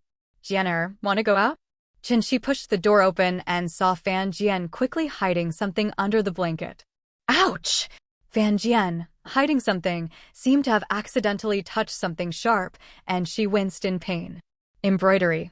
Chen Xi asked curiously. You're not allowed to look, Fan Jian replied, her childish temper flaring up. Not doing well with the embroidery? Let me see your hand. Chen Xi teased her. Chen Xi realized that Fan Jian had probably pricked her finger with a needle. When he took her left hand, he saw her slender fingers with several small pricks, likely from previous embroidery attempts. He thought something was missing from her hand. Let's go. I'll take you and Lana out to buy some cosmetics and powder. You can't stay cooped up at home all the time, Chen Xi said, pulling Fan Jian up. He casually threw the needles and threads into a nearby bamboo basket. Are we going out? Fan Jian had become accustomed to staying at home and didn't have much desire to go out. However, as Chen Xi's wife, she didn't want to refuse his invitation. After a moment of thought, she nodded. Let me change my clothes. All right, hurry up. I'll go tell Lana, Chen Xi said as he left the room. Chen Xi then went to the backyard to inform Chen Lan.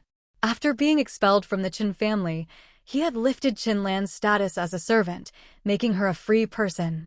Despite this, she still lived with him and took care of him, something Fan Jian didn't mind. Chen Lan continued to do her previous tasks, not as a performer, but more like a personal attendant. The household chores, such as serving tea and washing clothes, were now handled by newly bought servants. Chen Xi didn't need much care, so Chen Lan's role was similar to Fan Jian's. When Chen Xi entered Chen Lan's room, she was lounging on the bed, reading. Chen Lan exclaimed, startled by Chen Xi's sudden entrance. She quickly sat up. Why so surprised? Get up, lazy girl. I'm taking you and Jenner out to buy some cosmetics and powder. It's been a while since I've properly explored Fengao, Chen Xi said, watching as Qianlan hastily threw her book to the ground. This would likely horrify book lovers, but Chen Xi didn't mind. His mindset hadn't changed yet. Master, Qianlan whispered, kneeling on the bed. What is it? Chen Xi asked, indifferent to the formal address. He rather liked being called master, even though Qianlan was no longer his servant. She occasionally performed for him, dancing under the dim lights, which he found amusing. As for Fan Jian, he had seen her dance only once when she was drunk, and it had been quite impressive. She, however, forbade Chen Xi from mentioning it, blushing furiously whenever he brought it up. If Madame is going, I shouldn't go, Qianlan said quietly, fiddling with the bedclothes, clearly wanting to go. Don't worry. Jenner is easygoing. As long as you don't bully her, she won't mind, Chen Xi reassured her, knowing Fan Jian's personality well. Fan Jian was obedient and would do whatever Chen Xi asked. She rarely left her room, which made her a bit naive. Chen Xi found her endearing and wasn't worried about her causing trouble for Qianlan. Given their history, Qianlan had been with Chen Xi through thick and thin, and he felt she deserved to stay. Beta. After some thought, Qianlan nodded in agreement and asked Chen Xi to leave the room so she could change. Hurry up, Chen Xi urged as he sat at the stone table outside. He found it amusing how long it took women to change clothes, unlike his own quick routine. As he waited, Fan Jian and Qianlan walked through the moon gate. Fan Jian wore a plain white dress with a married woman's hair ornament and a gold hairpin. Her fair face showed a slight blush. Chen Xi stared at her lips, puzzled. He didn't recall there being any lip rouge for sale. Why are you staring at me, husband? Are you tired of waiting? Fan Jian asked curiously. Just curious. Let's go, I'll take you two shopping. I've barely explored Fengao myself, Chen Xi said, shaking his head. He decided to ask about her lips later. Fan Jian took his arm and leaned in close, walking half a step behind him, while Qianlan followed, looking at Fan Jian with a hint of envy. She knew she could do the same, and Chen Xi wouldn't mind, but she felt embarrassed with Fan Jian present. As they walked, Chen Xi felt a surge of pride. The streets were paved with bluestone, and shops lined both sides, a stark contrast to the rundown state of a few months ago. The dirty alleys were now clean, thanks to Chen Xi's strict regulations. There were no longer any open sewers, and animals that soiled the streets had to be cleaned up by their owners. Chen Xi knew that disease prevention was crucial, as there were no effective treatments for epidemics. Keeping the city clean was a matter of life and death. Taking a few steps in one direction, Chen Xi paused and turned to Fan Jian. Do you know where we can buy cosmetics and powder? No idea. Didn't you oversee the city's construction? Don't you know? Fan Jian shook her head and looked at him curiously. Maybe Lana knows. I've never left the house since we arrived. Their puzzled looks made Qianlan feel uncomfortable. I haven't been out either, she mumbled.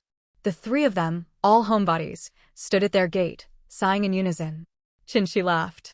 All right, this shows we need some signposts. I'll have them made and maybe even make some money from it. Let's ask for directions, Chen Xi said, realizing none of them knew the way. They were all homebodies. Chen Xi, as the head of the household, couldn't let the two women handle this. As he asked for directions, they wandered the streets, and Chen Xi noticed several issues. Smiling, Chen Xi put a bracelet on Fan Jian. For Fan Jian and Qianlan, who didn't lack anything, shopping was more about the experience. If they lingered on an item for more than 5 seconds, Chen Xi would buy it without giving them time to reconsider. This way, they quickly reached the end of the street, both women satisfied with their purchases. First things first, they needed to eat. Chen Xi led Fan Jian and Qianlan into a tavern not far from the city gate. As soon as they entered, the waiter ran off yelling, unable to be stopped. Chen Xi looked helplessly at Fan Jian. Was he really that scary? Fan Jian couldn't suppress her laughter, her mouth curving into a smile, and from the other side, Qianlan's giggles could be heard. She quickly covered her mouth, her body lightly trembling with laughter. Soon, the tavern owner came running out, his plump body wobbling as he hurried over. Catching his breath, he greeted respectfully, "Welcome, Master Chen. Do you have a private room?" Chen Xi asked, glancing around. Yes, yes, of course. Guzzi, show Master Chen to the second floor. The owner, glancing at the two women behind Chen Xi, instantly understood and made the arrangements. Sitting in a private room by the window on the second floor, Chen Xi realized that all the taverns in Fengao seemed to be owned by the Mi family. Mi Zizheng hadn't engaged in other businesses since arriving in Fengao. He just set up taverns and then went to Qizhou to buy fine salt. He hadn't even rested for half a day before heading to Jiangdong to negotiate with the Liu family.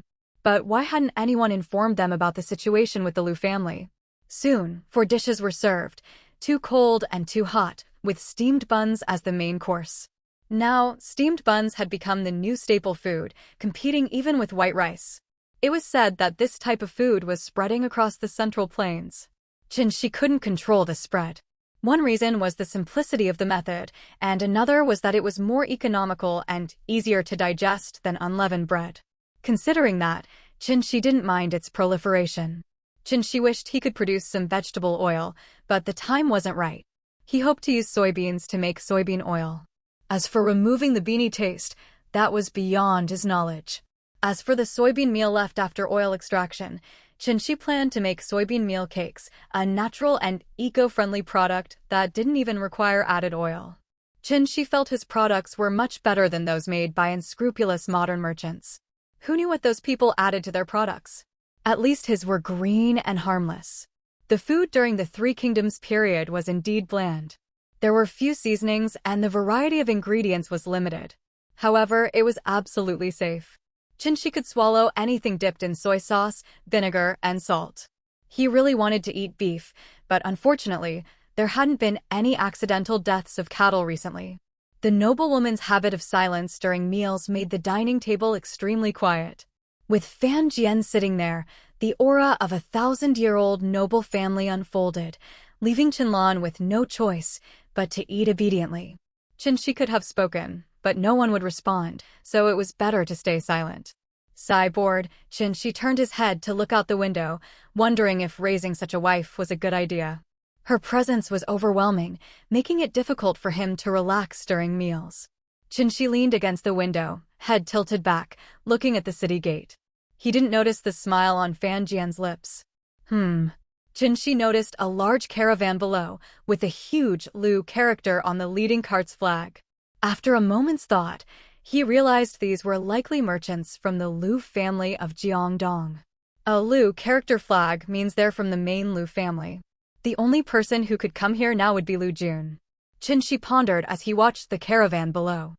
Jianer, you and Lana finish eating and let the owner send you home. I saw something interesting.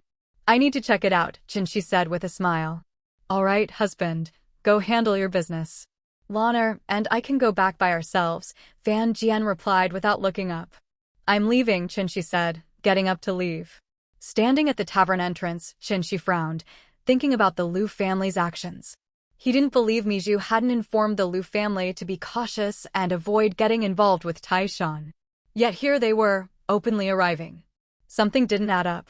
At that moment, the caravan guards appeared, all dressed in single-layer clothes, exposing their slightly tanned, muscular arms, each with a steel knife at their waist. There were over 100 of them.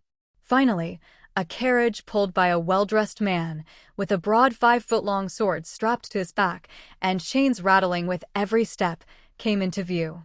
The Liu family is indeed formidable. These guards and their leader are not simple characters. They have the aura of trained soldiers, or rather, they are veterans. Liu Kang has really invested heavily. Chen Xi thought, scrutinizing the guards. The carts loaded with salt didn't interest him. Taishan wasn't short of salt. Salt? Suddenly, Chen Xi realized something was wrong. The Liu family, even if foolish, wouldn't transport salt to Taishan. It was illogical for a supplier to deliver their own product to the customer. Instantly, his mind raced, and his expression grew serious. A with circumflex Omicron Thailand bought Epsilon. Guzzi, come here, Chen Xi called to the tavern helper with a smile, finding it really troublesome to be without a bodyguard. Yes, Master Chen, Guzzi replied, bowing. Fetch me a brush and ink. If there's paper, bring some, Chen Xi said, maintaining his calm demeanor. Soon, Guzzi returned with a brush and ink but no paper, just a blank scroll. Chen Xi quickly spread out the scroll and wrote down what he had observed, along with a response plan. He then handed his jade pendant to Guzi. Guzi, take this scroll to the government office and give it to Zijing, the county deputy. I was so clever to nationalize the houses on the central street. Now we can put them to use, Chen Xi said, muttering things Guzi couldn't understand. Watching Guzi leave, Chen Xi observed the slowly advancing Lu family caravan. Indeed, good visitors don't come, and those who come are not good. Just as Taishan was recovering, someone was eyeing it. It was time for some decisive action. Did they really think Taishan was defenseless after sending its troops to develop Qingzhou? He didn't care which faction was behind this, they would all be eliminated. As for the Lu family's role, it would depend on their explanation later. Developing Qingzhou might be difficult, but conquering Yangzhou wouldn't be too troublesome. The comfortable lifestyle and natural defenses of the Yangtze River had long eroded their fighting spirit. Chen Xi was happy to have Liu Bei, a member of the Han family, help his brother Liu Yao, the governor of Yangzhou. A well-behaved scholar like Liu Yao was much easier to deal with than Sun Tzu. This is a great book. It's just updated slowly. The writing is excellent and keeps you engaged. You might want to check it out. Lu Su and the others were drinking tea in the administrative hall, leisurely chatting about random things. It was a habit they had picked up from Chen Xi. Ziying, what do you think would happen if Bernan caught Zichuan wandering around? I'm quite optimistic about Zichuan being caught, Lu Su said with a smile. He'll definitely be caught, but he won't be brought back. I believe that once Zichuan leaves, he already has a justified reason in mind, Lu Yu responded, a smile forming on his face as he imagined the scenario. Remembering Chen Xi's cautious nature, he added, I'm sure he's thought it through. I agree, Jian Yong said, sipping his tea. Bernan might act decisively, but before he brings Zichuan back, Zichuan will have likely already persuaded him. Sun Qian, noticing everyone's gaze on him, nodded in agreement. I've heard that Zichuan has already made plans for next summer's harvest. Has anyone seen them? Yes, it's true. Although Zichuan spends his days drinking tea and eating snacks, he's always the first to finish his administrative work, Jian Yong said, a hint of envy in his voice. When I first arrived, I didn't know about this. We each had enough work to last 3 months, but Zichuan finished in 5 days. After that, he just watched Zilong and me work while he drank tea and ate snacks. As Jian Yong spoke, a look of painful reminiscence crossed his face. It's one thing when everyone is working, but when one person finishes early and leisurely enjoys tea and snacks, it creates a strong urge to throttle them. Yes, I discovered this later too. Zichuan never needs to think about his tasks. He seems to have everything figured out. He just writes the plans and delegates the work. We can't compare to him, Lu Su sighed. But having Zichuan here means our office never lacks tea and snacks, and it's not as rigid as other places. That's true, Li said. When I was in Luoyang, the elders in the clan office made me work as a secretary in the palace for a while. It was miserable. That kind of place is well known, Lu Su said, comforting Lu Yi. It's full of people vying for power, and backstabbing is the norm. There's no way around it. In chaotic times, corruption is inevitable. The 4 men collectively sighed, their thoughts drifting to the burned-down city of Luoyang, the eunuchs who met untimely ends, and the ongoing chaos caused by Dongjua. The atmosphere grew heavy, and their conversation fell silent. Report. A guard entered, holding a bamboo scroll and a jade pendant. Does Zichuan have something urgent? He even sent his jade pendant, Lu Su said, curiously taking the scroll. After a brief glance, his expression became serious. Zichuan has thought this through. Ziyang, take a look. Lu Yu quickly read through the scroll, his face darkening. His thoughts aligned with Chen Xi's suspicions. This was not a good situation. However, unlike Chen Xi, Lu Yu favored capturing everyone alive. With such meticulous planning and layout, it would be a waste not to take full advantage of it. Zichuan is overly cautious. With the main streets at the 4 city gates lined with buildings resembling city walls, we essentially have a scaled-down version of a walled city. And since they are inns, shops, and so forth, no one will suspect anything. Blocking both ends will trap even the strongest warriors. Lu Yi marveled at Chen Xi's planning, but found his caution excessive. Zichuan doesn't want to delve too deeply into this. His plan for the next 2 years focuses on consolidating our forces and building up resources. Stirring up conflict now would be unwise, Lu Su explained. I understand that. I'm not looking to start a war.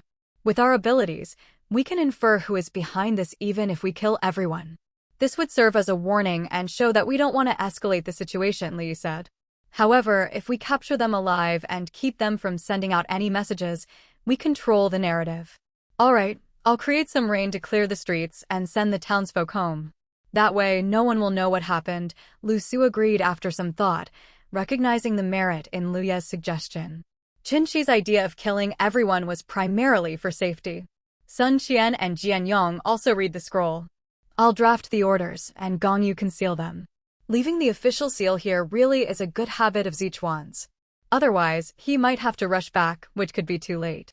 Chen Xi shivered as he felt the cold rainwater on his skin, sneezing. The rain came swiftly and densely, driving people to rush home. Within a minute, the previously bustling street was empty. A and B's. This method is quite effective, if somewhat hasty. But it works. I should have thought of this earlier. It's perfect for clearing the streets and avoiding collateral damage. Damn, it's starting to fog up harmoniously, too. Chen Xi mused as he sheltered under an eave, fascinated by the sudden weather change. Zijing's method is impressive, Lu Yi remarked, watching Lu Su manipulate the rain outside. The sky was already cloudy.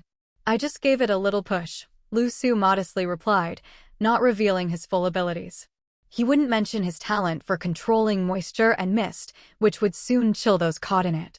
Haha, so it might rain continuously then, Lu Yi joked, intrigued. This way, fewer people will pry. I pulled over a rain cloud. There might even be lightning and thunder, Lu Su said, a hint of a smile on his face. As if on cue, the sky lit up with a flash, followed by a rumble of thunder. Was that your doing? Lu Yi asked, startled by the sudden storm. He handed the orders to Su Chu, confident that everything was under control. The thunderstorm was genuinely frightening. Lu Su was also startled. This was beyond his plan. He had just moved a cloud and stirred it up a bit. The lightning wasn't his doing. Well, this does add a nice touch. But pulling clouds is exhausting. This job really isn't easy, Chen Xi thought, wiping the rainwater from his head, feeling the fatigue from his efforts. Chen Xi trembled slightly, then realized that he had become somewhat rigid. Looking up at the torrential rain, he suddenly thought of a theory. Every person is different, and so the spiritual energy that emerges from the soul also has different effects. Chen Xi wasn't quite sure which aspect his spiritual energy enhanced, but judging by his feeling, the spiritual energy of the person causing this rain should be enhancing something like mist or water.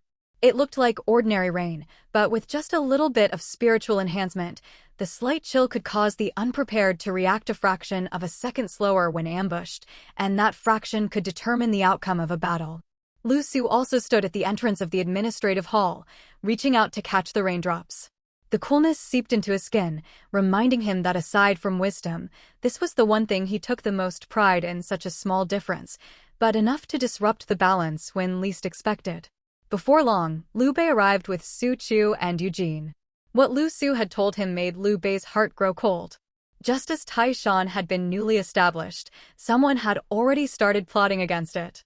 Is this what the chaotic times are like? The people finally have a place of refuge, and yet so soon, someone wants to shatter this peace. Thinking of this, a flash of anger appeared on Liu Bei's face. Zijing, are you sure you can capture everyone alive? Liu Bei suppressed his anger and asked. I discussed this with Xiang. The buildings that Zichuan specifically constructed when he was developing Fenggao were prepared for this exact moment. We will have no problem capturing them, but Zichuan suggests that Zhongkang should make the first move to ensure a swift victory. Lu Su explained the current situation in detail. Winza, lead the soldiers to control the shops on either side, enter through the back doors, and have all crossbows at the ready. As soon as Zhongkang strikes down the bandit leader, all those who dare resist will be killed without mercy.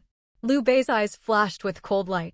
Back then, I laughed at Zichuan for being overly cautious, not expecting that we'd need his preparations so soon. Brave man, we've arrived at Fenggao City. Could you release us now? As for this fine salt, the Liu family is willing to give it all to you as ransom, Lu Jun said with a bitter smile. What a situation this was. They had just pulled a shipment of salt from Mizhu, intending to sell it, only to have it stolen on the Yangtze River. Now, even their personal safety was at risk. If the other party hadn't been somewhat reasonable, Lu Jun figured he might already be dead. Ransom? The burly man sitting outside the carriage, using a large knife to trim his nails, looked up at Lu Jun. I recall that this salt was originally meant as tribute to Lord Xuanda, correct? The man said bluntly. Yes, it was indeed tribute for Lord Xuanda. And if you need more in the future, we can arrange to pull another shipment. I, Lu Jun, swear by the Lu family's century-old reputation. If you bring this jade pendant to the Lu family, we will deliver another shipment of fine salt without question, Lu Jun replied with a bitter smile. He couldn't exactly tell this guy that the salt was Liu Bei's private property, as that wouldn't work. After all, the Lu family's reputation was still important. Gan Ning, trimming his nails with a large knife, also felt a bit helpless. Originally, when he heard that Liu Bei had issued a proclamation inviting talented individuals from all over, regardless of background or ability, Gan Ning had considered joining. However, Gan Ning then thought about how he was originally a river pirate and had abandoned his official post to become a bandit. Surely that wouldn't give a good impression. So he sent someone to investigate and found out that Liu Bei didn't care about such matters as long as the person was capable. Gan Ning's confidence soared instantly. He knew he had the skills. Without hesitation, Gan Ning gathered his men and went to join Liu Bei. On his way downstream, he encountered a Liu family merchant ship carrying salt. Without a second thought, Gan Ning hijacked it. Salt was a rare strategic resource, and he decided to offer it to Liu Bei as a gift. What Gan Ning didn't know was that in other places, people weren't refusing him because of his background as a river pirate or his abilities. It was because he still held the official title of Prefect of Shu Commandery. Gan Ning's father was too powerful. Even though his son had abandoned his post to become a river pirate, his father managed to ensure that the Shu Commandery officials turned a blind eye and even kept his position open. Of course, Liu Yan also played a role in this. This was why Gan Ning wasn't accepted elsewhere despite his abilities. His title as Prefect of Shu Commandery, a position only Liu Yan could revoke, meant that no one dared to recruit him without risking offending Liu Yan.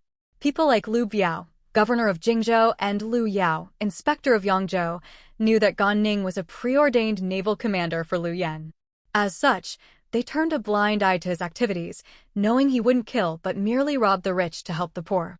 They even provided him with supplies during his raids, considering it a favor to Liu Yan. This was why, although Zhou Tai and Jiang Qin were no less powerful than Gan Ning, it was Gan Ning who swaggered about on the Yangtze, even hanging a bell to announce his presence without fear of being attacked. While other pirates would flee to the reeds at the sight of Kai Mao's Jingzhou navy, Gan Ning would not. He even dared to confront them head-on, not because he was fearless, but because he was still an official, specifically, the Prefect of Shu Commandery. As an official of that rank, unless Liu Yan personally dealt with him or there was a central order, no one could touch him. Even if he broke the law, arresting him without orders would be an overreach of authority, which would cause more trouble than Gan Ning's crimes. So, with the higher-ups turning a blind eye, all Kai Mao could do was pretend not to see Gan Ning, even as a regular army unit had to avoid the man. Gan Ning, of course, was oblivious to all this. He thought he was simply invincible on the Yangtze, untouchable by anyone, doing whatever he pleased, unaware that it was all due to the strong backing he had. Liu Bei's call for talented people was right up Gan Ning's alley. The reason he had left Shu was because there, people only talked about the Gan family's achievements, never about him, Gan Ning. Feeling he was a force to be reckoned with, Gan Ning resented this and would rather become a river pirate than stay in Sichuan. He wanted to carve out his own path with his hands. With this mindset, Gan Ning became a river pirate and enjoyed his unchallenged rule on the Yangtze. But that was all he could be, a river pirate ruling the Yangtze. As for finding a wise and powerful lord to help him conquer the world, that dream seemed as distant as ever. How could he prove his abilities, make those fools understand that he could succeed without relying on his family? Gan Ning had been pondering this since he began his rule on the Yangtze, but realized it was like a tiger trying to eat the sky. He had the power to slay a dragon, but no dragon to slay. Should he return to Shu? As soon as the thought crossed his mind, Gan Ning dismissed it. He'd rather die than return to that miserable place. It was all about who had the better father there. What was the point of competing over that? Whoever had the stronger father got the higher official position. What was the meaning of life if it was all about that? Nues. Liu Bei's recruitment edict offered Gan Ning a glimmer of hope, so he gathered his band of water bandits, preparing to surrender and join Liu Bei. Poor Gan Ning had yet to understand that it wasn't his abilities or his background as a bandit that had kept others from recruiting him. As for Lu Jun and his party, they were incidentally captured by Gan Ning. It couldn't be helped, a ship full of salt, worth 1,000,000 coins or more in strategic resources, was too tempting. Salt was indispensable, and this ship carried refined salt. Originally, Gan Ning had planned to give up banditry, but upon hearing about the shipment, he couldn't resist and decided to rob it. Despite his circumstances, Gan Ning maintained a certain level of decorum. And since the Liu family had few members and raised all their males within the family, there was no room for any misbehavior.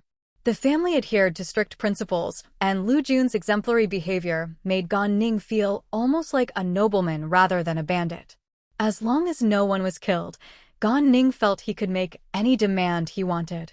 "This ship of salt is mine," Gan Ning declared to Lu Jun after boarding the ship by cleaving a small boat in half with a single stroke of his half-moon blade. "As long as you don't harm us, we'll help you transport the salt wherever you want," Lu Jun responded, not with a plea for mercy but with a negotiation. "Take the goods, spare our lives." Even if the ship of salt had cost money, Lu Jun would still have given it up. His family had few male heirs, and they couldn't afford to lose even one. Money could be earned again, lost lives couldn't be replaced. Liu Kang's teachings had paid off. When faced with bandits, the Liu family would surrender immediately, offering whatever was demanded, so long as lives were spared. They would even offer to buy their freedom later if needed. This soft approach had actually kept them safe from most robbers.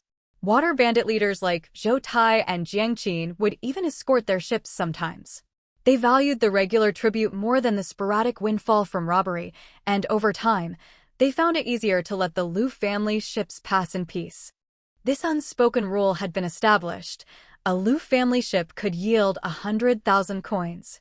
Among the notorious water bandits of the Yangtze River, each major leader would get 2,000 coins, while smaller groups would get 1,000 coins. Spreading 20,000 coins ensured safe passage, and if a Liu family ship hit a reef, the bandits would even help rescue it. This symbiotic relationship meant the Liu family could safely navigate the Yangtze. Other merchant families weren't so lucky. Bandits would attack them, but they'd leave the Liu family alone, collecting their tribute and ensuring safe passage. Lu Jun's plan was to take a shipload of salt to Jingzhou, distributing some to the water bandits along the way. With the world's current instability, he wanted to maintain good relations with them. After all, they might be needed in the future.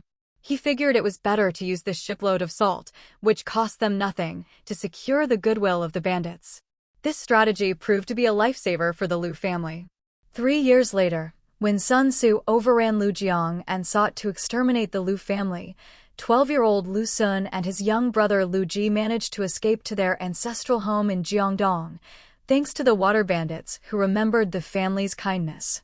On hearing that Lu Jun's ship had vanished, Zhou Tai and Jiang Qin quickly began searching the Yangtze.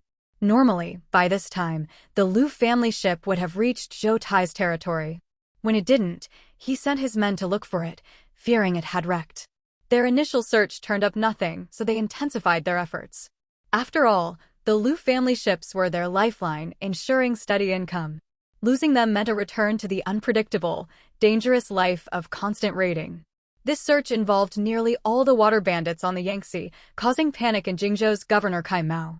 Seeing the bandits mobilize, he feared an uprising. Jingzhou's navy, although formidable, wasn't guaranteed to defeat these seasoned river fighters. Reporting this to higher authorities, the news spread quickly.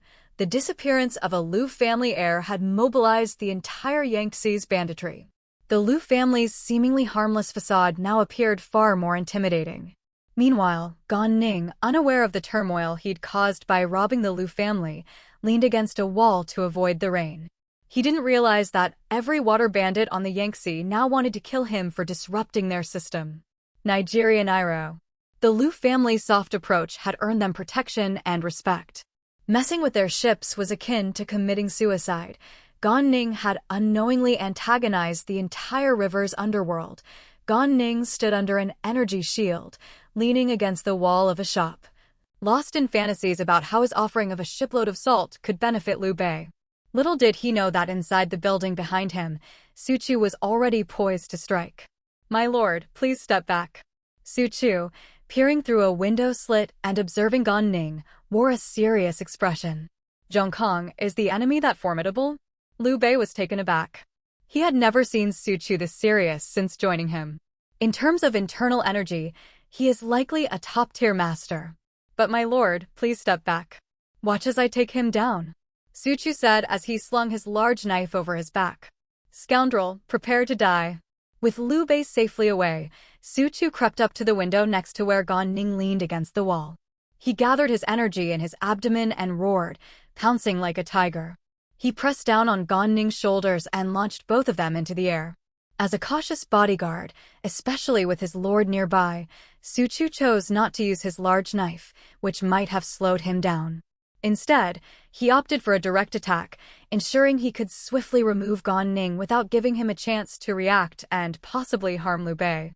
With a loud thud, Su Chu dragged Gan Ning over 10 meters away and attempted to slam him into the ground.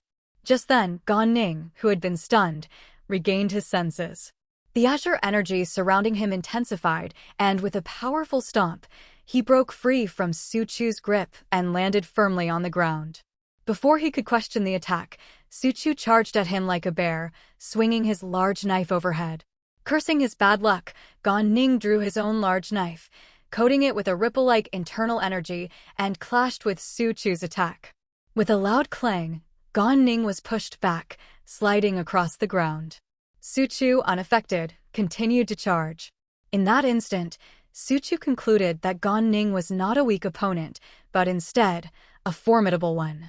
Though initially shocked by Su Chu's immense strength, Gan Ning's blood was now boiling with excitement. It had been a long time since he had encountered such a worthy adversary. Except for a white-haired man who had defeated him in 5 moves and Zhou Tai, who could rival him, Gan Ning had always considered himself unmatched. The continuous clashes made Su Chu realize that Gan Ning was far stronger than he had anticipated. Each strike was met with layers of ripple-like energy that weakened his attacks.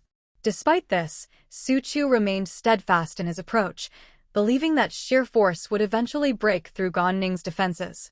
As Su Chu's muscles swelled with each swing, Gan Ning struggled to maintain his defense. Even though his energy was deflecting much of the force, the remaining power was overwhelming. In a desperate move, Gan Ning pulled on the chain wrapped around him, redirecting his strength from his waist to his wrist, and swung the chain. The final ring struck Su Chu's knife, deflecting the blow. Seizing the moment, Gan Ning closed in, his right hand swinging the large knife towards Su Chu's abdomen while his left hand prepared another strike with the chain. Su Chu calmly parried Gan Ning's knife and intercepted the incoming chain with another powerful swing. This time, however, the chain's base flew towards Su Chu's face. With a forceful horizontal slash, Su Chu neutralized the chain, recognizing Gan Ning as a top-tier opponent. The prolonged battle wore on Gan Ning, while Su Chu, experienced and unyielding, pressed his advantage. Each heavy slash seemed to grow in power, leaving Gan Ning with little room to breathe. The relentless assault eventually broke through Gan Ning's layered defenses. One powerful slash shattered his chain, followed by another that struck his wide-backed knife, sending blood spurting from Gan Ning's mouth. With only a few more strikes, Su Chu would cleave Gan Ning in two. "Zhongkang, stop." Chen Xi, having heard the initial shout of "scoundrel, die," followed by the continuous clash of weapons, realized that only a top-tier warrior could withstand Su Chu's attacks for this long. Rushing towards the sound, he knew such a warrior could be invaluable. At Chen Xi's shout, Su Chu instinctively swung one final strike. Despair filled Gan Ning's eyes, his dreams of glory dashed in the face of death. With no way to parry the powerful blow, Su Chu altered his strike at the last moment, kicking Gan Ning out of the blade's path and sending him sprawling. Su Chu's kick, meant to save Gan Ning, was powerful enough to leave him coughing up blood, but spared his life. A small golden bell fell from Gan Ning's robes, landing at Chen Xi's feet. Watching the bell, Chen Xi sighed in relief. An exceptional warrior had almost been lost due to his own caution. Chen Xi wiped off a mixture of sweat and rain from his face. He had been caught off guard by the sudden realization of the situation's truth. Zichuan, why are you here without an umbrella? Liu Bei, seeing Chen Xi standing in the rain without any protection, was taken aback. The rain was chilly, and he knew Chen Xi's health wasn't the best. If I didn't come, things could have gone south. Zhang Kong, tie up Gan Ning, but don't kill him. He's an important figure. At Liu Bei's words, Chen Xi felt the chill on his body and expanded his mental shield to cover himself. He was already planning to use this as an excuse to skip work the next day and rest at home. Rest assured, Governor, such a master isn't so fragile. With that, Su Chu approached Gan Ning, who was still on the ground. He sealed Gan Ning's internal energy and lifted him effortlessly. Zichuan, how did you know the bandit leader was Gan Ning? Wenze only found out after capturing all the bandits. Liu Bei, pulling Chen Xi under the eaves for shelter, asked curiously. This is the mark, Chen Xi said, holding up the golden bell with a wry smile. This guy was someone I intended to recruit as a naval commander for us. I had planned to introduce him to you, but I didn't know his exact location. Unexpectedly, he came to our territory, which seems to have caused some misunderstanding. Liu Bei was stunned, and after a moment, he called Eugene over. Wenze, bring me the manager from the Liu family and find out what happened.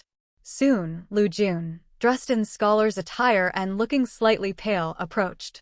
Liu Jun, Liu Jukai from the Liu family in Jiangdong, greets Lord Xuanda and Governor Chen. Chen Xi nodded slightly, knowing Liu Bei would handle the formalities. He subtly observed Liu Jun, the father of the renowned strategist Liu Sun, known for his intelligence, but who died young due to poor health. No need for formalities, Liu Bei said, waving his hand. Jukai, business matters can be handled by a manager. Why did you come personally? Moreover, we don't lack this commodity in Taishan. Liu Jun smiled bitterly. Though he had been escorted to Taishan, he hadn't suffered along the way. He had learned a lot about Taishan, including the strategic planner behind its reconstruction, Chen Xi. Observing the thriving state of Taishan, Liu Jun felt it might be worthwhile to invest more here, considering his family had few heirs. Liu Jun recounted the entire incident from a neutral perspective, not favoring any side. Liu Bei and Chen Xi exchanged glances. Chen Xi nodded slightly, indicating the incident was an unintended yet understandable mishap. It was my oversight, Junkai. I apologize on behalf of Xingba, Liu Bei said, taking responsibility for Gan Ning's actions. Gan Ning's performance and thoughts had impressed Liu Bei, making him eager to recruit him. Jukai, we didn't foresee this situation. Since Xingba didn't harm anyone, let's consider this matter settled. We will compensate for any losses, and we hope you don't decline our gesture, Chen Xi added with a smile, noting Liu Jun's reluctance to accept compensation. Sometimes, giving compensation was a means to foster closer ties. Chen Xi gestured for Eugene, who had a copy of the 36 Stratagems, a book Chen Xi had compiled under the pseudonym of Sunbin from Qingxi. Eugene treasured the book and always carried it. Chen Xi planned to have Eugene make a partial copy to intrigue Liu Jun. Gan Ning soon regained consciousness, feeling the pain but also noting he was still alive. Seeing Liu Bei, he angrily shouted, I, Gan Xingba, have lived an honorable life, yet I was deceived by a villain. Do what you will. Chen Xi, seeing Gan Ning's fiery temper, was at a loss. Lord Xuanda, leave Xingba to me. I'll help him understand the reality. Be careful, Zichuan. Zhang Kong, stay close, Liu Bei said, nodding as he left Su Chu behind. Now it's just the three of us, Xingba. Why did you rob the wrong person? You raided Lord Xuanda's property, and to make matters worse, you brought Liu's people here, making us anxious. Didn't you notice the difference between Taishan and Yuzhou? Chen Xi began, addressing Gan Ning directly. Despite Gan Ning's initial cursing, he started to think about Chen Xi's words. He wasn't stupid, just proud. Realizing the implications, he asked, So, you thought I was testing the waters for an attack on Taishan? You know it too. If not for this bell, Zhang Kong would have killed you. Chen Xi shook the golden bell. We were trying to recruit you. I plan to introduce you to Lord Xuanda as our naval commander. How about it? Join us and you'll become Lord Xuanda's naval commander. I know you have a grudge against Zhang Kong for defeating you and that you're skilled in naval warfare. What do you say? With those words, Gan Ning's mood completely changed. He felt deeply grateful that he was so highly regarded and that this had all been a misunderstanding. Zhongkong untie Xingba, Chen Xi said, turning to Su Chu. As long as Su Chu was by his side, there was no need to worry even if Gan Ning tried something. My apologies earlier, Su Chu said, clasping his fist in a salute before untying Gan Ning and releasing the seal on his internal energy. We'll have a match on the water someday. Gan Ning accepted Su Chu's apology, but was still upset about his defeat. He believed he could beat Su Chu on the water. I hope what I said earlier won't make Lord Xuanda hold a grudge against me, Gan Ning said, looking at Chen Xi with some trepidation. He had lost the bravado he displayed earlier, as honor was more important than life in this era. Anyone who dares to issue a recruitment order has to have a broad mind and great ambition. They wouldn't be so petty. The recruitment order is something only issued by lords with great aspirations in remote places where talents are scarce. It attracts proud and talented people who may not fit into conventional roles, Chen Xi said with a smile. Do you think King Zhao of Yan or Duke Zhao of Qin were petty men? Now that you mention it, it makes sense. But what about the other scholars who have come to Taishan? Gan Ning nodded, agreeing with the idea that the recruitment order attracted those who were too talented and unconventional to be recruited by ordinary means. For the central figures, it doesn't matter where they work, it's all the same. However, a place with a recruitment order must have vacant positions. It's that simple, Chen Xi explained with a smile. Xingba, you know which category you fall into. Since leaving Sichuan, I thought I was invincible. But then I encountered a white-haired man on the banks of the Yangtze River who defeated me in 10 moves. Later, I fought Zhou Tai on the river, barely winning after 100 rounds. And now Gan Ning trailed off, looking at Su Chu with eyes burning with battle spirit. He wanted to fight Su Chu on the water. White-haired man. Chen Xi tilted his head in thought and quickly figured out who Gan Ning had met. It was most likely Huang Zhong, the white-haired demon. Considering his peak condition, it wasn't surprising that he could defeat Gan Ning in 10 moves, especially when Gan Ning was overconfident after leaving Sichuan. If it had been a serious fight, Gan Ning might have ended up like Hua Xiong when he met Guan Yu. Xingba, don't be anxious. It's already October. In 10 days, Zilong, Yun Chang, Ida, Zi, and others will return from Qingzhou. You can spar with them then. For now, focus on recovering. Lord Xuanda is very interested in his naval commander, so don't lose your composure, Chen Xi said with a smile, secretly amused at the thought of what awaited Gan Ning. Gan Ning looked at Su Chu and shouted, "All right, I'll wait 10 days, and then we'll settle this." Su Chu turned his head away, not taking the bait. Even Lu Bu might struggle against their continuous assaults, especially Zhao Zilong, who was perfectly suited to counter Gan Ning. Gan Ning had no idea what kind of grueling days awaited him. Instead, he eagerly anticipated the return of Zhao Yun and the others for a sparring session.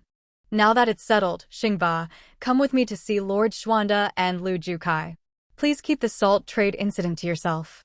It's Lord Xuanda's means to accumulate wealth for governing Qingzhou, Chen Xi said, bowing slightly to Gan Ning. No problem. All my men are loyal brothers from Sichuan. They won't ruin Lord Xuanda's plans. Please lead me to see Lord Xuanda and Lu Jukai. I'm willing to accept any punishment, Gan Ning replied with a respectful bow, showing that despite his arrogance, he wasn't unreasonable. All right. Lord Xuanda has already taken responsibility while you were unconscious. There's no need for you to worry. Lu Jukai isn't someone who would bear a grudge, Chen Xi said with a smile. With that, Chen Xi led Gan Ning to Liu Bei's main hall.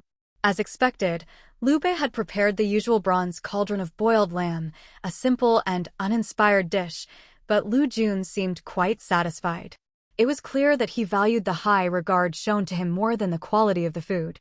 Chen Xi mused that only Han loyalists like Liu Bei could afford such displays. Other lords lacked the status to use bronze cauldrons for cooking. Thinking back, even Yuan Shao had overstepped when he used a bronze cauldron to cook beef at the alliance meeting, although considering the circumstances, it made sense. The power dynamics had shifted so much that such actions were no longer seen as overstepping. Lu Jun was deeply satisfied with Liu Bei's reception, feeling honored by the high standards of hospitality. This made him even more willing to invest in Taishan, seeing the earnestness of Liu Bei's apology and hospitality. Jukai, Xingba didn't know the situation, which is why he acted as he did. I apologize on his behalf and offer you this cup, Liu Bei said, raising his cup and downing it in one go. In this era, mutual respect was crucial among notable figures. Chen Xi had advised Liu Bei that for well-known but moderately capable individuals, the best approach was to humble oneself and make them feel highly valued. If that wasn't possible due to one's status, at least make them feel warmly welcomed. Liu Bei's actions now made Lu Jun feel honored and respected without needing any flowery praise. Chen Xi led Gan Ning into the hall just as Liu Bei and Lu Jun were having a heartfelt conversation. Lu Jun was even discussing major investments in Taishan and offering to help procure grain from Jiangdong, where food was abundant. Gan Zhuangshi, drink this cup with me. You didn't mistreat us on the journey, and you acted out of loyalty to your cause. I, as Lu Jukai, could not speak plainly due to our family's century-long reputation, leading to misunderstandings. Drink this cup, and let us be friends, Lu Jun said solemnly, holding a cup of wine as he approached Gan Ning. After downing a cup of wine, the atmosphere instantly became lively. Lu Jun and Gan Ning drank away their grudges, and their relationship immediately warmed. One praised the other for his composure in adversity, while the other modestly claimed to be timid.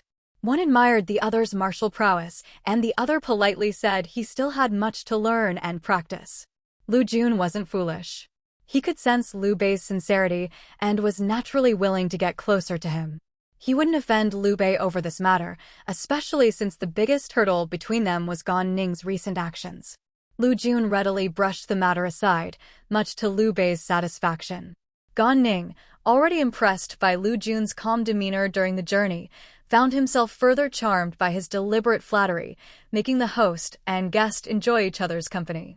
Soon, Eugene arrived with the forged book. Handing it to Chen Xi, who then presented it to Lu Jun with a smile, he said, "Even though you and Xingba have cleared up the misunderstanding, Lord Xuanda's previous words still stand.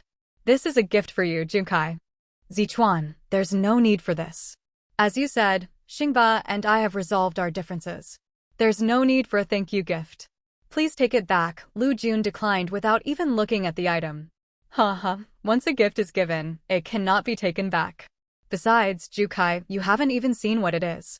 With that, Chen Xi handed the book to Lu Jun. Take a look first. I'm sure Lord Xuanda's choice of gift will suit you. Lu Jun accepted the book and opened it. He was initially surprised and then quickly engrossed in the stories. The more he read, the more impressed he became. Soon, he finished the 18 short stories and looked at Chen Xi with a furrowed brow. Junkai accepts this gift with thanks.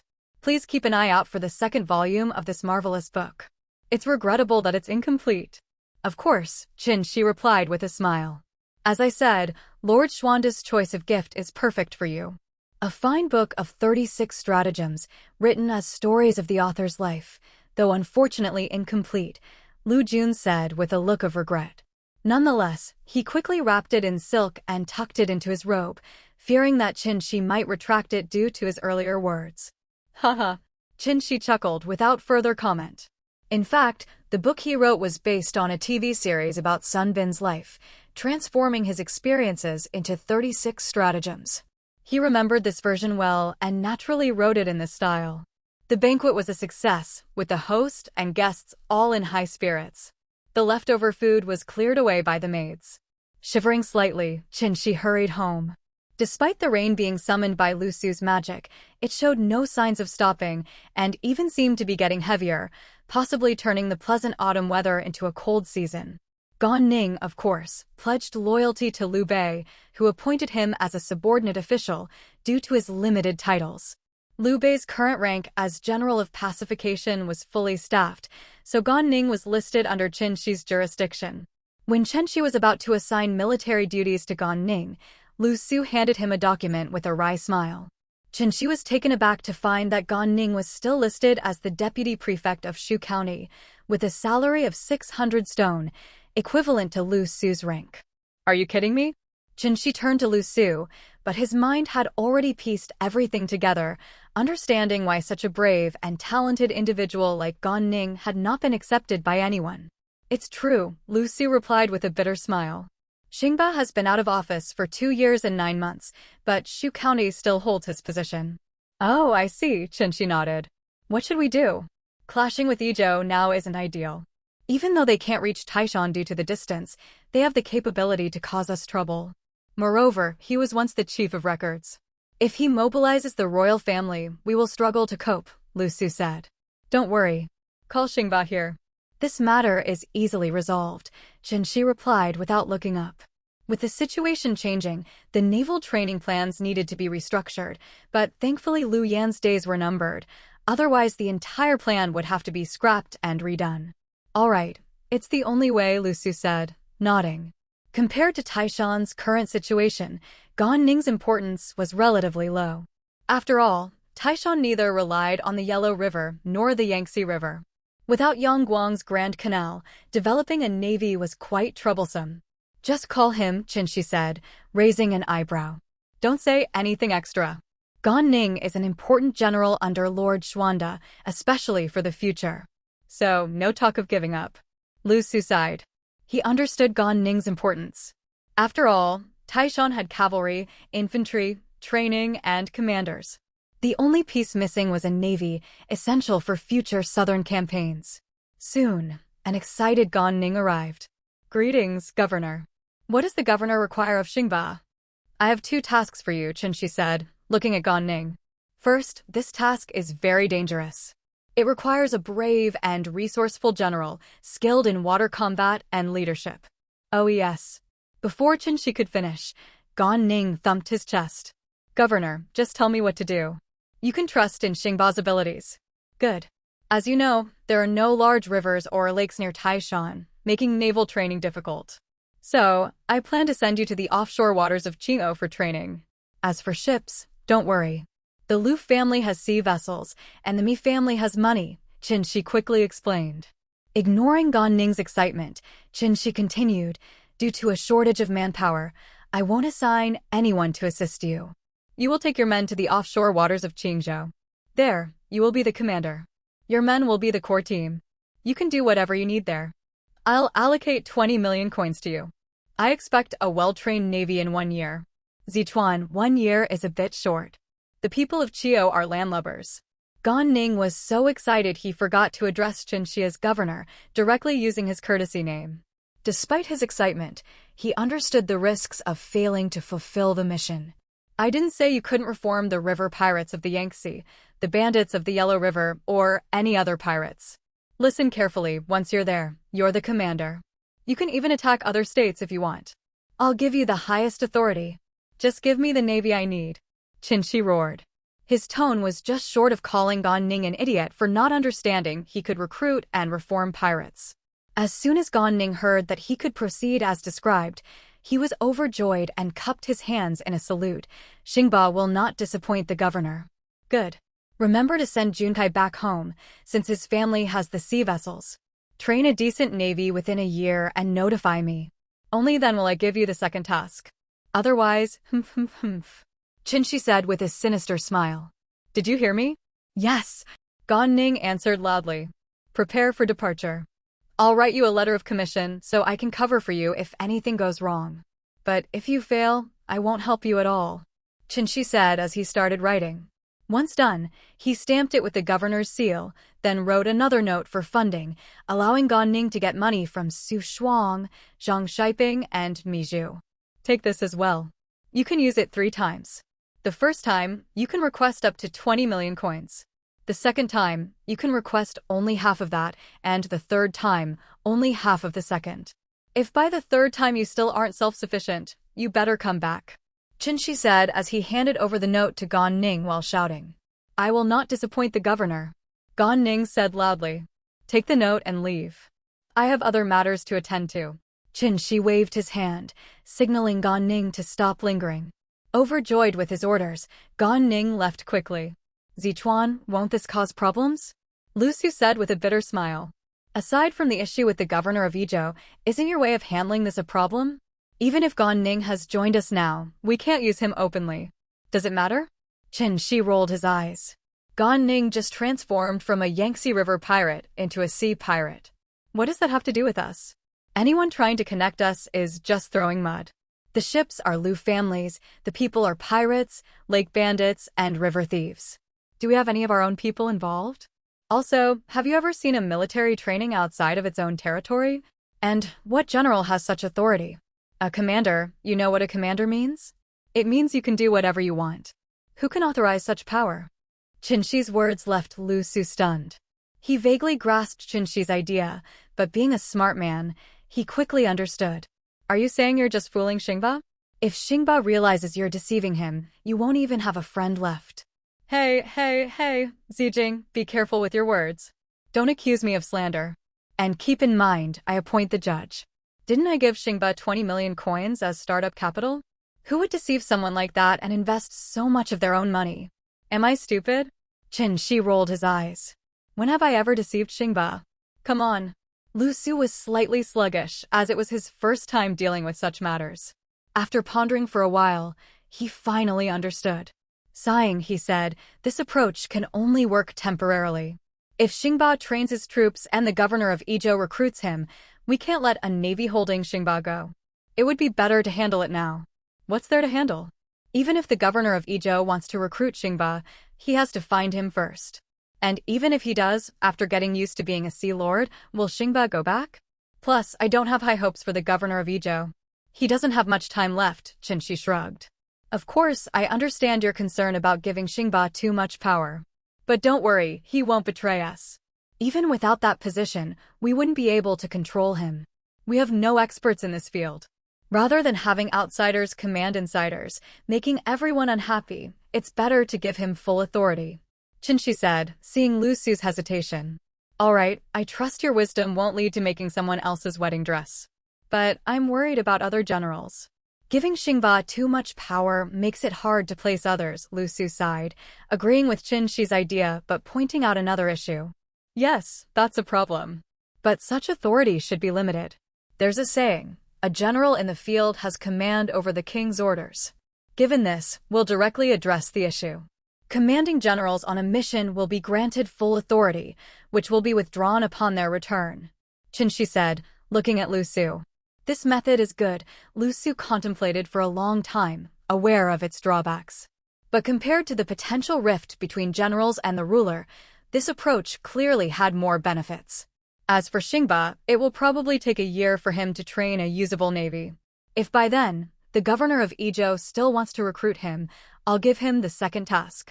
By the way, I'm quite interested in the horses from the north and would like to weaken the Xianbei and Wuhuan tribes, Chen Xi said with a smile that made Lu Su feel a chill. Zichuan, could you stop smiling like that? It's unsettling, Lu Su reminded him. Ignore it. By the way, I've heard that Gongsun Bogue is having a tough time and is short on grain. Arrange to send 3 ships of grain and 1 of salt to sell to the governor of Yuzhou. Use the money to help General Gongsun. After all, he has helped Lord Xuanda a lot, and we shouldn't neglect him, Chen Xi said, changing the topic to other matters. Yes, I've already assigned the Mi family to handle it. It shouldn't take long to deliver, Lu Su nodded. After chatting about various trivial matters, Chen Xi's mind wandered. He had already planned the arrangements for Gan Ning. There was no denying Gan Ning's ability, though there was a minor issue above him. In about 3 years, Lu Yan would pass away and Lu Zhang would take over, making it easier to bring Gan Ning under their control. For the next 3 years, Chen Xi had it all planned out. First, let Gan Ning train the navy. If it takes 2 to 3 years to train the people of Qingou into a navy, training river pirates would be much easier, although discipline would be an issue. However, Chen Xi trusted that Gan Ning would live up to his title of commander. As for attacking other states, that was just a joke. Chen Xi said it in jest, knowing that Gan Ning wouldn't be foolish enough to do that. But fighting bandits and the like wouldn't need approval. Gan Ning would likely train his men while battling and turning captives into his navy. In about a year, once Gan Ning had trained a usable navy, Chen Xi planned to send him to Yizhou to organize the locals, setting a foothold there. This would give Gan Ning experience and allow them to use it as a transit point for trading spices and other goods from nearby islands. After all, making a profit from such ventures is only natural. Oh, tomorrow at 2 p.m., the voting on Sanjiang will start. Remember to vote, everyone. As he read the intelligence report in his hands, Chen Xi's eyebrows twitched uncontrollably. Seeing Chen Xi's reaction, Lu Yi and the others knew that the news must be something very displeasing to him. Take a look at this, Chen Xi said, handing over the intelligence from Jizhou to Lu Su and the others. He was at a loss for words. How could such a good situation be ruined? Zhang Shiping and Su Shuang were utterly incompetent. After reading it, Lu Su chuckled. This was expected, wasn't it? What's so surprising about it? The Jin family has been a prestigious family for 100 years. They aren't easy to deal with. But it shouldn't have turned out this way. Those two fools even tarnished their own reputations, Chen Xi said, covering his forehead with one hand, looking utterly helpless. I've finished my administrative work. I'll handle the situation in Jizhou personally. The Jin family is really troublesome. Lu Yu didn't say much. As a member of the royal family, he was well acquainted with the great families across the land, and the Jin family was among the top tier. It was laughable to think that a couple of merchants could destabilize the Zhang family's foundation. Even if Chen Xi took action, Lu Yu wasn't optimistic, but he refrained from saying anything to dampen Chen Xi's spirits. Send a letter to Mijou. Ask him if he's ready. If not, I'll replace him as the chairman, Chen Xi said, clearly annoyed. To elaborate, Zhang Shiping and Su Shuang had seized tens of thousands of stones of refined salt, almost a zero-cost venture. Ignoring Mijou's advice, they went to Jizhou to compete directly with the Zhang family. Chen Xi had thought that simply playing the price-dumping game would be enough to significantly weaken the Zhang family, so he hadn't said much and sent the two off with their salt to Jizhou. Initially, the Zhang family was caught off guard, allowing Zhang Shiping and Su Shuang to take over the salt market. Things should have settled at that point, especially when the Zhang family came to negotiate for the low-priced salt to sell themselves. But Zhang and Su directly mocked them, making it clear they weren't there in good faith. Continuing their salt sales at low prices, they expanded rapidly, covering the entire Jizhou with their salt shops, all owned by them, with no intermediaries. From supply to sales, it was a closed loop until the problem arose. When purchasing land, it was easy, there were no obstacles. But once the land was secured, they were suddenly sued. The Jin family presented loan documents, claiming Zhang and Su owed them money. Even the Taiyuan Wang family, who had originally lent to Zhang and Su, did not step in. The loan documents were genuine, with Zhang and Su's signatures. The loan amounted to over 100 million coins with a monthly interest of 5%. The Zhang family, needing to expand, demanded repayment after the 3-month term had expired. Zhang and Su claimed they had extended the loan agreement with the Wang family for another 6 months. The Jin family sneered, "Do you have written proof or a contract?" Of course, they had nothing. At the time, feeling triumphant, Zhang and Su had made a verbal agreement with the Wang family, trusting in mutual respect and honor among wealthy merchants. It was clear they had been played by the Jin family.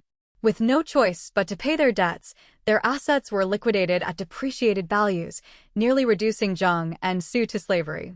The Jin family spared them the ultimate disgrace, only giving them 30 lashes and expelling them from Jizhou.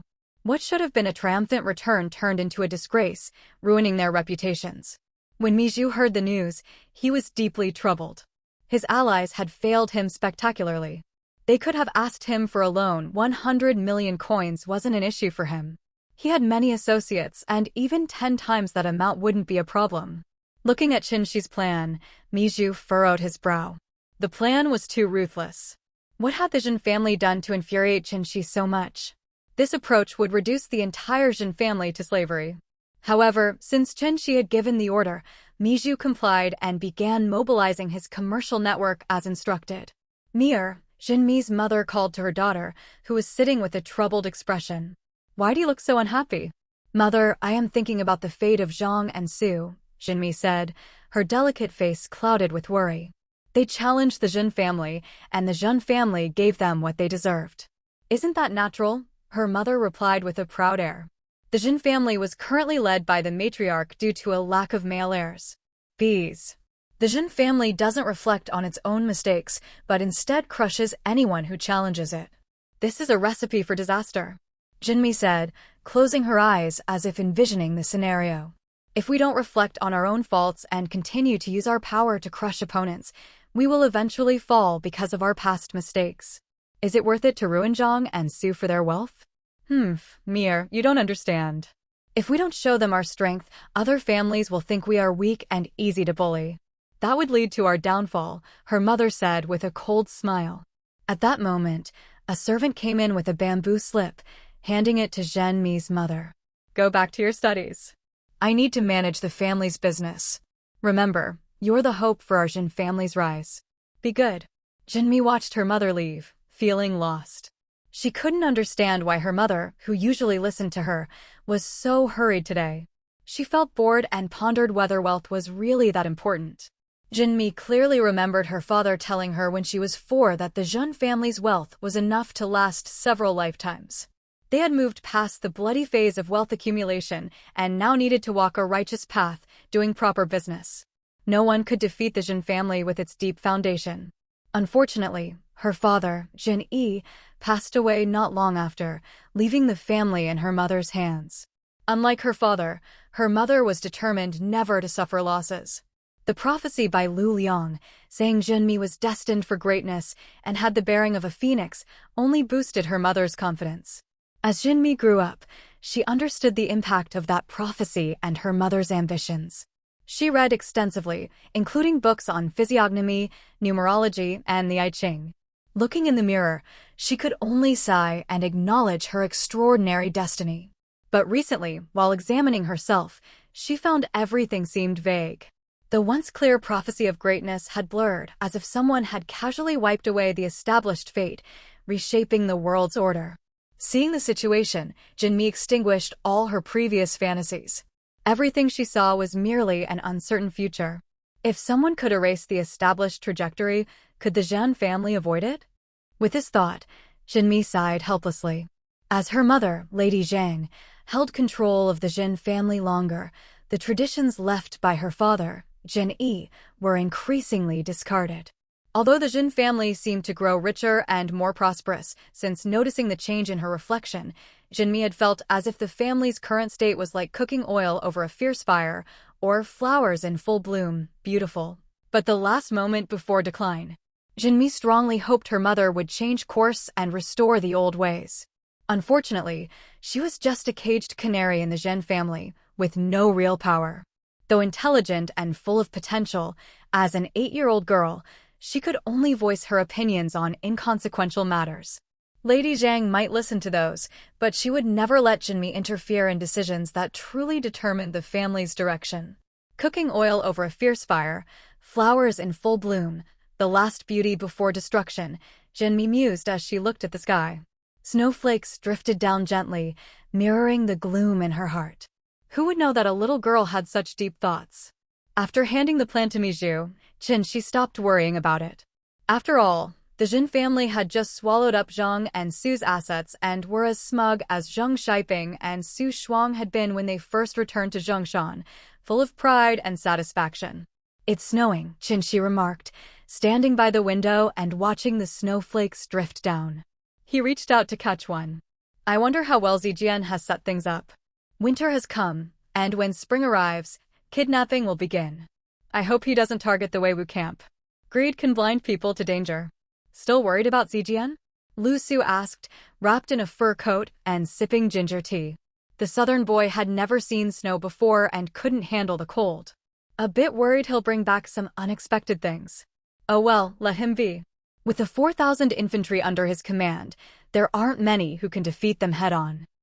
Correction. There are some in Chang'an who can, Chen Xi initially boasted before correcting himself. Gao Shun can't either. He doesn't have enough men. No matter what, Zijian has 4,000 troops who follow orders strictly, face death without fear, and are elite soldiers. Zichuan, I've had some insights into military training, but after seeing Wenzi's training methods, I felt far behind. And then seeing Zijian, I realized it's not just a gap, it's a chasm. Could you tell me the secret? Lu Su hesitated before asking when he noticed Chen Xi looking at him. The method can be shared, but what Zijian has trained are soldiers born out of a unique opportunity, Chen Xi explained, recounting the whole process to Lu Su and his speculations. Lu Su listened with shining eyes, eager to try it himself. That's inhumane, Lu Yi commented, looking up. If you don't speak, no one will think you're mute. I've collected evidence of your crimes and handed it to Boni. I want to see Boni arrest you, Chen Xi threatened, turning to Lu Yi. How Lu Yu stretched lazily, having been corrupted by Chen Xi's influence. Humph, you don't know the Han law of kinship concealment. If a relative commits a crime, they can hide it without punishment. Boney will hide my crimes, so you understand. Chen Xi nearly spat out his tea. Could it really work that way? Thinking about it, he realized it was indeed a law dating back to the Zhou dynasty. Zijing, what do you think of this law?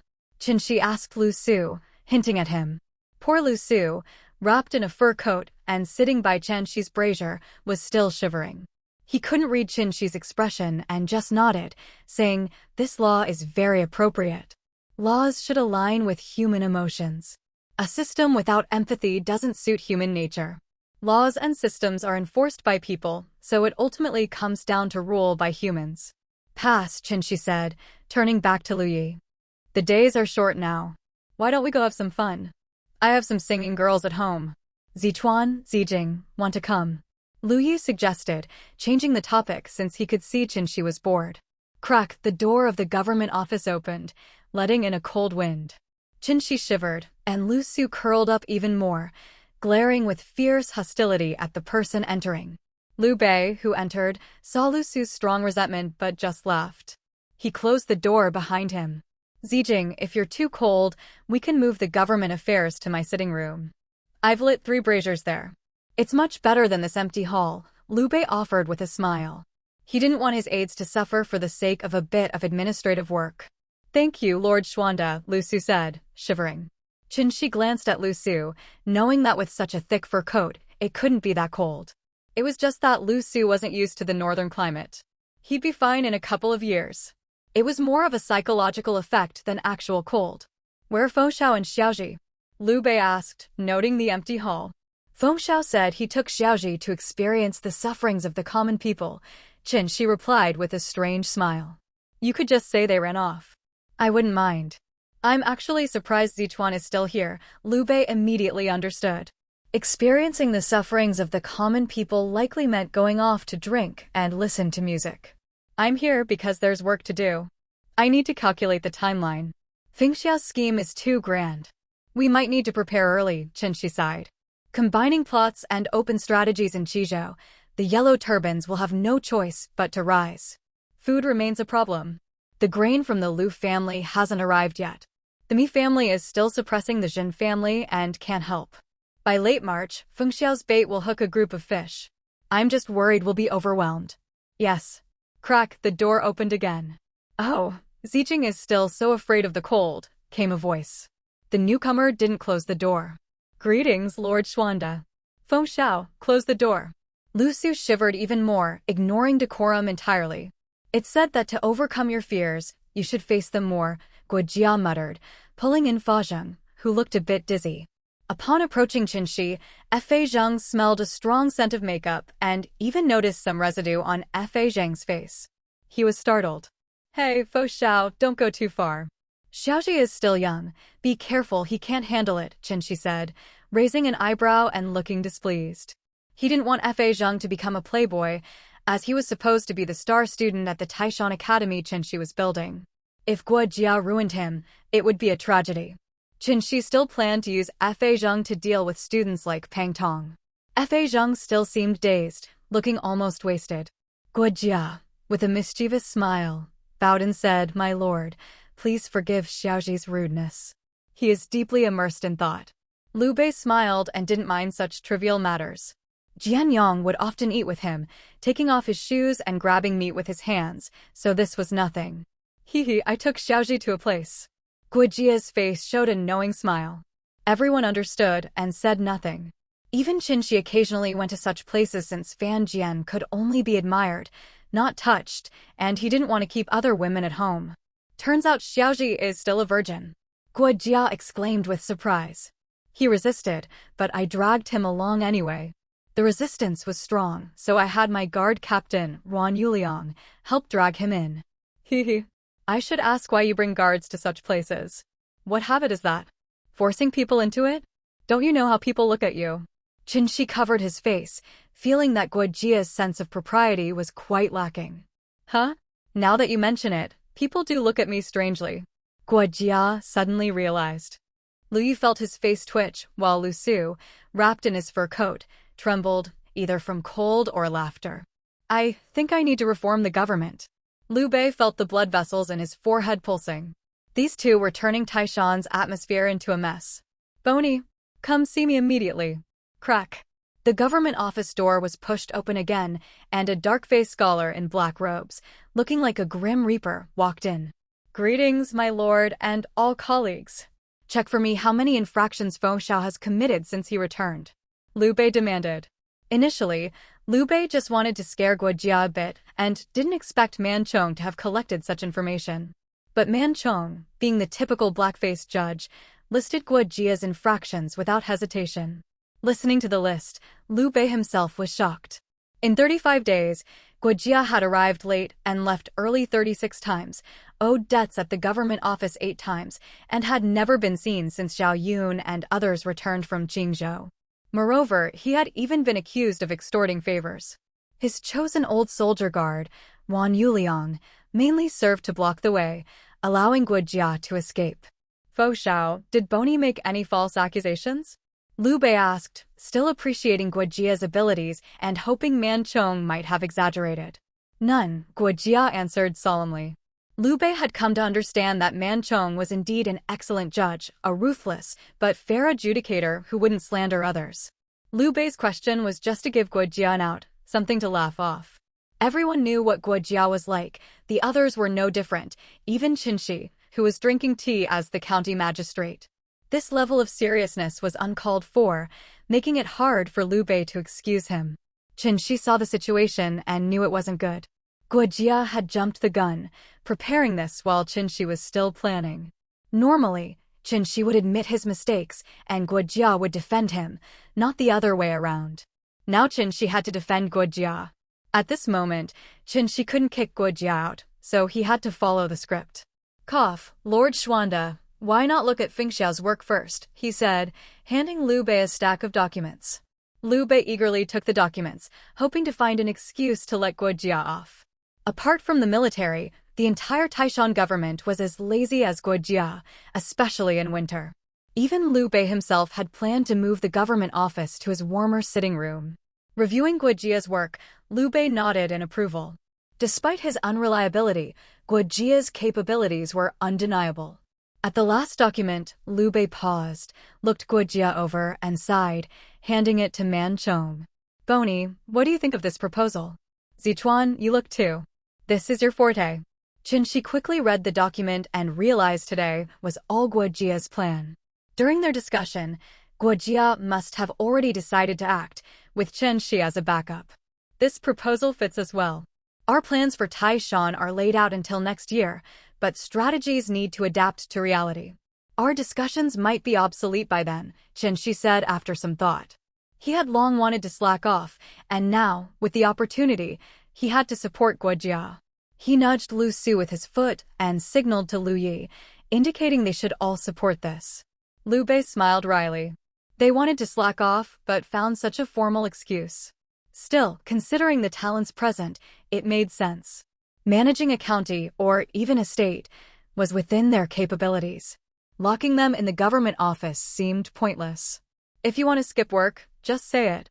No need for formalities. I approve, Liu Bei said after a long silence, his expression changing from stern to amused.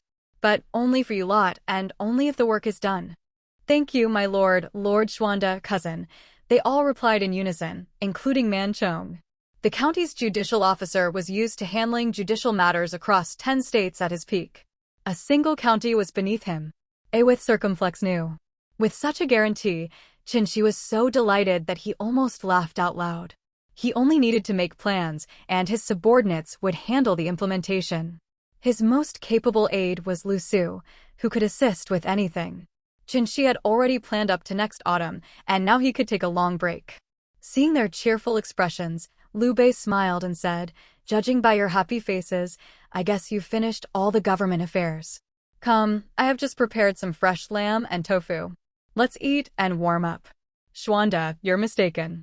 It's not just finished. We've completed all the work for the entire year, Lu Su said, standing up and shaking off the cold, though his voice still trembled a bit. Liu Bei was taken aback and turned to look at Lu Yi and Lu Su, who were both staring intently at Chen Xi. It seemed that the man standing in the middle had indeed finished a whole year's worth of work. Cough, cough, why are you all staring at me?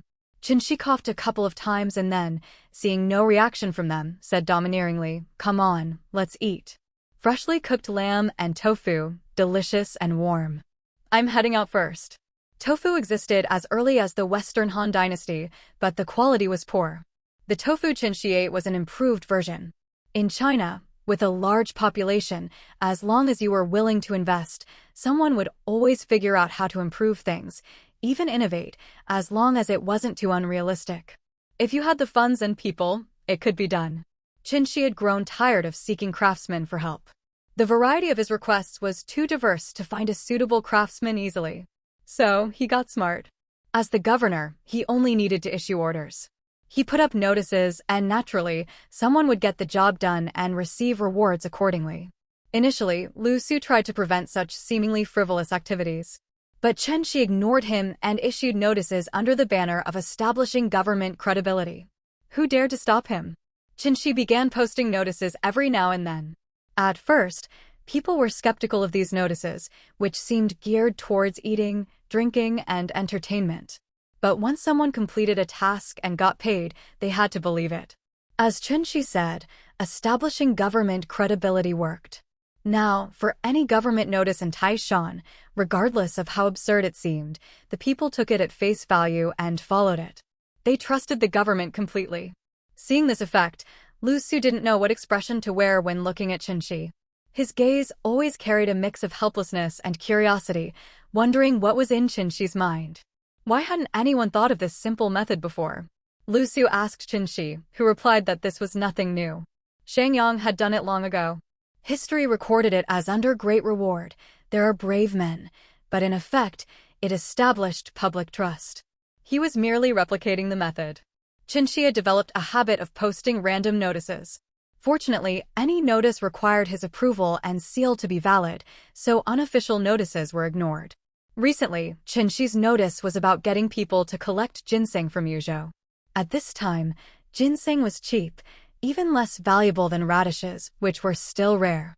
Ginseng was just a wild vegetable. Under the guise of helping Taishan residents earn extra money, Chen Xi had them gather ginseng. Fresh ginseng weighing over a pound was acceptable. Chen Xi felt a bit thick-skinned, but continued happily. Wild ginseng was common at this time. Cultivated ginseng was rare. The collected ginseng was abundant, so much so that even the locals felt guilty bringing bags of it to Chen Xi. It was more than anyone could eat, but Chen Xi took it all. Regardless of its immediate use, he planned to have Hua Tuo study it later. Though Shen Nong's herbal book mentioned it as medicine, it wasn't widely used. But this was beneficial for the people, so Chen Xi stopped collecting to prevent overharvesting. Many Taishan residents idled during the farming off-season regretted this. There was money to be made. Boiled cabbage leaves with lamb and tofu sounded delightful, especially for Lu Su, who hurried ahead. Eating would warm him up. Chen Xi, on the other hand, planned just to drink some soup. He wanted beef, but felt it was unnecessary to kill cattle just yet. He'd wait until Zhang Shiping and Su Shuang brought back cattle and sheep from the north. Although Zhang Shiping and Su Shuang were badly tricked, Liu Bei did not abandon them. Instead, he comforted them and furiously criticized the Zhen family. He then reassured them that money wasn't an issue. They wouldn't do business in Jizhou anymore, but would take their salt north to sell. Eventually, they would make back everything the Zhen family took. Zhang Shiping and Su Shuang, initially anxious, were moved to tears by Liu Bei's generosity, pledging their loyalty and requesting to become his vassals, willing to work for him for life. Alpha Empty said Epsilon-S. Liu Bei, after some thought, declined their offer. They had been among the first wealthy merchants to support him, and their downfall partly stemmed from his involvement. Helping them was only right.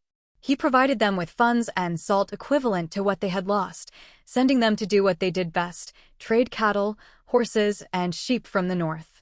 Grateful, Zhang Shiping and Su Shuang thanked him profusely and led a new trading caravan north. Their strength lay in their northern connections. Although they had failed before, this time, they paved the way with money and worked diligently to repay their debt to Liu Bei. Soon, They had gathered a herd of cattle and horses, currently making their way to Taishan. Transporting such a large herd was no small feat, proving their expertise. When Liu Bei opened his sitting room door, he found it in disarray. Guan Yu was gnawing on a lamb leg, Zhang Fei was drinking with Xi, and Zhao Yun was elegantly slicing lamb into strips, sharing them with Jian Yong. The pot of lamb stew was nearly empty, with only a few cabbage leaves left. As a cold wind blew in, Lu Su felt even colder. Where was his warming lamb soup? Since the autumn harvest and the beginning of Chen Xi's plan to annex Qizhou, Guan Yu and Zhang Fei have been constantly busy along the border between Qing'ou and Taishan. Whether it's gathering refugees, suppressing the yellow turbans, or helping Zhao Yun cultivate the land in Qizhou, they have been fully occupied. Guan Yu and Zhang Fei have been using their small cavalry units to harass the yellow turbans on the edges of Qingzhou. Thanks to the speed advantage of cavalry over infantry, they repeatedly escaped the yellow turbans' encirclement. When Guo Jia and Fa Zheng arrived in Qizhou, they not only continued to weaken the yellow turbans by luring them into attacks, but also turned the stronger yellow turban rebels into robust refugees to further increase the cultivation efforts. Naturally, Guan Yu and Zhang Fei were not entirely comfortable with this. They worried that integrating these rebellious yellow turbans into the farming teams might corrupt the entire group. However, after Guo Jia explained his considerations and comparing the potential losses with future benefits, they decided to follow his plan with increased supervision. Once the yellow turbans were completely subdued, the troublesome elements could be dealt with later. By November, as winter arrived, Guan Yu, Zhang Fei, and Zhao Yun packed up and returned to Fengao. Unlike Guan Yu and Zhang Fei, who only needed to manage their troops, Zhao Yun began his second mission upon his return. Previously, Chen Xi and Lu Su had discussed taking care of widows and orphans, a task that naturally fell to Zhao Yun due to his familiarity with the entire Taishan region. Zhao Yun was to scout the area, and then, when Liu Bei visited before New Year's Eve, the process would be smoother. These were the official duties. In reality, Zhao Yun's task included investigating Taishan's population to prepare for potential infiltration by other warlords next year and to calculate Taishan's military potential. This was crucial for silently swallowing Qizhou without exhausting their resources. Less than a month later, Zhao Yun returned to Taishan. Guan Yu, Zhang Fei, Xi, and others had gathered at Liu Bei's residence to welcome him. They planned a banquet, but seeing the ready food, they began eating immediately, as brothers often do. "Greetings, Lord." As soon as Liu Bei entered, everyone put down what they were holding and stood up to salute. At ease, at ease. "I didn't expect Zilong to return to Fengao so soon," Liu Bei said, returning the gesture as a recognition of their hard work over the past 6 months. "Tonight, let's not talk about official matters. Let's drink and celebrate." With the night illumination Jade Lion, how could he not be quick? "I want a horse like that too," Zhang Fei muttered, though his loud voice carried clearly to everyone. "There will be good horses, fine wine, and more in time. Jizhou, Bingzhou, and Liangzhou all have excellent horses. Wild horses roam the northern plains. Even red hair has its weak moments, so we shouldn't worry about finding good horses in the north." "You're too impatient, third brother," Chen Xi said with a smile. "When we have good horses, I want a black one. And I definitely want to duel with that Lu Bu several more times," Zhang Fei said, tearing into a lamb leg and waving his fist excitedly, imagining the scene. "Second brother, do you have any aspirations?" Chen Xi asked, knowing Zhang Fei's straightforward nature. Even if Lu Bu died, Zhang Fei would likely feel regret for not having fought him more. "To restore the Han dynasty," Guan Yu replied solemnly, ending the conversation with Chen Xi, his habit of formal speech unchanged. The banquet, which had been a mess thanks to Zhang Fei and others, was rearranged. Fortunately, Liu Bei had enough servants and cooks. By the time Liu Bei sent someone to fetch Zongba, who was freezing outside, the feast was ready again. The hall was warm with fire pits around. Lu Su had 4 of them behind him, sweating and looking very pleased. Chen Xi found the scene odd, wondering if Lu Su had started to enjoy the heat. He quietly moved a bit farther away. As they drank and exchanged toasts, talk turned to Hua Xiong, still in Yangzhou, and Gan Ning, training the navy at sea. Both were likely having a hard time, considering Yangzhou's harsher cold and the stronger winds at sea. Chen Xi knew a bit about their situations. Hua Xiong had become the leader of the largest band of robbers in Yongzhou. He didn't rob commoners, only other bandits. The first time he did this, other bandits tried to deal with him, saying he broke the rules, but they ended up being robbed. Hua Xiong's actions led to a coalition of 2,000 or 3,000 bandits aiming to eliminate his band. However, they were easily defeated by Hua Xiong. Now, he had a reputation throughout Yongzhou and even attracted the attention of Li Ju, who tried to recruit him but was refused. After this, Hua Xiong declared that bandits in Yongzhou had to pay him protection fees. This idea came from Chen Xi. Bandits who paid would receive protection from his forces. Those who didn't were on their own. There were always troublemakers, giving Hua Xiong targets to establish his authority. After dealing with a few groups, he turned most of Yongzhou's bandits into obedient followers. With 3,000 to 5,000 men, Hua Xiong believed he could meet Chen Xi's goal of bringing the emperor back to Taishan. Of course, this was just talk. Chen Xi's real goal for Hua Xiong was to gather the bandits in Yongzhou. Hua Xiong needed a base. Before Dongzhuo's death, he would extract Jia Su and Li Ru. After Lu Bu killed Dongzhuo and the emperor took control, Hua Xiong would present gifts and invite the emperor to move to Taishan. No one would agree at this stage. Confident officials like Wang Yun and Lu Bu wouldn't believe it. Hua Xiong would leave after delivering supplies.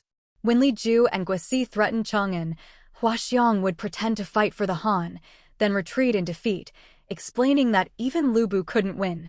This setup meant that when the emperor fled in a few years and Liu Bei and Cao Cao came to greet him, the loyalists wouldn't want to move to Taishan. They would argue it was too remote or unsuitable, allowing Liu Bei to retain his status and return with honors. In this scenario, the emperor and his court would eventually move to Cao Cao's territory, proving they were short-sighted. Liu Bei, as a Han relative, would gain prestige and support, making his path forward even smoother. Of course, this plan isn't guaranteed to go smoothly. If Liu Xia shows remarkable courage and decisiveness, he might actually come to Taishan. Unfortunately, while Liu Xia is smart, he lacks the boldness required. If he were both bold and intelligent, Chen Xi wouldn't mind Liu Xia restoring the Han dynasty himself. With both courage and intelligence, Liu Xia could easily win over the still less ambitious Liu Bei. However, if Liu Bei conquers several provinces first, it will be nearly impossible to subdue him. Currently, apart from the Yuan clan and Dongzhuo, very few truly oppose the Han dynasty. The ambitions of Cao Cao, Liu Bei, and Sun Quan aren't very pronounced yet. Even Sun Ci's occasional rebellious statements can be dismissed due to his youthful exuberance. For these three, ambition awakens as their territories expand. As imperial power wanes, loyalty transforms. As long as loyalty remains, it indicates the rewards aren't yet sufficient. Once the benefits are substantial enough, loyalty will inevitably change. For Chen Xi, whether Liu Bei ascends to the throne or not makes little difference. He desires a Han dynasty that commands the world with an unrivaled majesty, where even in a divided world, Han's power dominates. So, it doesn't matter who becomes emperor. Even if Cao Cao, ascends the throne, it wouldn't bother Chen Xi, as long as he can subdue all and command absolute respect, leading the Han people beyond their borders with pride. If he can execute foreign kings in front of their ministers and send them back without complaint, Chen Xi wouldn't mind Cao Cao taking the throne. His aim is that grand. For Chen Xi, the allure of power and beauty is minimal. His goals are vast. In his previous life, he could only reminisce about a time when his nation stood at the pinnacle of history. But now, living in a time when that glory has faded, he longs to change the course of history.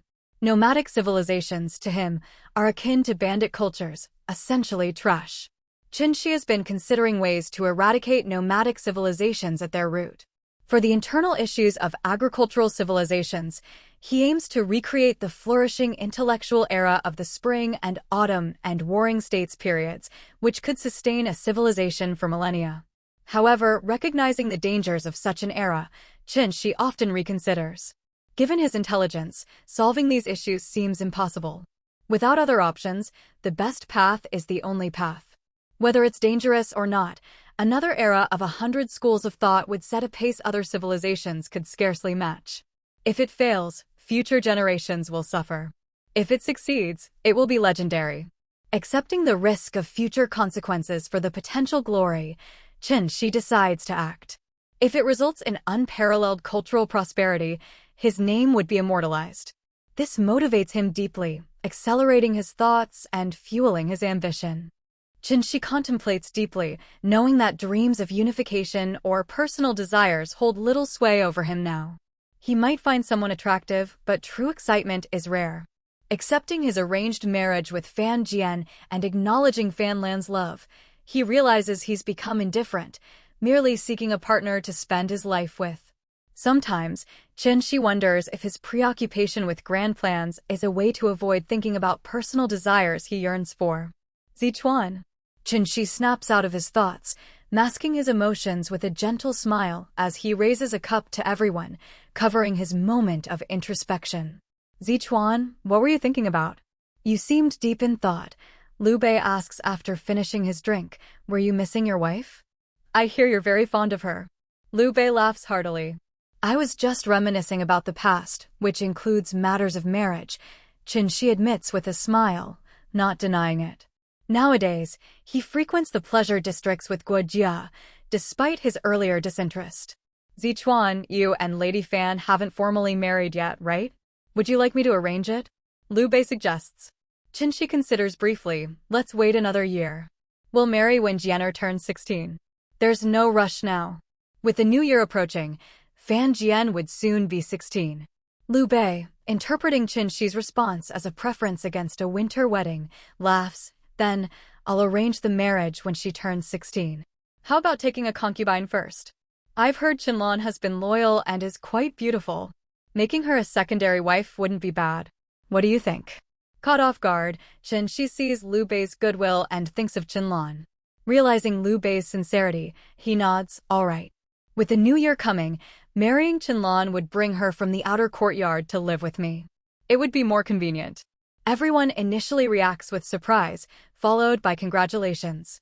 Chen Xi surveys the group, contemplating that a wedding could bring substantial gifts, especially as a 2,000-stone governor. Nuyes marrying a wife is complicated, but taking a concubine is much simpler. Just consult the almanac for a good date. After all, wives and concubines are entirely different concepts in this era. The date chosen was May 8th. The reason for this choice is straightforward. Given Chen Xi's status, any marriage has to follow the proper protocols, unless he chooses to ignore customs, which is unlikely. Chen Xi wouldn't break societal norms unless absolutely necessary. With administrative tasks being handled increasingly efficiently, training for Taishan's soldiers continues unabated. Next year is critical, despite plans initially set for the year after. The presence of the unpredictable Guo Jia means Chen Xi must be prepared for anything, especially considering the numerous conflicts expected next year. Zilong, are you sure we have a population of 860,000? Chen Xi asked, shocked by Zhao Yun's census data. Unbeknownst to him, Taishan had become one of the top 10 most populous counties in the Han Empire. Though it still lagged behind Nanyang, Runan, and Qin counties, it had become a significant county. I visited each town myself, Zhao Yun replied with a smile, backing his claim with personal experience. This means supporting 50,000 soldiers short-term won't be an issue, Chen Xi sighed in relief. With swift action, he was confident that the well-trained troops could handle any incoming yellow turban threats. Chen Xi envied Yuan Shu's vast resources. If Liu Bei had Yuan Shu's power base, they wouldn't need to be so calculating. Yuan Shu's territories, including Nanyang's 2.4 million people, Renan's 2.1 million, and Chen's 1.5 million, provided a massive manpower reservoir. Swallowing 1 million yellow turbans wouldn't even strain Yuan Shu's resources. This disparity made Chen Xi both envious and resentful. We're really making a move on Qingzhou next year? Zhao Yun questioned. Yes. Based on reports from the north, both Gong Sunzan and Yuan Shao are preparing for war. When spring arrives, they'll likely clash. Once Yuan Shao is free, his primary target will be Qizhou, Chen Xi explained, fingers interlocked, a cold determination in his eyes. If we don't want Yuan Shao to interfere, we must solidify our hold on Qingzhou quickly. And what about Dongjue? I can't believe he would do nothing after all the effort he's put in, Zhao Yun pointed out, addressing the concern that had been on Lu Su's mind. Dongzhua's days are numbered, Chen Xi replied, pulling out a report from Chang'an. Look at this, you'll understand. After reviewing the document, Zhao Yun and Lu Su exchanged glances and said in unison, "The beauty trap." Exactly. If the 36 stratagems were for sale, it would be worth a fortune. I wouldn't have noticed these details before, but now it's simple, just apply the strategies. Although the flexibility isn't great, it's more than enough to deal with ordinary commanders, Zhao Yun remarked with a smile. Zilong, stop dreaming. Such books are heirlooms in any family. Zichuan was generous to lend it to us, but selling it is impossible. Military texts have never been for sale. Lu Su quickly quashed Zhao Yun's idea. Lu Su understood the book's value. Unlike Sun Tzu's The Art of War, which trained top-tier commanders, the 36 stratagems was perfect for mass-producing competent military officers. It didn't create exceptional commanders, but ensured a steady supply of near first-rate leaders. Teaching with The Art of War would yield 9 mediocre soldiers for every 1 elite. In contrast, the 36 stratagems ensured most officers could handle common strategies, leaving complex tactics to specialists. Indeed, we're not selling this book. It's mainly for fishing. I'm curious how the Lu family is doing with it. Though it can't train top talent, a wise person can glean much from it, Chen Xi smiled, shifting the conversation back to Dongzhua. I predict Wang Situ will soon outmaneuver Dongzhua. It's a shame for Li Wenyo's brilliant plans to end like this. He must be disheartened, seeing this coming but unable to act, Lu Su lamented. Literati both admire and compete with each other. Lu Su, admiring Li Ru's intellect, found his downfall regrettable. Traitors and rebels deserve no pity. Zhao Yun scoffed. That's about the situation, Chen Xi said, organizing the documents. Our focus now is on acquiring grain.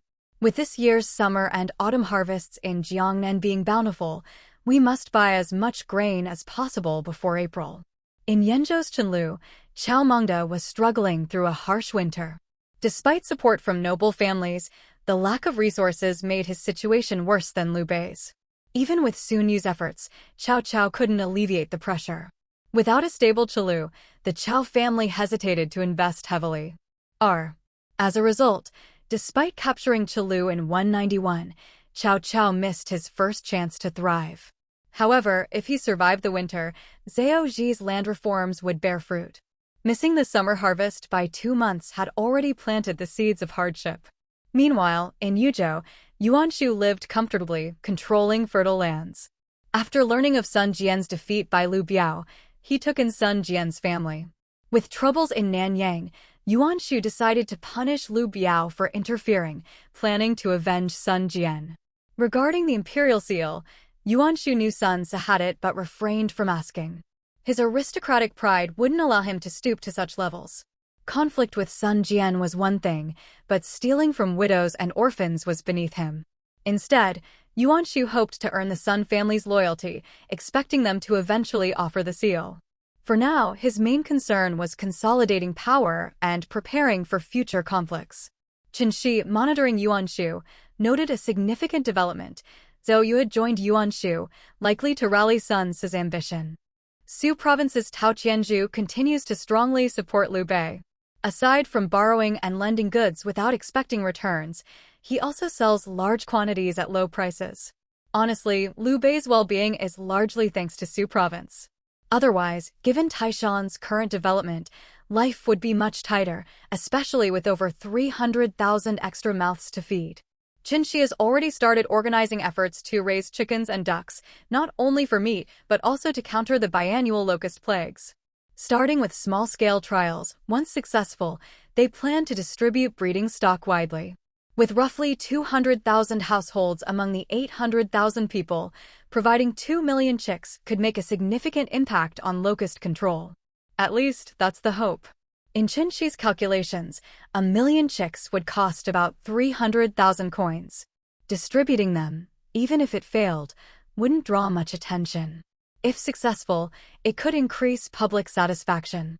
Having more meat and being well-fed could also help people cultivate their energy, which is always a good thing in this era. Chen Xi began by posting notices seeking experienced chicken breeders, asking them to start with a few hundred chicks. Surprisingly, chickens proved easy to raise.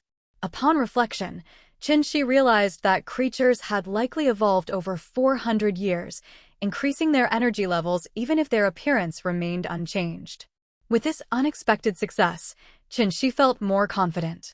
Distributing 10 chicks per household, calculating for 4-person households, resulted in the entire population organizing into 4-person units for easy accounting. The real challenge was sourcing enough chicks. Chen Xi resorted to mass incubation methods like heated brick beds.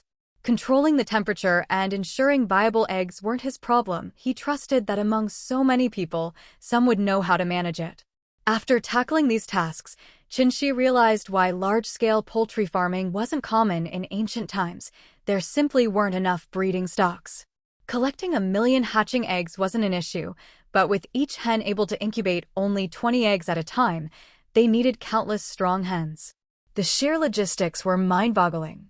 Chen Xi left the professional work to experts, though Liu Bei's reaction to his unusual knowledge of agriculture was bemused. For someone from a noble family, understanding such practical matters was unexpected, especially techniques with significant impacts on public welfare.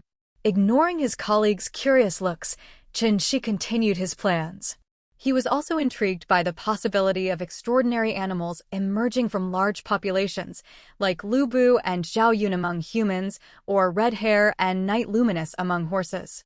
He wondered if similar phenomena could occur among chickens. Imagining a super chicken with energy levels akin to internal energy warriors amused Chen Xi. He distributed the chicks once they were larger than his fist, fully feathered, allowing people to keep or consume them as they saw fit.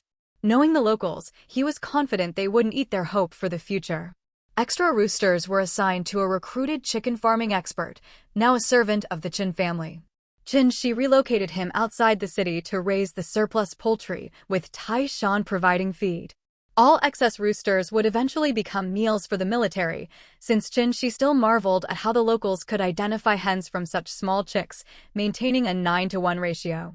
Chen Xi's long-term projects in Taishan also began showing results. Though they hadn't achieved his goal of decorated white porcelain, some experimental pieces and colored glassware emerged.